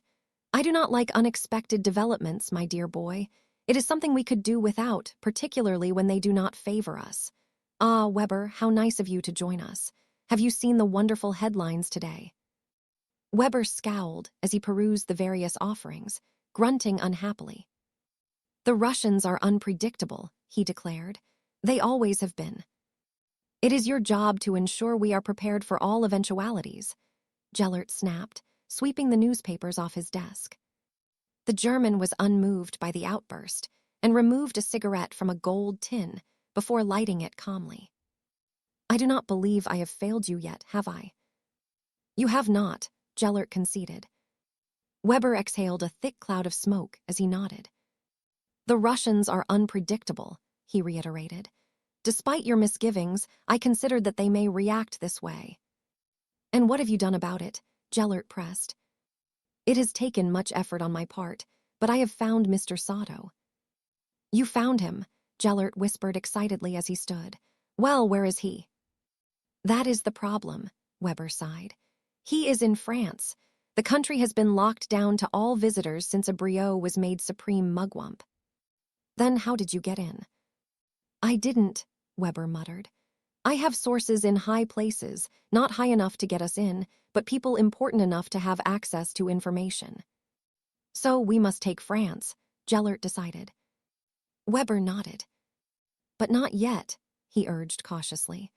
"Attacking France will incur the wrath of the entire ICW, and with the Russians joining them, the casualties would be great." "Then what do you suggest?" "We wait," Weber answered simply. "We must have more men, and we must plan for all possibilities. If we do not, all could be lost." Gellert hummed. Waiting was not a problem. His men had been working tirelessly these last months, and a rest would serve them well. Of course, he would need to keep a presence in the countries he had liberated, but that could be done on a rotational basis. "Okay," he agreed, "but where will we get these additional men?" "If you allow young Perseus to join me, I will take him to lands where I have heard whispers of those that support your cause. All I would need is as many portkeys as you can provide. Gellert nodded. More men would be needed, if not now, in the future. Pack your bags, Perseus, he instructed. What about the men? I'm sure Cassie and Hans can manage in your absence, Gellert assured him. Is she not looking after my father? Perseus asked. Gellert had all but forgotten about the state of the current Lord Black. Despite the best efforts of the healers, the man's condition was continuing to deteriorate. For the most part, Orion Black spent most of his time living in the past, rambling about his dead wife, and raving about how proud he was of his children. Perseus had taken exception to his father evidently favoring Arcturus over him. Now Arcturus is a real Black, the man had commented to all that would listen to his madness. Gellert couldn't be certain if he meant to slight his older son, but Orion Black had done himself no favors. Only Cassiopeia would deign him with her presence for any period of time, and though she hadn't voiced it, seeing her father's decline was upsetting the woman. Then I will take it upon myself to train them, Gellert declared. Worry not, Perseus, you will resume your position when you return. Perseus nodded gratefully. Then I will pack, he announced, taking his leave of the room. You are certain of this? Gellert questioned Weber. I am, the German said assuredly. When we return, you will have more men. Enough to fight off the Russians. Enough that we will add more men at a later date by freeing Sato. The Japanese will be a powerful ally. That they will, Gellert mused aloud, shooting a final glance at the newspapers before engulfing them in fire. They will indeed. Break. Excited whispers filled the great hall with students who had invested little time in wizarding history, asking after the significance of the headline in the morning edition of the Daily Prophet. The Russians are coming. A poor choice of wording, in Minerva's opinion. The Russians had not shared good relations with many throughout the previous dozen or so decades, and the headline implied that they had perhaps sided with Grindelwald. Minerva had believed so, as had many other staff members. It wasn't until Albus had explained that the article was informing them of an unexpected alliance between the International Confederation of Warlocks and Russia that those within the castle realized that the headline was a positive one. The students certainly seemed to be reinvigorated by the news, especially those who had fathers, uncles, and brothers on the continent. What does this really mean, Albus? Minerva asked. The Transfiguration professor offered her a sad smile. It merely means that the conflict is growing, my dear, he sighed. The Russians may have joined the ICW, but Gellert will have contingency plans in place. I wish it were good news. Alas, it just means that more will die until the war is concluded. It was a sobering thought, and not one that filled Minerva with the same relief she saw amongst the students as they ate their breakfast. Unable to look upon the naive teens, she focused on her mentor. Albus was tired, his expression uncharacteristically filled with guilt. Having learned what she had from Harry about his relationship with Grindelwald, it was hardly surprising, and though she understood why Albus felt he couldn't act against him, it frustrated Minerva to no end. She looked up to her mentor, admired him for his ability in transfiguration, and for the man she had always believed him to be, but knowing he remained idle, that he could read of the horrors of what was occurring on the continent and still refuse to offer his aid did not sit right with her. It made Minerva look at him in a way she wouldn't have believed possible only a year or so ago. She was disappointed and more than a little hurt. Harry was doing what Albus should be, and Minerva could not help but think her mentor a coward. I can barely look at myself some days, Albus said almost reassuringly, catching her gaze with his own. With a final smile, he left the hall, and Minerva could only shake her head. As frustrated and hurt as she was, she knew that Albus wasn't a bad person. He would not wish harm on any if he could prevent it, but it seemed that Grindelwald, for reasons known only to Albus, was his crux. Minerva released a deep breath. In a way, she could understand it more than she had first thought. If Grindelwald was Albus's crux, then Harry was certainly hers. She couldn't begin to fathom what it would take for her to feel strongly enough against him that she would bring herself to cause him harm. She cared for him more than she did any other, and though he was likely still angry with her, she didn't care. She wanted to see him, if only to apologize, even if she did feel she was in the right. It didn't matter to her, and never did really. Minerva missed her friend, and if the unspeakable were to happen and Harry was to be killed in the pursuit of doing what was right, she couldn't be certain if she could ever carry the burden of him believing she'd chosen Tom Riddle over him in any capacity. Break. With the unfortunate demise of Mr. Fedorov, we must now decide who will be his replacement, Monsieur Abriot announced, the man having been nominated to the position of Supreme Mugwump shortly after filling in for the now incarcerated Sato. To Harry, the Frenchman was as good as any to chair the ICW meetings. At the very least, he had proven himself supportive of the efforts to combat Grindelwald, even if it hadn't changed Harry's mind in how he felt towards the ICW as a whole. We have discussed the appointment amongst ourselves, but we would like to offer you the opportunity to put forward any names for consideration that you believe should accept the post, Abriot continued. Harry noticed his gaze sweep over him, and he cursed internally. It should be Ghost, a voice Harry recognized as belonging to the dark-skinned man he had met the night Ivan was murdered. He is the longest-serving hit wizard, and most of us know him well enough to trust him with our lives. I don't think anyone here would object. If any did, none spoke their thoughts. Ghost's team made up 6 of the remaining 38 hit wizards. It wasn't the biggest group, but the most reputable among them. Then we shall take Ghost into account, Abriot acknowledged, making a note on a sheet of parchment in front of him. Any others? What about the Serpent? The Portuguese representative questioned. He has done more than any in the fight against Grindelwald. And his capture rate is astounding, the Irish representative added. Harry received his fair share of agreement from many others, but another spoke before he could. He is inexperienced, a heated, feminine voice protested. The tone irritated Harry, and the Supreme Mugwump leaned back in his chair as he stared at the woman. You are a part of Ghost's team. The woman nodded. Your name? They call me Fox, the woman answered. Well, Fox, could you inform myself and my colleagues how many wanted criminals your team has captured in the past 2 years? Fox looked towards Ghost, who shook his head disapprovingly at her. 8, he answered on her behalf. Quite impressive, the Supreme Mugwump praised. Serpent, how many have you captured? I don't see how that is relevant, Harry sighed. Come, now is not the time for modesty, Abriot urged. How many?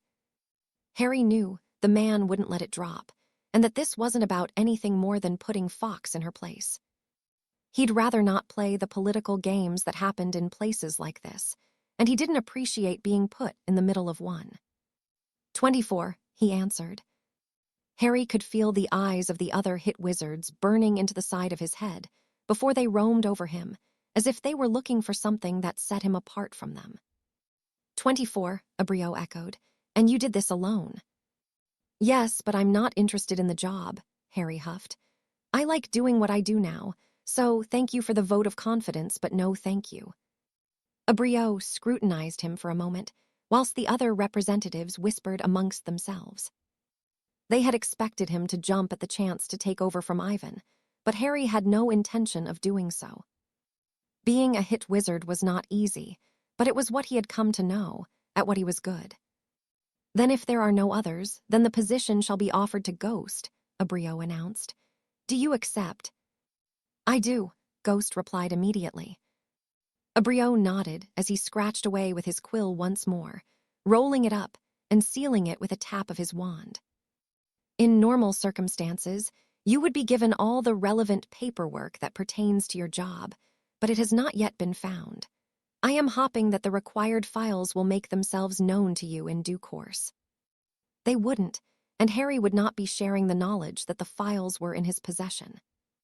He had met Ghost on only a few occasions, and though the man had given him no reason to distrust him, Harry did so as a rule, a lesson learned from Barty Crouch Jr. in his 4th year at Hogwarts.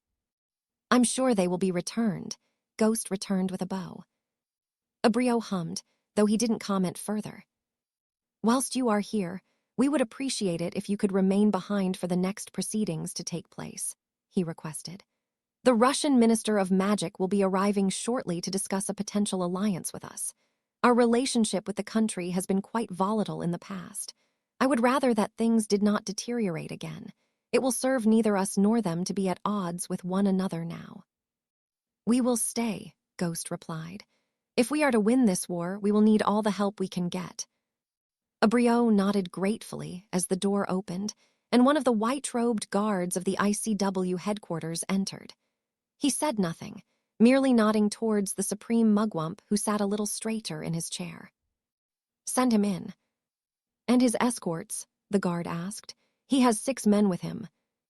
They may enter, Abryo decided after a moment. They are significantly outnumbered, he explained, gesturing to the gathered hit wizards. With another nod, the guard vanished and returned only a moment later, his expression one of caution as he was followed in by 7 men, 6 garbed in red robes trimmed with white, who surrounded the man Harry had witnessed at Ivan's funeral giving a speech. Up close, the Russian Minister of Magic appeared much larger than he had previously, his large arms, rugged frame, and intense blue eyes giving him the air of one that should not be crossed. Minister Sokolov, Abryo greeted him. The Russian offered a slight inclination of his head. Duh, he replied. You are the Supreme Mugwump. I am, Abryo confirmed. Please feel free to take a seat. That would be much appreciated, Sokolov replied, moving to a section in the stands that had been kept aside for their guests. I have had little time for sitting these past days, as you can understand. I have been very busy. As have we all, Abryo sighed. You have our condolences for the death of Mr. Fedorov. Sokolov grunted. It is not condolences the people of Russia seek. We will only be satisfied when Grindelwald is strung up by his guts for what he has done, he declared. We are not fools. We have seen what he has been doing, and to go against him alone would be inadvisable. That is why I am here. And we are pleased to have you, Abryo assured him. I will not pretend that he is not causing us problems. Then let us discuss what we can do for one another, Sokolov urged. Our politics are different, but we have one enemy. The people of Russia are keen to spill their blood. I have 1,000 fighting men preparing to be dispatched as we speak, and we are willing to work with yours under certain conditions. Name them, Abryo insisted, ignoring the unhappy muttering of his peers. My men have their own commander. They will not fall under the command of the ICW, but they are willing to fight beside you. The commander of my forces is happy to meet with your own where they will strategize for battles, decide on roles and positioning, but that is all. Abryo nodded thoughtfully. Does anyone have any objections to Minister Sokolov's terms thus far? When none spoke, the Russian continued. The priority of my men will always be the defense of our home. If they are required to leave where they are stationed to protect Russia, they will do so. I will not have the men and women of my home vulnerable in the defense of others that would not help us if our positions were switched. That is fair, but if you are to be an ally of ours, we would not leave you alone to defend your home. If our forces are needed, they will be there, Abryo assured him. Sokolov hummed. That remains to be seen, he muttered, but for now they are our terms. And amiable ones they are, Doge declared. I for one am pleased for the alliance for as long as it may last. Sokolov nodded appreciatively. Then allow me to introduce you to our commander, he requested. One of the men that had escorted the Russian minister stepped forward. He was a middle-aged man, his expression severe but one of confidence. Harry had become good at identifying those that had been trained to use their wand for combat, and this man was undoubtedly one of them. This is my son, Petr. He has been the leader of my personal guard for many years and will serve Russia with the same dedication and loyalty that he has served me. Sokolov was beaming proudly at the younger man who remained stoic, his expression unreadable. Abrio offered both a respectful bow as he stood. "Then let us begin," he suggested. "There is much planning to do, non." Break. Cassiopeia watched her sleeping father, the man having finally exhausted himself from packing about his quarters, ranting incoherently about her mother and how he missed her. He'd never shown it. When the Lady Black had died, Orion had not mourned, nor barely acknowledged that his wife was no longer with them. These past months, however, it was often that the man would become inconsolable when he was reminded of her passing. It was painful for Cassiopeia to watch, but she could not help but think her father had brought whatever condition he was suffering with on himself. Still, she wouldn't see him suffer alone. More than her siblings, she remembered the man that had raised her along with her mother, the man that would tell them all stories in his study, using his wand to create awe-inspiring light shows and make dramatic sounds. That man was long gone. Cassiopeia believed that when her mother died, the part of her father that doted on his children went with her. He became reclusive, ill-tempered, and had seemingly held in all the agony and sadness he'd felt. The healer believed this was why he had become so unwell, all in the name of not losing face, even with his children. "How is he?" The voice of Perseus broke into her thoughts. Cassie shook her head. "Not well," she sighed. "He was lucid for a while earlier, but it didn't last." Perseus nodded grimly. It was no secret that, in his moments of madness, Orion took to speaking about Arcturus, and Perseus had taken what their father had said to heart. Oddly, the one child he hadn't mentioned was Doria, the sibling that mostly resembled their mother in look and how she acted. Doria had been a sweet girl, probably still was for all Cassiopeia knew, but it was as though she didn't exist in their father's eyes. It was as though he had blocked out her existence, because she reminded him so much of his late wife, who Cassiopeia now believed he loved dearly. "I'm being sent away for a while," Perseus announced. "Gellert wants me to go with Weber and recruit some more men." "And what about me?" "You're going to stay here and keep an eye on him," Perseus explained, nodding towards the prone form of the Lord Black. Cassiopeia wasn't displeased by the revelation.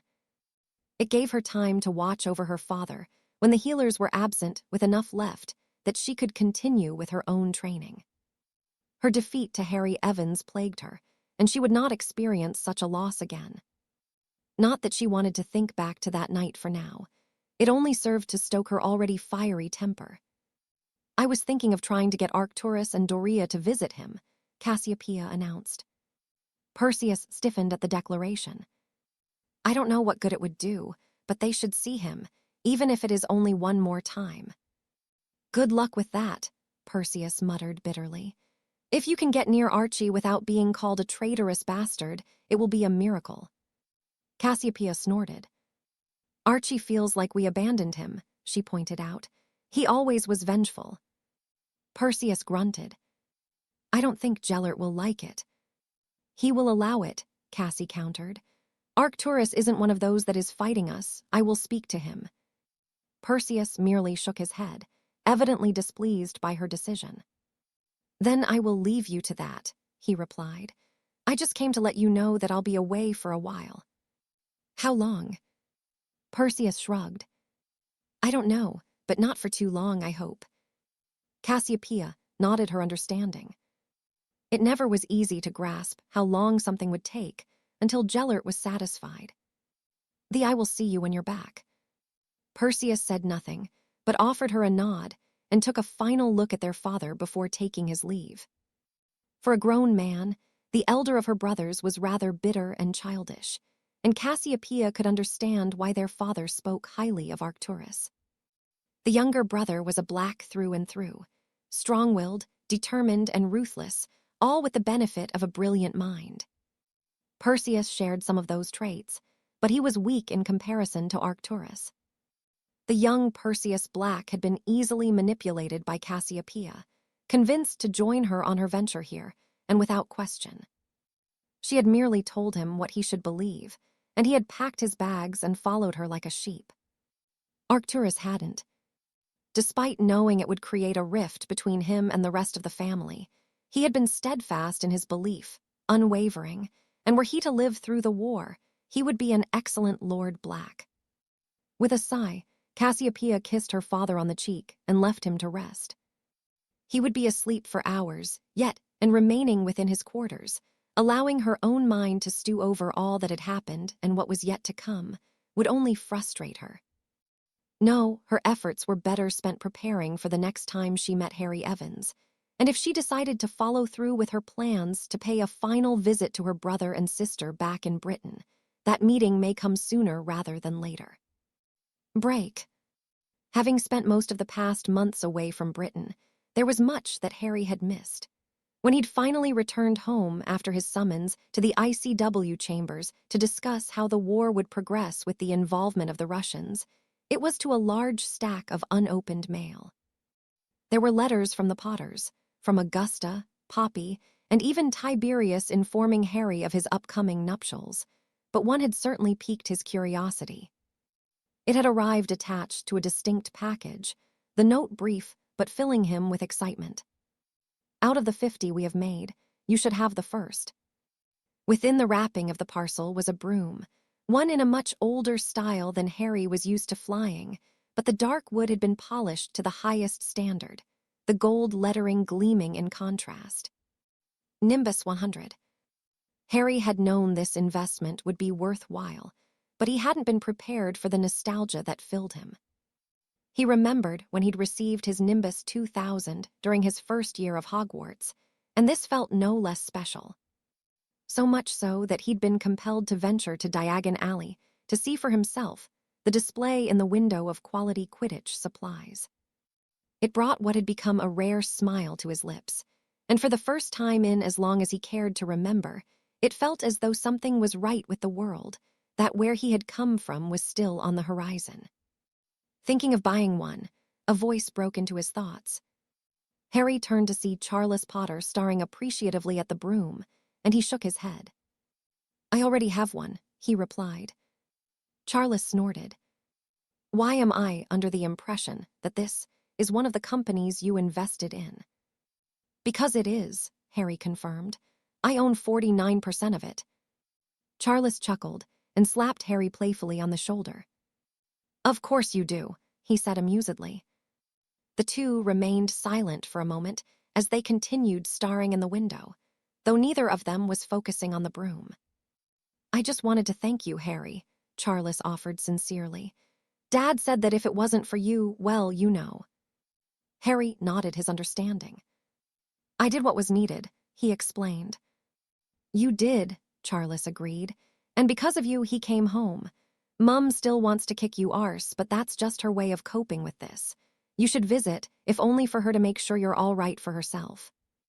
Harry laughed. "I will," he promised. "With how things are going, I expect it will be quiet for a while.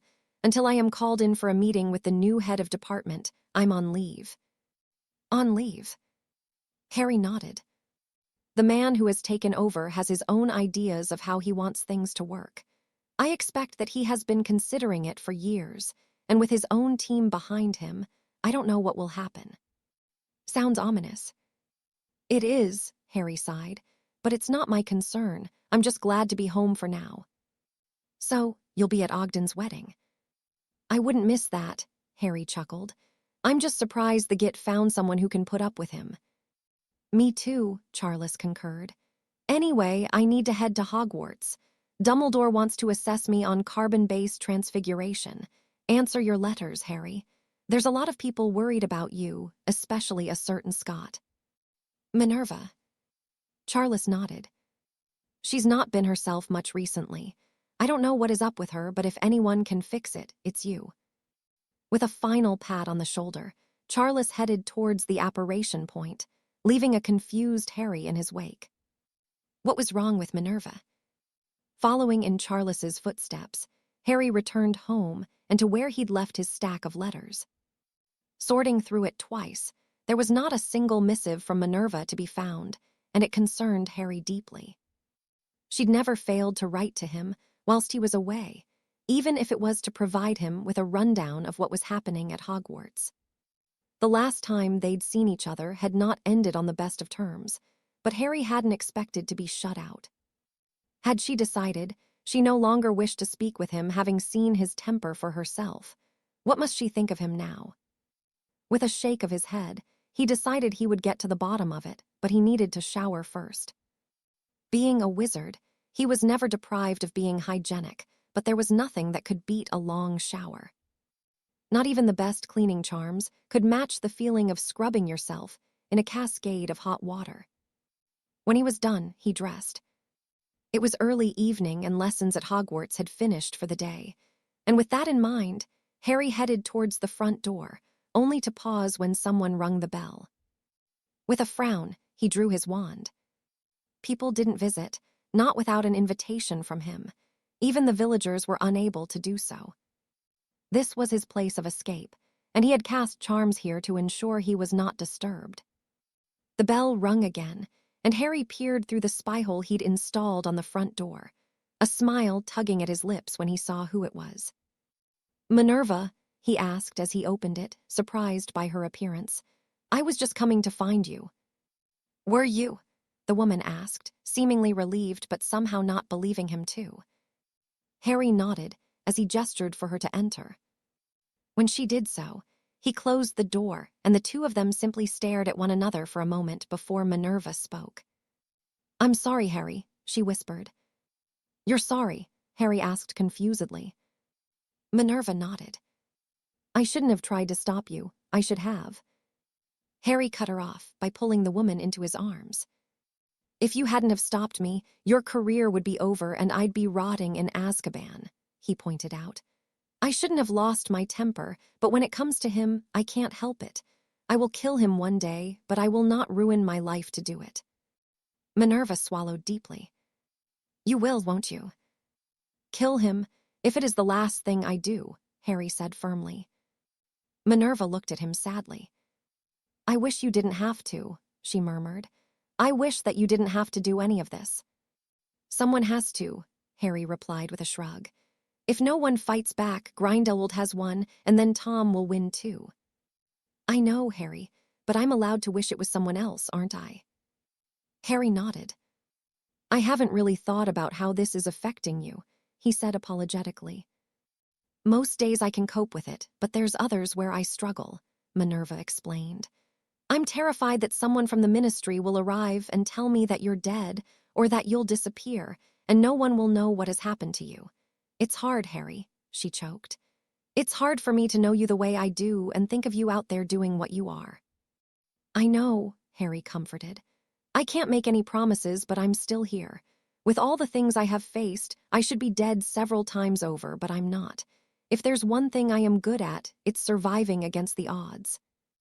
"That doesn't make me feel any better," Minerva huffed, though a ghost of a smirk formed. "It's the best I can do." "I know," Minerva sighed. "It won't stop me worrying about you. I just don't want you to get hurt or end up in Azkaban. I'd never choose him over you, Harry. I know what he did and what he will become. I couldn't let you throw everything away for him." "Then it was a good job you stopped me," Harry pointed out. "I would have killed him. It's me that should be sorry. I didn't want you to see that side to me." "It's not like I can't pretend it doesn't exist, Harry," Minerva replied evenly. "You're the sweetest and most caring man I know, but if you didn't have that other side to you, you wouldn't be alive now." "That doesn't mean you have to like it." "It is who you are," Minerva shrugged, "or what the world has turned you into. Do you think you would be doing what you do if it wasn't for everything else that's happened to you?" Harry frowned thoughtfully before shaking his head. "No, I'd probably be playing Quidditch, or I'd be an Auror. Or a professor." "A professor. I think you'd be good at that, and I think you have a lot to teach." "True, but then I'd have to put up with moaning teenagers all day. I did that enough whilst I was at Hogwarts myself." "If I remember correctly, you moaned more than anyone else." "I did not," Harry denied. "Ogden moaned more than me."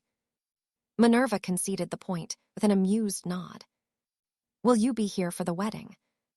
"I will," Harry confirmed. "I'll be here for a while whilst the department undergoes whatever changes will be put in place." They chose a replacement. "Another hit wizard," Harry explained. He's been at it for a long time as far as I can tell. But, Minerva pressed. I don't know, Harry sighed. He seems competent enough, but why did Ivan not bring him and his team in on the work we were doing? Maybe he had his reservations. I don't think Ivan fully trusted him. He said more than once I was the only one he knew for certain wasn't leaking information. Then you should be careful, Minerva urged. If he's not trustworthy. There's not much he can do, Harry broke in. Ivan left all the important files to me in his will, not that anyone else knows that. So, his replacement won't even know who any of the working under him are. Other than their operational name, I think it is for the best that it is kept that way, just in case. I agree, Minerva replied. Do you think he is working for Grindelwald? Harry shook his head. I don't think so, but I don't know him. Minerva released a drawn-out breath. Nothing can ever be easy for you, can it? No, Harry snorted. Tea. Minerva nodded gratefully and followed Harry through to the kitchen. Well, haven't you grown? Theseus barked excitedly at seeing the woman as he bounced across the width of his purse. I knew you would be handsome, Minerva cooed, running her fingers through his feathers. Is he spoiling you? Harry could only shake his head, eliciting a glare from the Scot as he grinned. He wouldn't say Theseus was spoiled, but he never went without. Nonetheless, it didn't prevent Minerva from giving him a treat from his jar. Harry didn't know if it was because Minerva had been the one to purchase him, but Theseus had always liked her more than he did others, and he was certainly much gentler when accepting food from her. The perfect gentleman, the woman declared, and the owl preened under the affection. He's not this nice to anyone else, Harry explained. Ogden seems to think Theseus purposely tries to bite his fingers off. Tiberius is dramatic, Minerva said dismissively before adopting a look of shyness. Will you be taking me to the wedding? As reservedly as she'd asked, she was still very much the blunt woman Harry had come to admire. Only if you'd like me to. Minerva nodded, smiling warmly for the first time since she'd arrived. This was an improvement that Harry was grateful for, and though there was a part of him that wished he'd managed to kill Tom, perhaps it had been for the best that he hadn't. Or perhaps not, he muttered internally. With what Tom could become, he didn't revel in leaving anything to chance with the boy. Not that he thought Minerva or Armando would let him down. Both were watching Tom closely, but Harry knew they could never do so closely enough. Tom Riddle would find an avenue to reach his destination. The one thing Harry had learned about his nemesis over the years was that Lord Voldemort always found a way, and no matter what Harry nor anyone else did, that would never change. For now, however, Harry once more shifted his attention to the pressing matter of Grindelwald. If there was to be a hiatus in the fighting as he suspected, it served no purpose other than to allow the Muggles time to finish their own preparations for war, something he could do little to prevent. Still, just because Ghost wanted to rethink things, it didn't mean Harry had to be idle, did it? Chapter 45. The woes of leadership. Harry's gaze followed the man he had been watching for the past several minutes, another that had not learned from the fate of many of his peers. Some may consider his blasé dismissal of the threat against him bold, but Harry would deem it to be stupidity. Every day for weeks now, there had been one that either fancied their chances or didn't believe they were at risk. All of Grindelwald's men were at risk. With a gentle hiss that reverberated off the walls, his target for the evening stiffened, his wand grasped in a trembling hand. "Show yourself," he demanded, his voice wavering an octave or two higher than was natural. "As you wish."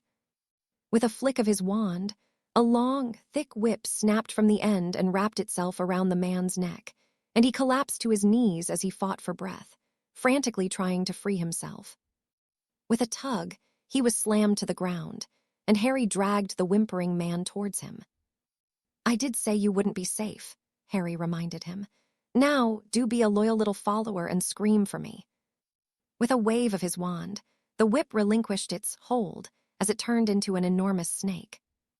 The man obeyed Harry's command, screaming as he attempted to flee, to no avail. His screaming was silenced by the snake that latched around his throat with its jaws, and the man hit the ground with a dull thud, twitching for only a moment before he became lifeless, and the serpent began to feast on him. The warehouse Harry found himself in had once been used as premises where healing potions were made in bulk. Not any longer, however. Since Grindelwald had taken control of Belgium, the place had been closed, like many other once bustling business.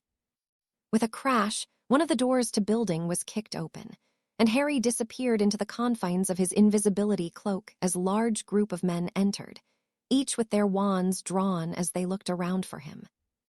"Come out, coward," one roared, less confidently than he had intended. "It's Marco," another announced as he came upon the scene of what may have been his friend being devoured by a snake. The first growled, the rest of the group having split up in search of Harry, a mistake on their part. "Bastard, where are you? I'll RIP your balls off and shove them down your throat." Harry snorted to himself. In the last several weeks since he had been making nightly visits to Bruges, he'd heard all manner of threats, some more creative than others. His favorite had been when an Italian had vowed that his wife would be wearing Harry's wedding vegetables as earrings. Although Harry had chuckled at the image it conjured, the Italian had remained breathing for only a moment after his declaration. "I know you're here somewhere, serpent," the threatening man growled from only a few feet away. "Show yourself." "If you insist." His hissing reverberated off the walls, and though the men that had come hunting him could not understand what he'd said, they didn't need to. The sound of hissing itself was enough to frighten them, and the sound of the doors and windows slamming shut and locking had them banding together in the center of the warehouse. "What is happening?" one of them asked. "Shut up," another instructed harshly, his eyes flitting to each corner of the room as he continued looking for Harry.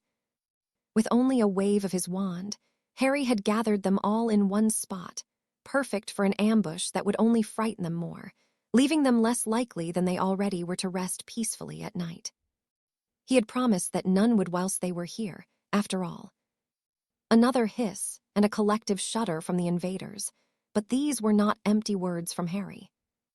At his command, snakes of all breeds began to pour into the room, some from beneath the machinery, others through the floor itself, and some even raining down from the high ceiling above. The result was sheer panic. The last fraying strand holding their nerve together finally snapped, and the men scattered, running without direction in an attempt to escape the snakes. "To the door," a man shouted, gesturing for his comrades to join him. Harry looked on in amusement as they fell over themselves, and one another to reach the door they had entered through, shooting wide-eyed glances over their shoulders as the snakes continued to chase them. Blast it open. Harry had done nothing to reinforce the door. He wanted his enemies to fear him, and dead men told no tales. No, it was better to allow some to live so they could share their experience with others. With a final chuckle, he watched as they managed to escape, piling through the door with the snakes still striking at their heels. Harry shook his head and vanished the serpents, leaving only the one behind that had eaten his victim of the night. Though he wished for them to fear him, they needed a reason to, and a death or two a day would only add to the stories Grindelwald's men would tell about him. For tonight, his work here was done, and even though the ICW and the new head of the Department of Justice were seemingly content with allowing Grindelwald to remain here unopposed, Harry wasn't. What troubled him was that he seemed to be the only one who cared enough to make the trip here every night. Not once had he seen, nor even sensed any other even looking in on the country from time to time. Belgium had been forgotten by most, but not Harry. With a final look around at his hunting ground for the night, he activated his portkey and returned home to Godric's Hollow. "Hello, boy," he said, greeting Theseus as he entered the kitchen. "What have you got for me today, then?" There were 3 letters in all, one from Gringotts, one from Poppy, and the last causing a frown to crease his brow as he took in the familiar crest. Shaking his head, Harry broke the seal. "Your presence is requested with the new head of the Department of Justice for the International Confederation of Warlocks, this coming Friday at noon, local time. Do not be late. The missive neither greeted him formally, nor was it signed, the rudeness in which he had been addressed certainly not leaving Harry with a good impression of Ghost and whomever had sent the letter. Still, it was about time. For weeks, Harry had been waiting for this to arrive, each day that passed leaving him increasingly pessimistic about the new regime. They were supposed to be combating Grindelwald, and though Harry couldn't be certain of what Ghost had been up to, whatever it was had taken too long.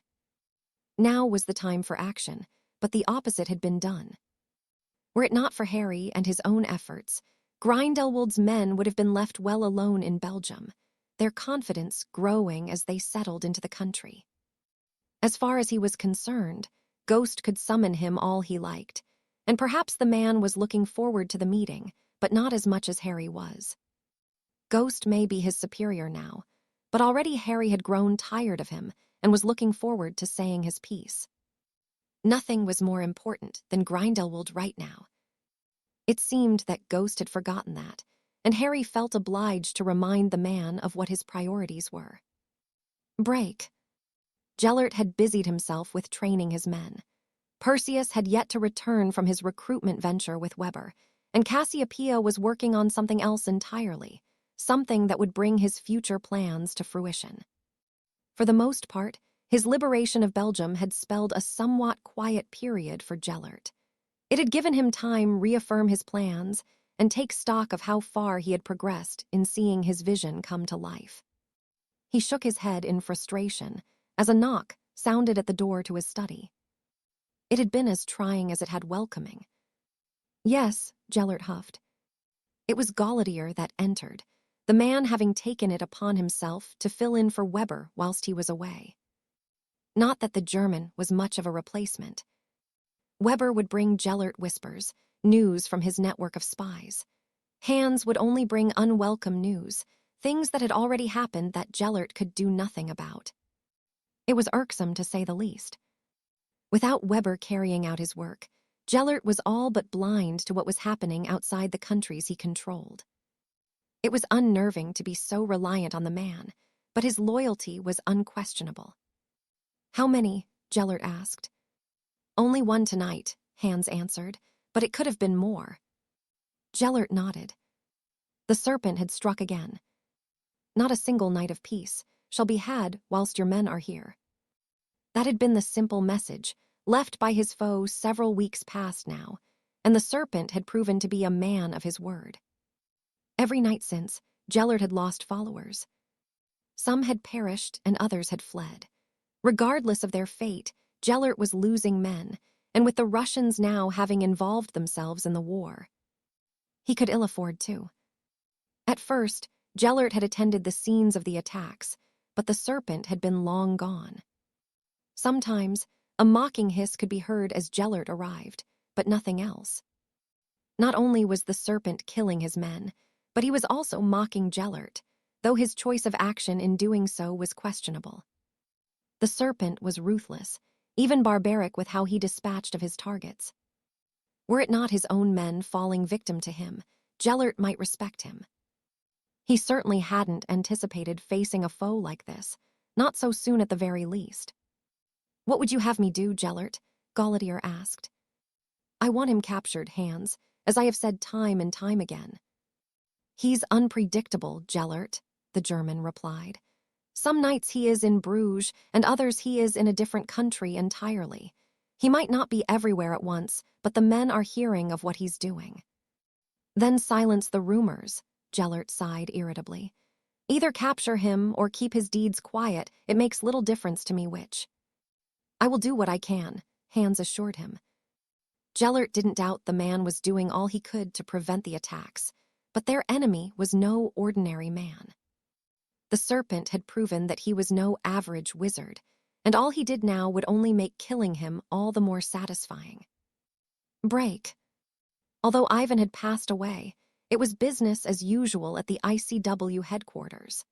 The same busybodies Harry had become accustomed to seeing were milling around. The guards in their white robes carried out their duties, and even the gum-chewing receptionist remained at her post. "I'm here to see the head of the Department of Justice," he announced. The woman snorted. "All meetings, no action, that one," she said disapprovingly. "I'll fetch the assistant head of department.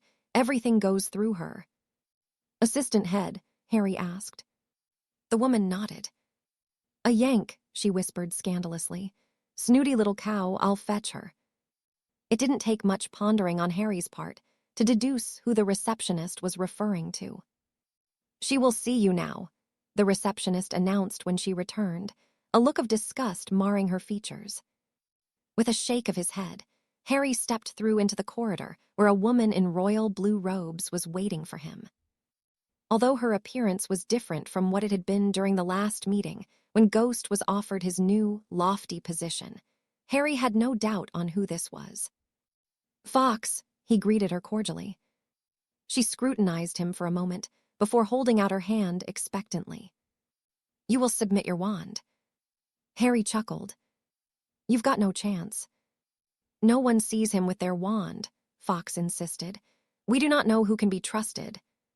"You're telling me," Harry replied. "And what is that supposed to mean?" Before Harry could answer, the door behind the woman opened. "It is okay, Fox," Ghost assured her. "I think we can make an exception for him." "But—" "Come in," Ghost offered, cutting his assistant off. Harry did so, ignoring the glaring woman. He had neither the time nor patience to tolerate her attempts to exert her perceived power over him. He'd dealt with enough people like that throughout his life, and those days were far behind him. "Please, take a seat," Ghost instructed, taking one for himself and Fox in another next to him where she picked up a waiting quill. Harry sat and looked at the duo expectantly, ignoring the amount of work that had gone into decorating the office.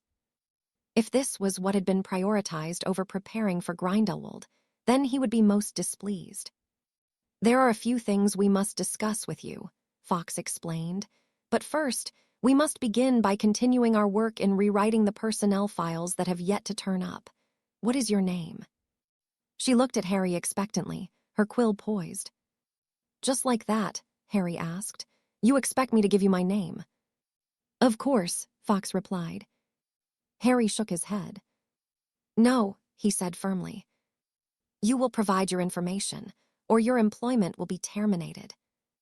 Harry raised an eyebrow at the woman before standing. "Then you can shove your job up your arse." He turned to leave, only to be halted by a panicked Ghost. "Wait," he pleaded. Harry paused and turned to look at the man. "Your information can wait for the time being," Ghost relented. "I think we may have gotten off to a bad start," he added pointedly at Fox, whose jaw tightened. "He is not above regulations," she hissed. "With how things are, some regulations must be ignored," Ghost sighed. "I do not like this," Fox whispered. "If he refuses to comply, then he should be." Ghost cut her off with a warning look before turning his attention back to Harry. "You do not trust us," he stated simply. "After what happened in Prague, I can't say I blame you. You saved our lives that day, and to me, that counts for a lot." "And your team put my life in danger," Harry pointed out. "That counts for a lot where I'm concerned." "That wasn't our fault," Fox huffed irritably. "Perhaps," Harry shrugged. "But if you can't control half a dozen people, how can I have any faith that you can control the entire department?" Ghost nodded thoughtfully. "Mistakes were made, and I take full responsibility for them, but that is in the past. We must now look forward to the future. Believe me, I was just as devastated as any with what happened to Fedorov. I would much rather he was still here." "As would I," Harry agreed, eliciting a look of anger from Fox. "So you are unwilling to work with us?" the woman pressed. "If so, then you are a danger to the department and the rest of your colleagues." "Oh, shut up, Jennifer," Harry huffed. "Excuse me," the woman asked, her eyes widening in shock. "Jennifer Dale, that is your name, isn't it? You're from Milwaukee in the States, unmarried." The woman could only gape like a fish out of water, whilst Ghost stared at Harry speculatively. "If I wanted either of you dead, you would be already." Harry assured them as he leaned back in his chair. You have the files, Ghost said matter-of-factly. I have, Harry confirmed. Ivan entrusted them to me before he was killed, and I will be keeping hold of them. You will not, Fox argued. Ghost held up a hand to silence the woman. I had thought that Grindelwald had somehow gotten hold of them, he explained, his posture relaxing considerably. If I've entrusted you enough to have them, then you should keep them. You cannot be serious, Fox scoffed. I am, Ghost said firmly. There is none more than the serpent that has done more in the fight against Grindelwald. He saved our lives once before and many others since. Let's face it, if he decided he wanted this job, the ICW would have given it to him without hesitation. I wasn't interested, Harry reminded the man. And that is the only reason I find myself in this chair. Fox did not seem to be happy with how the conversation was going and cleared her throat. What about the attacks? You're not going to let him get away with them. Attacks? Harry asked. Against Grindelwald's men over the past several weeks, Ghost explained. You are behind them. Harry nodded unashamedly. I don't like being idle and allowing an enemy to grow stronger. Ghost released a deep breath. We have been idle whilst we make preparations for the defense of France, he informed Harry, much to the disbelief of his assistant. We have it on good authority that will be Grindelwald's next target. And what have you done so far? Harry asked curiously. We have been preparing Paris so that it will be a more beneficial fighting ground than we have had at our disposal thus far, Ghost explained. When Grindelwald comes, we will be ready. Harry shook his head. Paris? Ghost nodded. There is a lot of land between Paris and where Grindelwald will be coming from, Harry pointed out. We should be preventing him from entering France altogether. We should be preparing the land on the border with Belgium. That is too dangerous, Fox snorted. It is better than allowing him to walk through most of the country we are trying to keep him out of, Harry said hotly. If you haven't noticed, we are losing this war with the tactics we have used. If you want to prevent him taking the country, he must not be allowed to enter it to begin with. Whose stupid idea was defending from Paris? Mine, Fox defended angrily. Then you're a bloody idiot, Harry declared. If his men cross the border, then France is lost. Even with our combined forces, we will lose. You don't know that, Fox huffed. Yes, I do, Harry countered. We will be defending Paris to keep it standing. Grindelwald won't care if the city burns to the ground, and that will make the difference. If you can't see that, then you have no business planning any battles. I am more experienced than you, Fox growled. In years, maybe. Harry conceded, but I have been fighting this war since before you knew it was coming. Enough, Ghost snapped. This bickering between the two of you will solve nothing. I'm sorry, but our preparations have already been made. With not knowing how long it will be before Grindelwald invades, I will not risk changing the plans that are in place. Harry shook his head frustratedly. We need to start winning this war, he urged. We cannot afford more defeats than we have already faced. You are not a soldier, Serpent, Ghost reminded him.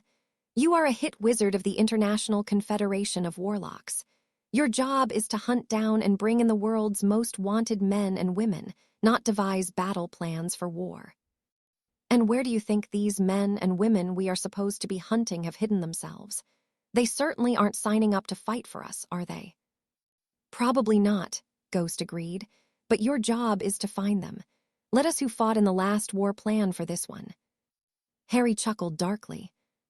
If you think this war will be anything like the last, then you are naive. This will be different on our side and the Muggles. Mark my words, Brian. If Grindelwald is allowed to enter France with his men, you will not get him out of it, and the blood of all the men that die will be on your hands. Ghost did not seem to like Harry using his name, and once more, Harry stood and shook his head disappointedly. I did hope that, since you were taking your time in making decisions, that you were considering them carefully, or making changes at the very least. It seems that I was wrong. I don't know what it is you and your assistant have been up to, but you are making the same mistakes that have been made already. This isn't just you and 5 others you have to worry about. You have an entire army you are responsible for, fathers, husbands, and brothers. I know, Ghost roared as he stood, his palms pressed into the top of his desk as he trembled. Then get it right, Harry growled. What you're doing is wrong, and when those trying to defend France are in the middle of a fight that shouldn't be happening realize it, then what? How are you going to get them out? Ghost said nothing, and Fox glared at Harry hatefully.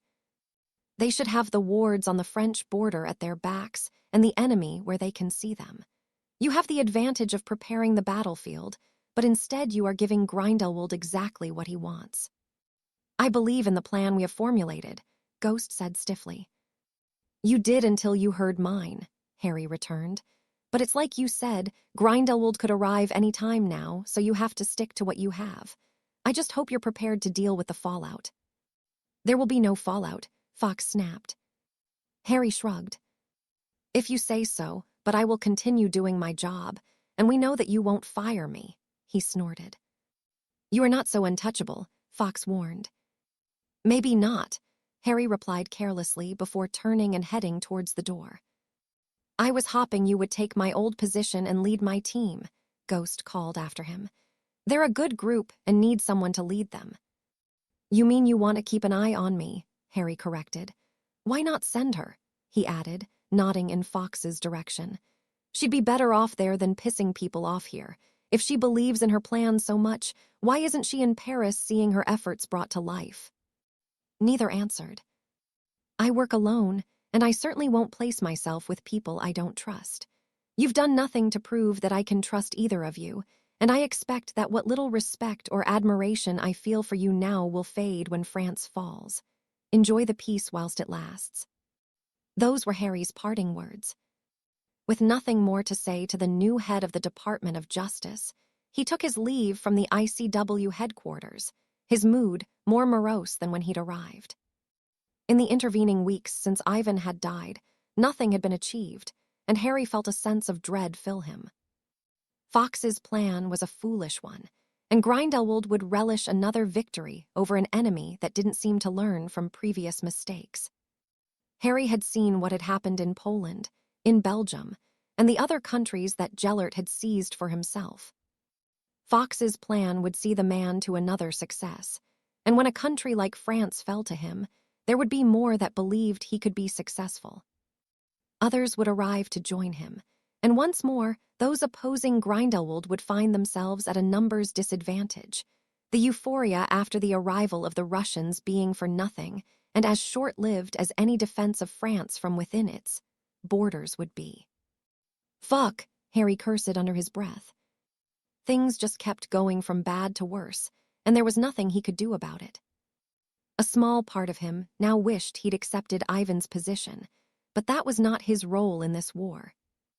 His job was to keep doing what he had been, and with that in mind, he activated his portkey to take him to Belgium once more.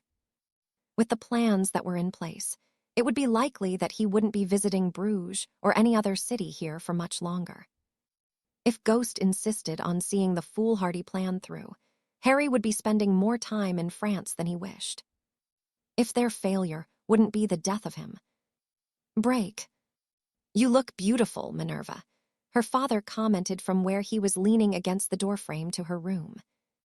Thank you, Minerva replied quietly. She had opted to wear a green dress with matching hat for the wedding. Her hair had been styled in an elaborate bun held in place with a few bobby pins. It wasn't often that she had the opportunity to dress up anymore. With working at Hogwarts, she was expected to wear robes whenever she was in the castle. It felt nice to be out of them, even if it was for only a day. Are your weddings different to ours? Robert asked curiously. Minerva frowned thoughtfully. During a wizarding ceremony, you make similar vows, but they are done in the name of magic. They're quite similar other than that detail, I suppose. Robert nodded his understanding. I'd like to see one, he declared, hopefully your own. What makes you think I wouldn't want you to officiate my wedding? Minerva asked. Robert was taken aback by her response, but he smiled, nonetheless. You'd want a traditional wedding. I think I would, Minerva answered. I remember watching them when I was a little girl. You'd sit me next to the organ. Where I could keep an eye on you, Robert chuckled. I wasn't so bad, Minerva huffed. No, but you were certainly adventurous. A little too bold for your own good. Maybe. Robert laughed at her petulance. Will Harry be going with you today? He should be here soon. He wouldn't miss it. Even if there is a war on. Minerva nodded. He's never missed anything important yet. He's a good man, her father declared. Better than anyone knows, Minerva sighed sadly. Robert crossed the threshold and pulled her into his arms. Squeezing her gently, he kissed Minerva on top of her head. We are here for you, he assured her. Your mother and me are here. Even if you just need to vent, you know we will always listen. I won't pretend to understand most of what is happening, but I will try. I know this can't be easy for you. It isn't, Minerva replied with a shrug. But this is Harry. He's lived a very strange and dangerous life. It's all he's ever known. You're worried about him. Minerva nodded. He's the strongest person I know. But even the strongest of us can only take so much. He doesn't seem to get that, Minerva muttered. Anyone who has ever been there for him has been taken away. He sees it as his responsibility to fight against the monsters that would harm innocent people. He's a righteous man. I wouldn't go that far, an amused voice replied from the door. I'm good at what I do. Because you have done it so much, Minerva said pointedly. Don't argue with me, Harry Evans, she added warningly. Does she get that from you or her mother? Harry asked Robert. Robert laughed heartily as he placed a hand on Harry's shoulder. Lad, she comes from two proud and fiery families. Who knows exactly where it comes from, but my mother was just like her. You won't win an argument with Minerva. I've learnt that already, Harry replied with a smirk. Minerva narrowed her eyes at him. You look beautiful, even when you're annoyed with me. Minerva blushed unwittingly. Compliments won't get you very far with me, she returned. I was just being honest, Harry replied with a shrug. I know better than to try to win you over. Minerva shook her head. Shut up, Harry. Harry grinned at her, and Minerva felt her resolve crumble as she returned the gesture. He tested her patience at times, but she wouldn't have him any other way. Despite everything he did, he managed to keep hold of some of that same cheek he'd always had. In a way, it was rather endearing. Are you ready to leave? Minerva asked. Harry nodded. I'm waiting for you, as always. You'll be waiting even longer, she decided. I think I will have some tea before we go. We have time, Harry replied. Minerva led them from the room and into the kitchen where her mother was pottering around. Oh, look at you, she squealed excitedly as she took in Minerva's appearance. That is a beautiful dress, Isabel added, running her hand over the fabric. I feel quite offended, Harry mused aloud. No one made this much of a fuss over me. Ah, lad, do you need me to tell you that you look beautiful in your suit? Robert teased. No, then stop your whinging. Well, there's some appreciation, Harry snorted, accepting the mug of tea Isabel offered him. You look very handsome, Harry, she assured him. That's better, Harry declared happily, sipping the warming liquid. Robert shook his head, and Minerva sighed deeply. Is it going to be one of those days today? She asked. Maybe, Harry replied. I'm just surprised that Ogden of all people has found someone to marry him. Well, Tiberius can be quite the gentleman, Minerva conceded. When he isn't talking, Harry quipped. Not that you're in a position to judge. Taché, Harry mumbled before draining his mug. Come on, we will be late if we don't get a move on. It's not every day we get to see Tiberius Ogden on his best behavior. I bet he still drops himself in it somehow. I won't be taking that bet, Minerva sighed as she hugged her mother and father. Only an idiot would think he can manage it. Harry nodded his agreement. Thank you for the tea, Mrs. McGonagall. I will make sure Minerva here stays out of trouble. Minerva shot Harry a questioning look, but he ignored it in favor of taking hold of her arm and activating the portkey. He's probably the only person she can tolerate being the way he is, Isabel said amusedly. Aye, Robert agreed. He's a good lad. Break. Don't they look good together? Lord Ogden asked, his voice full of pride as he looked upon his son and bride as they twirled around the dance-floor. They do, William agreed with a smile. Still no luck finding your boy a match. William took a sip of his whiskey before he shook his head. Not yet, but I believe he is working on it. Ogden nodded approvingly as William smirked at his red-cheeked son. The joys of being a pureblood, Harry commented, wincing as Charles kicked him under the table. My threat still stands, Harry, Angelica warned. I'm sure I could find you a suitable bride. Judging by the look Minerva shot his wife, William didn't think the young woman would be best pleased if she were to follow through with the warning. That won't be necessary, Harry replied dismissively. I have more than enough women in my life, thank you very much. Excuse me, Angelica balked, eliciting a chuckle from William and the other men seated with them. Well, I have you, and you certainly keep me on my toes. Then there's Perenelle, she's more than enough of handful as it is. Don't forget Rosalina, Charles added. Harry nodded. There's her too, he agreed. We can't forget about Poppy, who insists on checking me over whenever she sees me, and then there's this one, he finished, jerking a thumb in Minerva's direction. And what role do I serve in that? The woman asked dryly. I'd be lost without you, Harry answered simply, causing the Scot to redden. Well, I think it is more important now than ever to cement our legacies, Ogden sighed. With everything happening in the world, we need to secure our lines. William nodded, but didn't comment. He wouldn't rush Charles into marrying the girl he wished to court. The situation between his own family and the Blacks was already delicate enough, and William trusted his son would do the right thing at the right time. You've seen it for yourself, Will. What's it like over there? Ogden asked curiously. Bad, William answered honestly. We are being pushed further and further away with the more countries that fall under his control. Ogden nodded, his expression quite grim. I have been told by the father of the bride that were it not for a certain individual being present, that things could be much worse. He muttered just loudly enough that those at the table could hear him. I suppose he would know, William sighed. Being on the continent and all, but yes, he has been invaluable.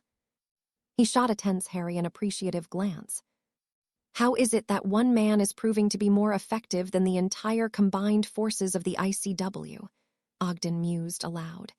No offense, Will, but what the hell is happening over there? William shook his head irritably. There is little collaboration between the different forces, he sighed. We have been sent to where we are needed, and everything has been done on the fly. It isn't working.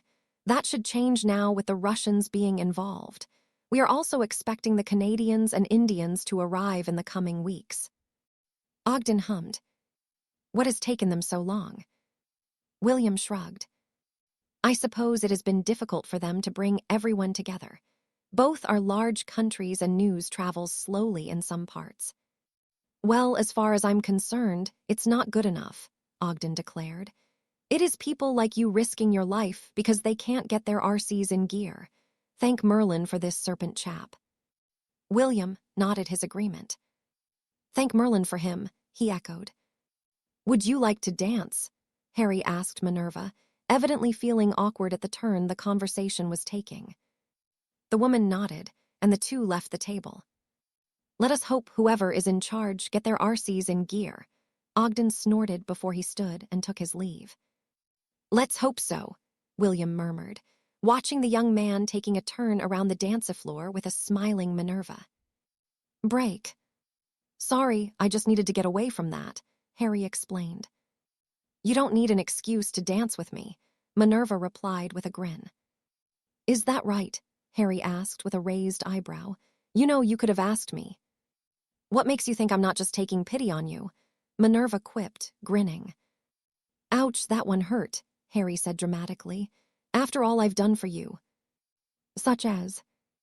Well, when we were at Hogwarts, I watched over your transformations. Not for the first time today, Minerva found herself blushing. She remembered those days. Harry had been even shyer than he was now. averting his eyes when she found herself bereft of her clothes when things had not gone as intended. "Was that such a sacrifice?" she asked. "You should be honored you were privileged with that task." Harry chuckled. "You asked a 16-year-old boy to stand in a room with you whilst you were naked. You didn't even try to cover yourself up." "You'd already seen everything," Minerva reminded him. "I didn't plan that to happen. You have no idea how embarrassing it was." "You got over that quickly," Harry snorted. Minerva nodded. "I'm not ashamed of my body, Harry. Should I be?" It was Harry's turn to blush, and he mumbled incoherently under his breath. "And no," he finally managed to stammer. "It's just that, well, you shouldn't tempt people like that." "So, you were tempted to look more than you did." "Bloody hell," Harry choked. "You're too bold for your own good." Minerva giggled, but took pity on him. "I trusted you," she assured him. "You were a gentleman." "I was 16, Harry reminded her. "I didn't know where to look." Minerva shook her head amusedly. She remembered those days fondly, before the war had started, and when she and Harry could just be teenagers for a while. Minerva missed those days, and missed seeing him every day. As much as she loved being at Hogwarts, it wasn't the same without him.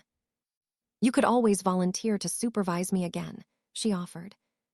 "You've mastered your transformation now," Harry pointed out. "True," Minerva conceded, "but you can never have enough practice. Something could go wrong at any moment." Harry shook his head. "You're a monster," he chuckled. "Did you have any idea how doing what I did for you would affect a teenage boy?" "Maybe," Minerva answered coyly, "but why don't you tell me?" Before Harry could speak, he stiffened, their dancing coming to an abrupt halt. "What is it?" Minerva asked. Harry frowned deeply. "I don't know," he muttered. "I just got a gut feeling that something bad has happened." "Something bad?" Minerva asked worriedly. Harry nodded. "Something isn't right." "Break." It was a sudden, celebratory cheer that roused Gellert from his work, the sound emanating from the enormous camp that had been set up in the grounds of the large manor one of his followers had so gracefully allowed him to use. He knew not what could be the cause for such elation amongst his men, but he was going to find out. Locking the door to his study behind him, Gellert headed into the grounds where a gathering of the likes he had never seen had congregated, and in the middle of it all stood Perseus Black, a smug grin plastered across his face. "What is this?" Gellert asked when he reached the man. "These are your new men," Perseus answered. "Our venture was quite successful." Indeed it had been. Men from all walks of life were looking around curiously, some with excitement, others more reserved. Amongst them, Gellert could see Africans, Asians, and even some from Central and South America. Perseus had done well, their numbers having been close to doubled from his efforts. There will be no need to settle, Gellert decided. With what we have, the ICW cannot hope to keep us from our goals. Ready yourselves. We move out as soon as possible. The men cheered once more, and Gellert pulled Perseus and Weber towards him. "Fetch your sister," he instructed, "and Weber, find me a way into France. I want Sato freed, and I believe that Cassiopeia has a debt to settle with a certain young man." "It will be done," Weber replied obediently. Gellert nodded gratefully, revitalized by the excitement that the arrival of the new men brought.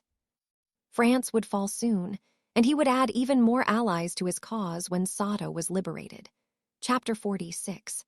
The fires of Paris, the mood in the chambers of the International Confederation of Warlocks, was somber, the representatives of each member country wearing grim expressions and spending much of the time muttering amongst themselves.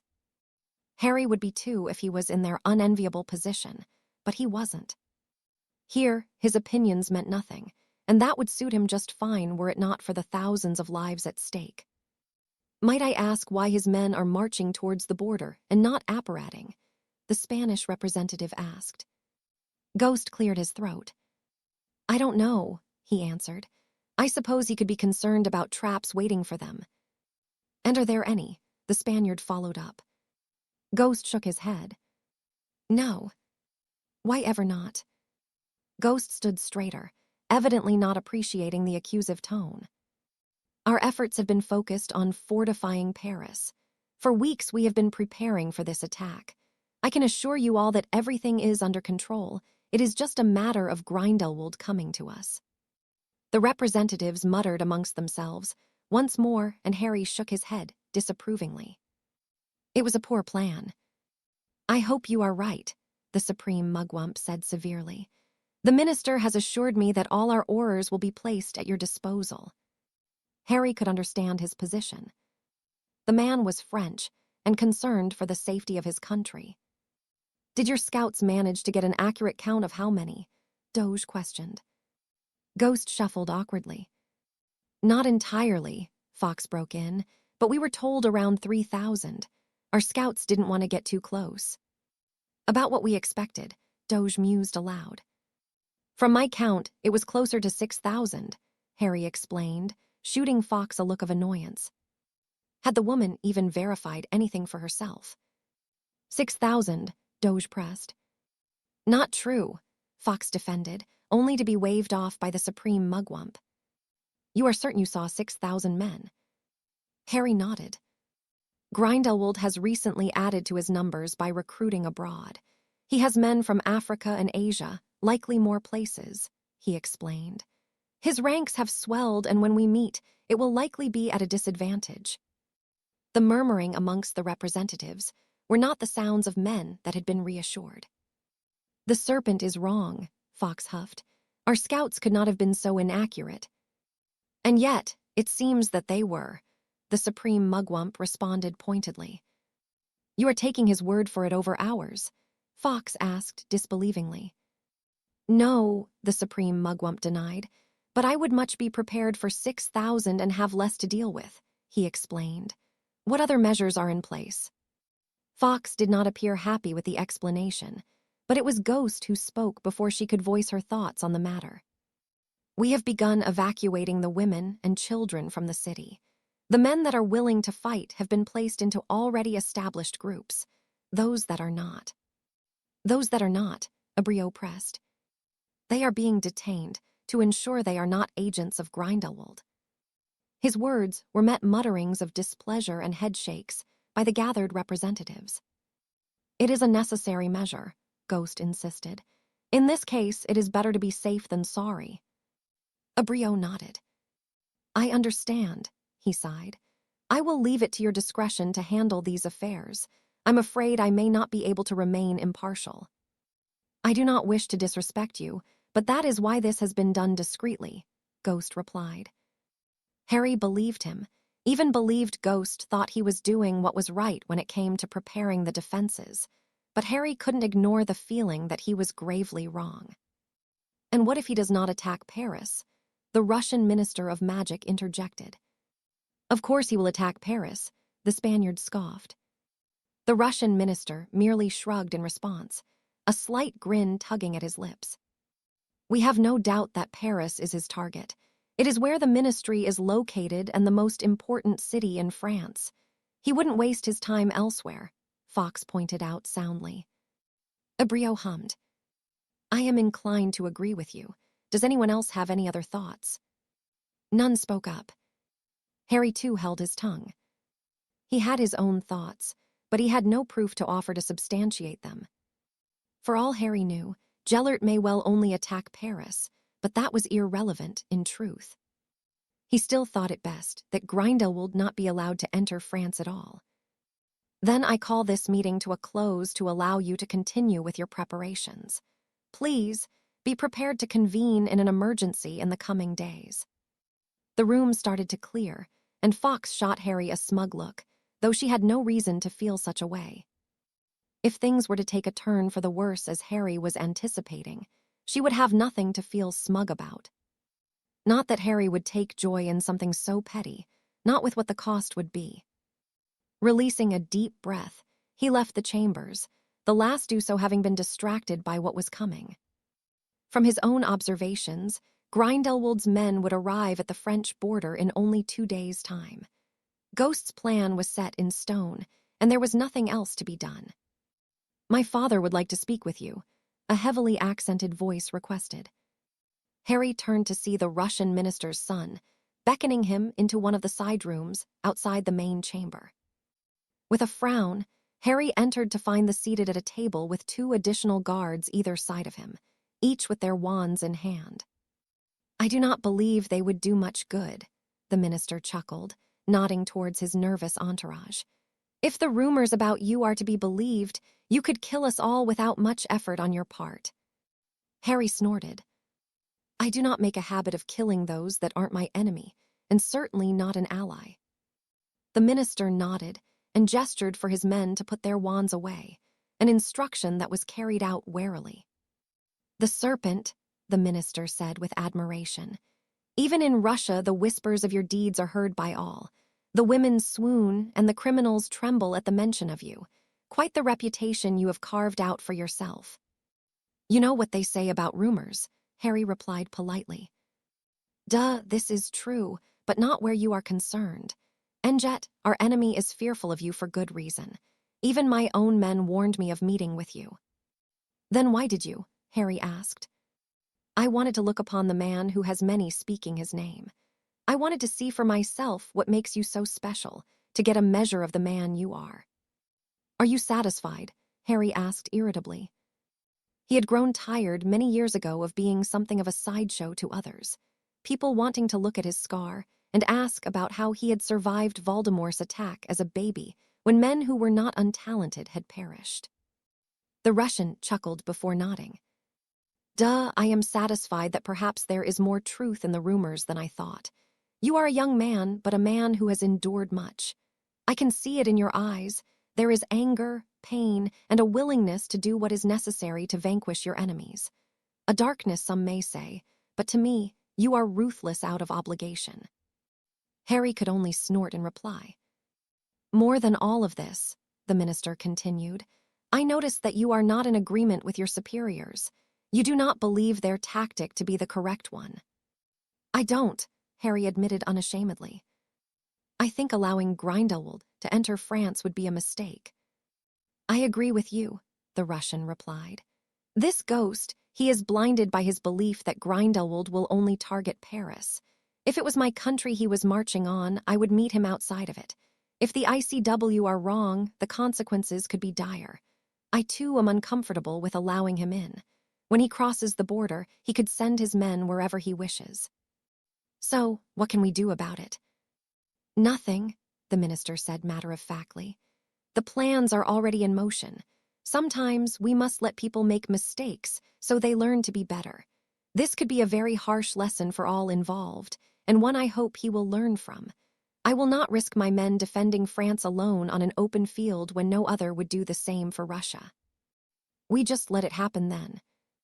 "What choice do we have? Grindelwald already marches. We must see this plan through and hope that it is enough to fend him off. And if it isn't, many will die, and France will fall under his control."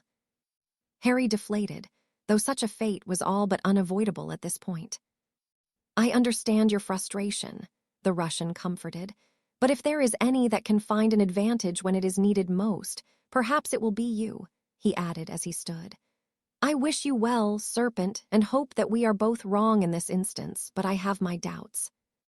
After muttering some instructions in Russian, the 5 men left, and Harry turned his attention to the impending battle. What if Grindelwald decided that Paris was too well protected, or if he had other plans beyond his previous modus operandi? It didn't bear thinking about, and regardless of the outcome of the fighting, the fallout would be something to behold. Break. William had fond memories of Paris. It was here that he had finally proposed marriage to Angelica, and where she had returned the gesture by announcing her pregnancy to him. He was even certain that Charles had been conceived here, but Paris was no longer the city he remembered. The streets in the city center were bereft of muggles and magical folk alike, many of the former having taken their leave at the declaration of war, and the latter having been sent away over the past days. It helped little that almost every building in sight had been boarded up, the ones of most importance having been imbued with protective charms that William had little faith in. They wouldn't hold any more than the makeshift prison that held the wizards who refused to fight. William did not agree with that measure.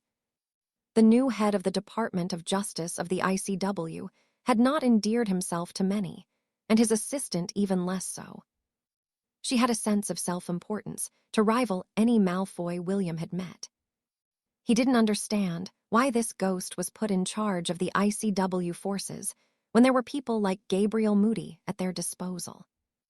Ghost was a hit wizard, and though William respected what they did, they were not trained to command entire armies, not as far as he knew at least. He would need to check with Harry. "What a fucking mess," Gabriel declared as he took a seat next to him. "If these prats carry on the way they are, we'll all be strung up by our balls within a week." William chuckled. Things certainly looked bleak, but he wasn't as pessimistic as Moody. "Where's Yaxley?" Gabriel asked. "He went off somewhere with Gilbert," William sighed. "Probably up to no good." "Aye," Gabriel agreed. "Let them have their fun while they can. We've got more important things to think about. Like how buggered we are when Grindelwald turns up." Moody snorted. "Aye, that sounds about right." William shook his head as he reached into his bag. "Drink?" he asked, producing a bottle of cognac. "Where did you get that?" Gabriel asked suspiciously. "Gilbert gave it to me. I thought it best to not ask and just enjoy it." Gabriel nodded his agreement and conjured a couple of glasses. When they were filled with a generous measure, he held his own aloft. "To shite plans," he toasted. William echoed the sentiment, and the two men drained their glasses. "Whose owl is that?" Gabriel asked, pointing towards a large white bird that landed next to them. "I have no idea," William answered. He knew it belonged to Harry, but the man wouldn't send Theseus to him here unless it was in regard to the war and something of the utmost importance. With a frown, he unrolled the piece of parchment he'd removed from the owl's leg, and he read the short missive aloud, leaving both Gabriel and William feeling nervous. "Grindelwald will arrive in around 48 hours. "Well, best get our RCs in gear then, but not before another drink," Moody decided. William poured each of them another, this one to steady their resolve rather than for the commodity of enjoyment. Break. Grindelwald Marches on France. By Albert Prowse. Arcturus shook his head as he read the article, the attached photo rather ominous in nature. It was a picture of Grindelwald's men ambling brazenly across a field in formation with no care for who saw them. "Cocky bastards," he growled. "We've been put on high alert at the hospital," Doria sighed, pointing at the article. "Do you think Perseus and Cassie are there?" "Of course they are," Arcturus snorted.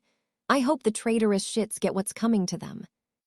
"You don't mean that," Doria refuted. "Don't I?" Doria shook her head and busied herself with clearing the kitchen table. "I'm angry with them too, but I don't want them to die," she muttered. "If you play stupid games, you win stupid prizes," Arcturus replied. "They're both morons who aren't worth the steam off a hippogriff's piss." "Must you be so crass?" Doria sighed disapprovingly. Arcturus shrugged carelessly as he turned his attention back to the article, ignoring the urge to go to France and deal with his siblings himself. No, as much as he despised them, he didn't think he could bring himself to kill his kin, not unless he had no other choice in the matter. Still, despite the best efforts of the ICW, the war was not going well, and if France were to fall, it would come as quite the blow to the combined efforts at putting an end to Grindelwald's regime. Break. Perseus had never walked so far in his life. Gellert insisted on the march as he did not wish for them to fall into any traps that may have been laid. It was a cautious but understandable approach, though the blisters on Perseus's feet were much less forgiving of their leader. "Why did we not just fly?" one of the men bemoaned.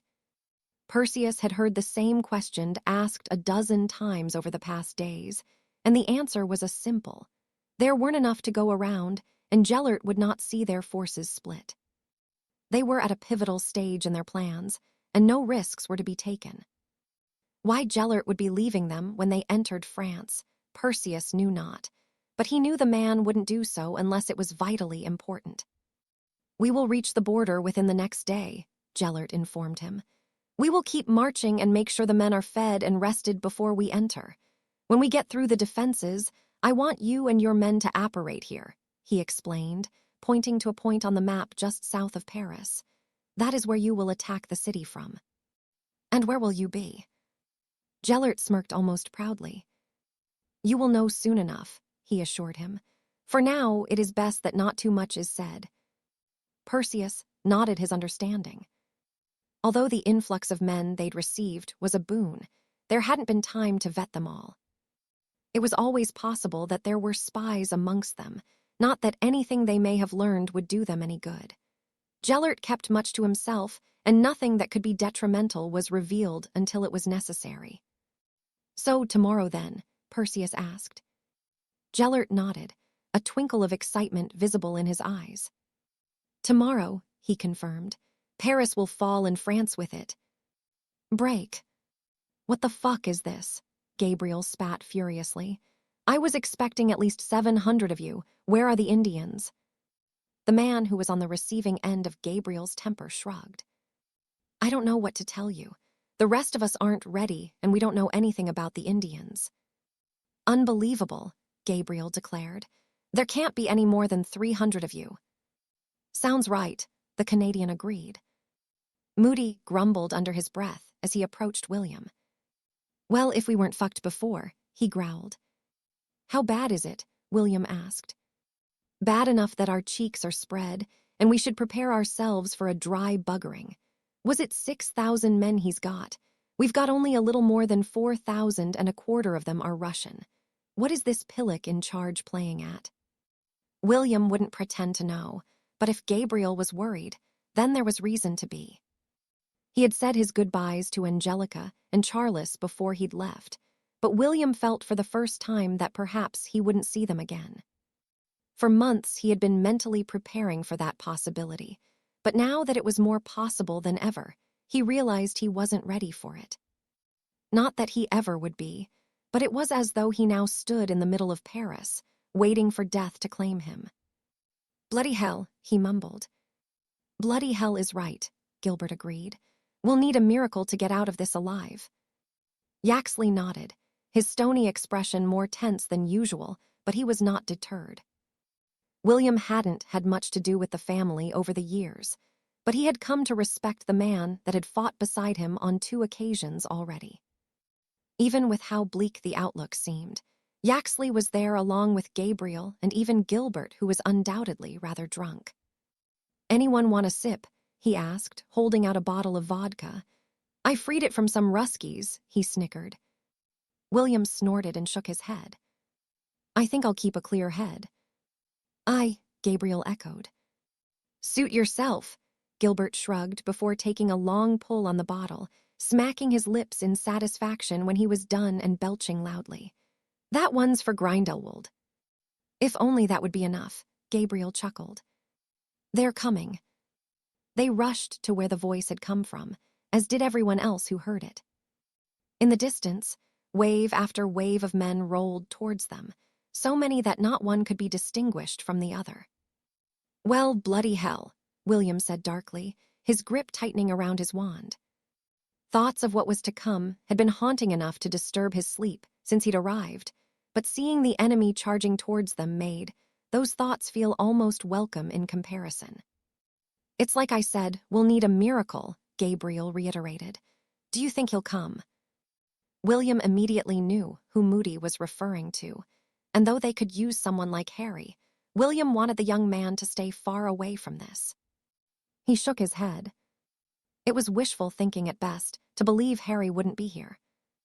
It was only a matter of time before he arrived. Break.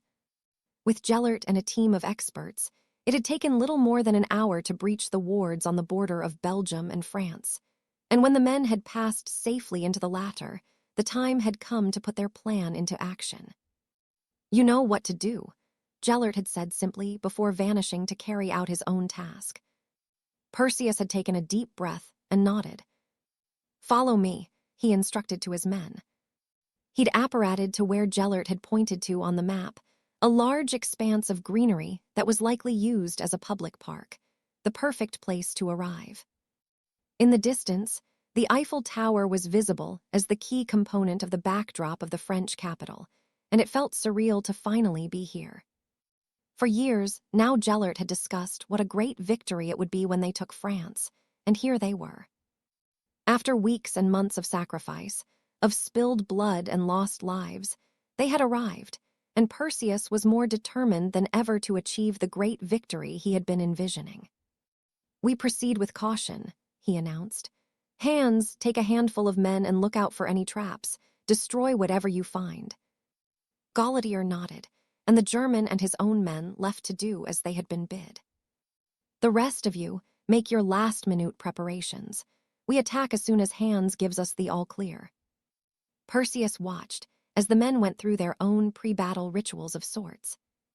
Some opted to look at photos of the family they'd left behind. Others chose to gamble, drink, and smoke.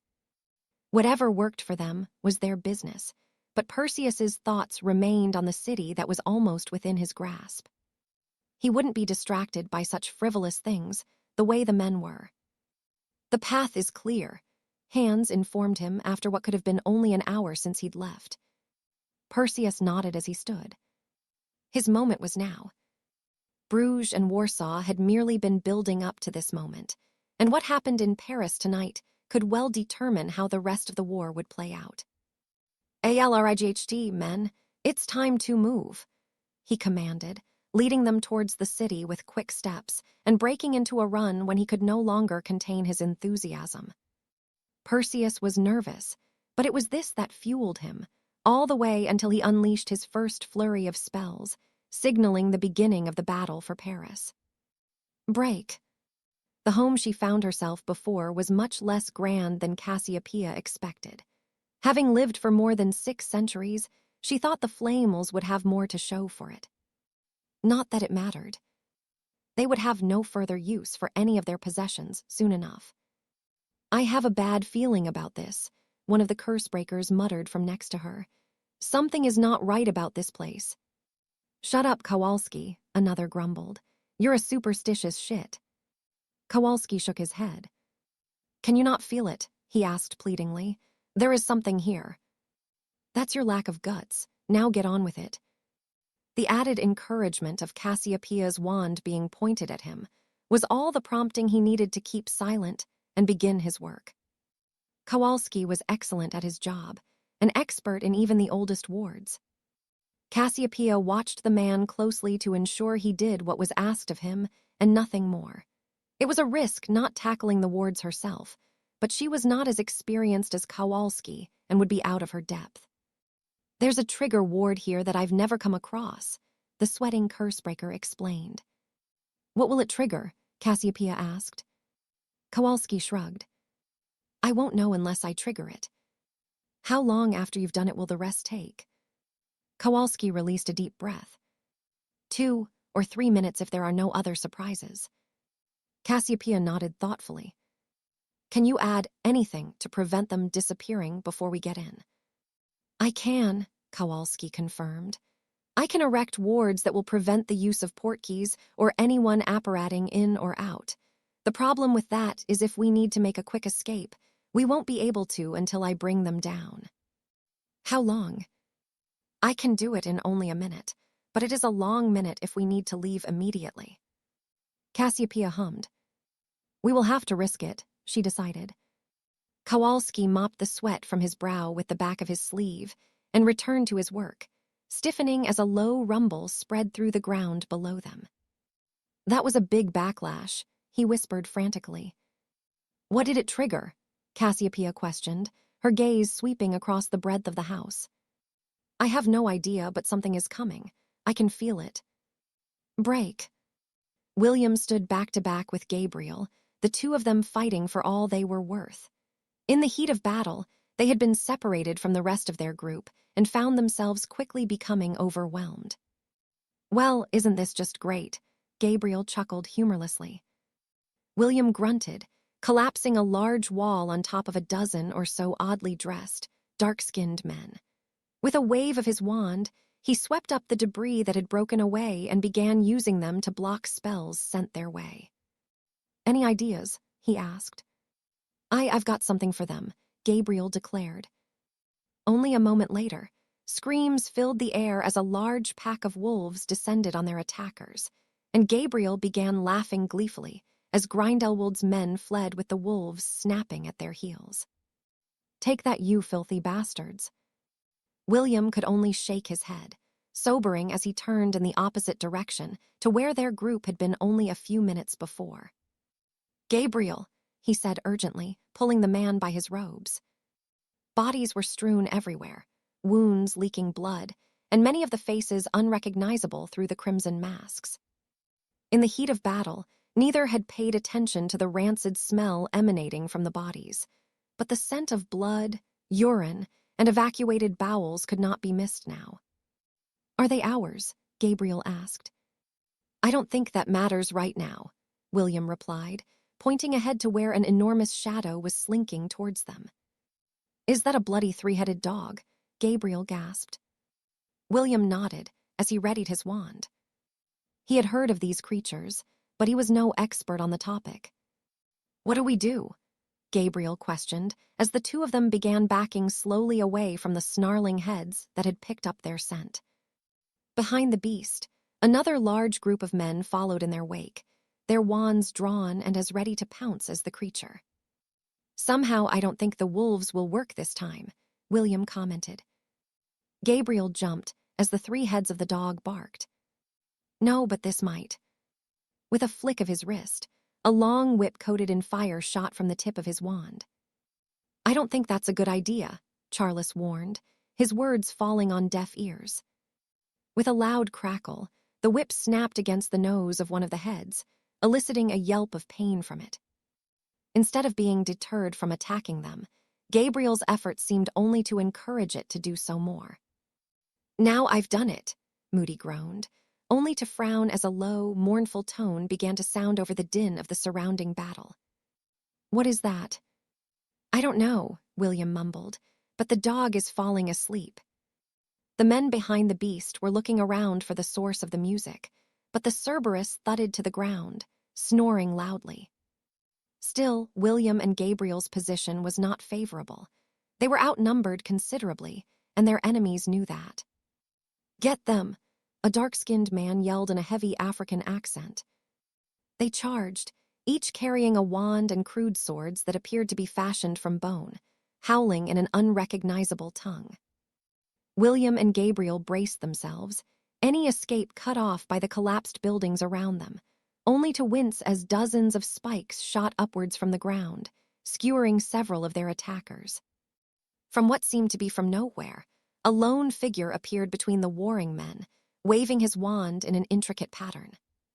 The spikes were torn from the pavement, and those that had been impaled with them hung morbidly from the ends as the new arrival sent the projectiles forth, claiming even more casualties. The remaining men fled, their eyes wide and expressions fearful from what they had witnessed. "Better late than never," Gabriel commented as Harry turned towards them. "Come on, we need to find the rest of our group if they're still out there." "I'll help," Harry declared, leading them through the mass of dismembered limbs, unmoving forms, and debris caused by the ensuing fight. The trio barely made it into a sprint before Harry stopped suddenly, his eyes wide in a look of panic that William had never seen. "What is it?" he asked worriedly. "The Flamels," Harry gasped before vanishing. Surely Grindelwald wouldn't be targeting them. William shook his head, though he wouldn't put it past the man to do it. If he could kill the Flamels, that would be quite the blow to the French morale. "Where's he gone?" Gabriel asked. William shrugged. "I don't know, but look who we have here." The strange-looking blokes in red robes. William followed Gabriel's gaze to where an odd group were approaching from where Grindelwald's men had attacked, a few dozen of them slowly walking towards the fighting. "No," he said dismissively, pointing to the man he'd spotted. "Is that Perseus Black?" "It is," William confirmed darkly. He didn't know what part the former Black Heir was playing in this war, but judging from how he seemed to be in charge of Grindelwald's forces in Belgium, he could only deduce he was quite the key figure. "I'll deal with him," William declared, dispatching of 2 men as he made his way towards his target. Break. Sato did not look well. His frame was thin and prison robes hung loosely off him. Evidently, the man had lost considerable weight since he had been placed at the mercy of the French. "Who's there?" he rasped, his voice hoarse. "I have come to set you free, Mr. Sato. I do hope that I can still rely on your support." "Grindelwald," Sato whispered in disbelief. "It's me," Gellert confirmed. "Now do be a good man and step away from the door." Sato did so, and with little effort, Gellert bent the door away from the hinges, leaving the man ample room to exit the cell. "How?" Sato asked dumbly. "I do not think there is a prison in the world that could keep me out," Gellert replied thoughtfully. "Come, Mr. Sato, let us not linger, not when there is so much more yet to do." The emaciated man followed as Gellert left the prison the way he had entered, stepping over the bodies of the small crew that had attempted to stop him. The fight had been a short one, each man dying quickly at his hand. "You killed them all." "A shame," Gellert declared. "Had they not stood in my way, perhaps I would have allowed them to live." Sato frowned before shaking his head, pleased as he should be that he would no longer be kept within 4 walls. "So where are we going?" he asked. "You will be returning to my study where a meal, fresh clothes, a shower, and bed are waiting for you. I will be assisting my men with their work in this fine city. Take the portkey, Mr. Sato," Gellert instructed. "You will need your strength for when you return to Japan to fetch me the men you promised." Sato offered him a bow before doing as he was bid. With the man gone, Gellert could turn his attention to why he had come to France in the first place. "For the greater good," he muttered to himself, before vanishing silently from the courtyard of what remained of the wizarding prison in France. Break. "Nicholas, what are we going to do? We're trapped," Perenelle said worriedly. The old alchemist nodded as he drew his wand. "We need to keep them out of the house. Harry will come for us." "What if he doesn't?" Nicholas offered his wife a comforting smile. "I have faith that he will be here. He is a good boy." Murmuring under his breath, Nicholas conjured a white ball of light and directed it towards the wall of the kitchen, releasing a labored breath when he was done. "Stay here, my love," he urged. "If they get into the house, head into my study and find a book titled The World's End. It is on the 3rd shelf furthest from the door. It is the only blue one there. Give it a gentle pull and it will take you to a hidden room I created." "Nicholas, no, you must come with me," Perenelle insisted. "I will not leave you alone to face them." "You will," Nicholas said firmly, "and I will not be alone. Harry will come," he added with certainty, taking his wife by the shoulder and kissing her on the cheek. Perenelle shook her head, a tear rolling down her cheek as Nicholas left the room. He hoped she'd listen, though Nicholas had his doubts. For as long as he cared to remember, it had been him and Perenelle, through thick and thin, through the best and worst times. That wouldn't change now. "Are you Flamel?" a woman demanded to know as Nicholas descended the staircase that led to his front door. She wasn't alone. Behind her was at least another 10 people, each with air wands drawn. "You have me at a disadvantage," Nicholas replied politely. "You seem to know who I am, yet I am none the wiser to whom it is I find myself speaking with." The woman was quite beautiful, her long, black hair a contrast to her milky skin, her dark eyes as alluring as they were foreboding. "My name is Cassiopeia Black, and I am here on behalf of Gellert Grindelwald," she explained. "I see," Nicholas replied with a nod. "I don't suppose you come in peace." Cassiopeia Black grinned as she shook her head and sashayed towards him, pausing as a disturbance could be felt beneath their feet. "I told you something was coming," one of the woman's companions said worriedly. "We should leave now." "You should," Nicholas agreed, filled with a sense of relief as he spotted a black mass barreling towards them. "You really should." The men screamed fearfully as they were engulfed by a black fog, but the woman ignored them in favor of leveling her wand at Nicholas. Evada Kedevra. She grinned triumphantly and Nicholas ducked, only for the spell to be intercepted by a bronze shield, a gong-like sound reverberating across the grounds. You, Cassiopeia spat. Nicholas peered around the figure that now stood between him and the woman to be met with an expression of loathing. Harry said nothing. Instead, he sprang into action, his wand a blur as he cast spell after spell at the woman who became quickly overwhelmed. All she could do was defend herself, taken aback by the ferocity with which Harry fought. Even though she was surprised, she adapted well and managed to retaliate, but to no avail. If she had been shocked by how unreservedly Harry had attacked her, it was nothing compared to the look of utter disbelief she wore when he nullified her own efforts, spells that Nicholas had never seen, yet ones that Harry combated with ease. How? Cassiopeia gasped.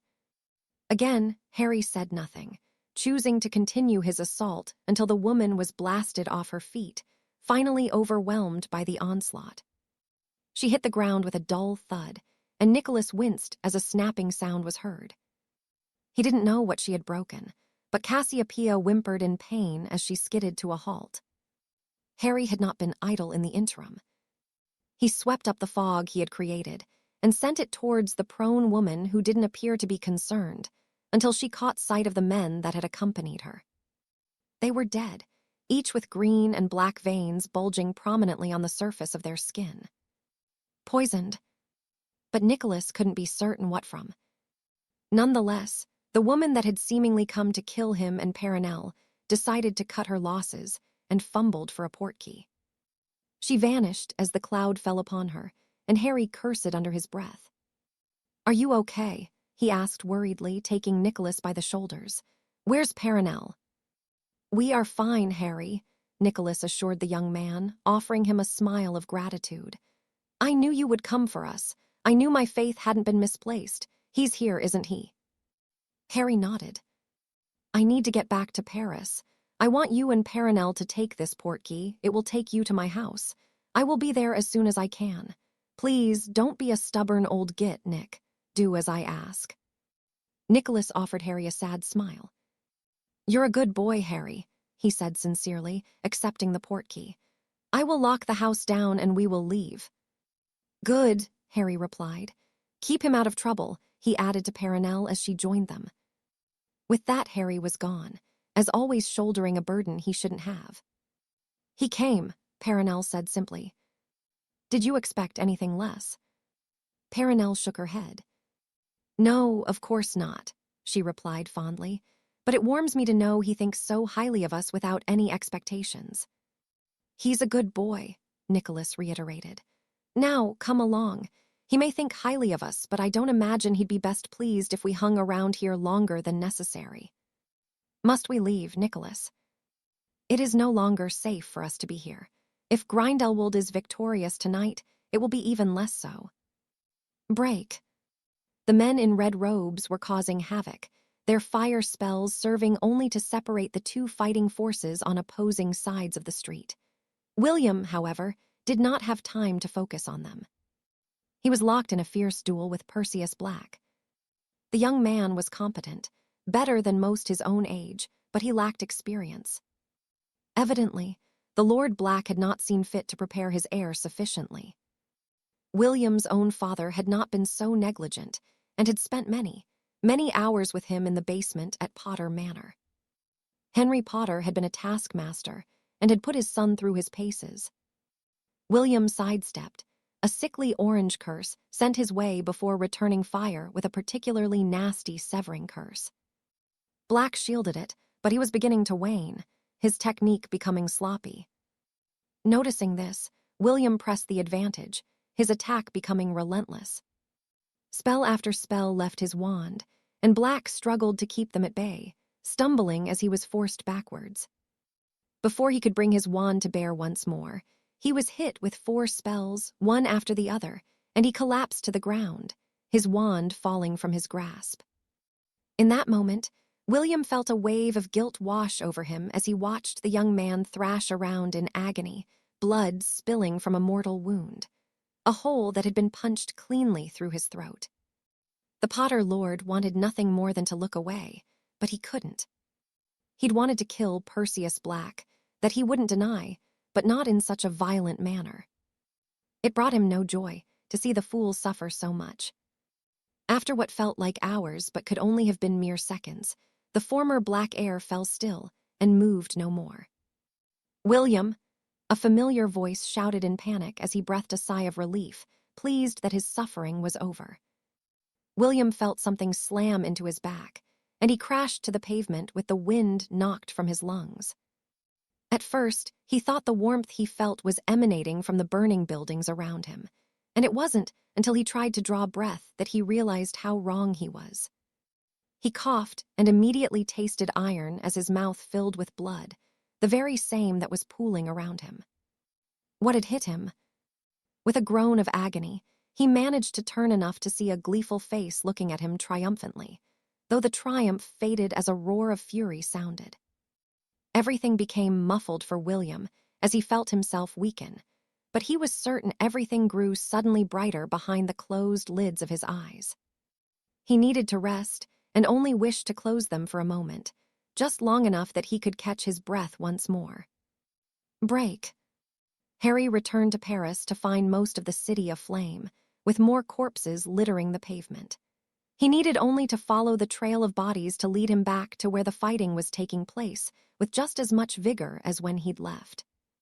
Oddly, although most of the men were fighting, there was a pocket on each side watching a duel, and Harry arrived in time to see William Potter send a man sprawling with a flurry of spells.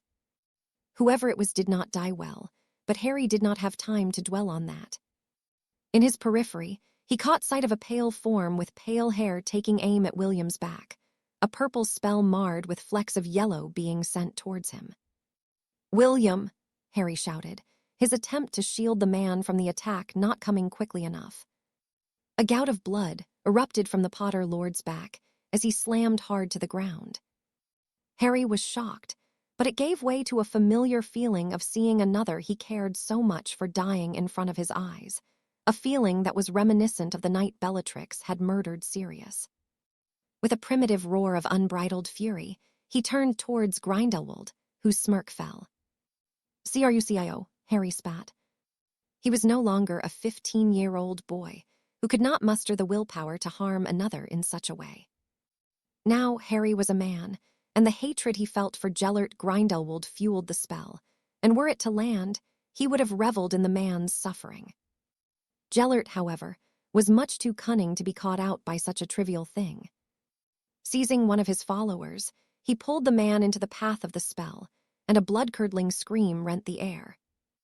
Harry released the spell, his jaw tightening as Grindelwald smirked at him once more and turned to walk away. "No, you don't," Harry growled. His rage continued to pump through his veins as the fighting amongst those that refused to give any quarter went on, fighting whilst William Potter lay dying amongst them. With his eyes firmly on the retreating form of Grindelwald, Harry twirled before pushing his arms outwards. The surrounding fires flared brightly, taking on a green and golden hue. Grindelwald paused and turned to look at him once more, his eyes widening as a piercing shriek cut through the sounds of battle. From the many infernos, fiery birds burst forth followed by enormous serpents, hissing the fury of their conjurer. They swept and descended upon Harry's enemies, engulfing many in flames as Grindelwald did his utmost to snuff them, but even the great Gellert Grindelwald could not extinguish so many. "Lad, you need to stop it," Gabriel commanded. "You'll kill us all." His words fell on deaf ears, the heat of the flames and icy magic running through Harry's veins as unyielding as one another. "You need to stop," Moody repeated, shaking Harry by the shoulders. Once more he was ignored as Harry's gaze burned into Grindelwald, who was fighting desperately now, urging his men to regroup with him. They did so, the cowards apparating away at his behest, and the man shooting Harry a final look of anger before he followed suit, eliciting a hiss of displeasure from the younger man. With Harry failing to listen to reason, Gabriel, too, thought it better that the ICW forces retreat. It was too dangerous to remain here any longer, as more and more of the city went up in flames. In only a matter of moments, Harry was left alone with the dead and dying, and he lowered his wand, falling to his knees from sheer exhaustion. "William," he muttered, crawling to where he had seen the bee man cut down. "William." He turned the man over, giving a watery chuckle as his eyes fluttered open. "Harry," he wheezed, his breathing labored and skin unhealthily pale. "Come on, we need to get you out of here," Harry urged. William attempted to sit up, but it was no good. He had lost too much blood, and he couldn't even feel his legs anymore. He couldn't feel anything, not even the pain he'd been experiencing only moments before. "I can't," William snorted humorlessly. "You have to," Harry pleaded, attempting to pull the man to his feet. The pain returned, and William grimaced, his legs collapsing beneath him. He wasn't going anywhere. "It's too late," he choked, his eyelids feeling heavy once more. He needed to rest. He'd be fine after a rest. "William," Harry called, shaking the man. There was no response, and his head hung limply to one side. "William," Harry tried again. Try as he may, Harry had seen enough death to know when someone was no longer there, but that didn't make it any easier to accept what had happened. William Potter was dead. And all Harry could do was cling to the body of his great-grandfather as Paris burned around him. The explosions that followed shortly afterwards, not even heard by the young man through the grief that had taken hold of him.